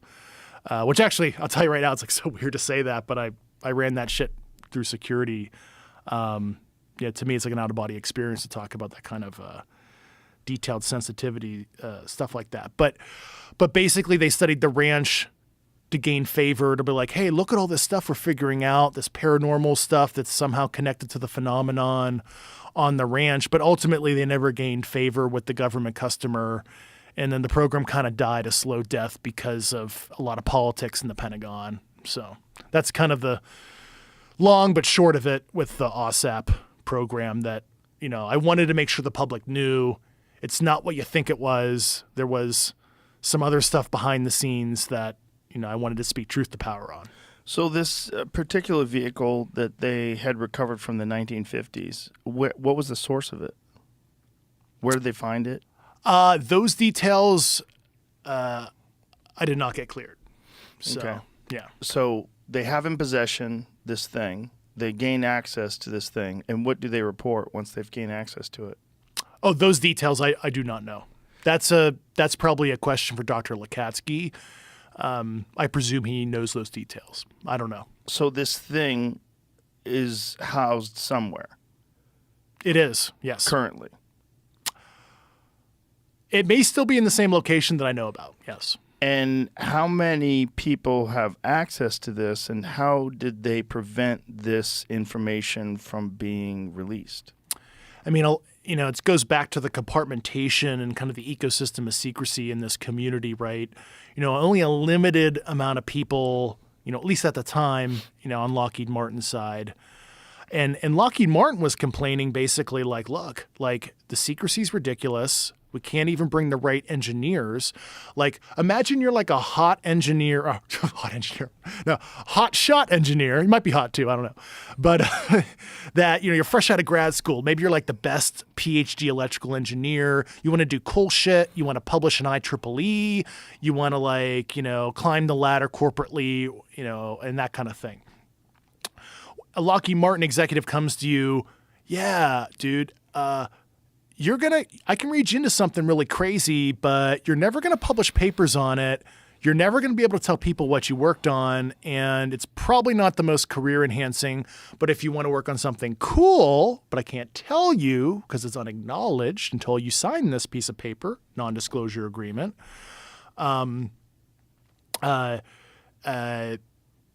sorry, but here's the raw deal. And, a lot of people are like, fuck you, no. And it's not like Lockheed Martin could broadcast this to universities like, come work for us. Right. You'll work on crazy shit.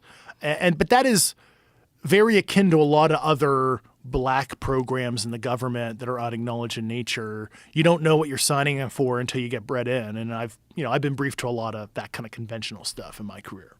So that's one of the problems that Bob Lazar, and I'd love to get your take on Bob Lazar. One of the things that he talked about was that science can't really operate in a vacuum. Yeah. When you separate the metallurgists from the propulsions experts, from the biological experts, and they're not allowed to communicate with each other, and they're not allowed to bring in other experts to have different.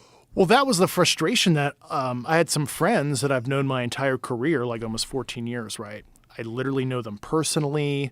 I had a relationship with them, but they ended up, spilling the beans where, look, we're on the program. I'm an engineer for X, Y, and Z. We can't even cross talk across like the cubicles, for God's sakes. Like I'm looking at material X, doing some X-ray diffraction testing on it, which is like shooting a stream of electrons and seeing how it bends and looking at the atomic arrangements. I can't even like crosstalk that with another aspect of the program. This is like ridiculous. And that's kind of their frustration. I knew you were probably going to ask me about boblazar. I know. I figured as much. Why did they do that, though? If everybody was already sworn to secrecy, everybody already has NDAs, it seems the most effective way of reverse engineering, or at least gaining an understanding of how these things are structured. Well, that's exactly how Manhattan was, right? People working on the fuses for the bomb didn't necessarily know it was going to a nuclear weapon. And I've seen this kind of compartmentation, this obtuse secrecy in other programs, and it is debilitating for progress. And honestly, as a former fiduciary of the taxpayer dollars, it's not the best modus operandus to do it that way. And very few people kind of had that top down, could look across the silos and see what was going on. It just became very dysfunctional, and they were afraid of people being too cross-briefed into the different silos for counter-espionage, counterintelligence. Right. They were going to remember a bulk of this program is done during the Cold War.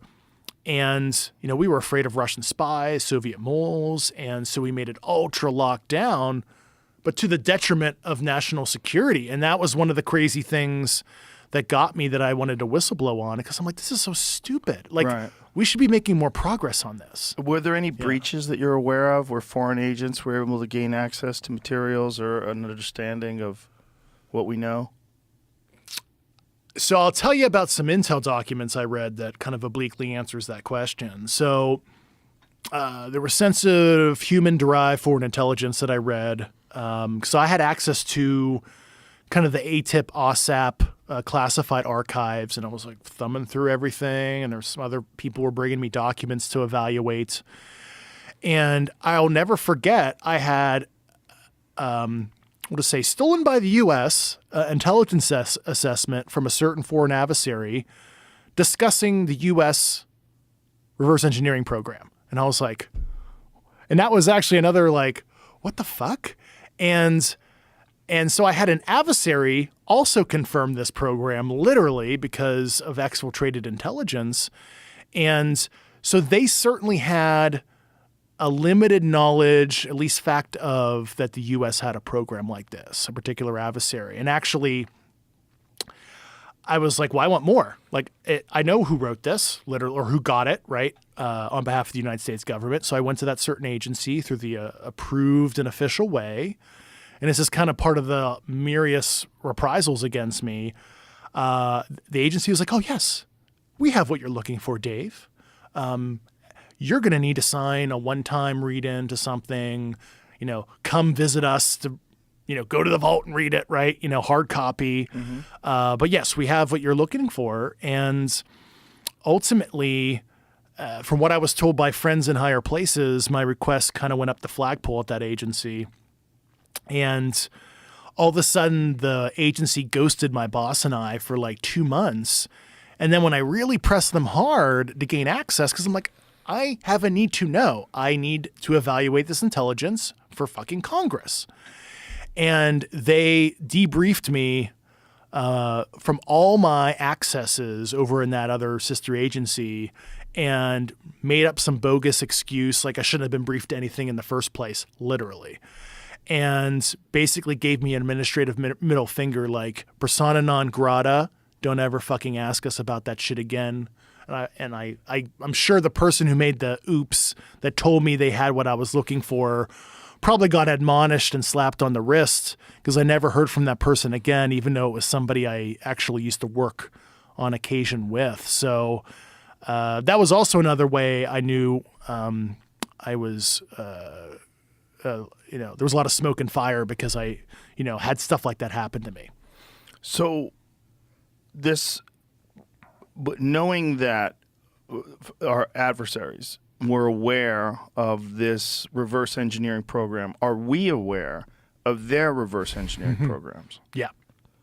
Which countries have you could probably guess. Okay. Yeah, the big ones. And you wouldn't be it won't be too shocking. Okay. But I won't acknowledge what the US may know. Right.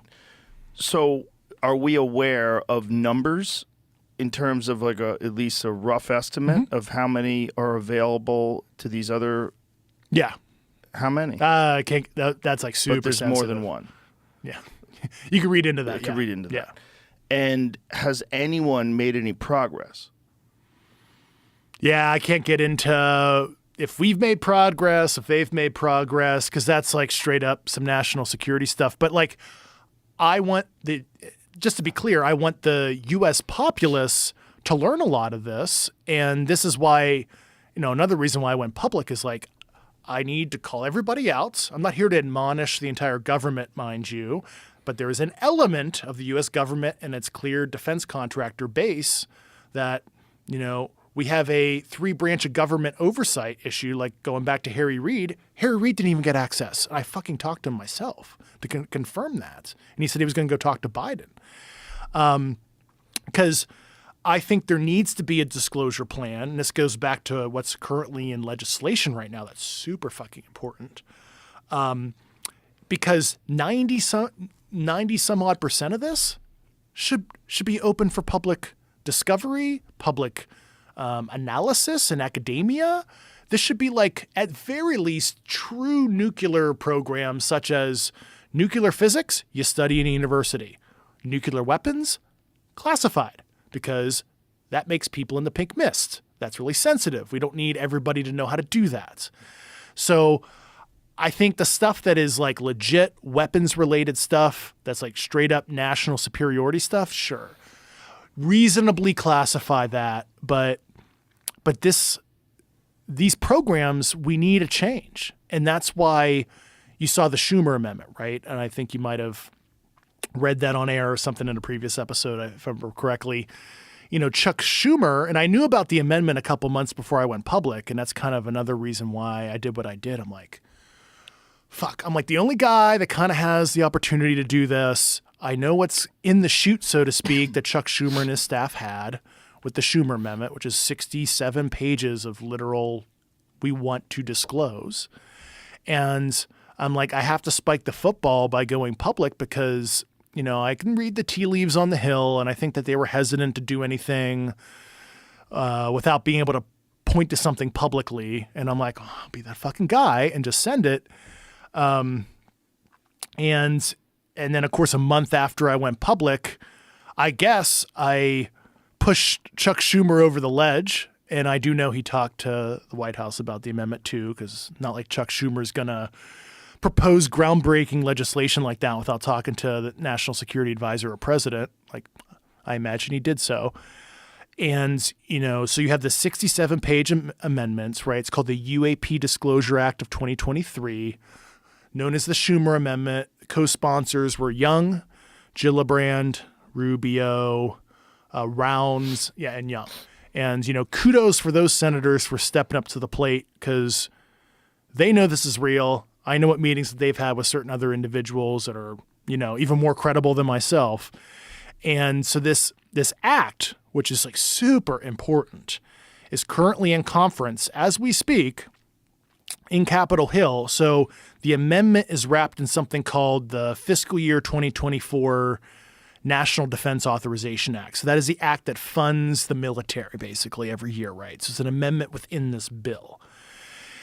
And the act is really long, but the main meat of it is about halfway through the act. It talks about a presidential panel or agency, which is 9-person, and a controlled UAP disclosure plan that's 6 years in length, conceivably from 2024 to 2030. And this panel, and you can read this is public law, anybody can read this. They want a scientist, economists, sociologists, etc. It's kind of like who you would want to help craft the plan for the president. And this whole bill was actually built off the JFK Records Act, which I know like they're like, well, they never released all the records. Well, we put some teeth in the bill, some eminent domain, some other stuff to, kind of force the issue. Now, granted, the chief executive, the president, has the final say. The panel can't compel the executive to do it, but like I hope the president does, and I support that.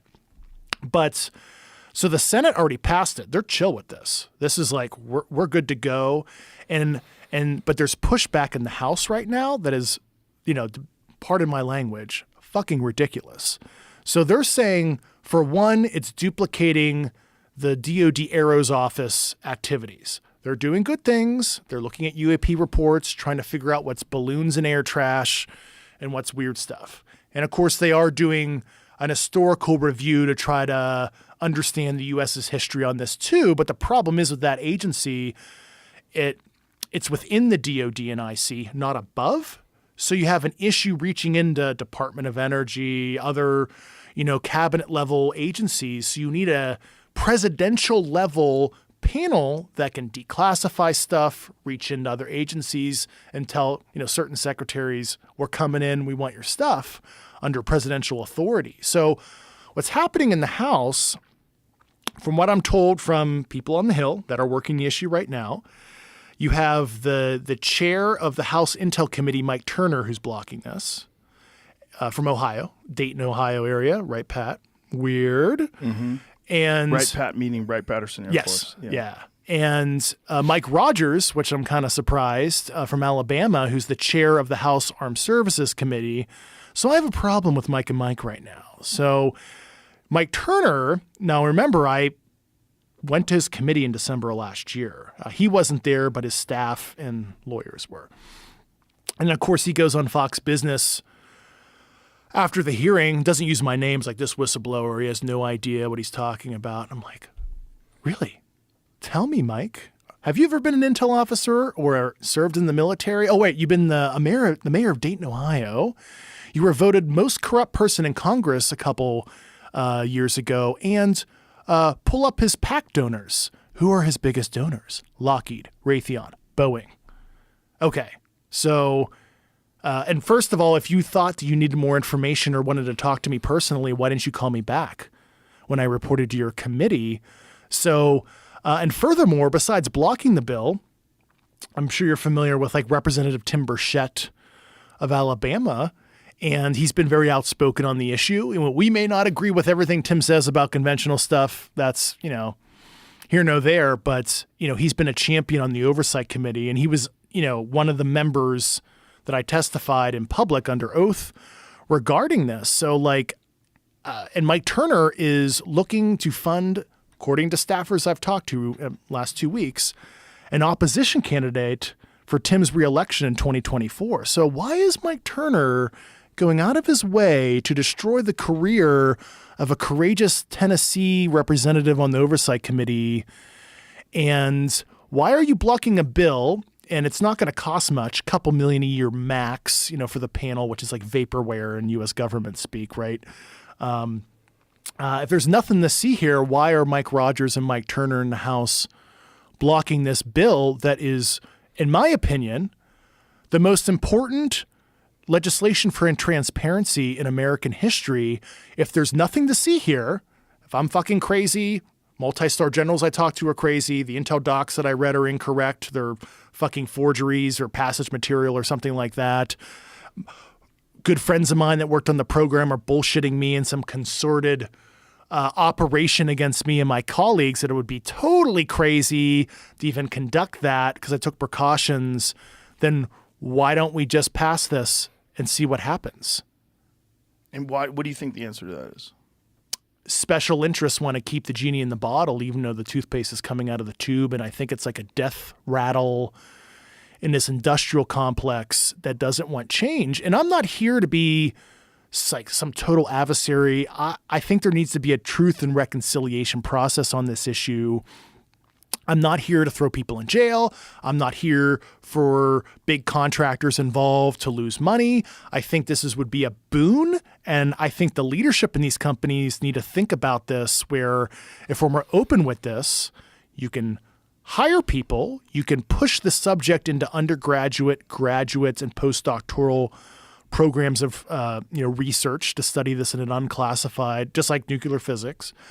And this answers a fundamental question, for humanity. Are we alone, or what happens when we die? Well, I don't know about that, but are we alone? Well, the answer is we're not alone. And I know that with 100% certainty, which as an intel officer, you never say 100%, but all things pointed towards, based on the people I talked to, like Harry Reid, and I use him as an example, but I talked to the highest of the high people you could possibly talk to, if you catch my drift. So unless all of them are lying and they're covering up something else, which I don't even know what it would be at this point, because the phenomenon is real. It's been going on for thousands of years. People have been seeing strange things, and not everybody's mass hallucinating. So that's kind of my long diatribe about what's happening. What do they think these things are? The people that you talk to.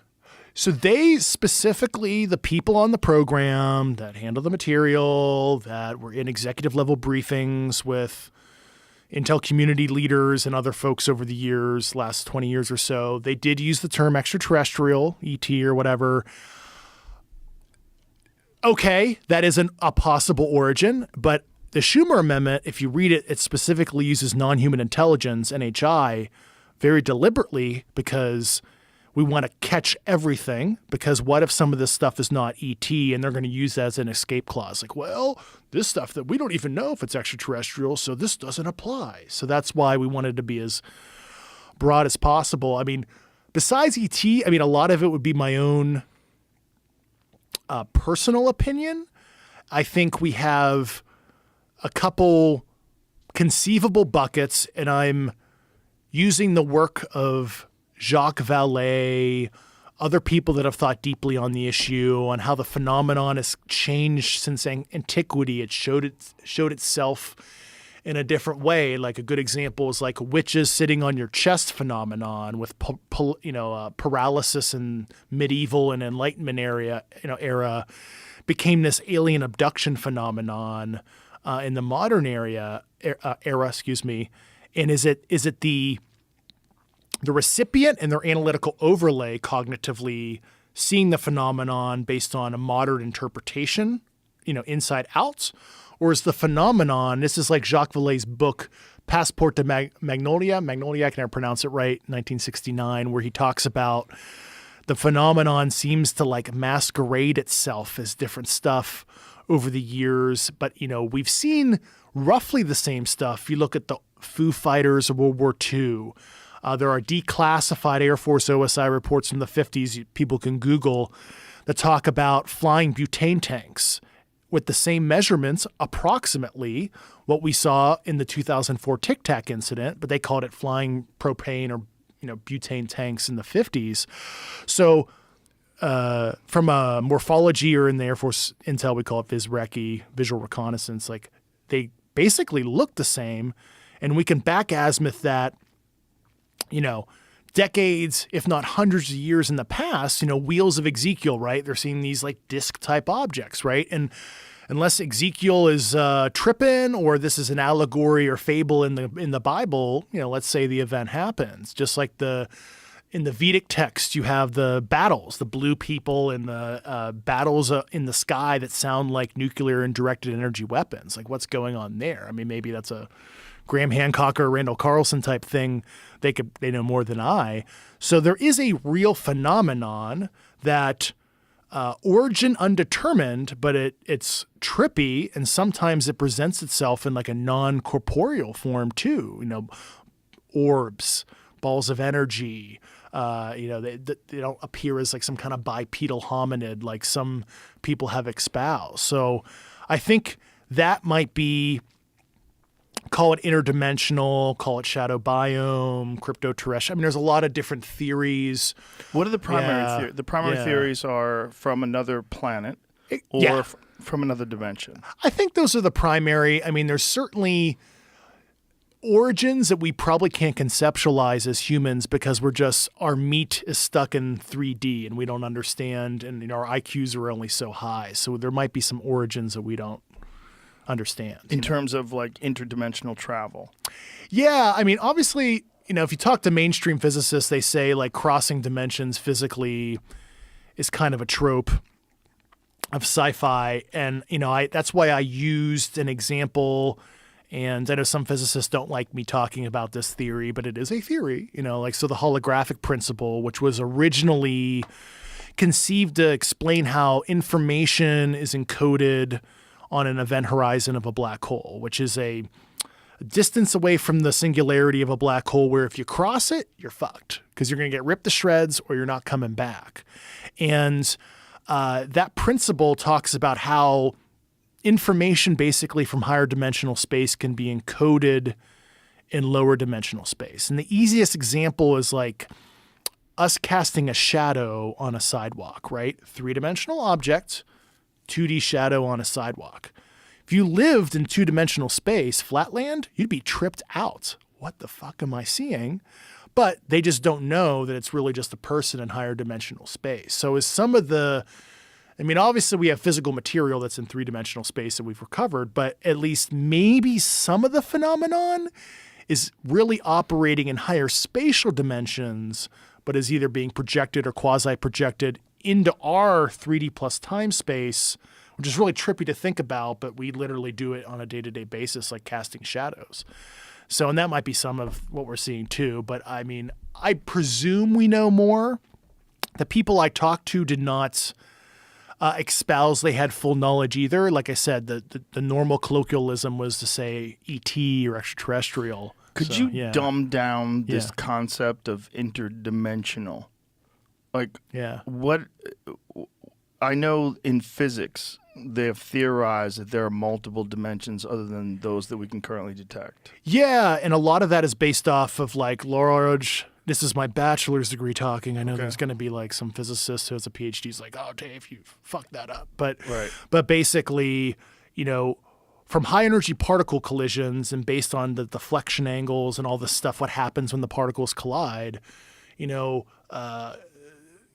confirm certain theoretical frameworks about extra spatial dimensions. And, I can't speak with any real authority on, precisely how that works, but a lot of whether it be string theory or quantum mechanics are based off of higher spatial dimensions. And, so that is a mainstream physics theoretical framework. That's not like wacky or loony or anything like that. So, but that's basically a possibility. But like I said, like we don't really have a good theory if you lived in like 5D space, for example. It's almost like remember the ending of the movie Interstellar, right? Yes. Where he's pushing the books. Mm-hmm. He's like in a tesseract, which is like a 4 to 5D structure, but he's trying to interact with 3D space. And of course, he like leaves that space to come back to his daughter many years later at the ending of the movie. Great movie. But so that's a way to conceptualize it in something you may have watched in film. It's kind of like the ending of Interstellar. Oh yeah, there you go. Yeah. Which is based on what? Like what theory? So the physicist Kip Thorne was the very famous guy. He was a big black hole and wormhole guy. I think it's Caltech or somewhere in California. Kip Thorne actually did all the physics equations and everything for Christopher Nolan to make sure that they were conceptualizing and visualizing black holes and wormholes and all that stuff correctly in the movie, where you saw like the halo around the black hole when they were coming in with the ship and everything. That's actually based off of real physics models that Kip Thorne did the calculations for, which is pretty cool actually that Christopher Nolan took it to that level, So this idea that these beings, or whatever you want to call them, exist in some other dimension, do we have... I don't know what you can say about this. Do we have an understanding? Do we have any sort of communication with these beings that give us some sort of an understanding or a map of this? Yeah, the interaction stuff, it's a sensitive area. There were multiple very senior people that were concerned about talking about that kind of stuff with me. I mean, that is certainly, as nuts as it sounds, that was a real subject of conversation. Even it sounds like something out of like Star Trek First Contact. But it doesn't if you have vehicles. Well, yeah, so it's like once you realize the phenomenon's real, then you realize we've recovered artifacts and, biologics or, dead pilots, if you will, even though it's, kind of creepy to even think about that in your worldview. You don't think they were ever, alive sometimes too, right? And I'll leave it at that only because that is something, the president and his cabinet need to disclose this in a controlled manner. Going back to that amendment, I'm not here to push the subject in an improper way. And that sounds like, why don't you just do it, Dave? I'm like, there's a lot of secondary and tertiary ramifications socioeconomically, theologically, our relationship geopolitically with our allies and adversaries. This is not rip off the Band-Aid and it's simple. There's a lot of complex stuff behind the scenes that need to happen, and that's why I'm laying out all the general stuff that needs to be talked about during the disclosure process, but I should not be the one disclosing, and it would be highly inappropriate because I care about the health of the United States and its people and national security for me to do so. So I know there's people that are like, oh, why doesn't Dave say X, Y, and Z? It's like, this is serious. This is not like, haha, let me tell you a good story. I'm a serious guy. I ruined my fucking career doing this. I was going to make lieutenant colonel in the Air Force this winter. I was on track to be, a flag officer equivalent civilian in my career. I spent 18 years in uniform, if you count the cadet time, right? My whole adult life was serving as an intel officer. But I wanted to see, and I'm 36, right, older millennial. I wanted to see change, so I'm throwing the flag out, and I'm here to hold the government accountable to do the right thing in a manner that is mature and thorough, because I don't begin to say that I know everything, all the different ramifications of saying certain things publicly. I don't know all the answers to that, and that's why I have to be careful, because I don't even know, I'll call it, collateral damage effects, to use kind of a military term, what may happen if certain things in detail that are revealed that I might not know the ramifications thereof, because there's something that I'm not privy to. So this is like this is not like a fun situation. This is like humanity changing, hopefully in a good way, but this is like, quite serious. And I, risked my personal and professional life, and personal life, because things have happened to me, to be public like this. And I swore an oath, but, myself and my generation, want to see it change. Can you discuss the things that have happened to you personally? Yeah, so a lot of the stuff I have to be purposely vague because there's an open Inspector General reprisal investigation on my behalf, and I'm not here to compromise the investigation by tipping off my antibodies that may be watching right now. But, when I really started looking into this, they came after me so hard to try to revoke my clearance, ruin my career, kicked me out of my agency, and they accused me of everything you could possibly think of with like no evidence.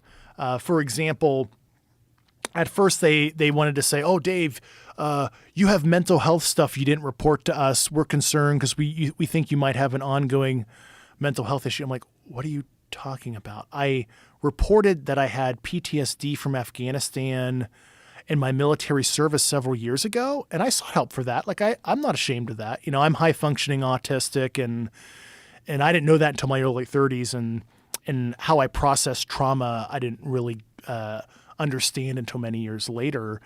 And I sought help for that, and they were trying to say that like I had some secret mental health problem that I haven't been reporting to. So I had to go through this whole process. 3 agencies at the same time investigated me for that, which I don't even know if that's like legal. They tried to say that I like mishandled classified, all this other stuff. It was insane.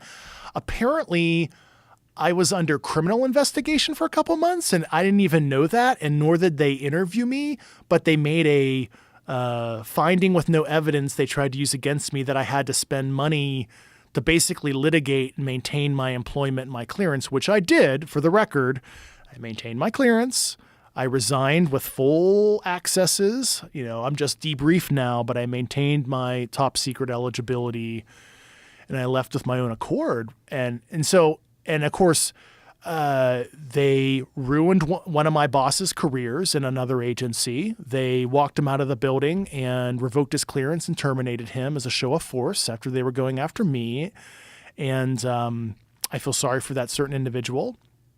And they came after coworkers of mine. I can't get into who, what, when, where, and why to protect their identities and their own process. But so that's what happened to me professionally. And then what happened to me personally was very disturbing. So I have to be very vague about this because ongoing investigation, but I think you'll understand what I'm saying, is they showed my wife and I they can touch me at any time, 2 times. And it was very disturbing. It was in conjunction with some other people getting a message like that are, let's say, publicly well-known. Some that aren't publicly well known. And of course, I immediately reported that to, counterintelligence, federal law enforcement local to me, because it, wasn't criminal, but it was like a fuck you to me. And this was right before I filed my whistleblower complaint. Now, I don't know who did this, entity who did X, Y, and Z to my wife and I, identity unknown, but it fucking happens. And I, provided that documentation to a couple special agents, and I just knew that it was getting serious. And, first of all, I'm the kind of person, I'm from Pittsburgh, like Steel Town, I don't take shit from people. And I decided, fuck it, I'm going to file an inspector general complaint to protect myself. I'm in fear for my safety. My wife's an Air Force veteran too, and, very strong individual, but, as a man, you don't want to put your family at risk. And, did certain other measures, which I won't talk about, to protect myself, physically. And I could not believe that was happening to me. No kidding. And I knew I needed to do something internally. And then when I saw the writing on the wall earlier this year, and of course I knew about the Schumer Amendment, like I mentioned earlier, and I knew, I'm like, I got to do this for my own protection, because me leaving the federal service, because I resigned my Air Force commission, I totally threw that career away, to do what I thought was the right and patriotic thing, to whistleblow on this, and I, swore my oath 18 years ago, and that sounds hokey, but I believe, integrity first, service before self, and excellence all we do. That's the Air Force motto. And I'm like, this is not going to help me personally. Like, love talking to you. I like spreading this message because it's the right and ethical thing to do, but this is a nightmare for me. I don't want to be public. I've served the country in clandestine and covert operations for 14 years. I've done technical intelligence for some of the most high-profile takedowns in U.S. history. I shouldn't even be here. But I am, because I want to see change. I saw something unethical and unmoral. I want to make sure I hold that element of the government accountable. And it was the right fucking thing to do. And I get kind of emotional about that because, my career's been service and sacrifice. And, I had 2 friends of mine die, and I've talked about this publicly before. And I'm segueing a little bit, but the suffering of the American intelligence officer is something that, for their service of their country, and we're not talking about this subject, obviously, people don't realize the kind of trauma intel professionals go through. So, first of all, I had a friend 6 months after I got back from Afghanistan. His name is Captain Dave Lyon. There's a park in Peterson Space Force Base named after him. I remember seeing his coffin come off the plane and stuff. So, I saw him die. That fucked me up for a number of years, and that's what, gave me a lot of my problems that I ended up dealing with. But then I had, I remarried, and then my best man, Captain Ben Heine, Air Force Intelligence Officer, Air Force Special Operations Command. I've known him for years. He's my closest friend, best man at my wedding. And then 28 days later, unfortunately, he suffered from depression, and it was, as his best friend, he didn't even confide in me. I remember chit-chatting with him on the phone one day about 28 days after he was my best man, and he didn't tell me anything was wrong with him. And a few hours later, he walked in his backyard and shot himself. And I gave his eulogy at his funeral, and that really really affected me. And with what Ben experienced, which I can't get into all of the stuff he did, obviously, but imagine being the guy that decides that person is bad, fire the hellfire. That person is now pink mist. They're dead. You just played God. Let's go back to, the wife and kids at the end of your shift. And a lot of that, I did the same kind of thing. I did a lot of stuff overseas that involved interrogations and, ops that where you had to decide if a target is bad enough where you're going to affect their life forever and their family's life forever. And that's the silent suffering of intel professionals, especially during the global war on terror, which was, 21 years or so. And, the trauma and the mental health problems that people get from being an intel professional in an operational environment.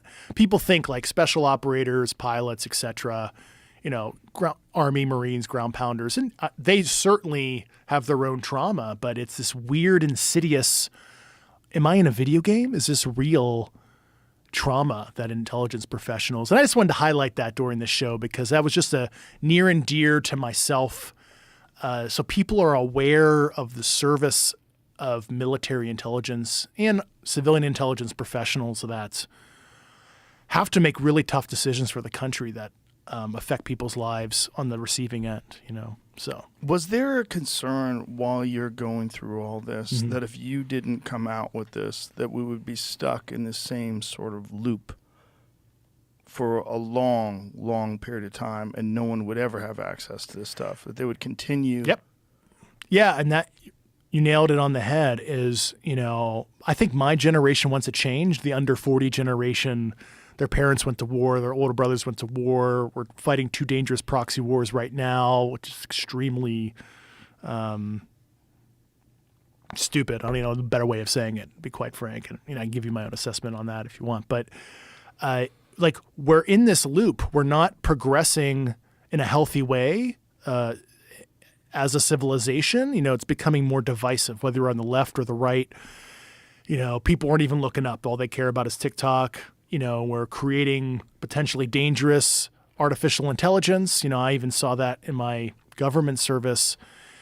And I think humanity's kind of stuck right now and we need to change. And this subject is like one of the only unifying, ontologically shocking, but I would think generally unifying topics where if announced by, the U.S. and other major powers that have knowledge in a controlled manner, that this could change humanity for the better, make us look inside ourselves, become less divisive, and care maybe a little less about superficial things. So, so that's kind of my philosophical motivation to do what I did. And you're confronted with one of the biggest mysteries in human history. Yeah. Which is, are we alone? And it seems like at least some people have the answer to that. 100%. I mean, the people I talked to certainly did, and they had close personal knowledge, and the intel reports I read, literally indicated that as well, like I talked about earlier. And so it's like this caste system. I call it dudes with SCI clearances do not have an embargo on reality. So it's a caste system of, people in government and outside of government in the industrial complex that run this stuff under little oversight. And, I remember some of the people who denied us access, they were like, I don't know what you're talking about, but if I did, why would you have a need to know? And I'm like, well, why did you have a need to know?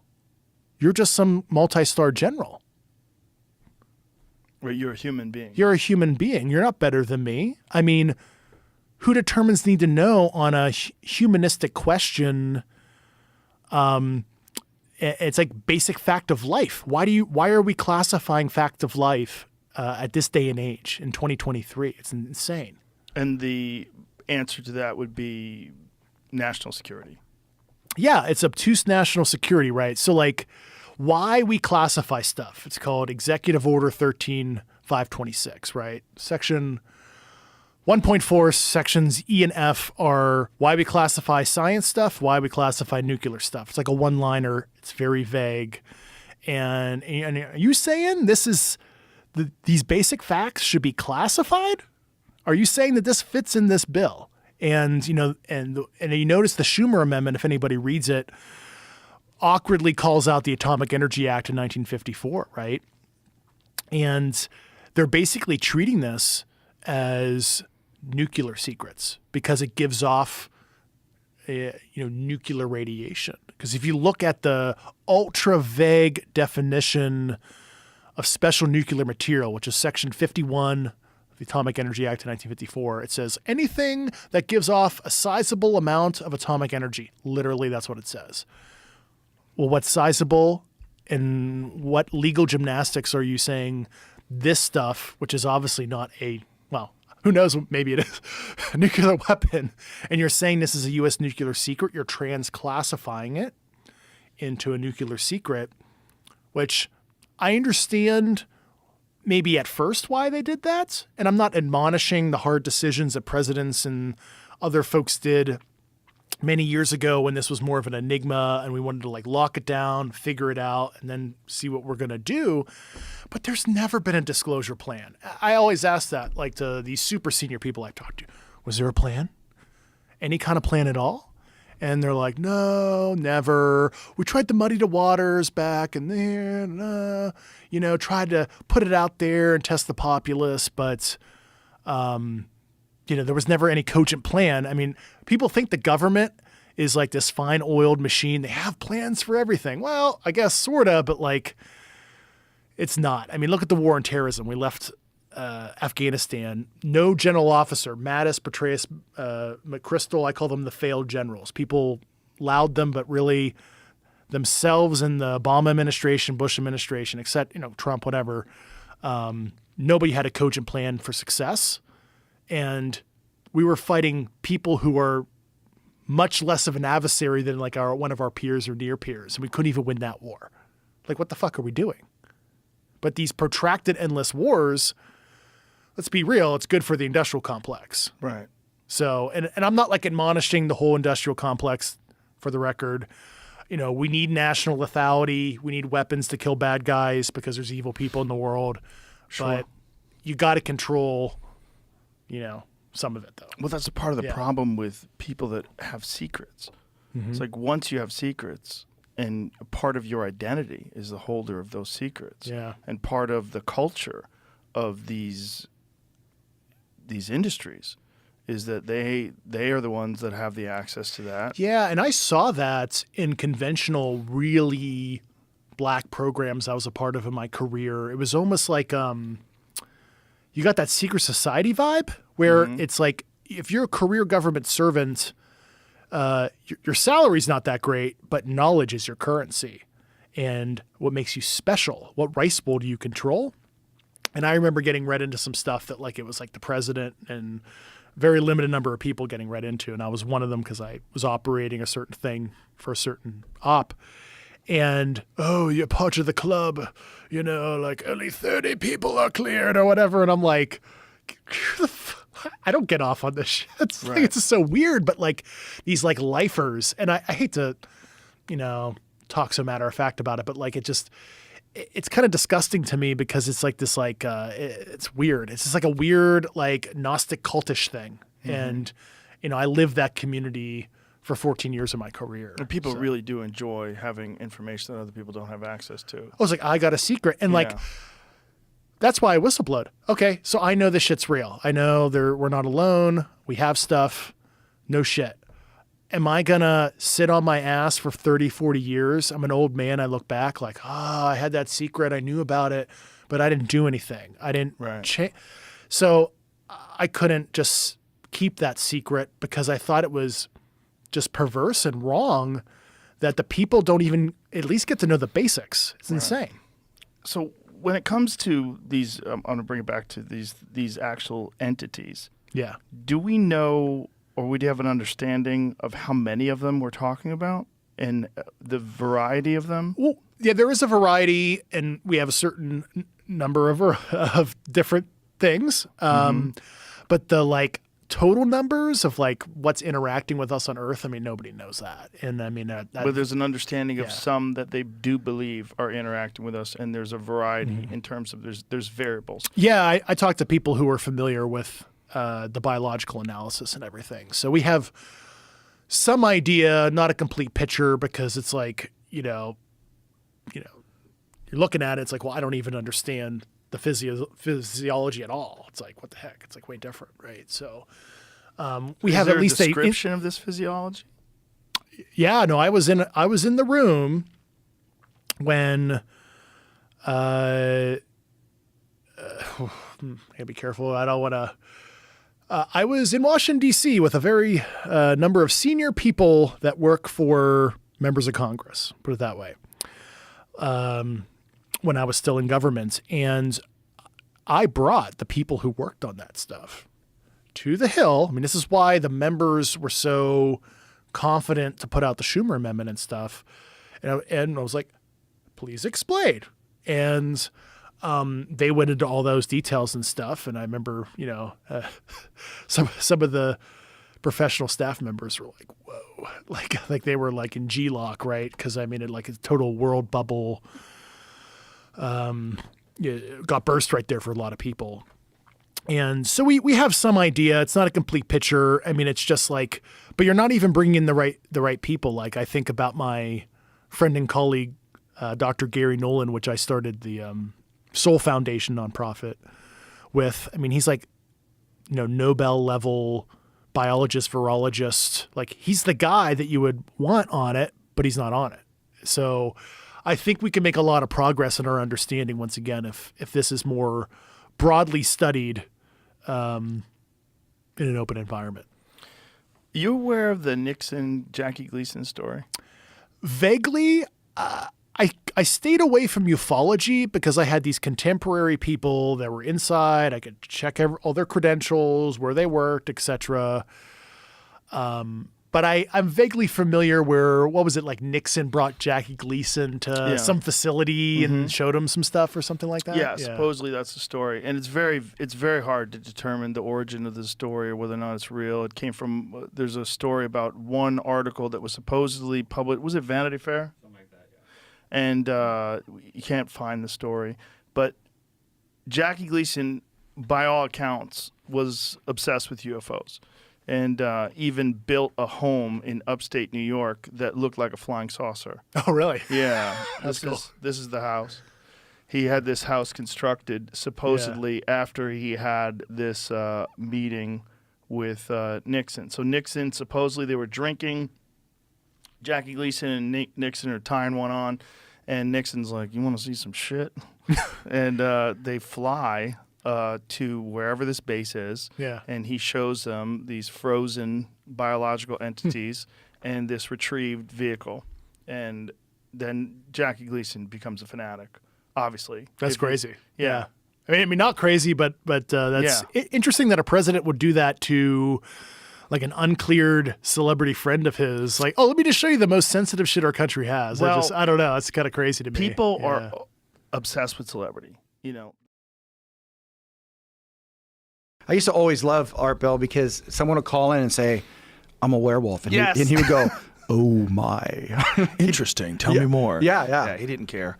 He never called you out on it. He just let you ramble. He had time traveler lines. Loved that. Let people. Loved it. I never learned anything from it though. So you're obsessed with UFOs, right?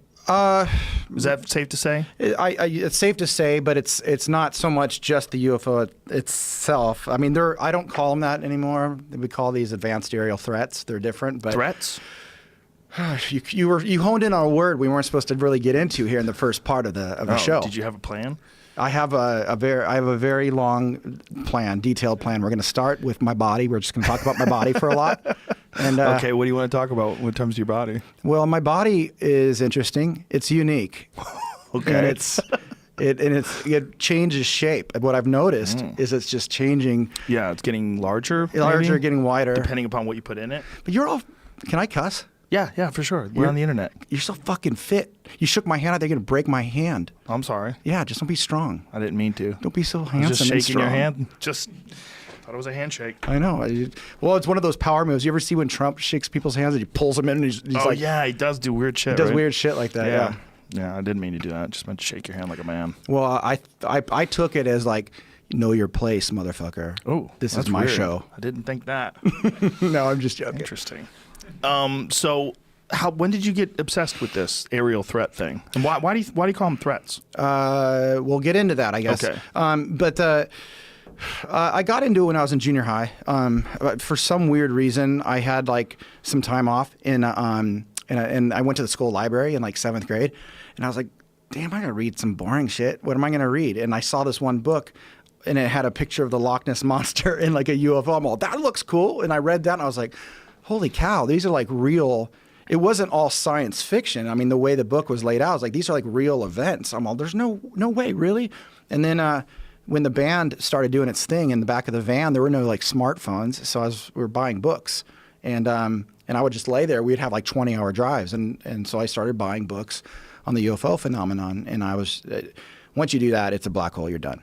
Yeah, it's definitely a rabbit hole. You get sucked into it. At my house, I have a framed poster that's the cover of the Roswell Daily News. That shows the day after the Roswell crash, where it says that the Air Force came and recovered the wreckage, and the whole deal. I've been obsessed with this shit since I was a little kid. Yeah, I think that's by design. I think that this generation was meant to have this stuff come out.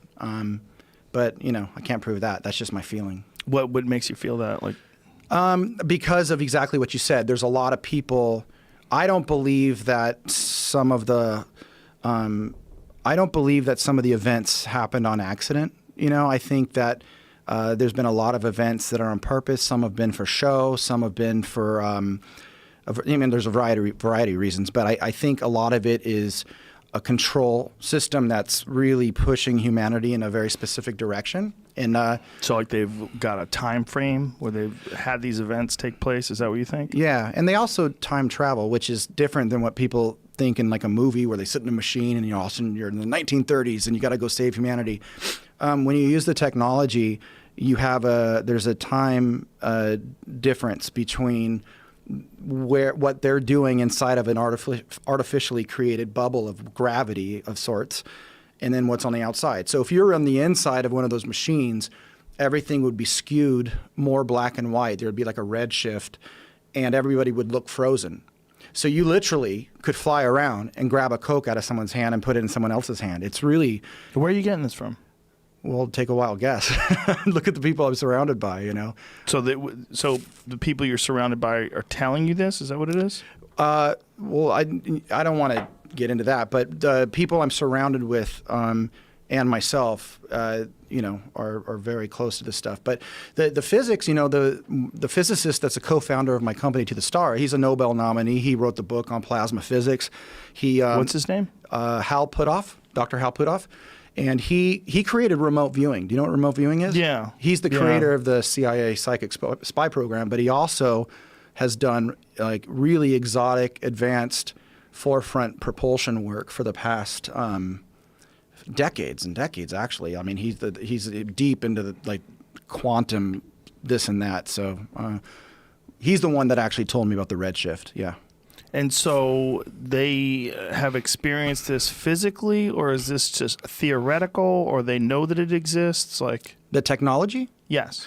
I believe that the technology not only exists, we've figured out how to play with it, but I'm not going to really get into that here. That is what we're doing at my company, though. That is the announcement. So Steve Justice was head of advanced programs at the Skunk Works, and the Skunk Works are who built, the famous secret bases you hear about. Skunk Works did, the U-2 spy plane, the SR-71 Blackbird, the F-117 stealth fighter, and it's all Groom Lake out there, all right? that kind of stuff. And he literally was in charge of all the advanced programs. So you got the boss, and you got him, and he came. He just finished his career over there within the past 2 months, I think it is, and he was on stage with me when we came out and said we're going to be building one of these things. So when you say that all this technology exists, have they explained this to you, or have you seen it physically? Oh, I haven't seen anything physically like that. I wouldn't be allowed to go anywhere if that does or doesn't exist. So they've just explained to you that this exists, and that this is in the hands of the U.S. government. I think no. I don't want to get into that kind of stuff, but if you don't mind. But why is it that you want to not get into certain things? Well, I don't want to I represent more than myself these days. Right. So I definitely have to watch what I say. Well, who do you represent when you say you represent more than yourself? The team that I'm with. So when you look at the people that are a part of my company, it's Undersecretary of Defense and Senior Intelligence Service. Is there a list of these people that we could see? Yeah. I thought you guys would have had that. Yeah, but I mean, is there a list where folks could see it online? Yeah, they can go to thestarsacademy.com and scroll down, and you'll be able to see who they all are. So how did you get linked up with all these people? That story might be a better way to start, because a lot of people don't know this part of the story, and I think you're going to find it pretty fucking odd as well. But okay, so we'll back up a couple years. So I was obviously, I started the band Blink, and Blink went places, and then, but we always had a weird band relationship, like most bands, and we also thought that we would never be big, so we started companies on the side, and I had a company that incubated a lot of small startups, like software and apparel and hardcore skate surf companies and stuff like that. Well, I learned a lot from that, and I pulled out an entertainment startup called To the Stars. And I knew I was going to be doing kind of like science fiction franchised stories, just like Disney, but science fiction for adults. And what that means is, I make a story, I title it, I brand it, and I put out the book, and I put out the merchandise, and I go make a movie, and it's a vertically integrated kind of model. Well, one of the stories I knew I wanted to put out was Secret Machines, which was kind of a historical fiction, but based on real events about the UFO phenomenon. But I also knew that I knew shit that most people don't know, because I've studied it for so long, and I happen to put some pieces together that most people don't put together. So before I came out with that book, and before I came out with the plan to take that, make major motion pictures and all that kind of stuff, I knew I needed to ask permission. So I flew around to places. I can't say who they were, but they listened to my pitch, and then I got a email out of nowhere that says meet us next to the Pentagon at this day and time, and I did that. And from that, you got an email from just a random person? No, I just can't tell you who it's from. Okay. And so then I go out. Meet you next to the Pentagon? So you just flew to the Pentagon? I flew out to Pentagon City. Yeah. It's dude, this gets... Were you freaking out? I'll tell you when I started freaking out. There's more shit. It gets way worse. This is nothing. So that started me out near D.C. taking some other high-level meetings, and there was somebody at a very high level that closed the door, looked me in the eye, and says, "Okay, I'm going to introduce you to somebody." And that person comes to San Diego, puts me on the phone with a general, and the general is listening to my little stump speech about what I want to do with this franchise, because I definitely didn't want to, I wasn't looking to force disclosure, and I wasn't looking to be rogue and break secrets. I was like, look, I know what's going on here, and you guys are doing a kick-ass job, and I would have done the exact same thing should I have been the guy at the top that had to make some really hardcore decisions 70 years ago. So I want to support you. I think people are cynical because there's a vacuum. You guys can't say what you're doing. So all these people are just coming up with a bunch of bullshit to say, oh, they don't want us to know, or we can't handle it, or it's all about oil and money and all this weird shit. But you had put these pieces together independently. I did. And so based on books that you read? Yeah, people think that places like the CIA and the DIA, all these intelligence organizations have, a monopoly on information. They don't. They get their information from the real world too. They do have access to to, you know, archives of information. They do have access to some amazing, you know, satellite data and stuff like that. But if you're smart and you take your time, you know where to look and you find patterns, you can pretty much put together all the same shit they can, kind of, you know. And that's what I did. And so when I pitched what I wanted to do, he said, come up and meet me tomorrow. And so I flew up to NASA, actually, NASA Ames, and had a 2-hour meeting there. And after 2 hours, that person says, he looks me in the eyes, I'm going to introduce you to someone else. And he did. And so I got on the phone with this person, and this person, you know, go, I'm a skeptic. And then at the end of the conversation, he goes, fly out and see me. And so I did. And that's when things really started happening. So I fly out to this airport, and I sit at a table in a restaurant at the airport. No one's in there. And this gentleman sits down, and the waiter comes up. He waves off the waiter, and he looks me in the eye and says, it was the Cold War, and we found a life form. And that's when I started shitting my pants, because I know a lot about this stuff, but you always wait to talk to somebody that is one of the inside people. You always want to have... So he sits down at a restaurant with you at the airport and tells you that they found a life form. Yes. And during the Cold War? During the Cold War. And everything that they did and every decision they made at the time was because of the consciousness of the Cold War. And why has this guy decided to meet with you at an airport? Because the only way you meet with these people, the only way you ever would have anyone talk to you is if you can provide a service that they need. Mm-hmm. And my service was pretty interesting to them, because I said, look, you guys, you know, you struggle with saying disclosure. You want to tell everybody everything, which I don't think everyone should know everything. And then you say they can't handle it, so don't tell them anything, you know. And I'm like, there's a middle road there. And here's the way I would do the middle road. And it resonated with them, you know. And so we had a pretty epic conversation for like 2 hours. Why you? Like, why? What is it about what your message was? Because what your idea was that made them want to tell you some top secret shit that they've tried to keep away from the American people. Well, I mean, you take a guy who's like a big celebrity who's in a huge rock band like you, and you just say, hey, meet me in an airport. I'm going to tell you about a life form that we found during the Cold War, because you're famous or because you know things? No, because I have a service. So it's not. It sounds easy when you play it like that, but service. A service. Like, what can you do for them that they need help with? And what could you do? Communication. They don't have a way to make a movie, a book. They don't know how. Don't have a way to make documentaries. They don't have a way to go on a big show like this and communicate with young people. They don't do that, and nor should they. They look at. You got to look at what they're doing. So they look to you for a spokesperson role? I wouldn't say spokesperson role. Communication role? A communication role. It makes more sense. So they would give some information to you, and you would get it out to people. And now, why wouldn't they do it themselves? Because they wouldn't have the same platform? They don't have access to the same platform that you would have? And the other reason is people have tried to do movies and stuff like this, but none of them know. I was fortunate enough to know the core story, and most people don't. So explain that then, if you don't mind going back. Like, when you said that you were able to put things together that other people weren't. What are those things? Essentially, it's the book Secret Machines, where you have a lot of private finance, you have some world bankers, and you have a lot of people internationally working together to figure out a plan of how to push back against something that's been coming here for a very long time, but using off-the-books finances and using mechanisms that we're not totally aware exist. And what people have to realize is, you know, the UFO phenomenon isn't a phenomenon. The universe is fucking gigantic, and there's life everywhere.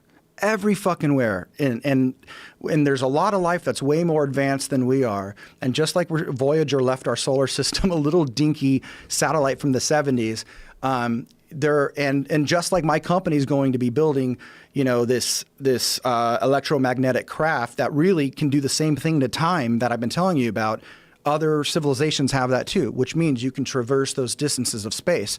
And what you have to think about is what happened when we first discovered that, and what did we do about it? And there's no, you got to look at 47 in a very peculiar way. 90 days after the Roswell event, CIA was created, the Air Force was separated from the Army, the National Security Act was created, and all those things are mechanisms to start learning more and to start getting private industry off the ground. So that had nothing to do with World War II. You think it had to do with aliens? Oh, I absolutely think it. Well, both, because what I believe crashed at Roswell was, I believe it was German from Argentina, but it had hallmarks and technology based on alien technology. So we put out a story saying it's alien, and then we put out a story saying it's a weather balloon. But the real thing it was, we didn't want anyone to guess, and that's why we put those two things out there. And that's kind of how they do it. I think they did that with the moon. It's like, we went to the moon, and then they put out this meme kind of thing, like we didn't go to the moon, but they didn't want people really going, well, what's on the moon? That so these things are managed until they can figure it out, because you got a bunch of normal dudes in suits sitting at a big table like this, and it's their fucking responsibility to figure this thing out. And this shit is monumentally big. But back so to how would they manage this then? If these regular dudes without access to communication like you have, how have they managed to disseminate this information and sort of confuse everybody? I think, I can tell, I don't know how they did it. I do know that they infiltrated UFO groups. That was the very first thing they did in the 50s. Sort of like how FBI agents and undercover cops infiltrated Occupy Wall Street and pretended to be radical hippies and started fights. Yep, they did that. They get access to what the civilians are learning, how information transfers from one group to another, and then they start deflecting all their knowledge and putting in leaks and this and that, and getting them off the main track, not because of a disdain for citizens and not because of any other reason than picture ISIS. We don't know what ISIS is. They got a nuclear bomb, and we caught a guy trying to sneak in this bomb. Right. Are they going to stop and come sit on your couch and tell you all about it? No. And if you're like on the radio and there's all these people going, oh my God, we're going to die, a bomb, a bomb, a bomb. They'll hold up a second. You're not going to fucking die, but we need to learn more about this, and we got to figure it out before we sit down and talk to you about it. So what was the connection, though, specifically that you had figured out, that they knew that you had figured out, that other people hadn't put together? Well, let me go back to my story. So I put out this book, and this book deals with... what's the book called again? Secret Machines. And it deals with secret, international finance, private industry, a secret space program, and a bunch of other things. And how'd you research this book?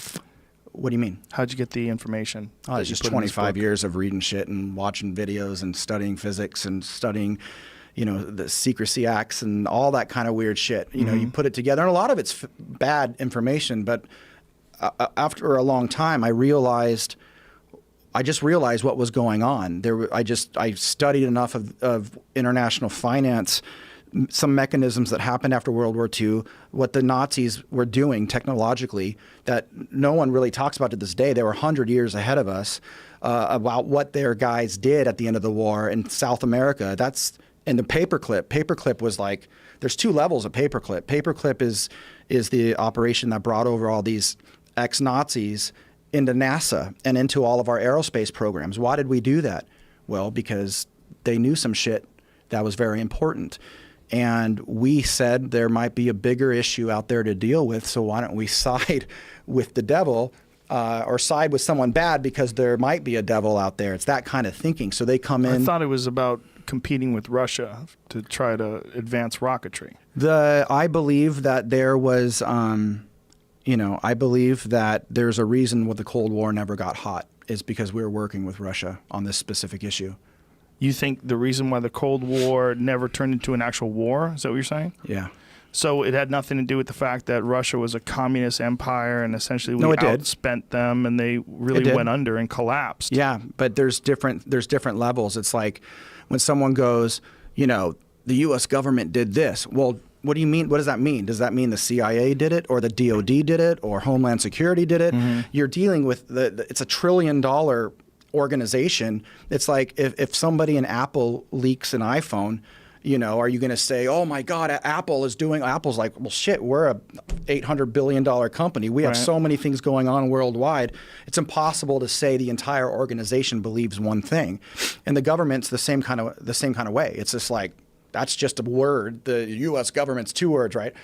3 words? How do we want to count this? Okay. United States government. Okay. Three. Yes. Okay. U.S. is. You got a calculator? I'm going to figure this shit out. But and you have many, many layers of what's going on. And of course, you have some people worried on technology, some people worrying about what's happening to the civilian population. You have some people worrying about you know, how to keep everything afloat, how to keep everything going. And you have a whole bunch of weird military excursions, and they're bumping into each other. And all these people aren't read in to what's going on with the UFO thing. So as all that shit... So who gets read in? That's a good question. If I had to guess, very, very senior technical brass. And rock stars. And I wasn't read in, trust me. No? They didn't tell you anything? No, they possibly did, but I wasn't read in. I wasn't brought into a skiff and they said this is what's going on, even though I've been in a skiff a few times. Okay. Do you know what a skiff is? A boat? A skiff is a special compartmentalized information facility. Oh, it's where top secret shit can be discussed. Oh, I thought maybe they talk on boats because nobody can hear you. They Just do go that out there in too. the middle of a rowboat. They do that. They actually do, because you can sweep for bugs on boats a lot easier than you can on a building. Makes sense. Yeah. Yeah. So they tell you what? Okay, so I'm sitting at that restaurant. And It says he found a life form, or they found a life form during the Cold War. Right. And I said, where'd well, they find it? Oh, I didn't ask him that question. Really? You get many places. I did one time bring up, I said, you know, I'm thinking about talking about the crash in the late 40s. And they go, why just that one? That was the answer. So I had to figure out a language to talk to these guys. Did you ever think maybe this guy's bullshitting you? Or he's a crazy person? Fuck no. No? I'll tell you, that's why you got to hear the whole story. Okay. So, okay, so I'm sitting with them. We talk about a lot of things. I bring up the incidents with our nuclear weapons. I bring up the incidences, a few other things that I want to get into. And he goes, "What do you need to do your project? What are you looking for?" And I said, "Well, I need advisors. You know, I need people that are from different areas in the government, because everyone has their own perspective. You know, you have people at the National Reconnaissance Office that have a perspective based on the satellite feeds they're getting, and these things are coming in and out of the atmosphere. Then you also have people from the agency that are worried about and collecting information of what's going on with people in different countries and here. But then you also have, you know, engineers that have a perspective on how the technology is made and what that might mean, because there's a lot of consciousness stuff that falls into this category." Can I stop you right there? So there's satellites that track them coming in and out of the atmosphere? Absolutely, yeah. Absolutely.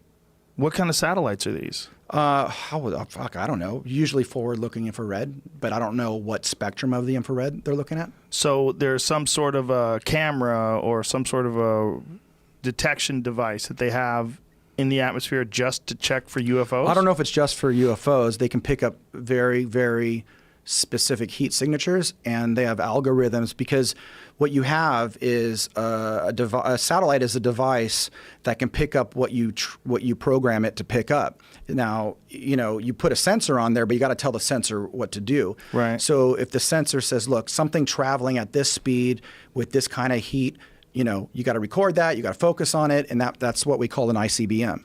But if something comes in and zigzags, stops and turns left, and it's traveling 10 times faster than that, we need you to record that and focus in on that as well.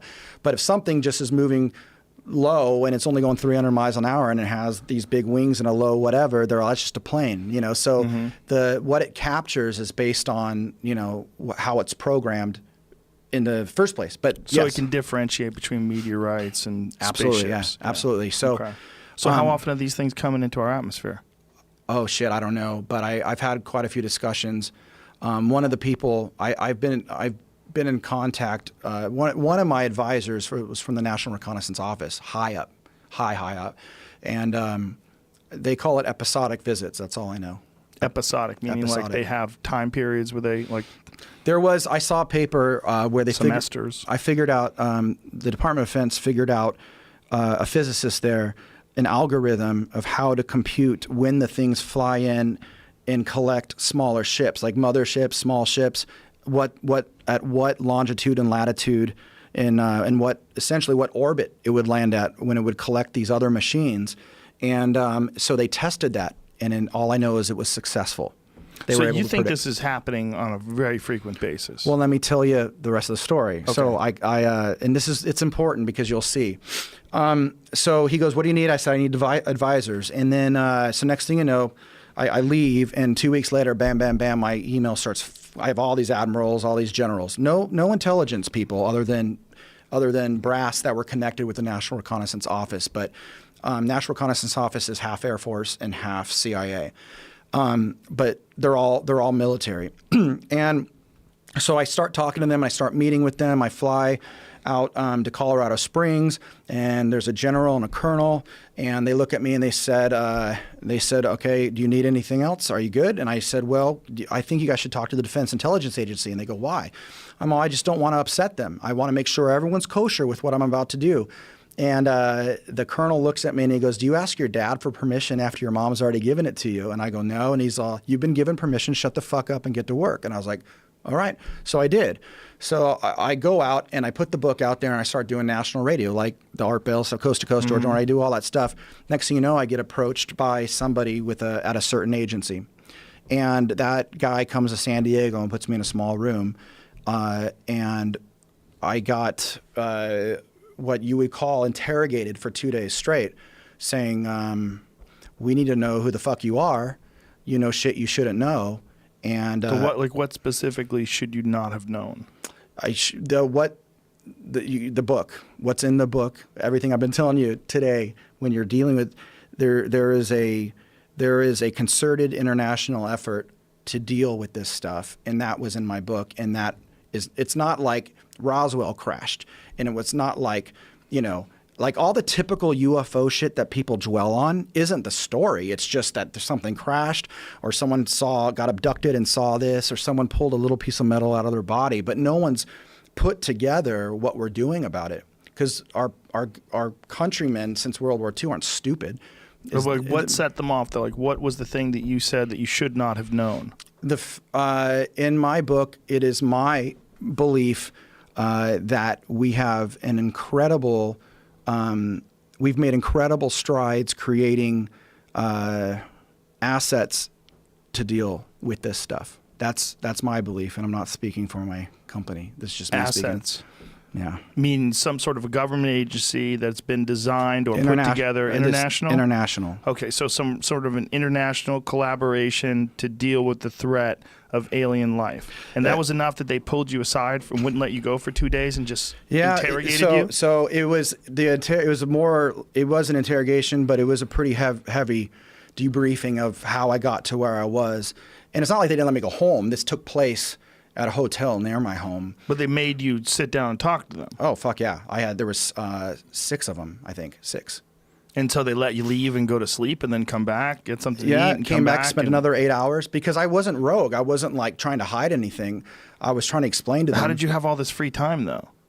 What do you mean? I mean, if somebody said, "Hey, we're gonna have you in a room, we're gonna talk to you for 2 days," I'm like, dude, I don't have 2 days. Well, that's maybe you don't, but if you do, fuck yeah. When you have these people that want to get a hold of you, you don't run. I'm not saying run. I'm saying, like, what are you guys looking for? Like, they're going to just sit you down and ask you questions for 2 days because you put together this idea that somehow or another there's some sort of an international collaboration to deal with the threat of alien life? No, they looked at it. They didn't know. They thought I was Ed Snowden. They thought there was a group of people leaking me classified information. They didn't know that you're from Blink 182? They didn't know that you're like a huge They don't care about rock star? That's what they don't understand.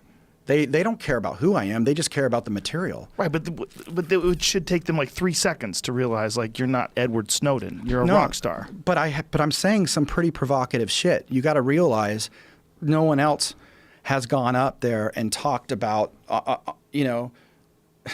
once again, I'm in a tricky spot right now because a lot of what happened back then, I can't really get into now because of the positions and the things I'm involved with.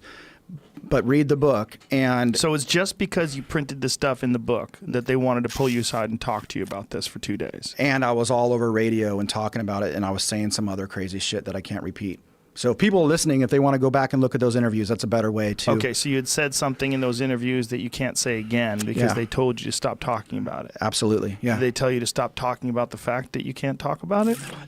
No, I mean, I don't think that's the issue. The more of the issue was, what are you trying to achieve? Right. And once they found out who I was working with, they were like, holy shit. And they only found that out when WikiLeaks broke into John Podesta's emails, and I was having video conferences and conference calls with he was Obama's senior advisor at the time. So the Wall Street Journal broke the story, like, what's this rock star talking about UFOs with Hillary Clinton's campaign manager? Mm-hmm. No, he was Obama's senior advisor, so it had nothing to do with Hillary, So we were setting these up, and when that broke, I had to call up my partner from the CIA, and I said, I got to say, now I can talk to you a little bit more about who these people are, and that's where I gained a really large amount of credibility with them, but also where they realized that we got to figure out a better way to do this. And what you see is me and some very important people coming together to do something that I think is really beneficial to society. But we have a lot of work to do because a lot of people they don't know what to think of it. At first, they thought I was nuts when I was talking about my book. I'm all, I got these advisors, And then all of a sudden, the Wall Street Journal broke this story, and there's all these multi-star generals and head of some really big aerospace companies, and then the big news organizations were like, holy shit, this might be real. A lot of kids still don't know, and they're having fun on the internet.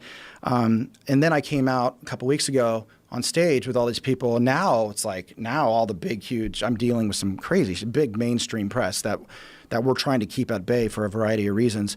But yes, it's all true. And what To the Stars is really after is how do we bring the public in on this and work together to communicate and educate this stuff? How do we bring the technology out of the shadows and build it for the world? And how do we tell the story in documentaries, nonfiction, fictional works over a period of years? And if we do that, the public owns it. The public has a say, they're a part of it. And then people will start to understand over time why they did what they did. They didn't lie to people just out of like ego. They were like, okay, there's this group called ISIS and they're here and we need to understand them and we need to fucking figure it out quick. But the problem is, these are extraordinarily advanced civilizations that have been coming here forever. That's why it's all in all the ancient fucking scripts and texts and carved into rocks and all that shit. But trying to figure it out, trying to connect the dots and looking at debris that they probably still have in a warehouse going, we have no fucking clue how to make this or back engineer this stuff. I mean, there's a piece of metal from a crash that I've seen, and I've seen the science on it, and it's atomically aligned, and it's layered in like 80 layers within just a few microns of purities of metal that aren't even in our solar system, and they think it needs to be made in an area where there's no gravity. So number one, it has to be made in space. Number two, even if we were to create a machine that can potentially do some of this stuff, 3D printing layers of different metals of obscene purities, it would cost hundreds and hundreds of millions of dollars. We don't even have that. Why do they think it was made without gravity? Because I think it's the atomic structure. So what happens is when you radiate it with terahertz, it loses mass. Something weird. It resonates some kind of harmonic, and then it gets lighter. And if you hit it with enough terahertz, it'll float. So we're going to be showing people this stuff. We're going to be bringing out the hardware, some of the hardware. We're going to be bringing out implants. We're going to be bringing out videos. We're going to be bringing out some other stuff. So you're going to be showing people this actual physical piece of metal that was constructed in a zero gravity environment in space, and if you hit it with enough energy, it becomes weightless. No, I wouldn't say weightless. I don't know if we can make enough energy to do that, but yes, that is our plan. And show the experiment. So okay, well, if you can't give it enough energy to make it weightless, can you give it enough energy to reduce the mass? Yes. So it weighs less? Yes. And you can prove this? Yes, and that's why. So you can have a scale, and you can put this piece of metal on a scale. I'll do you better. It's not even that. It's warping the space-time continuum around the object. So what you can do is you can shoot an electron over it why it's not A being single radiated. electron? And you collect it and time that. And How do you shoot a single electron? Fuck if I know. I'm not a physicist. They just do this shit. That's what they do. So, and I was actually on a phone call today about it. I talked for about 45 minutes in the car on the way up here about some of the. How would they even be able to regulate whether or not they have a single electron? Well, fuck, they're doing crazier shit than that at CERN. At CERN, they're taking particles of atoms and they're speeding them up to light speed. Almost light speed. Yeah, and slamming them into each other. So I'm not too worried about electrons. Right, Electrons but this and is photons. an enormous building that's, I think it's, what is it? CERN's like 10 miles in a loop. Yeah, but you've seen an electron microscope, right? It's like the size of half of this right, table. but I'm saying they're launching a single electron at this thing. I think that's what they do. Yeah. They do that with photons too, by the way. I read a really cool study about single photons, and consciousness was interacting with it. Just by thinking, it was changing the way the photon went. It's crazy. So what happens is you shoot this electron, and you know how fast it is to travel over this piece of metal. Then you radiate it with terahertz, and then what does that mean? Radiate it with terahertz. You're electrifying and charging the piece of material. Do you know what's a terahertz? It's a high frequency wave. I don't want to pretend I know that much about it. I just know that the earlier tests were with radio waves like RF. And they need to do terahertz, so I don't know much more than that. So by shooting terahertz at it, the piece of metal can lose mass, and then when you shoot an electron over it, it'll be a different time than the other one when it's not turned on. Does that make sense? No. The time it takes for an electron to go over the piece of metal. What's that, Jamie? This is why I type in terahertz imaging. Laser guided codes, advanced single pixel terahertz imagery. And this B, the image is sampled upon instructions from a laser. A, the terahertz light passes through the object. And then C, the information is collected to reconstruct the image. Look at that. So with this stuff, it's just an imaging technology. But you're timing how fast it takes an electron to move over the surface of the metal. Then you charge the metal, and then you're timing the exact same thing, and there will be different times. And the positive result is that it lost mass, so it traveled faster or slower or whatever the hell is supposed to happen. And so I would imagine that this piece of metal, if it exists, would be kind of game over. If you brought this piece of metal to the most advanced scientists in metallurgy or whatever they would be that would understand this kind of shit. Yeah, and it's already been there, but the problem is there anywhere online where people can read about this? There actually is. There's some of this stuff, not this piece in particular. They came out as arts parts on Arts Bell a long time ago, and they're different layers of bismuth and magnesium. But this one came from a crash in '48, not the '47. And I know nothing more about it. But I don't think it's anything they're going to come in here with a chain of custody and say, this came from Air Force or something like that. You know, I don't know who has this. So you're going to bring this and demonstrate this to people? Yeah, and the reason is because we're also going to show videos that just got declassified from our most advanced systems.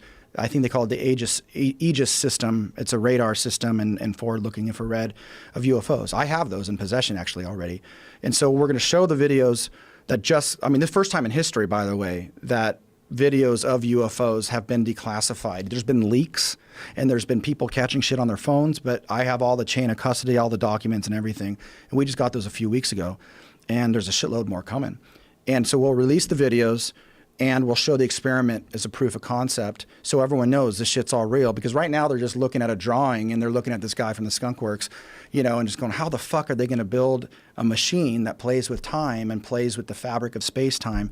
And so we have to kind of educate people and say it's possible, it's possible. Is that it? This thing? Yeah, that's it. There.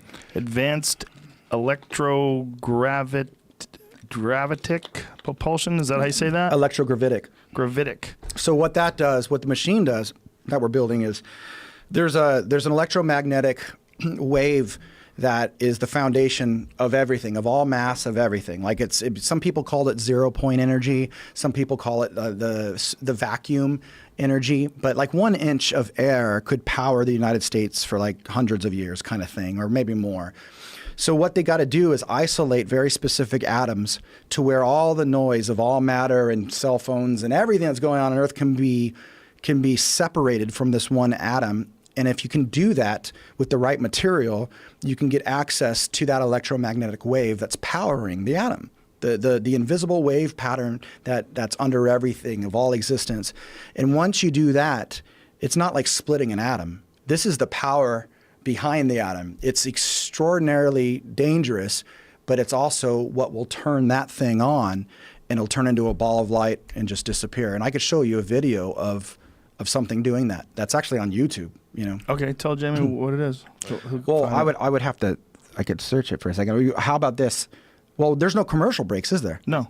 Well, fuck. Yeah, just describe search it. I'll search just for it real quick. describe it. And we'll search it.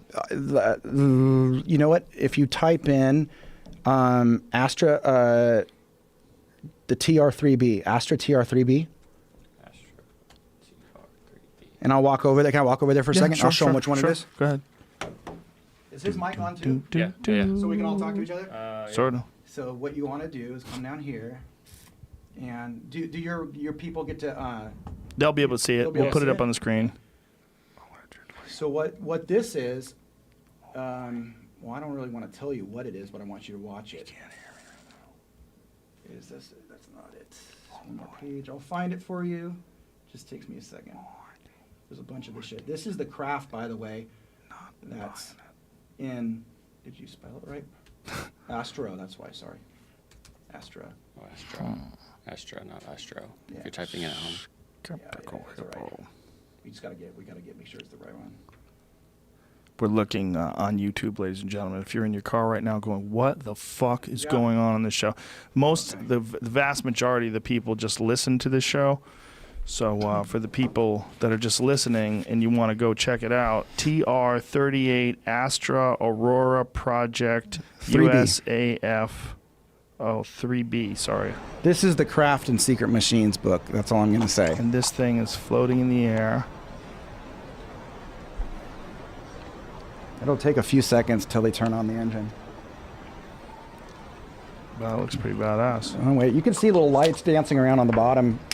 But I think this was leaked on purpose because the guy's making it just hard enough to see, moving the camera around in and out of focus. Yeah, right? Like it's got like, he's barely focusing.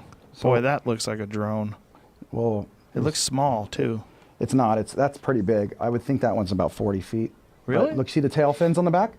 That's how you know it's not alien per se. It's built off, I think, technology that came from there, but, you know, they don't need vertical tail stabilizers. What's that big light? Okay, this is the engine. They turn it on. So right now they're accessing that energy I told you about. Now, and watch what happens. It's gone. There's a pilot in that. If that was in a movie, I'd want my money back. Why? This movie can suck my dick. Why? Why? It looks so fake. Oh, you think that? Yeah. It did look fake. What is that? TR3B is real? These There's ones. another one? This is the same one, but these ones are stacked, and that's a drone that came out of one. That's I a think. drone? The small one is. Oh, the little thing that came out the side? Yeah. But if you can look up Black Triangle UFO and find hundreds of these videos. So these are people, like civilians, that are getting this from the ground? They're filming this? I don't know. I don't know where this one came from. Jamie, this is not the same account as the last video? It's a different video. Started up next because it's probably a highly viewed TR3B video. Right. How many views does this have? 474,000. Damn. And there's hundreds. And there's so many people know now. There's hundreds of these out there. Oh, now it separates from the other one? But everyone thinks it's alien, and that's not my belief. So you think this is something along the lines of like when they had the stealth bomber program and they Absolutely. were experimenting with these things? What do you think of Robert Lazar? Do you think that guy's real? I'm putting out his autobiography. So you do think he's legit? You should read his book. Yeah, oh yeah, absolutely. Yeah. He's a fascinating character, right? He is. His story's really interesting too. Where he really fucked up though, so for the people that don't know that are listening, he's a guy that came out. He's the reason we know about Area 51. He literally is the guy that broke the story of its existence. He got brought in for a job, and during the interviews, they said, "We have another idea for you." And they put him in a place he claims had all these disks, and he was on a back engineering team as a physicist. But what happened was They rushed him in there because, per his story, they tried to cut into one of the propulsion devices and it exploded and killed a bunch of scientists. So the Nevada test site, which is the area where Area 51 and all that stuff is, released a statement that they were just doing a small little nuke test, but it was really because of this thing.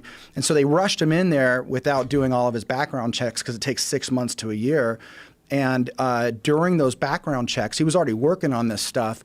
They found that his wife was going a little haywire because he couldn't tell her what he was doing, and he would leave in the middle of the night. He would be gone for a week, and she was getting fed up, and so she started having an affair. And so they're listening in on all the phone calls and checking him out, and they're kind of going, his home life is unstable.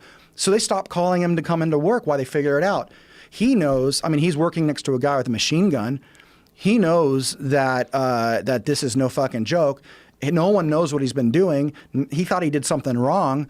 So as the nervous individual he is, he runs to his friends and says, this is what I've been doing. This is what I've been working on. There's alien craft. It's over here at Groom Lake. And the tests are every Wednesday night at 8 o'clock. And his wife goes, holy shit. And his friend goes, holy shit. And he goes, come on, I'll show you. So they drive 3 hours north of Vegas, outside on public land, and they videotape and watch these UFOs come up and be tested and dart around and disappear. And he goes, that's the one I'm working on. And it's almost like, well, how did you know what time? Because I'm working on it.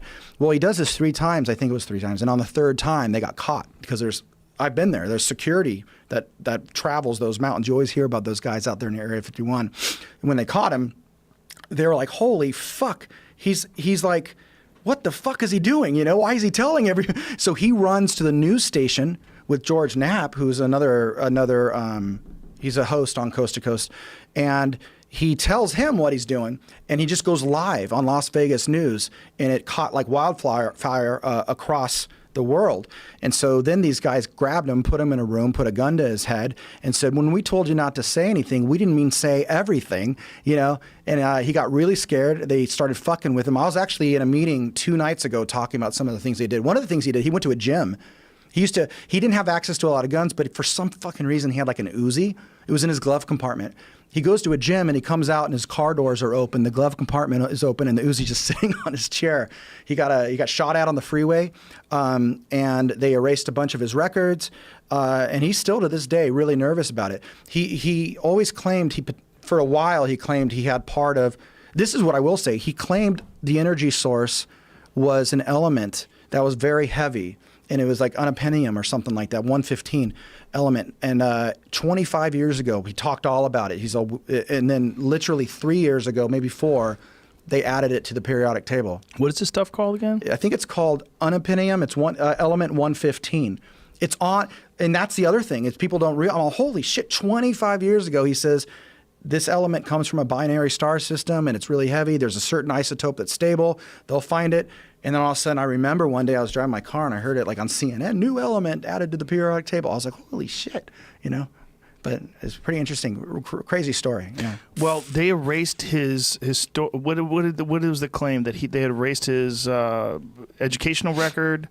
Well, I think he might have people. I don't know if I think this because I don't know. I never researched it, but people that I know that have researched it think he might have kind of upgraded his resume a little bit, and maybe he didn't go to MIT. Right.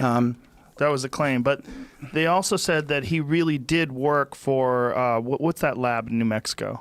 Oh, well, Lawrence Livermore and JPL. JPL. Yeah, JPL's in Pasadena, yeah. But whatever it was in New Mexico, that they had found that he actually did work in the building, even though they tried to say that he didn't. Oh, yeah, so maybe, that he did something with somebody, and however much of his story was true, always gets fishy when you find one thing that's not true, like that he didn't go to MIT. So, totally. Stanton Friedman. Yeah. You know who Stanton Friedman is? Yeah. Stanton Friedman, who's a very famous UFO researcher. He's one of the main guys arguing that boblazar is full of shit. Yeah. You know what's interesting is there is a I know the guy that did all the research on that, and I know the guy that studied it for decades, and he's actually writing a foreword on the book. It's the journalist has won like 8 Peabody Awards and Emmys and shit. But George Knapp, who I told you about, and he's just got like he can speak for hours on that entire thing. He's always on the Coast to Coast show, right? Yeah, he does like a couple Sundays each month. Yeah. Did you find that element? Oh, yeah. What is it? Element 115? Is that what it's called? Yeah. Popular Mechanics article about it right here. Welcome Element 115. Now, what's your real name? Researchers create Element 115 in the lab for the second time overall in the first time in a decade, paving the way for its official status as a member of the periodic table.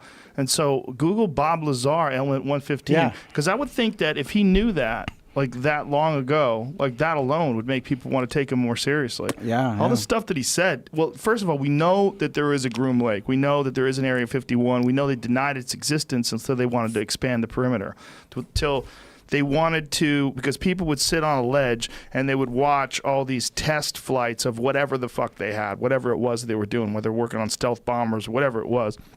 People would film this, and so they wanted to expand the perimeter of prohibited area, and so in doing so, they had to admit the existence of the base itself. I believe that was in the 90s, right? It was in the 90s. They expanded the perimeter. Something else that the government had to do is they had to admit UFOs were real because there was some military people.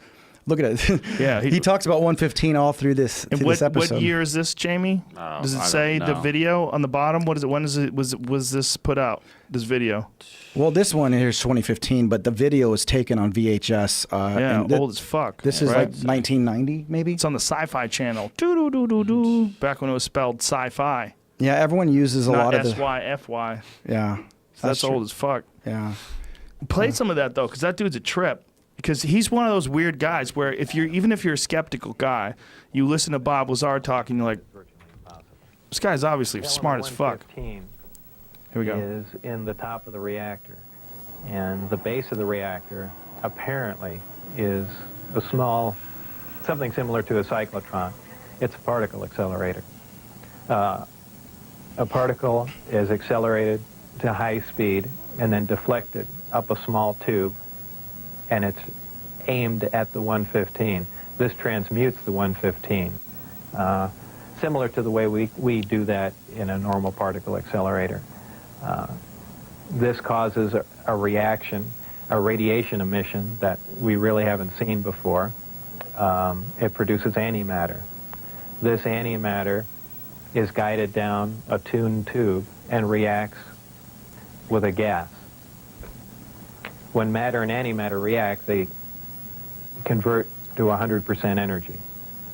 This energy is converted, heat energy, is converted to electrical power in the reactor itself. This is done through a thermoelectric converter. And this electrical power is used to power other subsystems on the craft, though there is no wiring, as we would know it. Also, that's almost a byproduct of the reactor. The reactor also sets up a gravitational wave from the 115 being bombarded. This gravitational wave is present at the top of the reactor and is essentially guided in the same way microwaves are guided through tuned tubes. And this goes to their amplifying cavities and through the projectors that are in the bottom of the craft. God, I wish I was smart enough to know whether or not he's full of shit.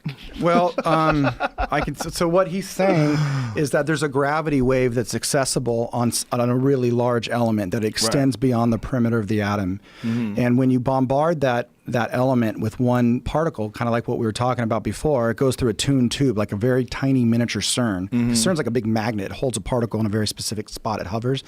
It shoots and it hits that. It decays. It becomes this matter-antimatter reaction. These generators can convert all that energy into power, and then they can amplify that wave that's coming off and emanating from that element. And they amplify it like you would amplify a radio wave.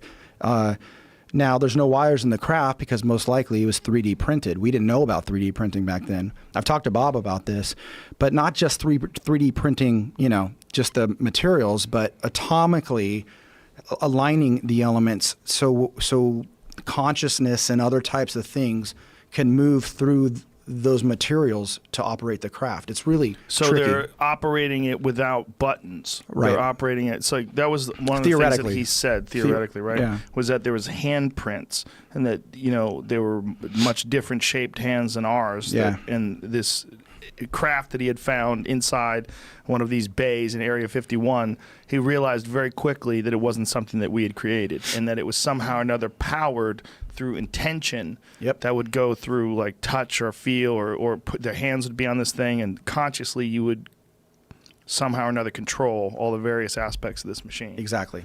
exactly. Boy, it sounds good, doesn't it? God, I want to believe. So hard. Well, I hope you do, because there's gonna be a lot of stuff. Well, I want to know what you've seen though. So you've seen this piece of metal. What else have you seen? I've seen many documents on the studies of these things, and I've seen a lot of the science associated with what the technology is and what it does. Like, I could show you, if I fold up pieces of paper and stuff, what's going on with it. But basically, these craft, they travel in a straight line, but they're folding space-time. Like in Event Horizon, where they explain it by folding a piece of paper and punching a pencil through it. Did you ever see that movie? Yeah, it's kind of like that. Great fucking movie. But it's more like, here, I can draw it for you here. Not that this is it's kind of like when you have 2 points, we're used to traveling in a direction like that. Mm-hmm. And so when we look up, we see a plane that goes straight. Right. But these UFOs fold space-time like this. And so it looks like, to them, they're going in a straight line. So if you're in the ship, you see that. Mm-hmm. But if you're on the ground, you see that. Okay. That's why you see them blink off and on. A lot of those videos, they're on, it looks like they're jumping. It's just because of this. So they're they folding have space-time. Some way of interfacing with space itself that's very different than our idea of traveling in a linear way from point A to point B. Space, the fabric, they call it the fabric of space-time because it's like a fabric. It's malleable. Now, let me ask you this. How often into a conversation do people look at you and think you are fucking crazy when you start talking about this? And how long all does the time, yeah. All the time, right? But do you ever get to the point where you're like, I don't want to talk about this? No, because I always tell people, you don't know what I know. And there's a lot. No, I mean, like, do you ever get to the point where you're like, I can't do this anymore? Like, No. people think I'm fucking crazy. No, because I'm involved on the most important shit I've ever been in my life. So you think this is like the most important thing that you've ever done in your life? Oh, fuck yeah. Like, I have meetings with senators coming up. Like, do you? Oh, fuck yeah, I What do. senators? I can't tell you. Damn, it's all this I can't tell you stuff. I know, because So this is some fucking tricky shit. When is all this going to come out? Like, it seems like this is like eminent disclosure type shit. Watch right? what my company does. That's what I'll say. So what is your company?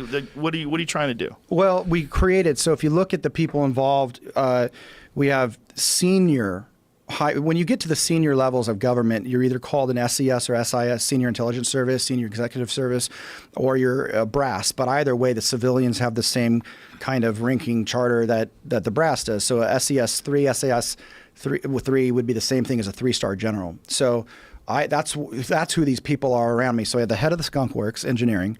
I got a SIS 2-star from the clandestine Directorate of Operations.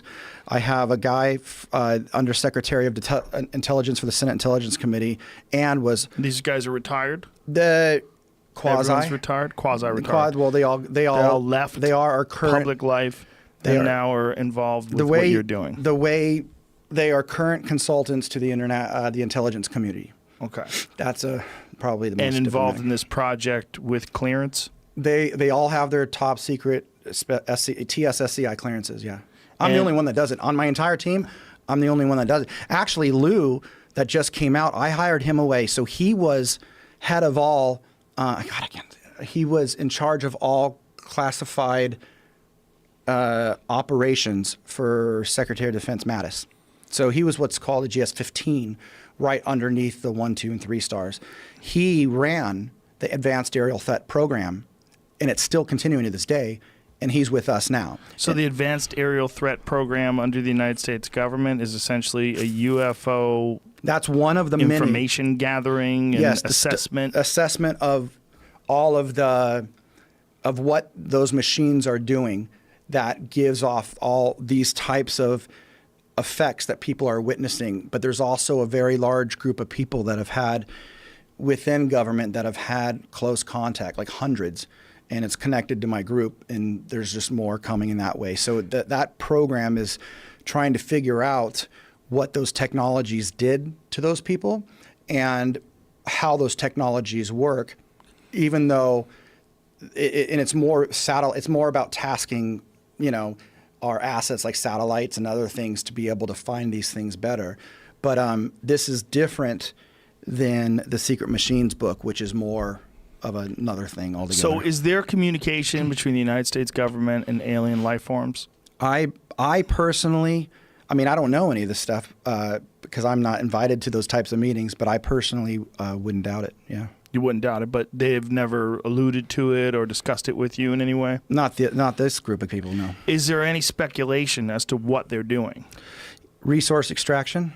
Resource extraction, like minerals, empire building. Life, I tell people sperm, eggs. I think it's cheese. I think it's tacos.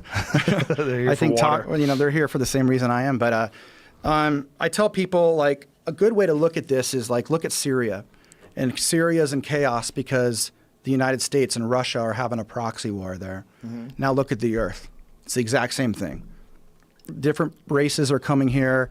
And they're trying to win and against each other. So there's more than one Oh race. yeah. How many This is different the ones universe we're talking about. Right. I don't know how many. I don't know. But there's a bunch of different creatures, and they all have the same sort of technology. Yeah, and some are very human. Some look just like you and I. Really? Absolutely, yeah. Now, is there any sort of speculation as to why life forms from other planets, other galaxies, other solar systems, different kind of gravity, different environments, would create a life form that's exactly similar to us? Or are they imitating what we look like in order to infiltrate our world and hang with us? I think probably unknowingly. I think all the above. I mean, look, if you look at like Syria, are you just going to say it's only Russia and America there? No, China's probably there. France is probably there. Mm-hmm. You know, I personally think the little aliens with the big black eyes, those are androids. They're biological robots. They're just programmed. There's no different than us cloning sheep.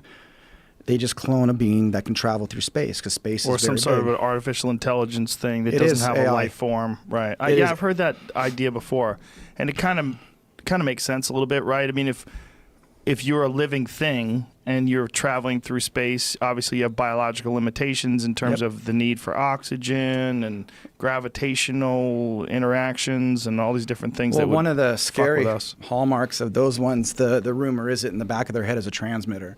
So you got to wonder where it's sending shit. But at the same time, you know, I can tell you that when you look at the Bible, the angels and the demons of the Bible would be the humans and the androids that I just told you about. So you think the Greys are the androids, right? Yeah. And so you think they're like some sort of devil? No, I just think that that's how we characterized it because they come in, control Right. your thoughts, control your body, take you. us in the middle of the night. Yeah. Demons, you know. So do you think these things are traveling from where? Do we have any idea? There's things that have been put out there, but I've never asked.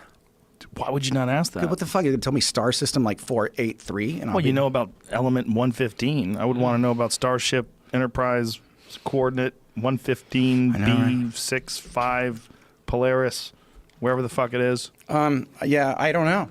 I do know that there's connections to man, you won't even fucking believe it. I'll tell you that. You want to hear? Please. Atlantis. Atlantis, the sunken city? Yeah. There's a connection? There's a connection. What's the connection? That there's a very advanced group that left after a catastrophe and hung around in a small outpost here and throughout time would push civilization forward, and that's who the Greek gods were. Whoa. Yep. And that's why it's very interesting on the Roswell wreckage there's Greek writing. Is there? There is. I've never seen any of the wreckage from Roswell. Have you? It's online. You see it. Type in Roswell wreckage. You can see it. Well, Type in all I've ever seen is the dude standing in front of the bullshit, the weather balloon stuff, where they're Look up laughing and yucking it up. Roswell wreckage, Roswell I-beam. You'll see it. And it's got these Greek markings and the witnesses that were there did what do you call it? Where they go on oath and tell. So that actual I-beam showing the word Eleftheria, which means freedom in ancient Greek. So where is that from, Jamie? Let me tell you. Want me to? I don't know. It popped up when it. Well, I'm going to tell you something else. So I went and met a former director of CIA and NSA. He was director of both. I won't tell you his name. And right when I sat down and told him about my book. Pull that picture up again. Look at those little hands. And right when I sat down and told him about this is a big deal. Okay, So I'm sitting with this guy. He was like, not that long ago, was director of CIA, and he went on to be director of NSA. Okay. Well, I think we can find his name. Maybe. But right when I sat down and told him about the book, you know what he says to me? What? He goes, I didn't read much science fiction as a kid, but I read a lot about Greek mythology. And looked me in the eye. I said, well, you're going to love the last page of my book then. He's all, am I? And When my book was about ready to go to pressing, I had a very important person call me up. He says, "Can you stop that pressing and maybe insert something about Greek mythology?" And I said, "I sure can." So something you got to realize is, for example, the 6th biggest defense contractor in the world, at least they used to be 6, is a company called Science Applications International Corporation, SAIC. Their headquarters are actually in San Diego. And in the front of the building, you have an obelisk coming out of a fake lake and 2 Atlantean on thrones. And they're both holding pyramids. And one says the past and one says the future. And they're 8-foot tall statues. It's fucking nuts, by the way. In SAIC, they went over to Lidos. Michael Hayden, former director of NSA and the CIA. What about it? No, that's not him. But I'm not gonna tell you if you try and find out. Look at you guys just fishing around over here. I'll say a name. You blink. Yeah. I'll show you my. No pun intended. Like what you did there. That was cute. I'll show you my dick. Like, if you get, yeah, there we go. If you Right. come Get it across right or wrong, not sure what. Yeah, whatever you get, I'm gonna show you my dick. All right. What do you think about all that Zechariah Sitchin stuff? I think he was close. I don't think he was exact, but it's interpretive. You know, if I was to show you some symbols. For people who don't know what that is, Zechariah Sitchin is a Palestinian scholar that decoded a lot of ancient Sumerian texts that were written in Akkadian. Sumer was like kind of the first civilization that was advanced that we even know of, just out of nowhere here, like 3,500 years before Christ. There's mathematics, astronomy, and all this different shit. They knew all the planets. They said there's an extra planet. But Zechariah Sitchin was the one that really spent a lot of time doing that. And there's a lot of other scholars that disagree. Now he can say, you know, in those texts is the story of the Garden of Eden, the flood of Noah, like all that shit. But his take on it was those who from heaven to earth came, called them angels, but they were an advanced race. They fucked around with genetics. Well, that was his take on the definition of Nephilim. Was the which you find that in Genesis, the Nephilim. So, you know, he was able to tell a really interesting story based on these texts, and but some people don't agree with them. But at the end of the day, I think it's the closest thing we got. And in my early conversations, when I was being given some interesting science fiction stuff for my book, the Greek mythology part, I brought up the Sumerians, and they showed me one particular king. They said, we find this one very interesting. And I can't remember his name, but it fired so quick when I asked the question. It came right back with this whole thing on this one Sumerian king. Really interesting.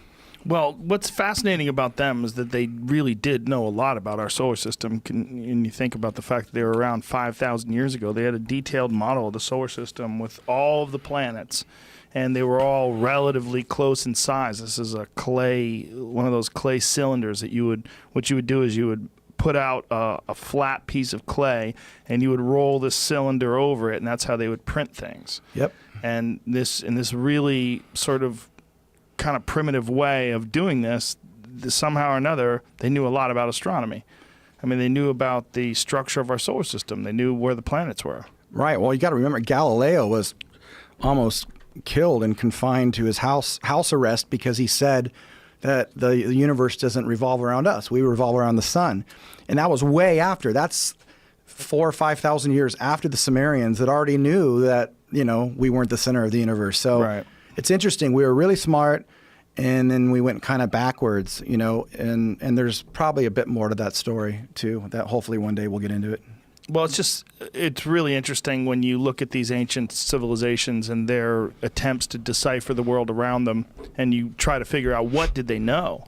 You know, how much did they know? The Sumerians are one of the more interesting cases to me because of the fact that they had this really bizarre map of the solar system. Yeah. When, you know, we didn't. They found out about Pluto. They had an image of Pluto.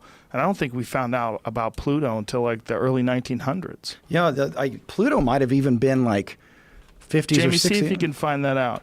Pluto was found like not even that long ago. I don't even know if it was as far back as the 1900s. See if you can find that out, and then find the image of the Anunnaki when they show the solar system, because the image is really fascinating because it is what it is. I mean, you look at it, there's a sun. I mean, it's clearly a sun. It has like it's a large circle. It's in the sky, and it has like those little sun sort of rays around it. This picture, right? Because it has the 9. Yeah. That's the picture. There you go. Yeah. So do you know they have an idea of where to look for this extra planet? They thought in the early 90s, JPL announced that they thought they found a companion to our sun. Yeah, look at that. I mean, that's fucking radical right there. Yeah, it's crazy. They have Pluto in there. Now, go to the discovery of Pluto. When did Pluto get discovered? I think you're right. I think it was in the 1950s. I know it was sometime in the 1900s. Well, I'm talking about Disney's Pluto. Which one are you talking about? 1930. 1930. Crazy. Crazy shit. Yeah, so these people somehow or another knew about Pluto fucking way before us. And this is not something you could see with the naked eye. So somehow or another, and nor were those other planets. I mean, you could see a few of them. You could see Mars, and sometimes you could see Jupiter, and maybe Saturn, right? Can you see Saturn? What are the ones you can see with the naked eye? You can see Saturn, yeah. Yeah. But after that, like, they had Uranus. You can't see Uranus. Yeah, just the other day, I think it was like the one time of, I don't know, every 25 years you can barely see it with the naked eye. Which Uranus? is like last week or something like that. Uranus a bunch or of people Saturn? were at Griffith Observatory. It was like super crowded because of that. We're not gonna make jokes and shit about Uranus, right? No. Because it's so old. It's expected. It's We'll too skip obvious. that. Yeah, and were they looking at it with the naked eye or with think so. telescopes? I mean, I feel like you could Why would obviously they go to you can the see with a Griffith Observatory? because everyone goes there. There's a bunch of telescopes already set up every right. day. But for that makes sense for sunset. telescopes. But why with the naked eye? Because it's one of the best places, closest in LA. Or I don't know. I'll look okay. Yeah, LA's weird because of the light pollution, right? No, it's a big deal. Yeah. Like that's why when you go to the desert and it's beautiful and you're like, whoa, that's what you're really seeing. It was last week, October 19th. You could see with your naked eye. The Uranus, you could see with your naked eye. You guys are talking about naked and Uranus a lot here, and I don't want to make any jokes. I'm not, but I'm just telling you what you're talking about. See Uranus with your naked eye this week. Giggle if you must. Nice. What a goofy name too. Like what? All the different sounds you can make with your face, and they chose your butthole. What if they just call it butthole? Yeah, butthole, planet butthole. That would be just as weird. I would go there fucking crazy fast. It'd be the first place I go. That would be the first place you'd visit, Yeah. planet butthole. Yeah. Do you think that there's life in our solar system? I do. Where do you think it is? Europa. Really? Mm-hmm. So you think there's some sort of a primitive life form that's under the ice? I think there's life on Mars, and I think it's. We'll start from. I think there's life on Mars. I think it's small little animals and microbial or insects, shit that's kind of learning how to live with its radioactive environment. Which, by the way, a bunch of scientists from JPL found that there was some atomic weapons that went off on Mars because the radioactive signature can only happen if you explode a nuclear weapon that's artificially made, not like something that happens naturally, like a moon exploding on the surface. So it's interesting. So where'd you read that? Oh shit, that's been all over the place. I forgot the guy's name, the doctor's name. He actually was one of the lead scientists on the Clementine mission, which was mapping the moon with JPL. So he's a big time dude. And he thinks there was nuclear war on Mars. Huge. Well, he doesn't say that. He just says that. Oh, nuclear weapon exploded He just on says Mars. we have this signature. All peer-reviewed science that the signature of the radioactive activity from this very specific isotope that only comes from artificial nuclear explosion or something. Shit, I don't want to mess it up. Something along those lines. Yeah. Well, I'd heard before that they thought that somehow or another Mars was impacted, that something hit it, like some sort of an asteroidal impact, and it destroyed the environment. I think it's if you type in nuclear weapon Mars or nukes on Mars or some shit, you'll find it. You go to Richard Hoagland's site. Hoagland's shows you all the. He kind of disappeared though. Yeah, that guy was wacky as fuck. Like he was one of the main proponents of the face on Mars and all the pyramids that they found on Mars. They would find these weird connections between one point to another point, and somehow or another they made some arbitrary distinctions that those were indicative of intelligent design. Did you know Elon Musk wanted to drop nukes up there too? Apparently. Good move. Elon Musk elaborates on his proposal to nuke Mars. How's that picture? He's like, why not? He's probably bored. He put on his Instagram last night. He was cooking hot dogs and marshmallows and singing along with Johnny Cash, drinking whiskey. That's what he should be my kind doing. of fucking scientist. Yeah. That's Elon Musk for president. I'll vote for you, buddy. Come on. Let's do it. I know. Why don't you talk to him, man? He's already got SpaceX. Why don't you guys collaborate? The second thing we're doing, he might really actually be interested in it. So the two aerospace projects To the Stars is doing, one is we're building something that will, in effect, be anti-gravity, but that's actually not the mechanism it does, in building a spacecraft. But the second thing that we're doing is called beamed energy propulsion, which is something I think Musk will be very interested in. It's launching CubeSats with lasers. So the Air Force Research Lab kind of broke this science back in the 90s and a bunch of people associated with that program got it declassified, and they're working for us on building it. So it'll take a handful of years to do, but what you do is you use very strong either microwaves or some other kind of wave, and it ignites and explodes the air underneath a mechanism that carries a CubeSat. And so essentially what happens is you don't use any fossil fuels, and it can bring the cost of launching a CubeSat from like 50 grand down to 5 grand. It's like crazy. So that means colleges and neighbors and anyone else can launch CubeSats quite easily. Now, have you had any debates with people about this stuff? Have you ever like had someone who thinks that this is all nonsense and sat down with you, who understands physics and understands rocket propulsion and space and elements and all that shit? No, I haven't. I wouldn't be able to debate a physicist, but they can read all the papers. Right, but I mean, has anybody been skeptical? Has anybody? Oh yeah, everyone's skeptical. Right. Yeah. And what's your response to that? You don't know what I know. Right. Well, what do you know though that they don't know? I can't tell you some of the shit that I know, and I can't tell you. But what could it be that's so crazy? If you know, I mean, what you've said. Well, think about what you've said. You said that there's some ridiculous sort of propulsion system that allows you to move through time. That they visit this planet all the time and extract resources. Right. That there's people in the government that are trying to disseminate this information, but they don't know how to do it. They don't know the right vehicle to do it. They're doing it in these sort of controlled chunks. Mm-hmm. Think of all these things that you said. What could possibly be crazier than that? Well, you're asking me how do I know? No. Okay. I'm asking you, what do you know that could possibly be crazier than that? Well, that's the shit I can't tell you. It's not everything's hunky-dory. Is it something where you're worried about the fate of the human race? I think that's part of it. Where should I move if I was going to move? It's not existential. Whip your dick out if I should go to Australia. How about I just whip my dick out in Australia? I mean, where's the spot? I don't think there is one, unfortunately. There's no spot. They're just This is what I will say. It's not existential in the sense of they're not going to come here like Independence Day and nuke the place. But there are things to worry about, and that's why I think. Do you think there's anybody that's famous that's an alien? Oh, I don't know. Do you think that there's any influential figure that has been sort of shaping culture that might not be one of us? Oprah. Ooh. For sure. Has to be Oprah. Yeah, but if you go back to the early days when Oprah used to do that stupid show where she'd have like KKK members on and everybody sat on white plastic seats. Remember those days? Is that Geraldo or is that Oprah? Oprah. Oh, early days, man. Me and Al Madrigal. I'll never forget this. It was like when I first met Al, probably like late 90s, I think. We were in San Francisco doing bong hits, watching TV, and Oprah was on. And it was old Oprah. Bong like hits big and hair Oprah.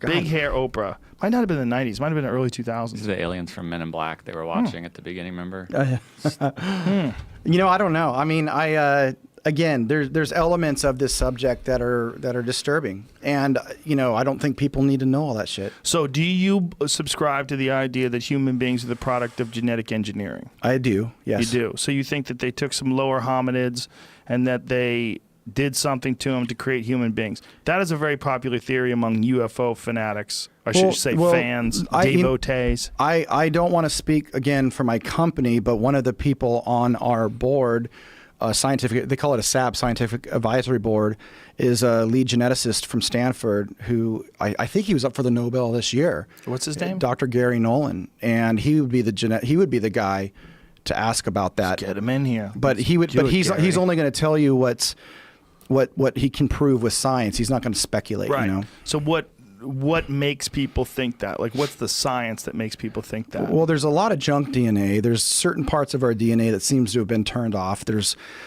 a bunch of things in there that we don't understand, and we don't have the leaps of humanity over the past 5,000 years to really show like what happened in the past 5,000 years that wasn't happening for the hundreds of millions of years before that. They just found a footprint that was like 100 million years old or something like that. That was just a human footprint. What? They did, yeah. I just read the news story. That? I don't know. I can't remember, but it's like a fossil. And now they're like, fuck, this totally throws everything upside down. I've been talking to Sarah Palin. That was something that Sarah Palin said. Remember that? Like there was a librarian that said that she didn't believe that she was a young Earth creationist, and she thought that there was a picture online that showed a human footprint inside a dinosaur footprint that it proved that people walked with dinosaurs. I wouldn't doubt it. I You wouldn't think, doubt that people walked with dinosaurs? Oh, not at all. I think there's been cycles of civilizations, and I think the people on the inside know that, and that's why at that defense contractor, multi-billion-dollar defense the ones that chose the government of Iraq after we took over Iraq, and the ones that looked after all of our nukes. Hey, look at there. Human footprint inside a dinosaur footprint. She's right. But they have, at that place, remember I told you, they have the past and the future with big pyramids in their hands, Right. tetrahedrons, you know, that they're trying, it's like, it's just spooky when you look at that. And Do you think about believe that the asteroid hit the Yucatan and caused a mass extinction that killed off most of the life on the planet? I don't know. I can't believe in it. I don't know. Fuck, I've never studied that shit, and I wasn't there. But I mean, there's like physical evidence for that. It's more like, well, yeah, but I haven't read anything about it. But sure, Okay. I can believe in things. I can't prove a lot of things, you know. Right, but that's like the whole reason why we're supposedly here, that it killed off the dinosaurs and allowed whatever they think there was some sort of a mole type creature that evolved over 65 million years to become That's us. all bullshit. I think that's all bullshit. Do you think evolution's bullshit? No, I think that at some point in history, someone came here and tampered with existing creatures and made us and upgraded us at very specific intervals. But who tampered with them? And what came don't first, know. the chicken or the egg? You know That's what a I'm good saying? question. Yeah, I don't know. A single-celled organism, we all kind of agree, like that was like the beginning, right? Most scientists, not we, I'm too stupid for this, but obviously somehow or another that became a bird, right? Why couldn't it become a monkey?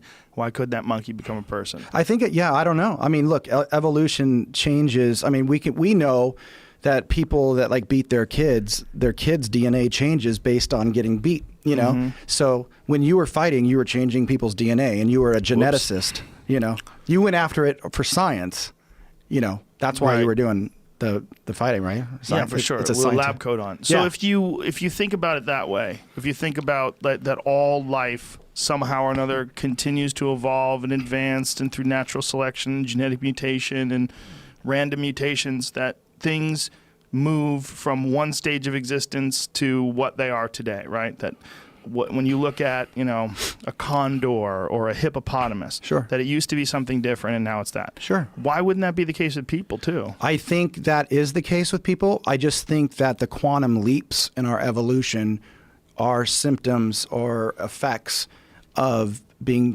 genetically upgraded. The way I've heard it explained to me, though, is that the only leap that's really confusing is the doubling of the human brain.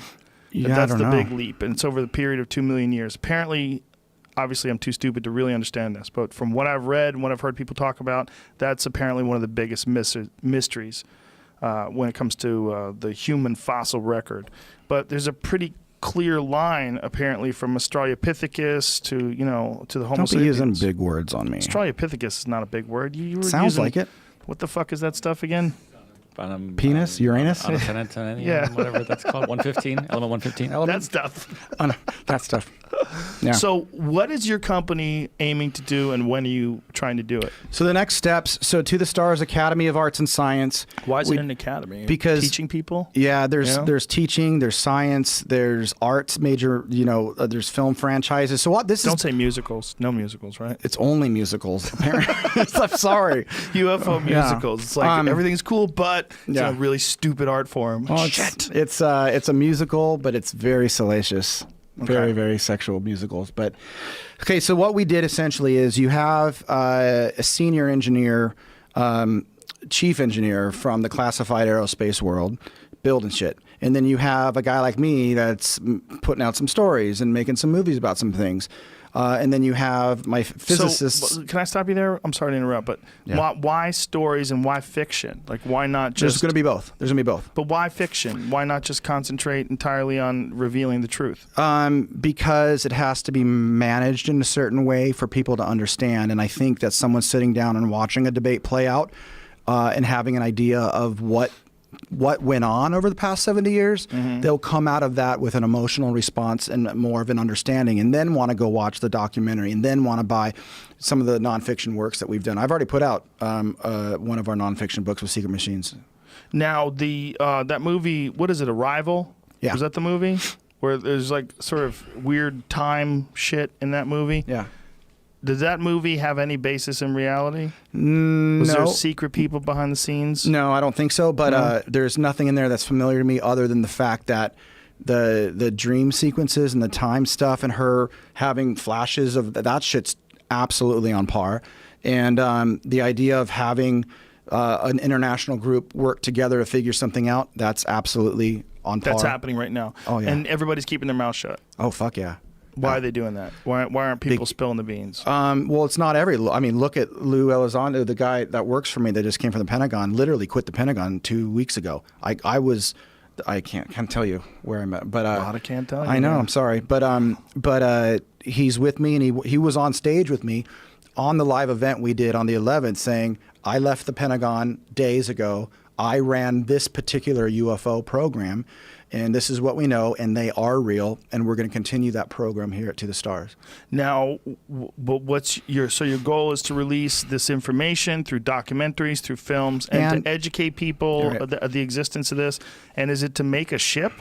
Well, no. So this is, once again, look, by putting together, you can't attack this subject by just like, if you make a movie, someone goes, oh, that's a crazy movie. If you make a science paper on it, then no one's going to read it. And the technology will never see the light of day because it's been modified as weaponry or whatever it is, that the only way to get people to understand what the fuck is going on is by first present them the story so they have an understanding that it is real and it is happening, and lay it in a way that's grounded and practical and but still moves you, and then follow up with the science, and then show them that thing you're watching in the movie can be engineered and created. So we are doing it all together. But there's a thing called a community of interest. So To the Stars is also building a portal with the Department of Defense to share information, to educate people, to put some now declassified videos of UFOs, some science, some documents, and have open forums, and have current military people talk to young adults. So you're going to expose people to this narrative and explain to them through stories what this could be. That sets the stage. Then you start to introduce the actual real elements that actually exist. Yep. And then eventually what? What's the end game? Well, the end game is the technology itself is like, so when you make when you create this energy source that powers the spacecraft, it's called an over unity machine. So it puts out more power than what's put into it. You can desalinate ocean water with it. You can get rid of atomic power, so there's no more Fukushimas. You know, it can do a lot of different things, but it also will rapidly transform our entire transportation and communication network. So the end result with that is that'll get spun out into a company that's probably partners with major aerospace organizations, with whom I'm already talking. And we partner on that. Let me guess, you can't tell me who they are. No, fuck no, I can't tell you. And we bring that out to the world. But the only way that can be brought out to the world is if the public owns it and we build it from scratch. Why the public? Why does the public have to own it? Because, well, I guess it could be in a way a private person, but the technology probably has an element of what they call eminent domain. So we're going to get to a certain point where certain agencies will probably knock on our door and go, what the fuck are you doing? And we're going to say, the public owns this. You can't take it from them. And they're going to say, fuck yeah, we can take it. And we're going to say, we're going to work something out. You used to work at Area 51. And Area 51, you went like, huh? Well, we want to be accurate. Okay. Area S4. S4, okay. It's about 15 miles south of Area 51. Okay. But, you worked in... how would you describe it? I guess within the Area 51 compound. You can call that a subset of Area 51. And you got that job. Before that, you were working... Before that, I had worked at Los Alamos right. National Labs in New Mexico. And you were involved in what kind of work there? Nuclear weapon development, physics. I mean, they do everything there.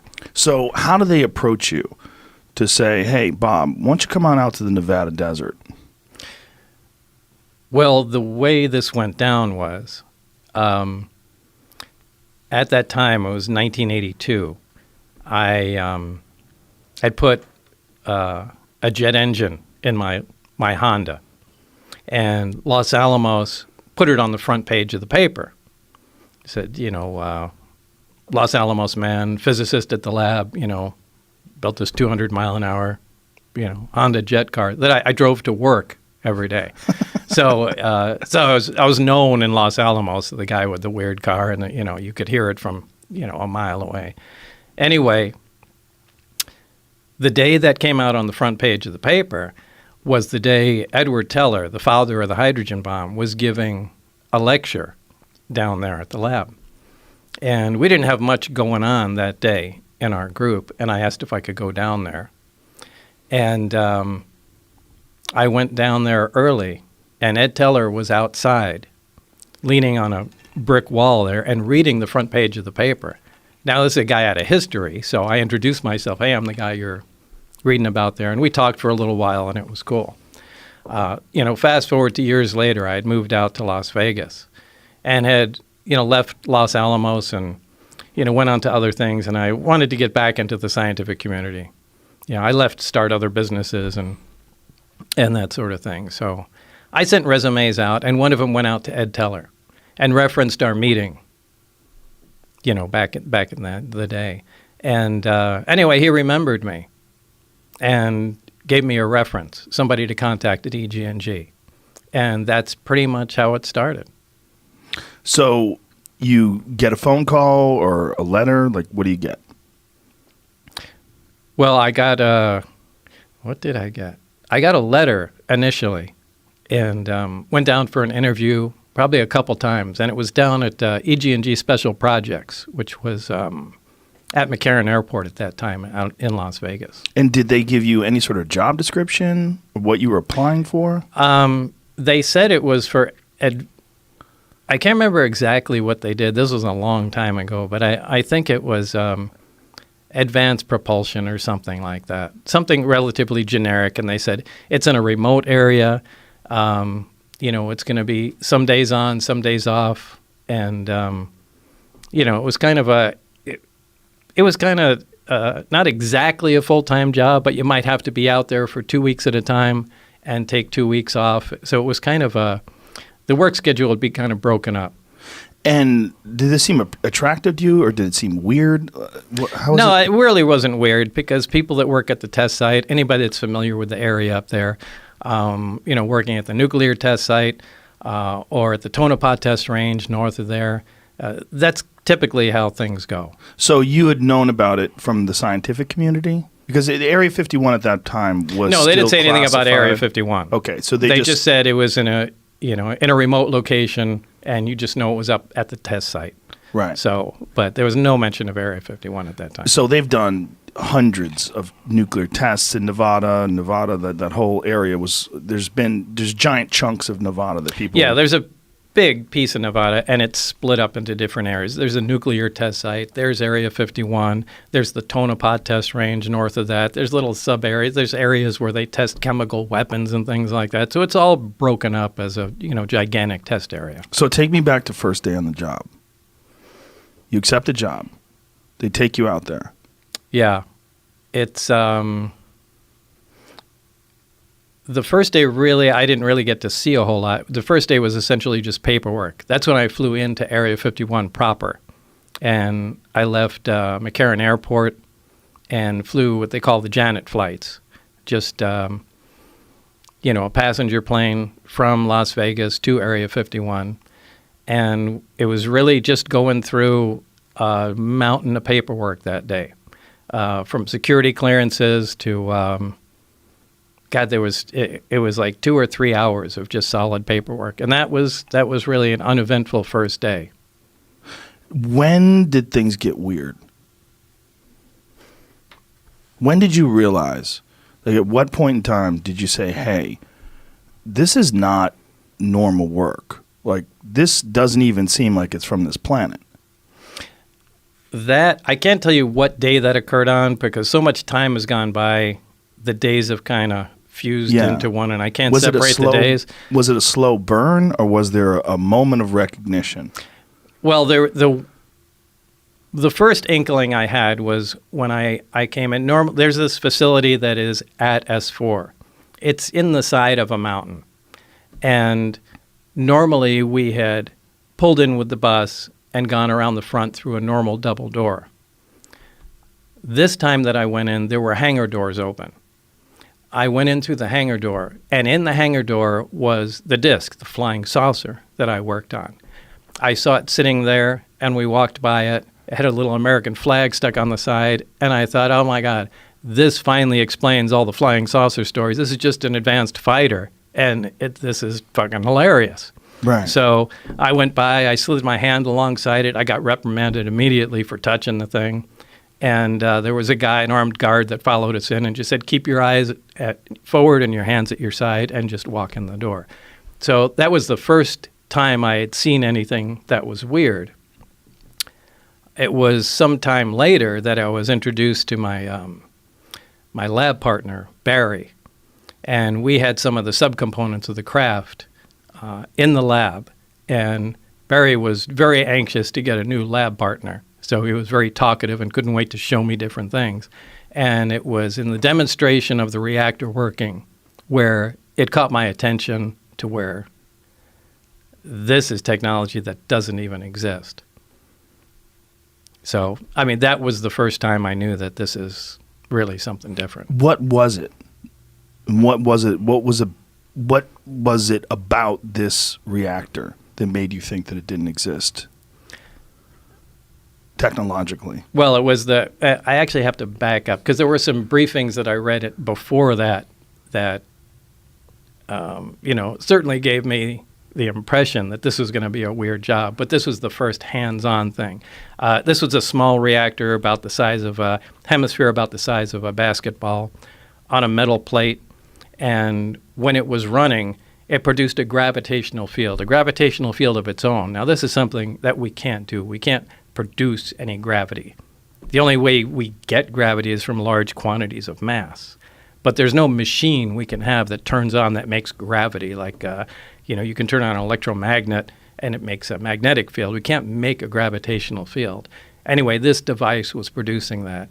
And Barry said, almost like he was bragging, go ahead, try and touch the sphere. And I couldn't. It pushed my hands away, just like two like poles of a magnet. So that was... so like when you take two magnets and you try to press them together and they push against each other?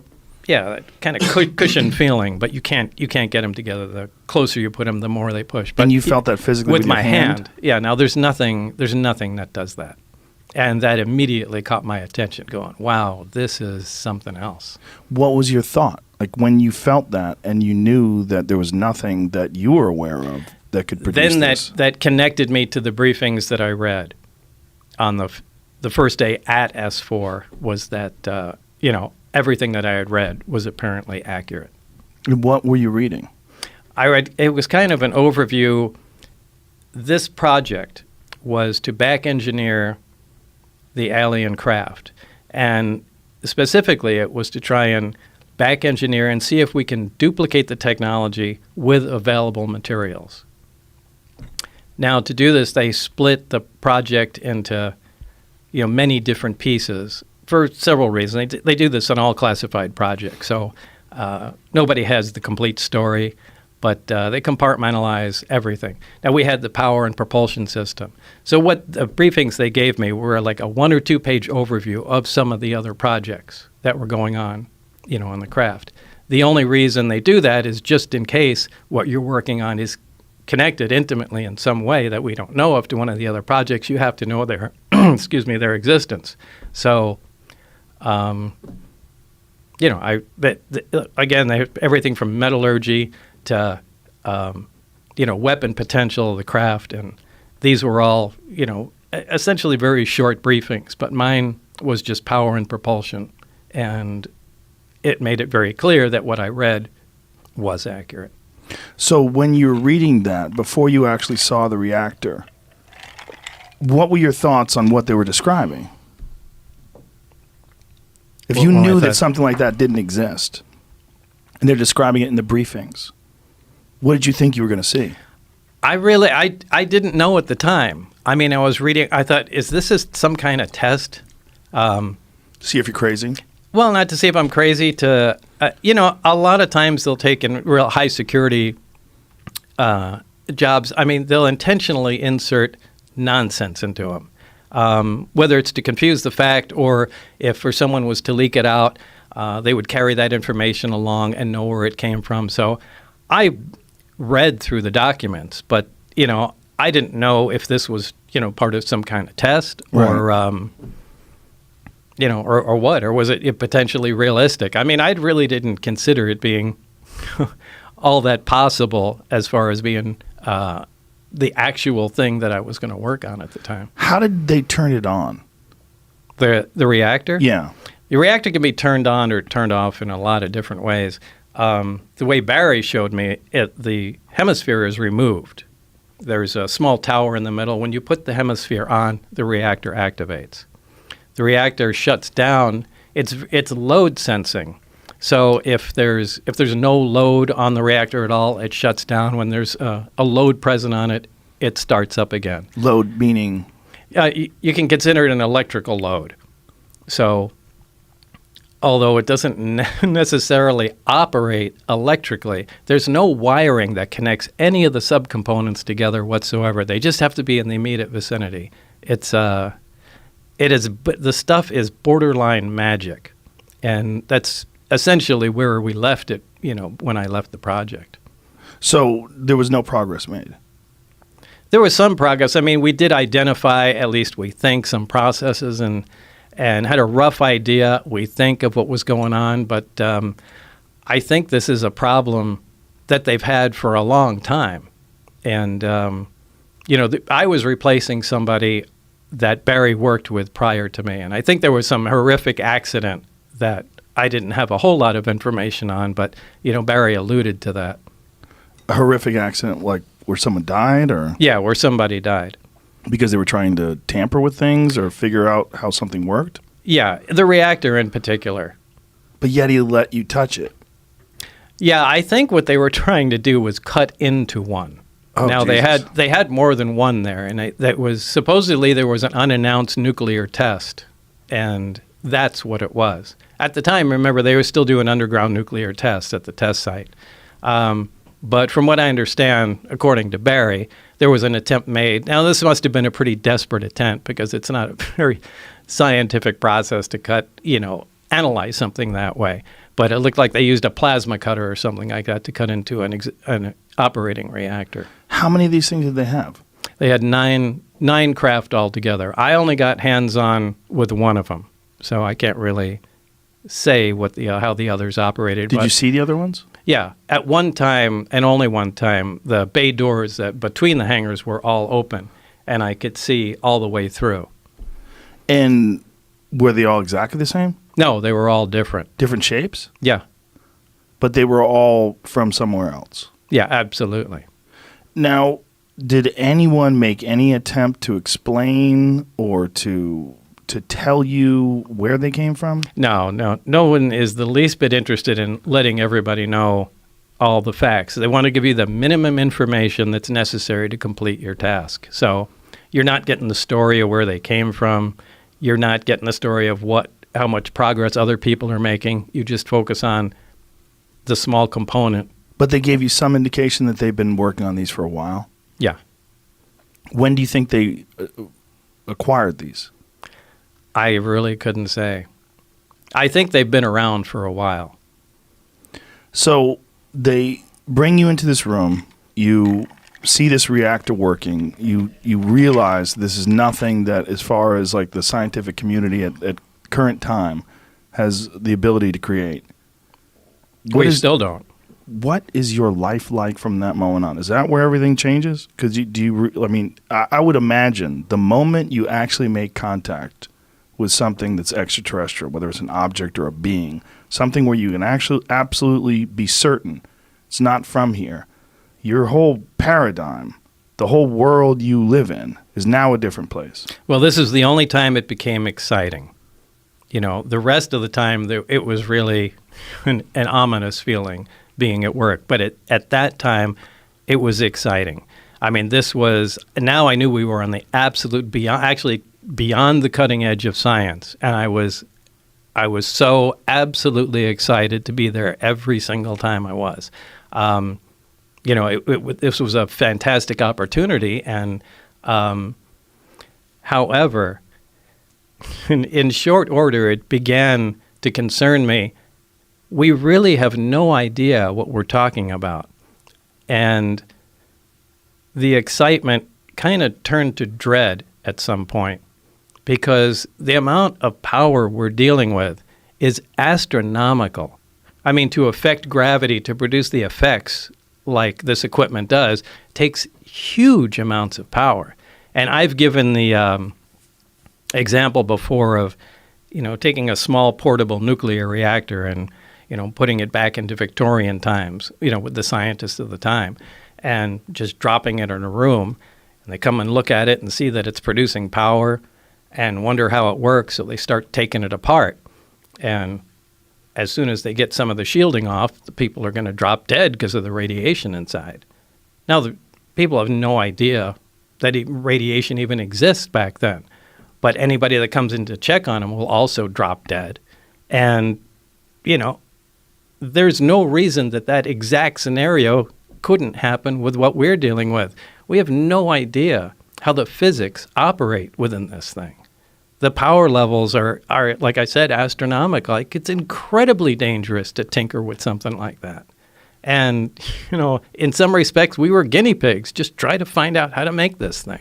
So they had a series, as far as you surmised, they had a series of different scientists try to back engineer this thing, try to figure out what this thing was, and they would bring in new people and let's throw Bob at it. Yeah. And they I don't know how many, but I knew there was certainly one before me, and I knew he died during the analysis of the reactor itself. And you don't know how many have worked on it, and no one gave this any could have been indication. there for 50 years. It could have been there for 5 years. When they're giving I you really instructions, what are they saying? Like when they're giving you direction, they're showing you all this stuff. Like what are they saying? What specifically? What are they asking of you? Well, essentially what they ask is what I said. We are just to gather as much information as possible, find out how it operates, and see if we can duplicate it. So, But they never told you where it was from. They never let you ask questions about where it's from. Well, if the information I read in the briefings was accurate, now what I do have to say is the information that pertained directly to the reactor was accurate. What I read did jive with reality. In terms of how? In terms of how it was made, what we saw, how it operated, the materials, how it, turned on, and what was discovered about it. I'm sorry, the migraine is really making it hard for me to think here. Sorry, no, we talked that before the podcast. You tell our buddy Bob was getting a migraine. I know you're very stressed out by this, which is one of the reasons why I appreciate you doing this. Where was I already? We were talking about right, the way you explained it.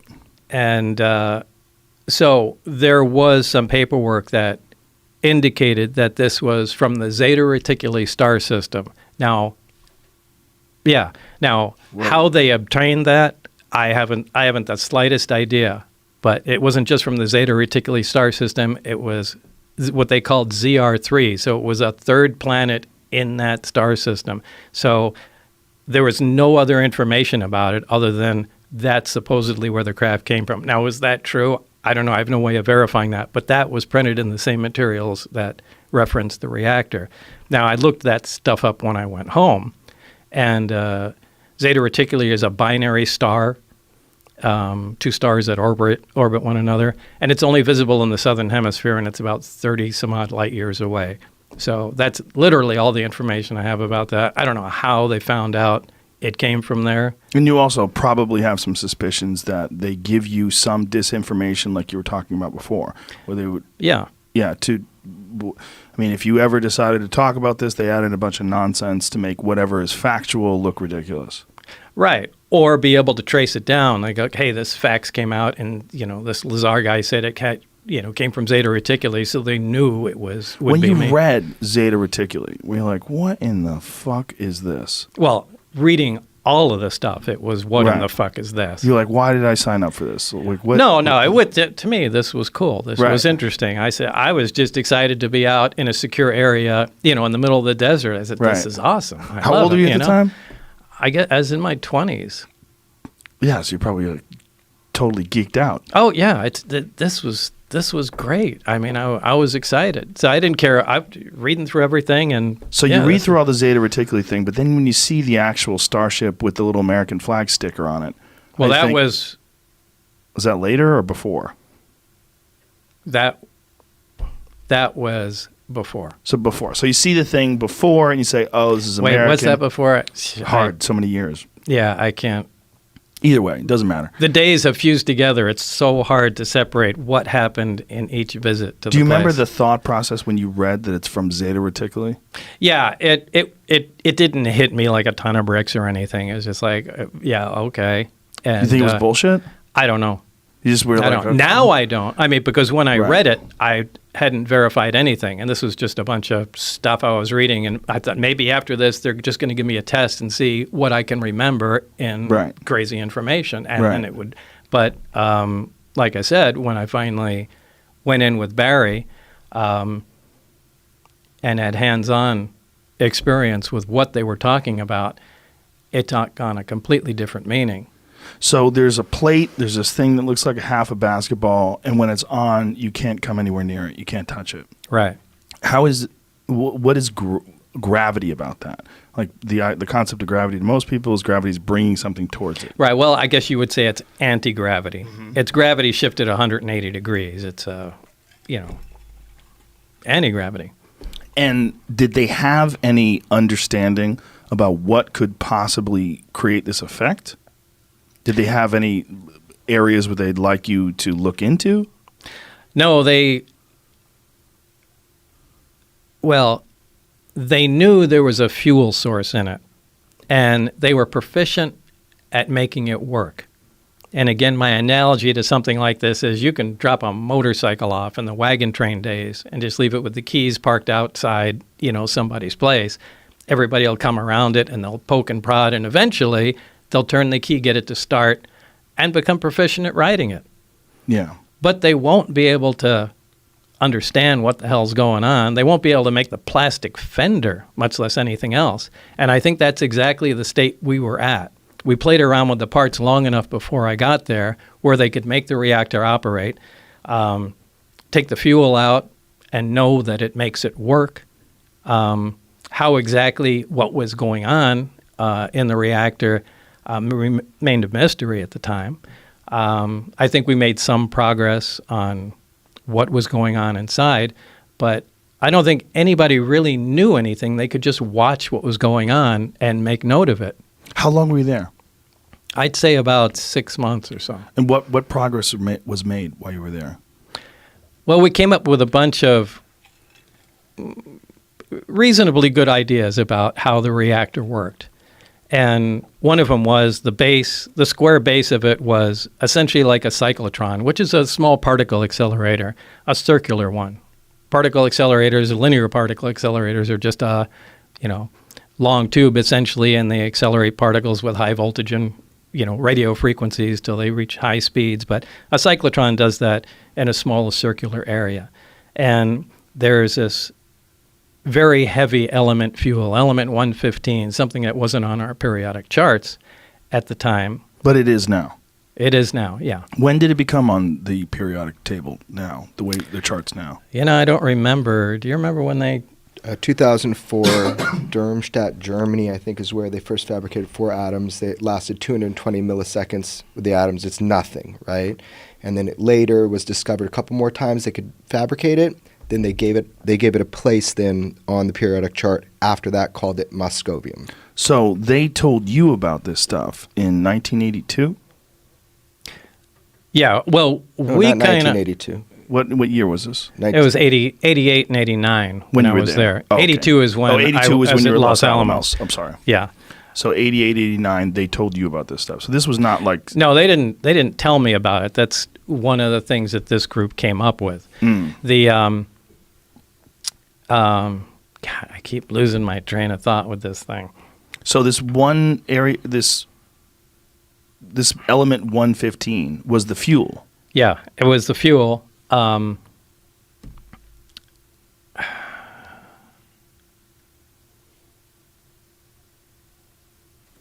The world will forgive you for having a migraine. Can I just it's really say hard to think through this. Just give me a minute. We'll just give you more I booze. just want to say one. Yeah, definitely. I was going to say one thing. You know, Bob, for the last 30 years, people have just been on the attack on Bob. You know, getting to know him, the personal effects on his life. It's really hard to understand unless you meet his family and his wife. I mean, this is the last thing he wanted to fucking do was have to talk. Yeah, we should explain that, Jeremy. That you and I had this conversation. I watched your documentary. We had this conversation, and I said, I have to talk to him. Yeah. The document, there's been detractors. There's been a bunch of people that called bullshit on many of the things that you've said. But over time, many of the things that you talked about, even in the 80s, have proven to be true. Things that people said were not true were proven to be true. Element 115 was one of them. Right? Right. Element 115, the fuel they had, was stable. In other words, it didn't decay. It wasn't emitting radioactivity. When they synthesized 2 or 3 atoms of the 115, it did decay, and it was not a stable element. So they're kind of two different things. But this is kind of typical. Elements always have, or pretty much always have, stable isotopes and unstable isotopes. Like I think cesium has like 30 unstable isotopes to it. So, hydrogen, for example, you're familiar with hydrogen gas.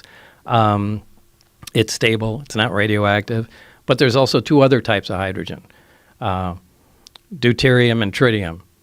And deuterium isn't radioactive. It's another stable isotope of hydrogen. But tritium is radioactive. Now, they're all hydrogen, but they just have different amounts of neutrons. So it's the same thing with other elements and element 115. Depending on the amount of neutrons it has, designates the isotope, but it's 115. They will continue to take or experiment and try and make 115 at different isotopes, and I'm sure eventually they'll come up with a stable version, but it's the stable version that has the properties that we're talking about. So they somehow or another had acquired a stable version. Did they say that the stable version had come with this craft? Yeah, it absolutely came with the craft, yeah. So at the time, you having a firm knowledge of the periodic chart and knowing what was real and what wasn't real, what was your reaction to having this stable element 115 that wasn't even supposed to exist? Well, everything was impossible. Right. I mean, down to the metal. I did get a chance to look inside the craft on only one occasion, and this was important because where the reactor sat might have been critical to how it operated, since everything operates without any interconnection, so the placement of components might be critical. So they allowed me to go inside and look at it. Again, I forgot where the hell I am. So you're going into this craft, and what are you thinking when you're inside of it? Like, what are you seeing? It's a very ominous feeling because there are no, first of all, everything is one color. It's like a dark pewter color, and there are no right angles anywhere. It's as if somebody took, I've said this before, somebody took a model and fashioned it out of wax and then heated it just for a short time so everything melted. Everything looks like it's fused together. Everything has a radius of curvature where 2 items meet. It's a really weird looking thing, but there was almost nothing other than a small foldable hatchway that looked recognizable. Everything was really unworldly, to pick on it, a way to describe it. So you get inside this thing, and it's designed for something that's much smaller than a human being. Yeah, you can't really stand up till you get to the very center of it. And how tall are you? I'm 5'10". And what do you think this was designed for? I'd say something close to half my height. Wow. So these little 3-foot tallish creatures. Yeah, and the seats were small too. I mean, obviously it was made, for something small. But there was no, there's nothing else in there. There's just seats, the reactor, and some of the subcomponents. There's no control panels. There's no bathroom. There's no decorative components or artwork or anything that you would recognize or trim. I mean, it's just a very bare bones thing. You're not seeing any screens? Well, there are archways around it that are part of the superstructure, and that one of the archways can become transparent. When I was in there, there was another group working on one of the archways, and you could call that a screen, more or less. So through that archway, it would maintain the solidity, the solid, whatever metal it was. Yeah. But you could see through it. Yeah, it just it? became transparent. Yeah. I saw that happen once or twice before I left. Did you ask any questions about what the fuck No, that there's was? no asking There's questions. no asking questions. No. But when you watch something become transparent and you realize it's still there, but you can now see through it. Yeah, I mean, now that's not that impressive. We do have some liquid crystal materials that are like that. You know, they have I've seen that in smart bathrooms. glass. Yeah, they call it smart glass. So this is just, and I don't know if the craft is made of, you know, an advanced metal or a ceramic. It was cold to the touch. So, you know, I would lean And more again, towards a metal. You're not allowed to ask questions. No, they work on the buddy system, so I can only exchange ideas and talk to Barry. Now, this really interferes with science because science is based on free discussion, and ideally, you get a bunch of guys together, exchange ideas, work on problems, and that's how things move forward. But they're so over the top concerned about security, they split everything off, and everybody becomes stagnant. It just destroys any of the progress you can make, or at least makes it go so slow. I think they wind up shooting themselves in the foot. Which is probably why they arrived at this bottleneck that they needed to get this madman with a jet-powered Honda to come in and see what he could do. I think that was an act of desperation. I think they wanted someone that thinks out of the box and let's just give this guy a try here, because they weren't, and they might have done this 4 more times since up to the point in time today, assuming they're still working on this thing. And when you see this craft and you're inside, was there any indication that there was an area that they would use to control it, to pilot it? Was there a pilot seat? There were 3 seats. They sat around. The reactor was in the dead center of it, and then equidistant around there were 3 seats. That's all. There was a large. They're not consoles. They're large rectangular objects, also spaced equidistant around the center. There's nothing on them. There's no buttons. There's no lights. There's no controls. Look the same color, the same Everything thing. is the same it's color. It's just a different shape. Right. And directly underneath them, there's 3 levels in the craft. The main level is what we're talking about. Directly under that, those are the gravity amplifiers, the big rectangular objects. Underneath them are the gravity emitters that look like, for lack of a better word, a trash can hanging on a pipe. 3 of those. And then the top layer, this is just my personal belief, I think that has to do with a navigation or their version of a computer with some planar panels, sensor panels around the craft that we would call portholes, but they're not portholes. They're just black areas. And I think that just determines its position in space. But I physically was in the center section, and I stuck my torso in the bottom section and hung upside down so I could see how the gravity amplifiers were positioned. What is the roughly the size of this thing? I don't remember from being there, but after all this stuff was over, I had John Andrews, a guy from the Testers Model Corporation, and we sat down and tried to figure out from what I saw and known sizes of things, and we came up with 52 feet in diameter. And so I think that's fairly small. Yeah, so I think that's a reasonable guess. Now, you said there's 9 of them, and you got a brief glimpse at the other ones. How are they different?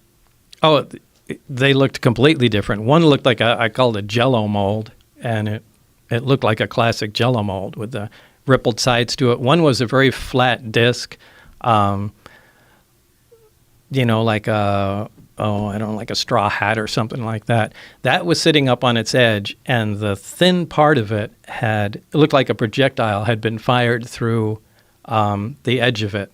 So I don't know if they were attempting to see if the metal could be penetrated, or if that's where the thing came from. Maybe it was shot down. But that was the only one where I saw there was, actual physical damage to it. And that one was roughly the same size? They're all... They were kind of too far away to tell. And there was several teams that were working on the propulsion system, so there was different teams that were working on these different aircrafts? I don't know. I could only assume. Right. Now, when you're sitting in this thing and you're looking at this otherworldly craft, your goal is to try to figure out how this thing functions. Your goal is to try to figure out how this reactor. I mean, but you would imagine they would give you more time than just one day to check that out. Oh, it wasn't one day. Right. Yeah, I mean, Barry was there. I think Barry was sleeping there. I'm sure they had. Now, that isn't weird. I mean, up at the Tonopah test range where they work on stealth fighters, you go, I think, 3 weeks on, 1 week off, and you stay up there too. So it's not weird to stay up at the test site. Right. So, yeah, I think he pretty much, and he acted like he's been up there for a long time. Yeah. But maybe he's still there. Yeah, who knows? Do you have contact with this guy? No. Oh, no. I wish I did. I kind of thought he was going to come out after I did. Right. And I think I took so much flack and it's so much shit for what went on. I think I wound up helping security there, and everybody became afraid of, doing or saying anything after that. So what kind of reports did you have to give? So you're not making much progress, right? You're just trying to figure out what this thing is, and it seems impossible. Well, we didn't personally make them. I mean, we were always – there was never a lot of information that we gained. The guy, you would call him our supervisor, his name was Dennis Mariani, and kind of a military-looking guy. And he would routinely pop in, during the day and, hey, what's going on, guys? And he would essentially relay any information, anything new we came up with. I mean, he was our go-between, where we presented him the information, then he took it to wherever they were, assembling all the data from everybody. Now, I assume you're working normal days, like an 8-hour day? No. No? No, it was really weird that I would be only called in on certain times and certain days, and they would be weird hours, too. Most of the time was later in the evening. I mean, I can get a call at 11 o'clock at night, and they'll say, it's now 11 o'clock. By 11:45, you need to be at the McCarran terminal, and, we'll let you know when we have more information. But what did you do while you were there? If you're looking at this object, this reactor, and you can't figure out what it is or how it works, other than the fact that it works on this element that we don't even know about. Sure. I mean, the thing was what you do with anything. If you're trying to analyze it, all you can do is perform tests.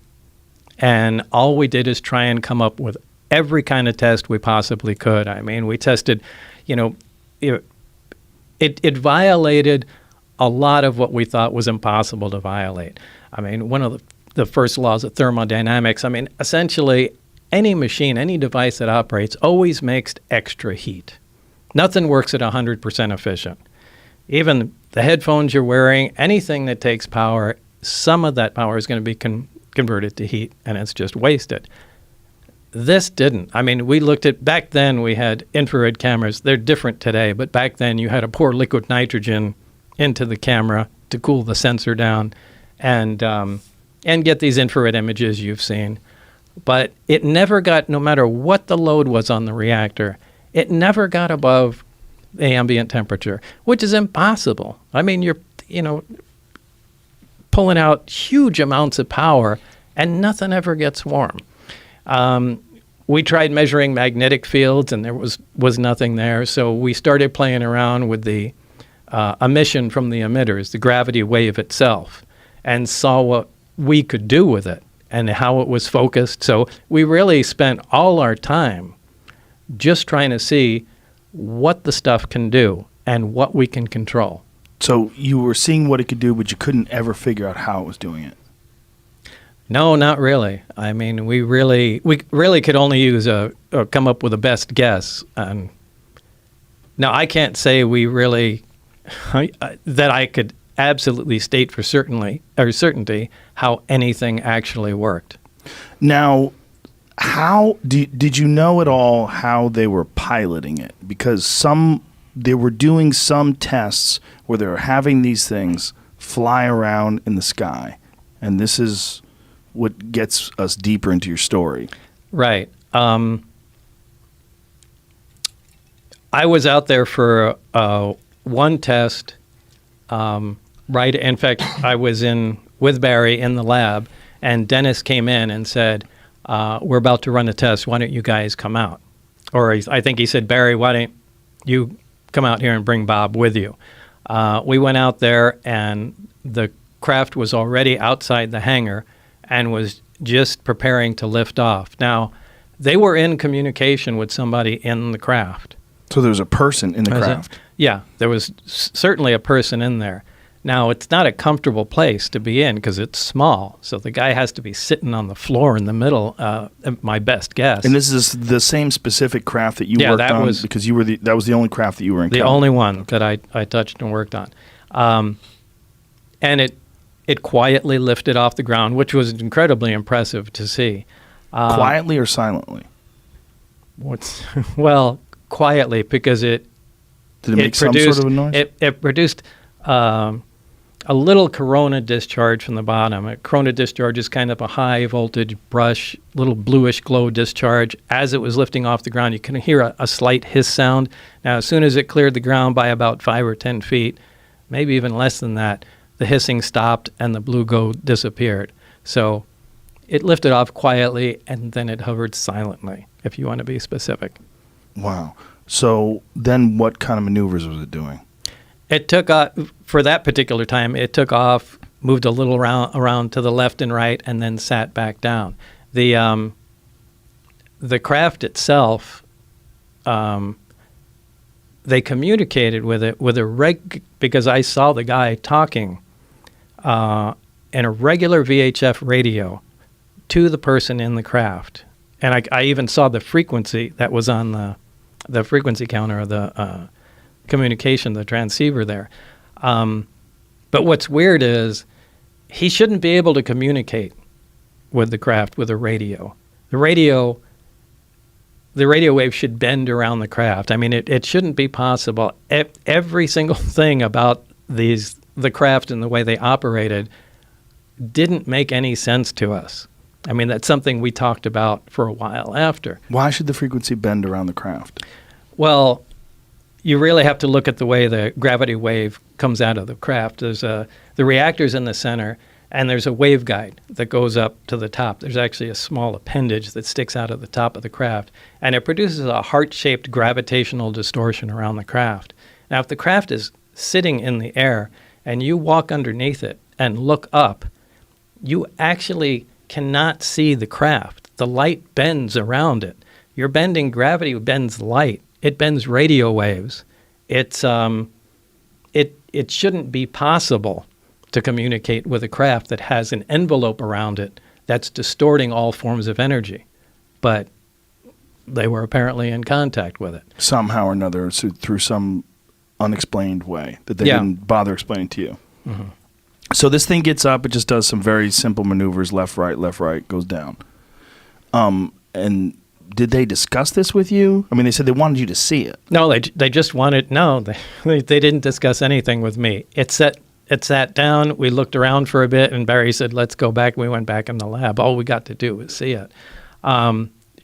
Fast forward to some months later, I did have the test flight schedule of the craft. Now, they had times they had designated high-performance tests. This obviously wasn't one that was a high-performance test. The high-performance test goes above the mountain range, and they do much more radical moves with the thing. Look, this is a prized item, and they're not doing anything like taking it out of the atmosphere or flying around to other countries or anything like that. They just play with this thing right over the test site. But they were doing some radical moves with it. And since I had the test flight schedule, statistically, the amount of traffic in the surrounding areas on the highway was lowest on Wednesdays. And that's why Dennis told us that all the test flights occurred only on Wednesdays, because it'd be the least chance that anyone would see what's going on. And this was before the government had expanded the forbidden territory around Area 51 and Papoose Lake and all that stuff, right? Yeah, I think that occurred after my story came out. Then people started going up on the mountaintops and trying to look down into there, and they kind of freaked out and then did the land grab and pushed everybody back. But yeah, I think all that occurred long after that I came out. So you're working there, and while you're working there, you're under this crazy schedule. Forgive me for explaining your story, but you would get these phone calls. You would have to go to the airport at 11 p.m., and your wife started thinking that you were having an affair. Yeah, apparently so.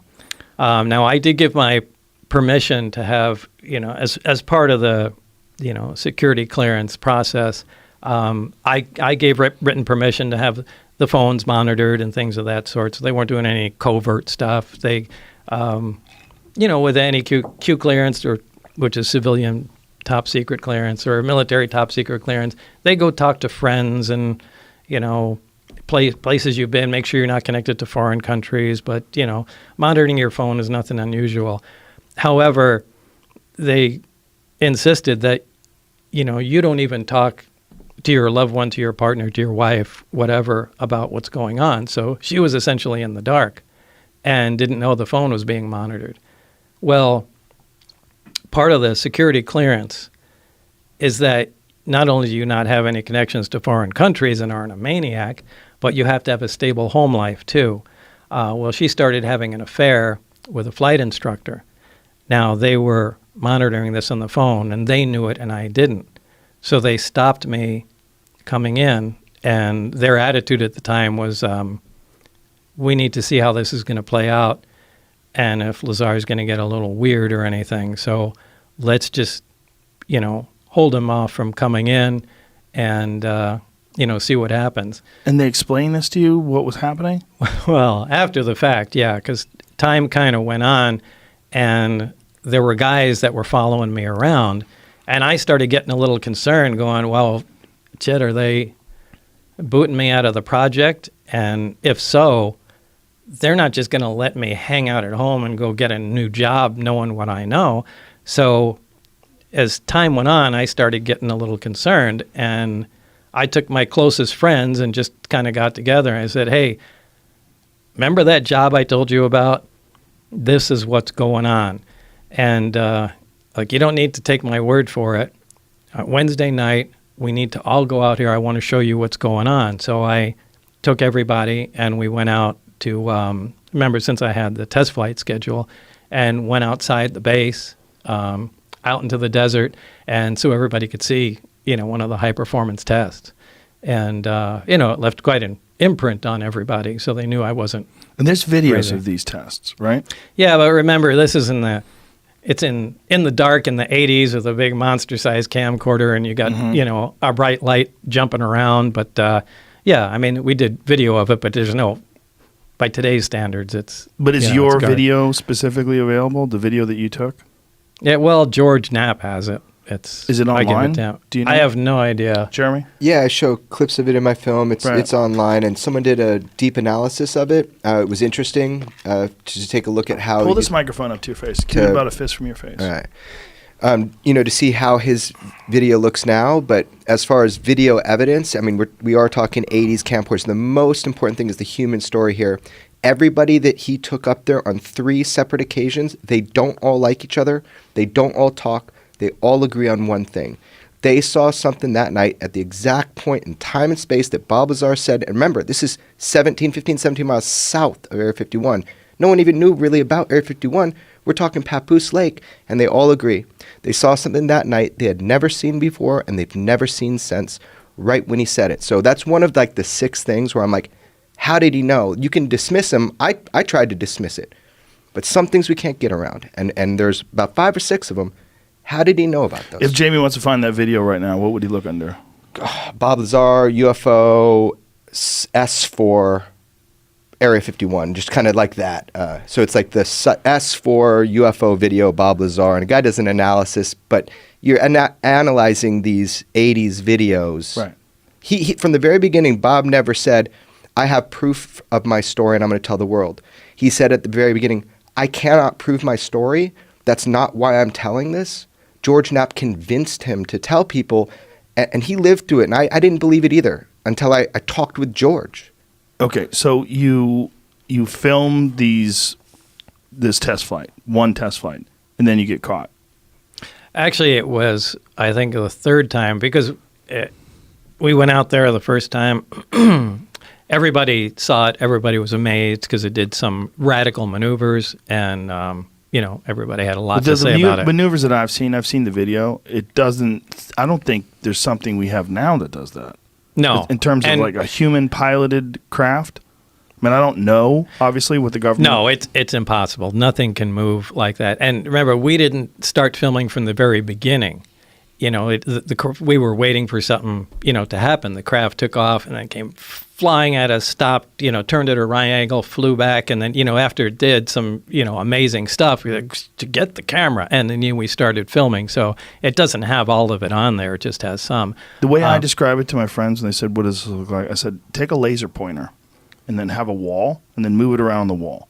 Like, how it moves around the wall? It doesn't seem like it has anything to do with inertia or physics, or it's not impeded in any way by the atmosphere. Yeah. That's what it looks like. You're essentially separated from reality, as crazy as that sounds, with being encased its own gravitational envelope. Inertia is not going to affect it. And,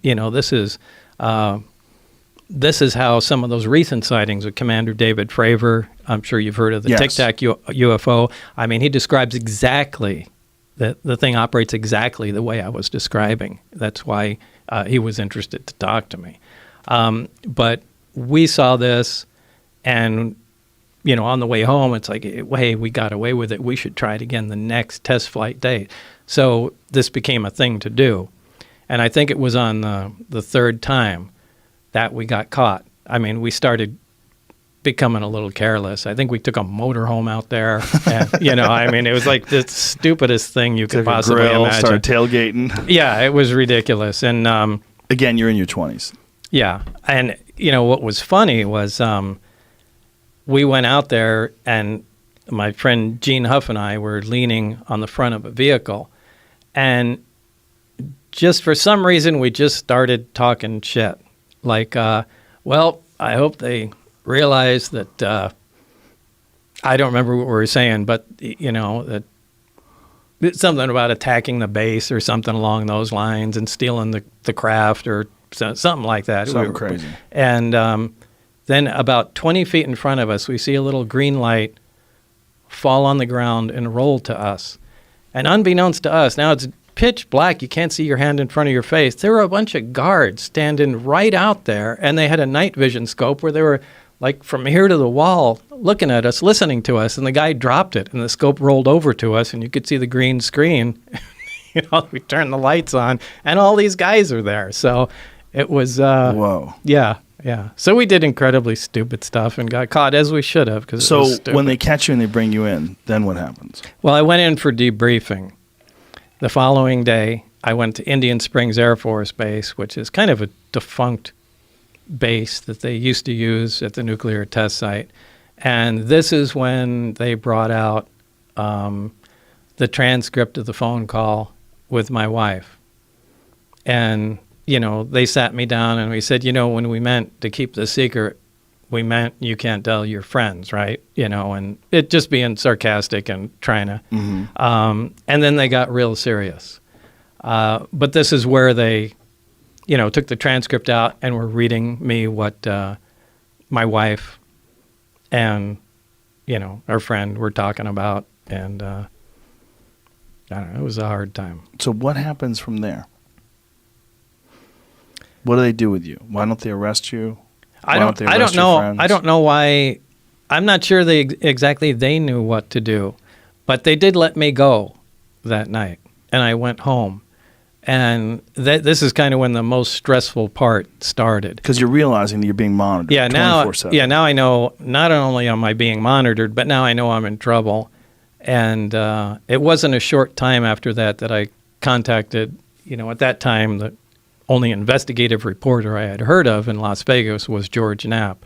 And, told him some of the story because I had no idea what the hell was going to happen at that point. So George Knapp tries to dissect your story, tries to find holes in it, tells it, puts it online, and makes everybody aware of it, and that's how I found out about it. Yeah, to make a long story short. Yeah. What happens, to really make a long story short, what happens from there on? I mean, do they contact you and say, hey, Bob, it's probably a good idea if you shut up? Oh, Did they try to label you as crazy? Was there...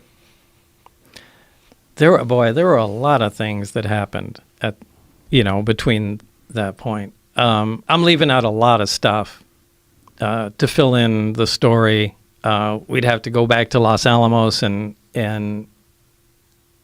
I really don't want to talk about that. The top secret weapons stuff that you were working on. No, I'm talking about the 115. Mm-hmm. I don't know. I have to think about how I'd... What is the problem with this? I don't want to get myself into more trouble by admitting something. So I just have to dance around a couple. He was rated just during the filming of the movie. People thought it was the movie's great, by the way. Thanks, Joe. And it's on Netflix right now if anybody wants to check it out. And if you're one of those people like me who, I've always loved the idea of UFOs. I became extremely weary talking to people who are UFO believers and UFO fanatics because there's so many of them that are full of shit. And not just full of shit, they're childishly delirious. Like the way they talk about things. I mean, there's so many people that I'm in contact. They reach me in the night and they explain to me what we're doing to the ocean is wrong. And you're like, okay. This is one of the reasons I didn't want to do the show. I'm sure. It's no joke. We've had people literally camp out on our front lawn, and in some ways I can relate to some of these people. Maybe some of them did really have some kind of experience or saw something, and all their friends think they're crazy. But hey, now there's this guy I heard on the radio, and at least he knows I'm not full of shit, so I got to talk to him. Right. And so most of the correspondence I get are people trying to get a hold of me going, Bob, you got to listen to me. I'm coming to talk to you. I'm driving from Oklahoma or whatever.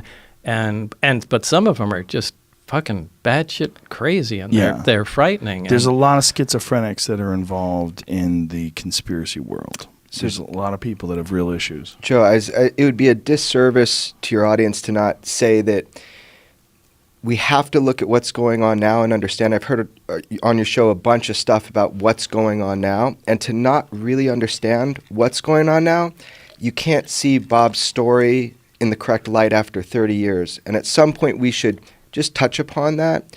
The biggest being that things like the Tic Tac UFO case that came out, I've heard people, even on the show, say, oh, there's a glitch in the radar.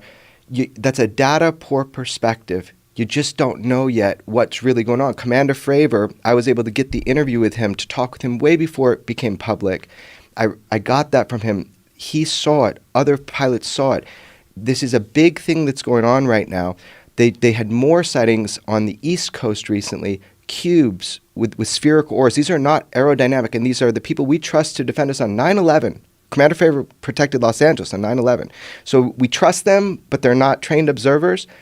Radar, individuals see these things, and the big one, just to throw down so we can consider a story a little differently, there's more depth to it. The big one is the United States government has admitted that they have been continuously studying the UFO phenomenon. That program was called ATIP, was called OSAP. That's the mother program. George Knapp got that out. They announced through the New York Times about ATIP, but OSAP, these acronyms, OSAP, Advanced Aerospace Weapon Systems Applications Program. Who cares? That was the mother program. So they've admitted we didn't stop studying UFOs in 1969 with Project Blue Book. We don't think it's crazy. We actually want to reverse engineer the technology. That's why on your other show, you said, what's this AAV thing? It's like they're making up another UFO name. Well, hold on. There's a reason. Because in the documents, the DIA documents that George Knapp released, that everybody said was fake till now they know is real, they call them AAVs, which is Advanced Aerospace Vehicles. people are getting the acronyms wrong. So the reason for the terminology change is so that we can mimic what we're reading in the DIA documents. People can look for that now. So they changed the names to get people away from UFO or UAP, even like Hillary Clinton said on air, right? So what are you talking about? Hillary Clinton said on Hillary Clinton informed the public on Jimmy Kimmel, oh, Jimmy, we don't call them UFOs anymore. We call them UAPs, unidentified aerial phenomenon.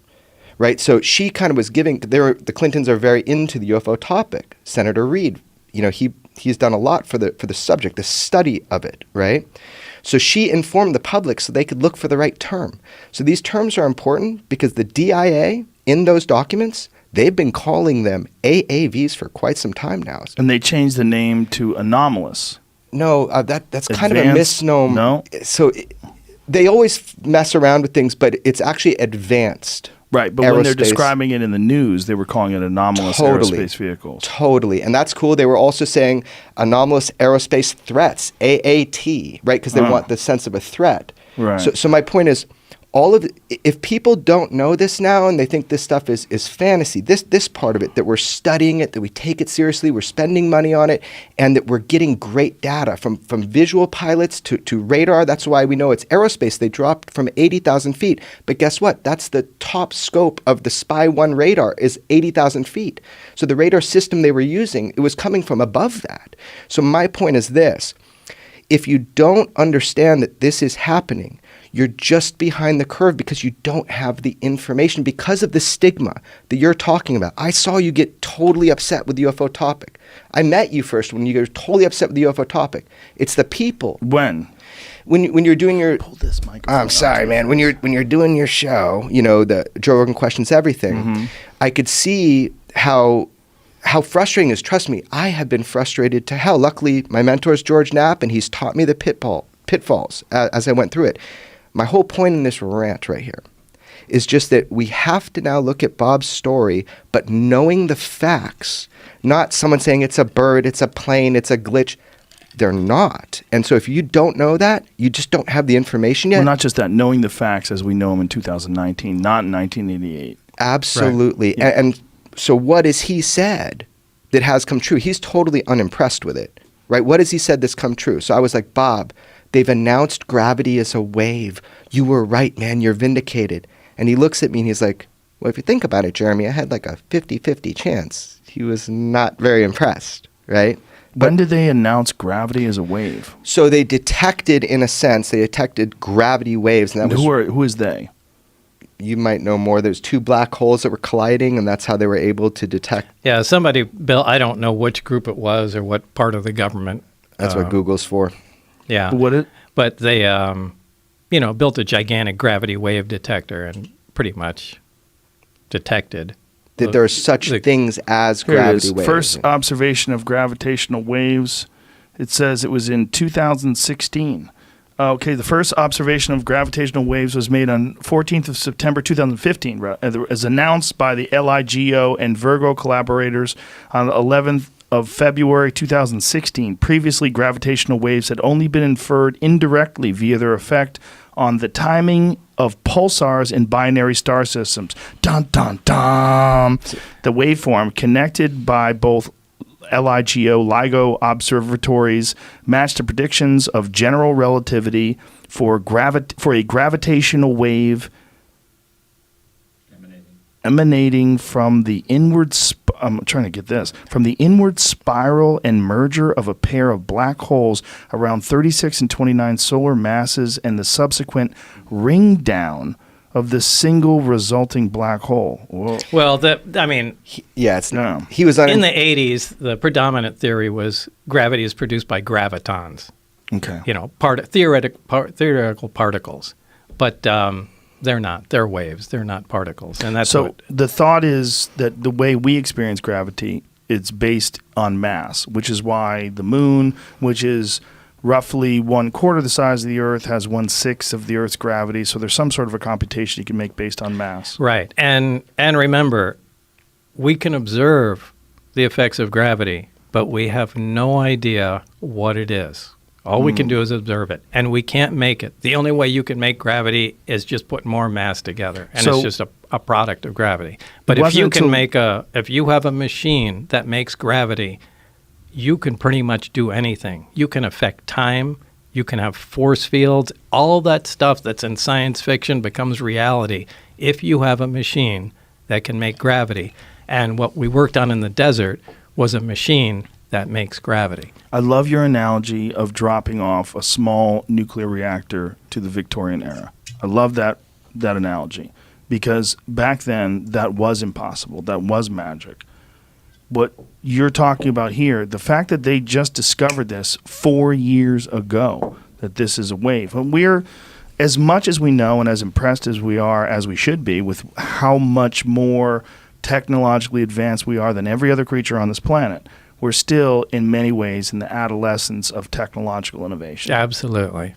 Absolutely. If even adolescence. And when you're talking about this binary star system and Zeta Reticuli, and who knows how much longer these things have been around than us, who knows what their evolutionary cycle's been, who knows what, I mean, we might be talking about something that's 1 million years more advanced than us. Yeah, it could easily be. Now, I'm not believe it or not, I'm not into UFOs. I don't follow stories or, Even after your experiences? No, I'm fascinated with the technology, and it irks me like every night I go to sleep that, that it was my own doing, essentially, that prevented me from continuing on in the project. I mean, it's that to be on that cutting edge of technology is so alluring to me. Right. But, by the same token, I don't really care that there's aliens or where they come from. I mean, the prize is the technology, and that's what I'm fascinated by. But so I don't listen to UFO stories and that sort of thing. But George Knapp is, he's the guy that has the contacts and tries to thread everything together. And what he recently told me is he found, I don't know, it was either documentation or people that he spoke to. It's that the existence of this project, the project that I was on, it's something that they seem to take out every 8 or 10 years. So that's a very specific memo, and this is actually, this is the first time I'll be very clear with people about it. It's a big topic of conversation right now. It's called the Wilson Memo. You can look it up. Admiral Wilson met with a scientist who's actually was featured in one of my films. Everybody has been debating whether or not this document of a conversation with a sitting admiral at the time is a real document. It's an actual conversation that happened, and this document is real. Everybody wants to know. The world is going crazy right now in the UFO world. I'll tell you straight up right now, I'm in the position to know, and it is a real document, that it is real. So the conversation you read in that conversation was had. I can't attest to every... You're not being very clear. Sure. Please. No problem. So there was a document that is circulating right now that is really big. It's going around everywhere. People are asking and wondering. What is this document? It's called the Wilson Memo, is how you can find it online. Or the Wilson Leak. There it is. Jimmy's got it. The Wilson Memorandum. Use of human volunteers. No. Make sure that was it. Yeah. No, that's not it. Okay. Yeah. So Admiral Wilson meets with this scientist, and they have this discussion, oddly enough, at special projects at EG&G. And if I remember, the document is from 2001. I'm telling everybody right now, it's real. And we'll see. My history is pretty good with saying if something's real or not, right? So here we go. The document comes out. They meet at EG&G special projects. In 1989, they stumble into a problem. This happens. They put the technology away, and then they bring it back out and see if material science has caught up and if they can make any progress. So this document kind of talks about this process. The big thing I get from it, and a lot of it's vindicating to Bob, and one of the things it's vindicating, besides the EG&G thing, is that private industry, so this guy's an admiral, and he says, I found out about your SAP, your Special Access Program. I need to know about it. And he's going to a private part of industry, and he is denied access. And he says, I should be running this program. And they were able to deny him access. So I think the takeaway here is, check it out. I'm telling you that is an actual correct. That is a leak. Now, everything said in that document, I don't know. What are you talking about? What is said in that document specifically? It's between a scientist and an admiral that are sitting and they're having a meeting and they're talking about the search for the UFO subject, the search to get special access program access to all of these different things like reverse engineering programs. So in this document, they talk about it. I believe that this document, the person that went was employed by Robert Bigelow, one of the guys that has a couple of orbiting satellites and all that stuff. He's the guy who owns Skinwalker Ranch. No, he's not. He was the guy that owns He used Skinwalker. to own it. Okay. Yeah, he used to own it. There's a new owner, and I interviewed him for my other film, but there's a new owner, and you'll be hearing a lot more about that soon. But there's stuff that you'll be hearing about Skinwalker Ranch soon because there's a new owner. Anyway, the whole point of this insertion here is just that document kind of validates a lot of this idea Bob just said, that they make a little progress, then they can't go anywhere. They tuck it away, and then they bring it back out, 10 years later and start working on it. What is the limiting factor? I think Bob should speak on this, but it's the material science. Yeah, it's really where physics is. So I can see them doing that. I mean, I didn't have any information on that, but I think what George uncovered is probably accurate. That we try and do what we can, and once we reach a roadblock, going, we really can't figure it out. It's just friggin' wait, put the thing away, wait for science to catch up, and a decade later, let's take the project out again and see. All right, now where can we go? But there's got to be someone who remains informed, right? Oh, yeah. So you've got your scientists like you and Barry. You got your people that you compartmentalize. You got these people working on this there project. has to be some people that know everything. You've got security, and then someone's going to be on the outside saying, hey, we need people to guard this building. Don't let anybody in for 10 years. I think a lot of that is private industry, and I think that's how they keep it. Yeah, I think that's how they because the government is just so leaky. I think that's kind of what they're doing. That's what the document kind of proves. You just articulated that it is in control of private industry. What private industry? Some aerospace company, something? I don't know. Yeah, the admiral wouldn't name it in the car in the conversation. Right. Yeah. So they still have these things, supposedly. I would guess. I mean, I don't have any information on that. Have you ever asked anyone that has any inkling of any idea of where they got them or how they got them? No, but something must have been said to me from Barry. But it was just too long ago, and I can't quite remember what was said, but it just left a seed in my mind. I think at least one of them was part of an archaeological dig. So it's old. At least one of them is old. I don't know if it was the one I worked on, but I remember something to do with an archaeological dig. Whoa. So that means it's not just old, it's ancient. That'd be a great Steven Spielberg movie. Yeah. Right? As all of it would. Yeah, that tripped me out when he said that for the first time. Yeah. That's a freak out right there. Just a couple of dudes with some brushes looking for a Tyrannosaurus Rex bone. They hit metal. And when did they find it? That they have 9 of them. Yeah. Well, and how could we have not heard about that? What about the guys with the brushes? How could you uncover something like that? And Joe's newspaper at home does. I mean, they said it on that first day. Oh, you mean the Roswell Daily Record? Yeah, the one you told me. Yeah, I have a cover. What is this here, Jamie? This is the document, but I had to do some digging to find it. Yeah, it's just kind of... Yeah, so this is where they meet at EG&G, and this is Admiral Wilson, and there's a lot more coming out. Now, I want to be clear, George didn't put this out. He didn't leak this out to anybody. This is, I can tell you how Who recorded this conversation? So this was an employee of, at the time, Robert Bigelow. And this is in 2002? Right. Do you remember when he had that government contract called OSAP, the world all knows about now, and he had NIDS that studied the ranch? So that $22 million, everybody is saying it was for ATIP, Advanced Aerospace Threat Identification Program. The $22 million was for OSAP that was pushed through Congress, 3 congressmen, right? An astronaut. It was pushed through.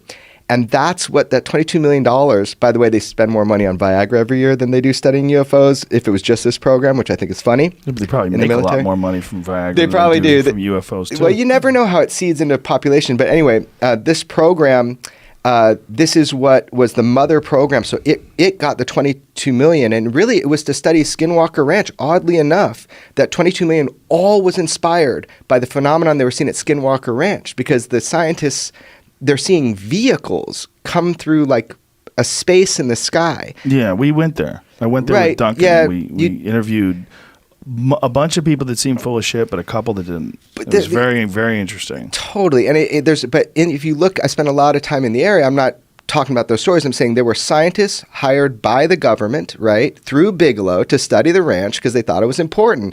And, whatever. The point is that 22 million was to study that. Then we have ATIP, which is like an auxiliary kind of program of military sightings, like Commander Fravers and that sort of thing. This document is just one of those things that has now come forward that through the Bigelow studies, it was government funded, and then it was personally funded and then government funded. It's just one of those things that kind of shakes you, because you got this military guy who can't get access because of the private industry that's holding these non-terrestrial materials, that they can't study it. So that's the claim right now. Give it some time, let people dig more into this. It's fascinating, man. So you are essentially you're kicked out, right? You're out of this program. You can't work with these crafts anymore. And do they give you any threats? Do they tell you what you have to do from here on out? Yeah, well, I mean, the way it ended was I told George Knapp all this stuff, and he said, "Well, let's just get it on tape. Should something happen, at least we have a record of it." And I don't remember what the impetus was, but at some point George wanted to air it, and he said, "You make the call on it, and look, if at any point you change your mind, we won't air it." And it came down to the day where George wants to put it on the 5 o'clock news. He said, "Hey, this is important stuff. People have to know about it." And I thought it was too. I thought it's kind of a crime. I know you got to keep the technology secret, but you can't not tell everybody that this stuff is going on, that we have, actual hardware from another civilization. It's a big fucking deal, probably the biggest one there ever was.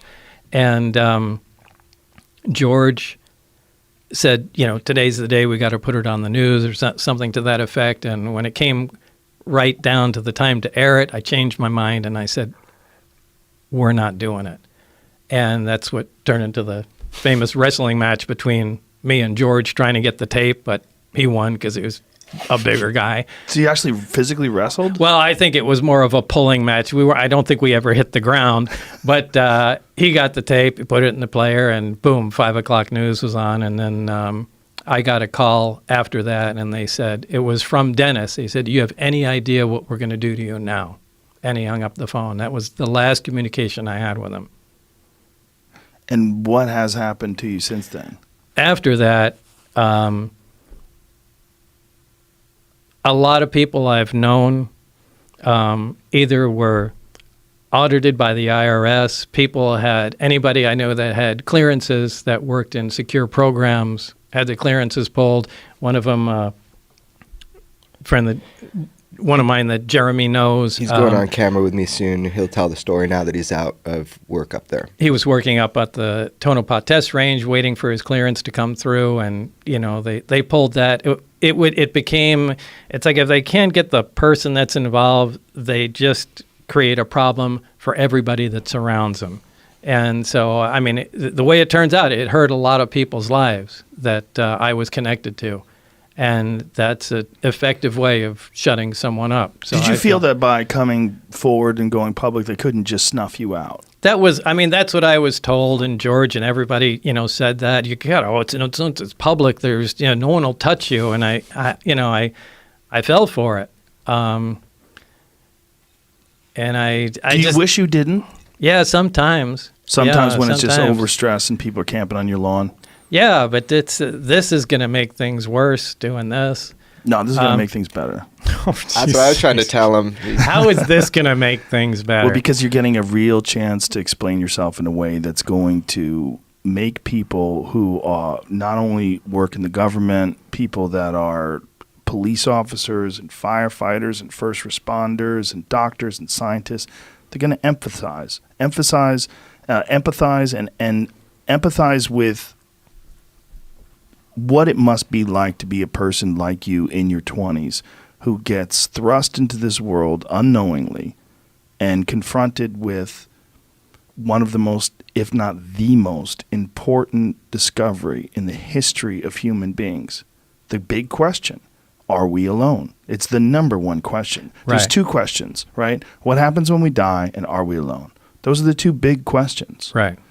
And if we're not alone, and someone knows we're not alone, and these some people who know we're not alone are these bungling sort of Even if they military weren't, folks. it's a crime that Yes. they're not telling the Yes. rest of us. But I mean, I don't mean bungling in terms of they're incompetent. I mean, they can't be competent. It seems to me, to what you're describing, that no one can be competent with this technology. Like the Victorian era scholars analyzing some sort of a nuclear reactor. There's no way. Why do you It's think beyond us. Why do you think they're not telling us? Let's just make an assumption that this is true right now. Why do you think that they're not telling us, that our government doesn't tell us? What's your best? Well, let me put it into what you do. If I'm the president, okay, and I get this information, what do I do with this? What do I do with this? There's something that we don't know. There's something we don't understand. There's something that came from another world. We got it tucked away in the mountains. And I just wanted you guys to know about it. Hey, sleep tight. Hey, American Idol's on tonight. Who do you think's going to win? Yeah. Who's going to win America's Got that's Talent? not going to happen. So one is uncertainty, and the other one is what Bob and I have talked about a lot. Absolutely not knowing what to tell people because you don't really understand it yourself, even though you've got these. What do you say? If you want to run a government, you want to get people to pay their taxes. But there's something else. Yeah. Because, What do you say? So you have these objects flying with impunity, right? But you have something else. Well, not only that, what can you say? Like, how much do you really know? I think it's mainly the technology. They just want to keep the technology secret because Military. if there's Whoever gets this wins, dude. Yeah, They win. You control the world. You literally become invincible once you master the technology. You cannot penetrate a field like that.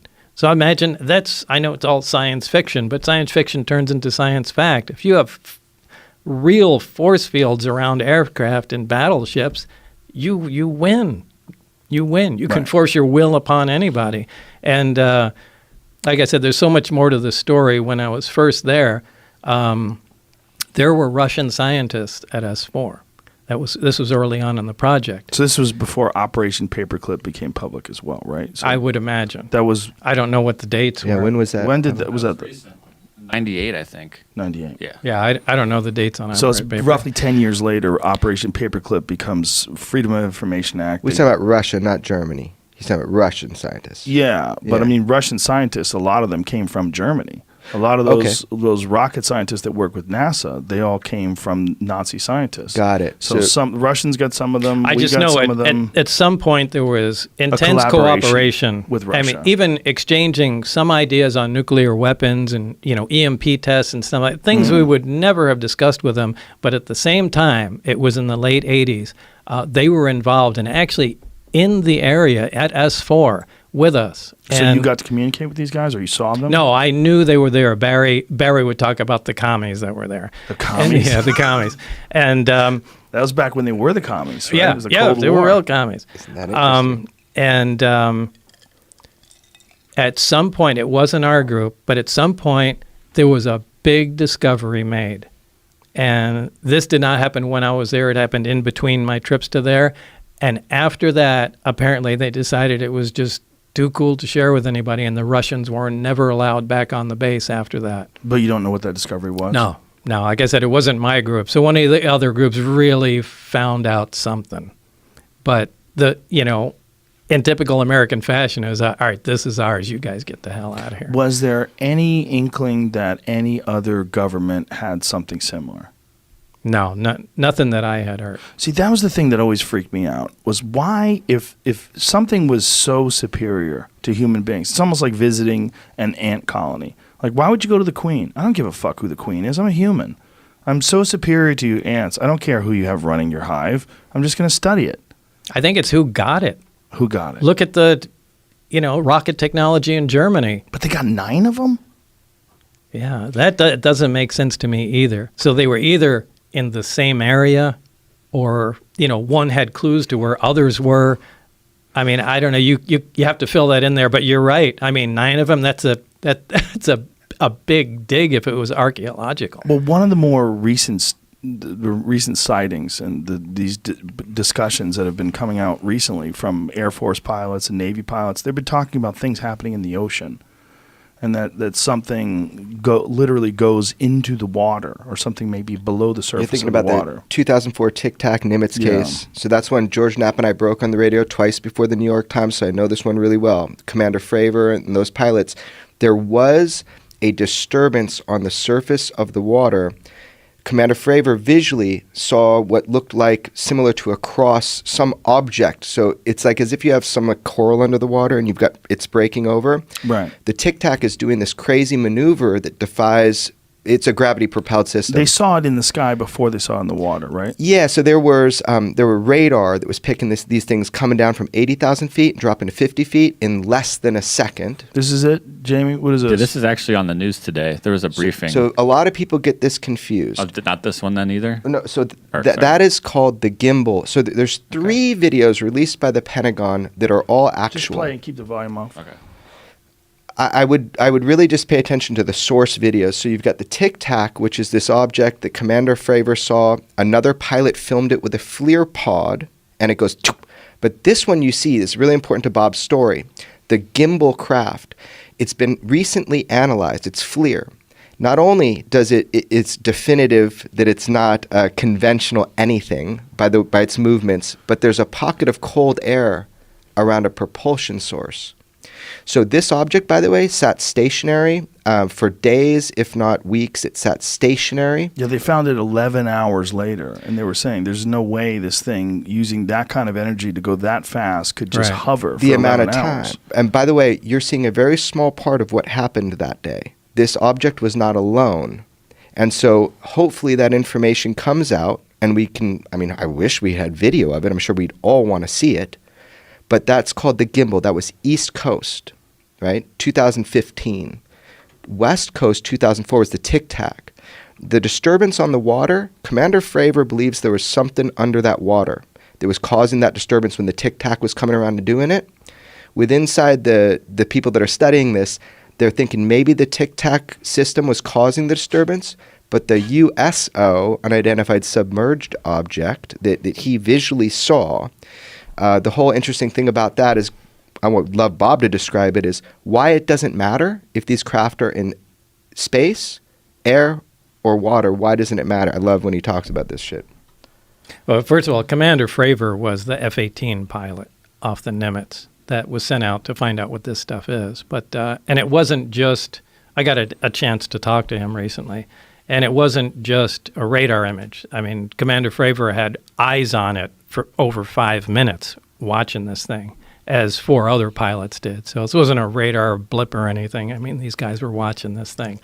But, one of the things I think in the gimbal video, the way the craft that we worked on flies is it doesn't fly like a conventional aircraft does, and it doesn't fly like a flying saucer would in a 1950s movie. It flies belly first.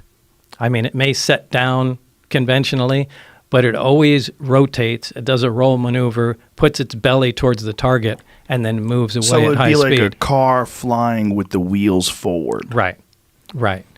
I mean, it may land on the wheels, but at some point when it wants to leave, flips up, points the wheels where it wants to go, and takes off. And the gimbal video, you can see the craft do the roll maneuver, and it's really interesting. It behaves exactly like the crafts that I worked on. So much like we have different shaped aircrafts and fighter jets and cars, they probably have different shapes of these objects that operate under similar principles. Right, perhaps. But they all have the same power source. They all have the same power source. And we're also dealing with, if you think about the laws of technological progression, you think of Moore's law and you think of how things accelerate, you've got to think that if this civilization is who knows how many years more advanced than we are, if not even years. I mean, we're thinking about it in terms of conventional terms, right? The way we look at the world. I mean, they might be just superior in terms of their intellect. They've got to be. Maybe. We don't know, right? Well, the only reason I say that is because, look, everyone doesn't necessarily start at a steam engine and go to an internal combustion engine and then, electric power, nuclear power, and go up the ladder that we come on. The binary, if the stuff is true about the origin and the binary star system, and they have heavier elements that we don't have, and this stable element 115 is a naturally occurring material, maybe that's the first thing they started experimenting with. And the version of their steam engine, their first product, was something that operated like this. And actually, when they came to Earth to look around, or whatever, they were amazed at the stuff we were doing. These guys burned stuff and squirted out the back to go forward. So, who says they follow any kind of normal progression like that? My thought was, if you went back to the 1400s and then you went from 1400 to 1500, you're not going to see that much of a difference technologically. Right. If you go from 2000 to 3000, I assume there's going to be a radical change. Right. Well, the delta, the rate of change is magnificently higher than it used to be. Right. So if you think about what they had in 1988 and you think about what they probably have in 2019, just logically, it seems like they would advance. I would think so. The only question is, are they living? Is that a living thing in terms of like a biological thing, or are they some sort of an artificially created creation like we are working on right now? I mean, we're in the middle of working on artificial reality, artificial beings, sentient beings, artificial intelligence. There's silicon-based life forms that they're essentially trying to create. Boston Dynamics, or was it Boston Dynamics at the company that's making those crazy robots? Yeah. You can make machines out of flesh, right? So a cyborg or a cybernetic organism is just that, that's what a lot of people think those gray things are, that people call the grays. Yeah. Is they're machines printed from flesh. So what you're saying is not well, they so could just far be off synthetic life. They don't even need to be, machines. Right. Well, they seem to have no sex organs. The way they're described by people that have had interactions with them, assuming these people aren't liars or crazy or whatever. Right. That they have no sex organs and that they don't seem to have any muscle. They're just almost like a frame. Right. And they have enormous heads. I mean, if you look at Australopithecus or depictions of ancient hominids, and then you go to human beings, one of the things you see is bigger heads and weaker bodies. Well, you see a clear progression of evolution too, where for something like that, I would lean towards a synthetic organism because it looks like it was made for a specific task. There's no reproductive organs, so I mean that almost kind of leaves out any kind of physical evolution. Right. Well, that's also our bottleneck, right? Our bottleneck is our biological imperative. The need to breed, emotions, fear, anxiety, all these different things that exist in order to force us into making sure we reproduce. I mean, that's essentially what it is. There's human reward systems that aren't necessary once they can figure out a way to make some sort of sentient artificial life. Some sort of thing that doesn't have these biological limitations that we have. By the way, these craft, all these different kinds have been reported because it was confusing. I always thought of flying saucers what I heard boblazar talk about, flying saucer, right? But if you look back in history, people have always reported the weirdest shapes. None of them are alike. There are the saucers, but you got cigar-shaped, you got the top hat shaped, you have orbs. Why? Maybe they're serving different purposes. They're doing different things like we'd use different tools. And I want to be clear, the reason I know that memo is real is because I spent a lot of time with Dr. Edgar Mitchell, sixth man to walk on the moon. Last guy to film him before he died, right? That's how I know. I don't want any journalists thinking I got it from anywhere else. I know because of Dr. Mitchell, and he said the same thing. Maybe these things are performing different tasks, And that's why they seem, if you think about what an alien is in terms of the sort of iconic image of an alien, like the Steven Spielberg Close Encounters of the Third Kind alien, they seem like what we'd assume a human being would eventually become. Right. And if these things are tiny, human beings are smaller than they've ever been before. They're weaker than they've ever been before. And there seems to be a trend in that direction. And this trend seems to be amplified by our technological progression. There are a lack of need for muscle strength and our lack of need for violence. And we're moving in a society to try to get away from all the things that we think are abhorrent about human beings and the terrible behaviors that we have. If we one day do give birth to some sort of an artificial being, like Marshall McLuhan's quote, "We are the sex organs of the machine world." You know, that one day we... Okay, I'll buy that. Yeah, McLuhan was brilliant. And that quote has always been one of my favorites because, okay, what are we doing when we're constantly technologically innovating? We're constantly looking for faster cars, better computers, bigger screens, faster, more resolution, more pixels, more this, more that, higher bandwidth, 5G, 10G. Right. What are we doing? We're moving into this, if you just follow it, objectively stand back, don't attach yourself or your civilization, your culture to it, and look at what it is. We're moving 100% towards technological innovation. If you looked at this species from afar, and if you weren't a part of it, you would say, well, what does this species do? Oh, they make things. They make things better every year. Beehives are the same fucking thing that you see 10 years ago. You go by, you see a beehive, it's amazing, it's cool, but they're the same fucking thing. They figured out how to do it, they make a beehive. Right. We don't do that. We make better things. What would you constantly. And at some point, I think that technology is going to fuse with us. Yes. And we're going to become... It's already happening. Yeah. And Elon Musk talked about it on my podcast, that we are cyborgs. You just carry it in your pocket. It's a phone. It answers any question you want. You can talk to it. It'll give you the answers instantaneously. It navigates you. It has all your phone numbers in it. It has all your contacts. You can get a hold of people. People are listening to you through it. It's connecting us in ways even involuntarily. Haptics, that kind of thing. Yeah. It's also getting on your wrist. How many people have iWatches, Apple Watches? They put them on their wrist. Right, and that's only because we can't integrate them yet. But you know that point is coming. 100%, yeah.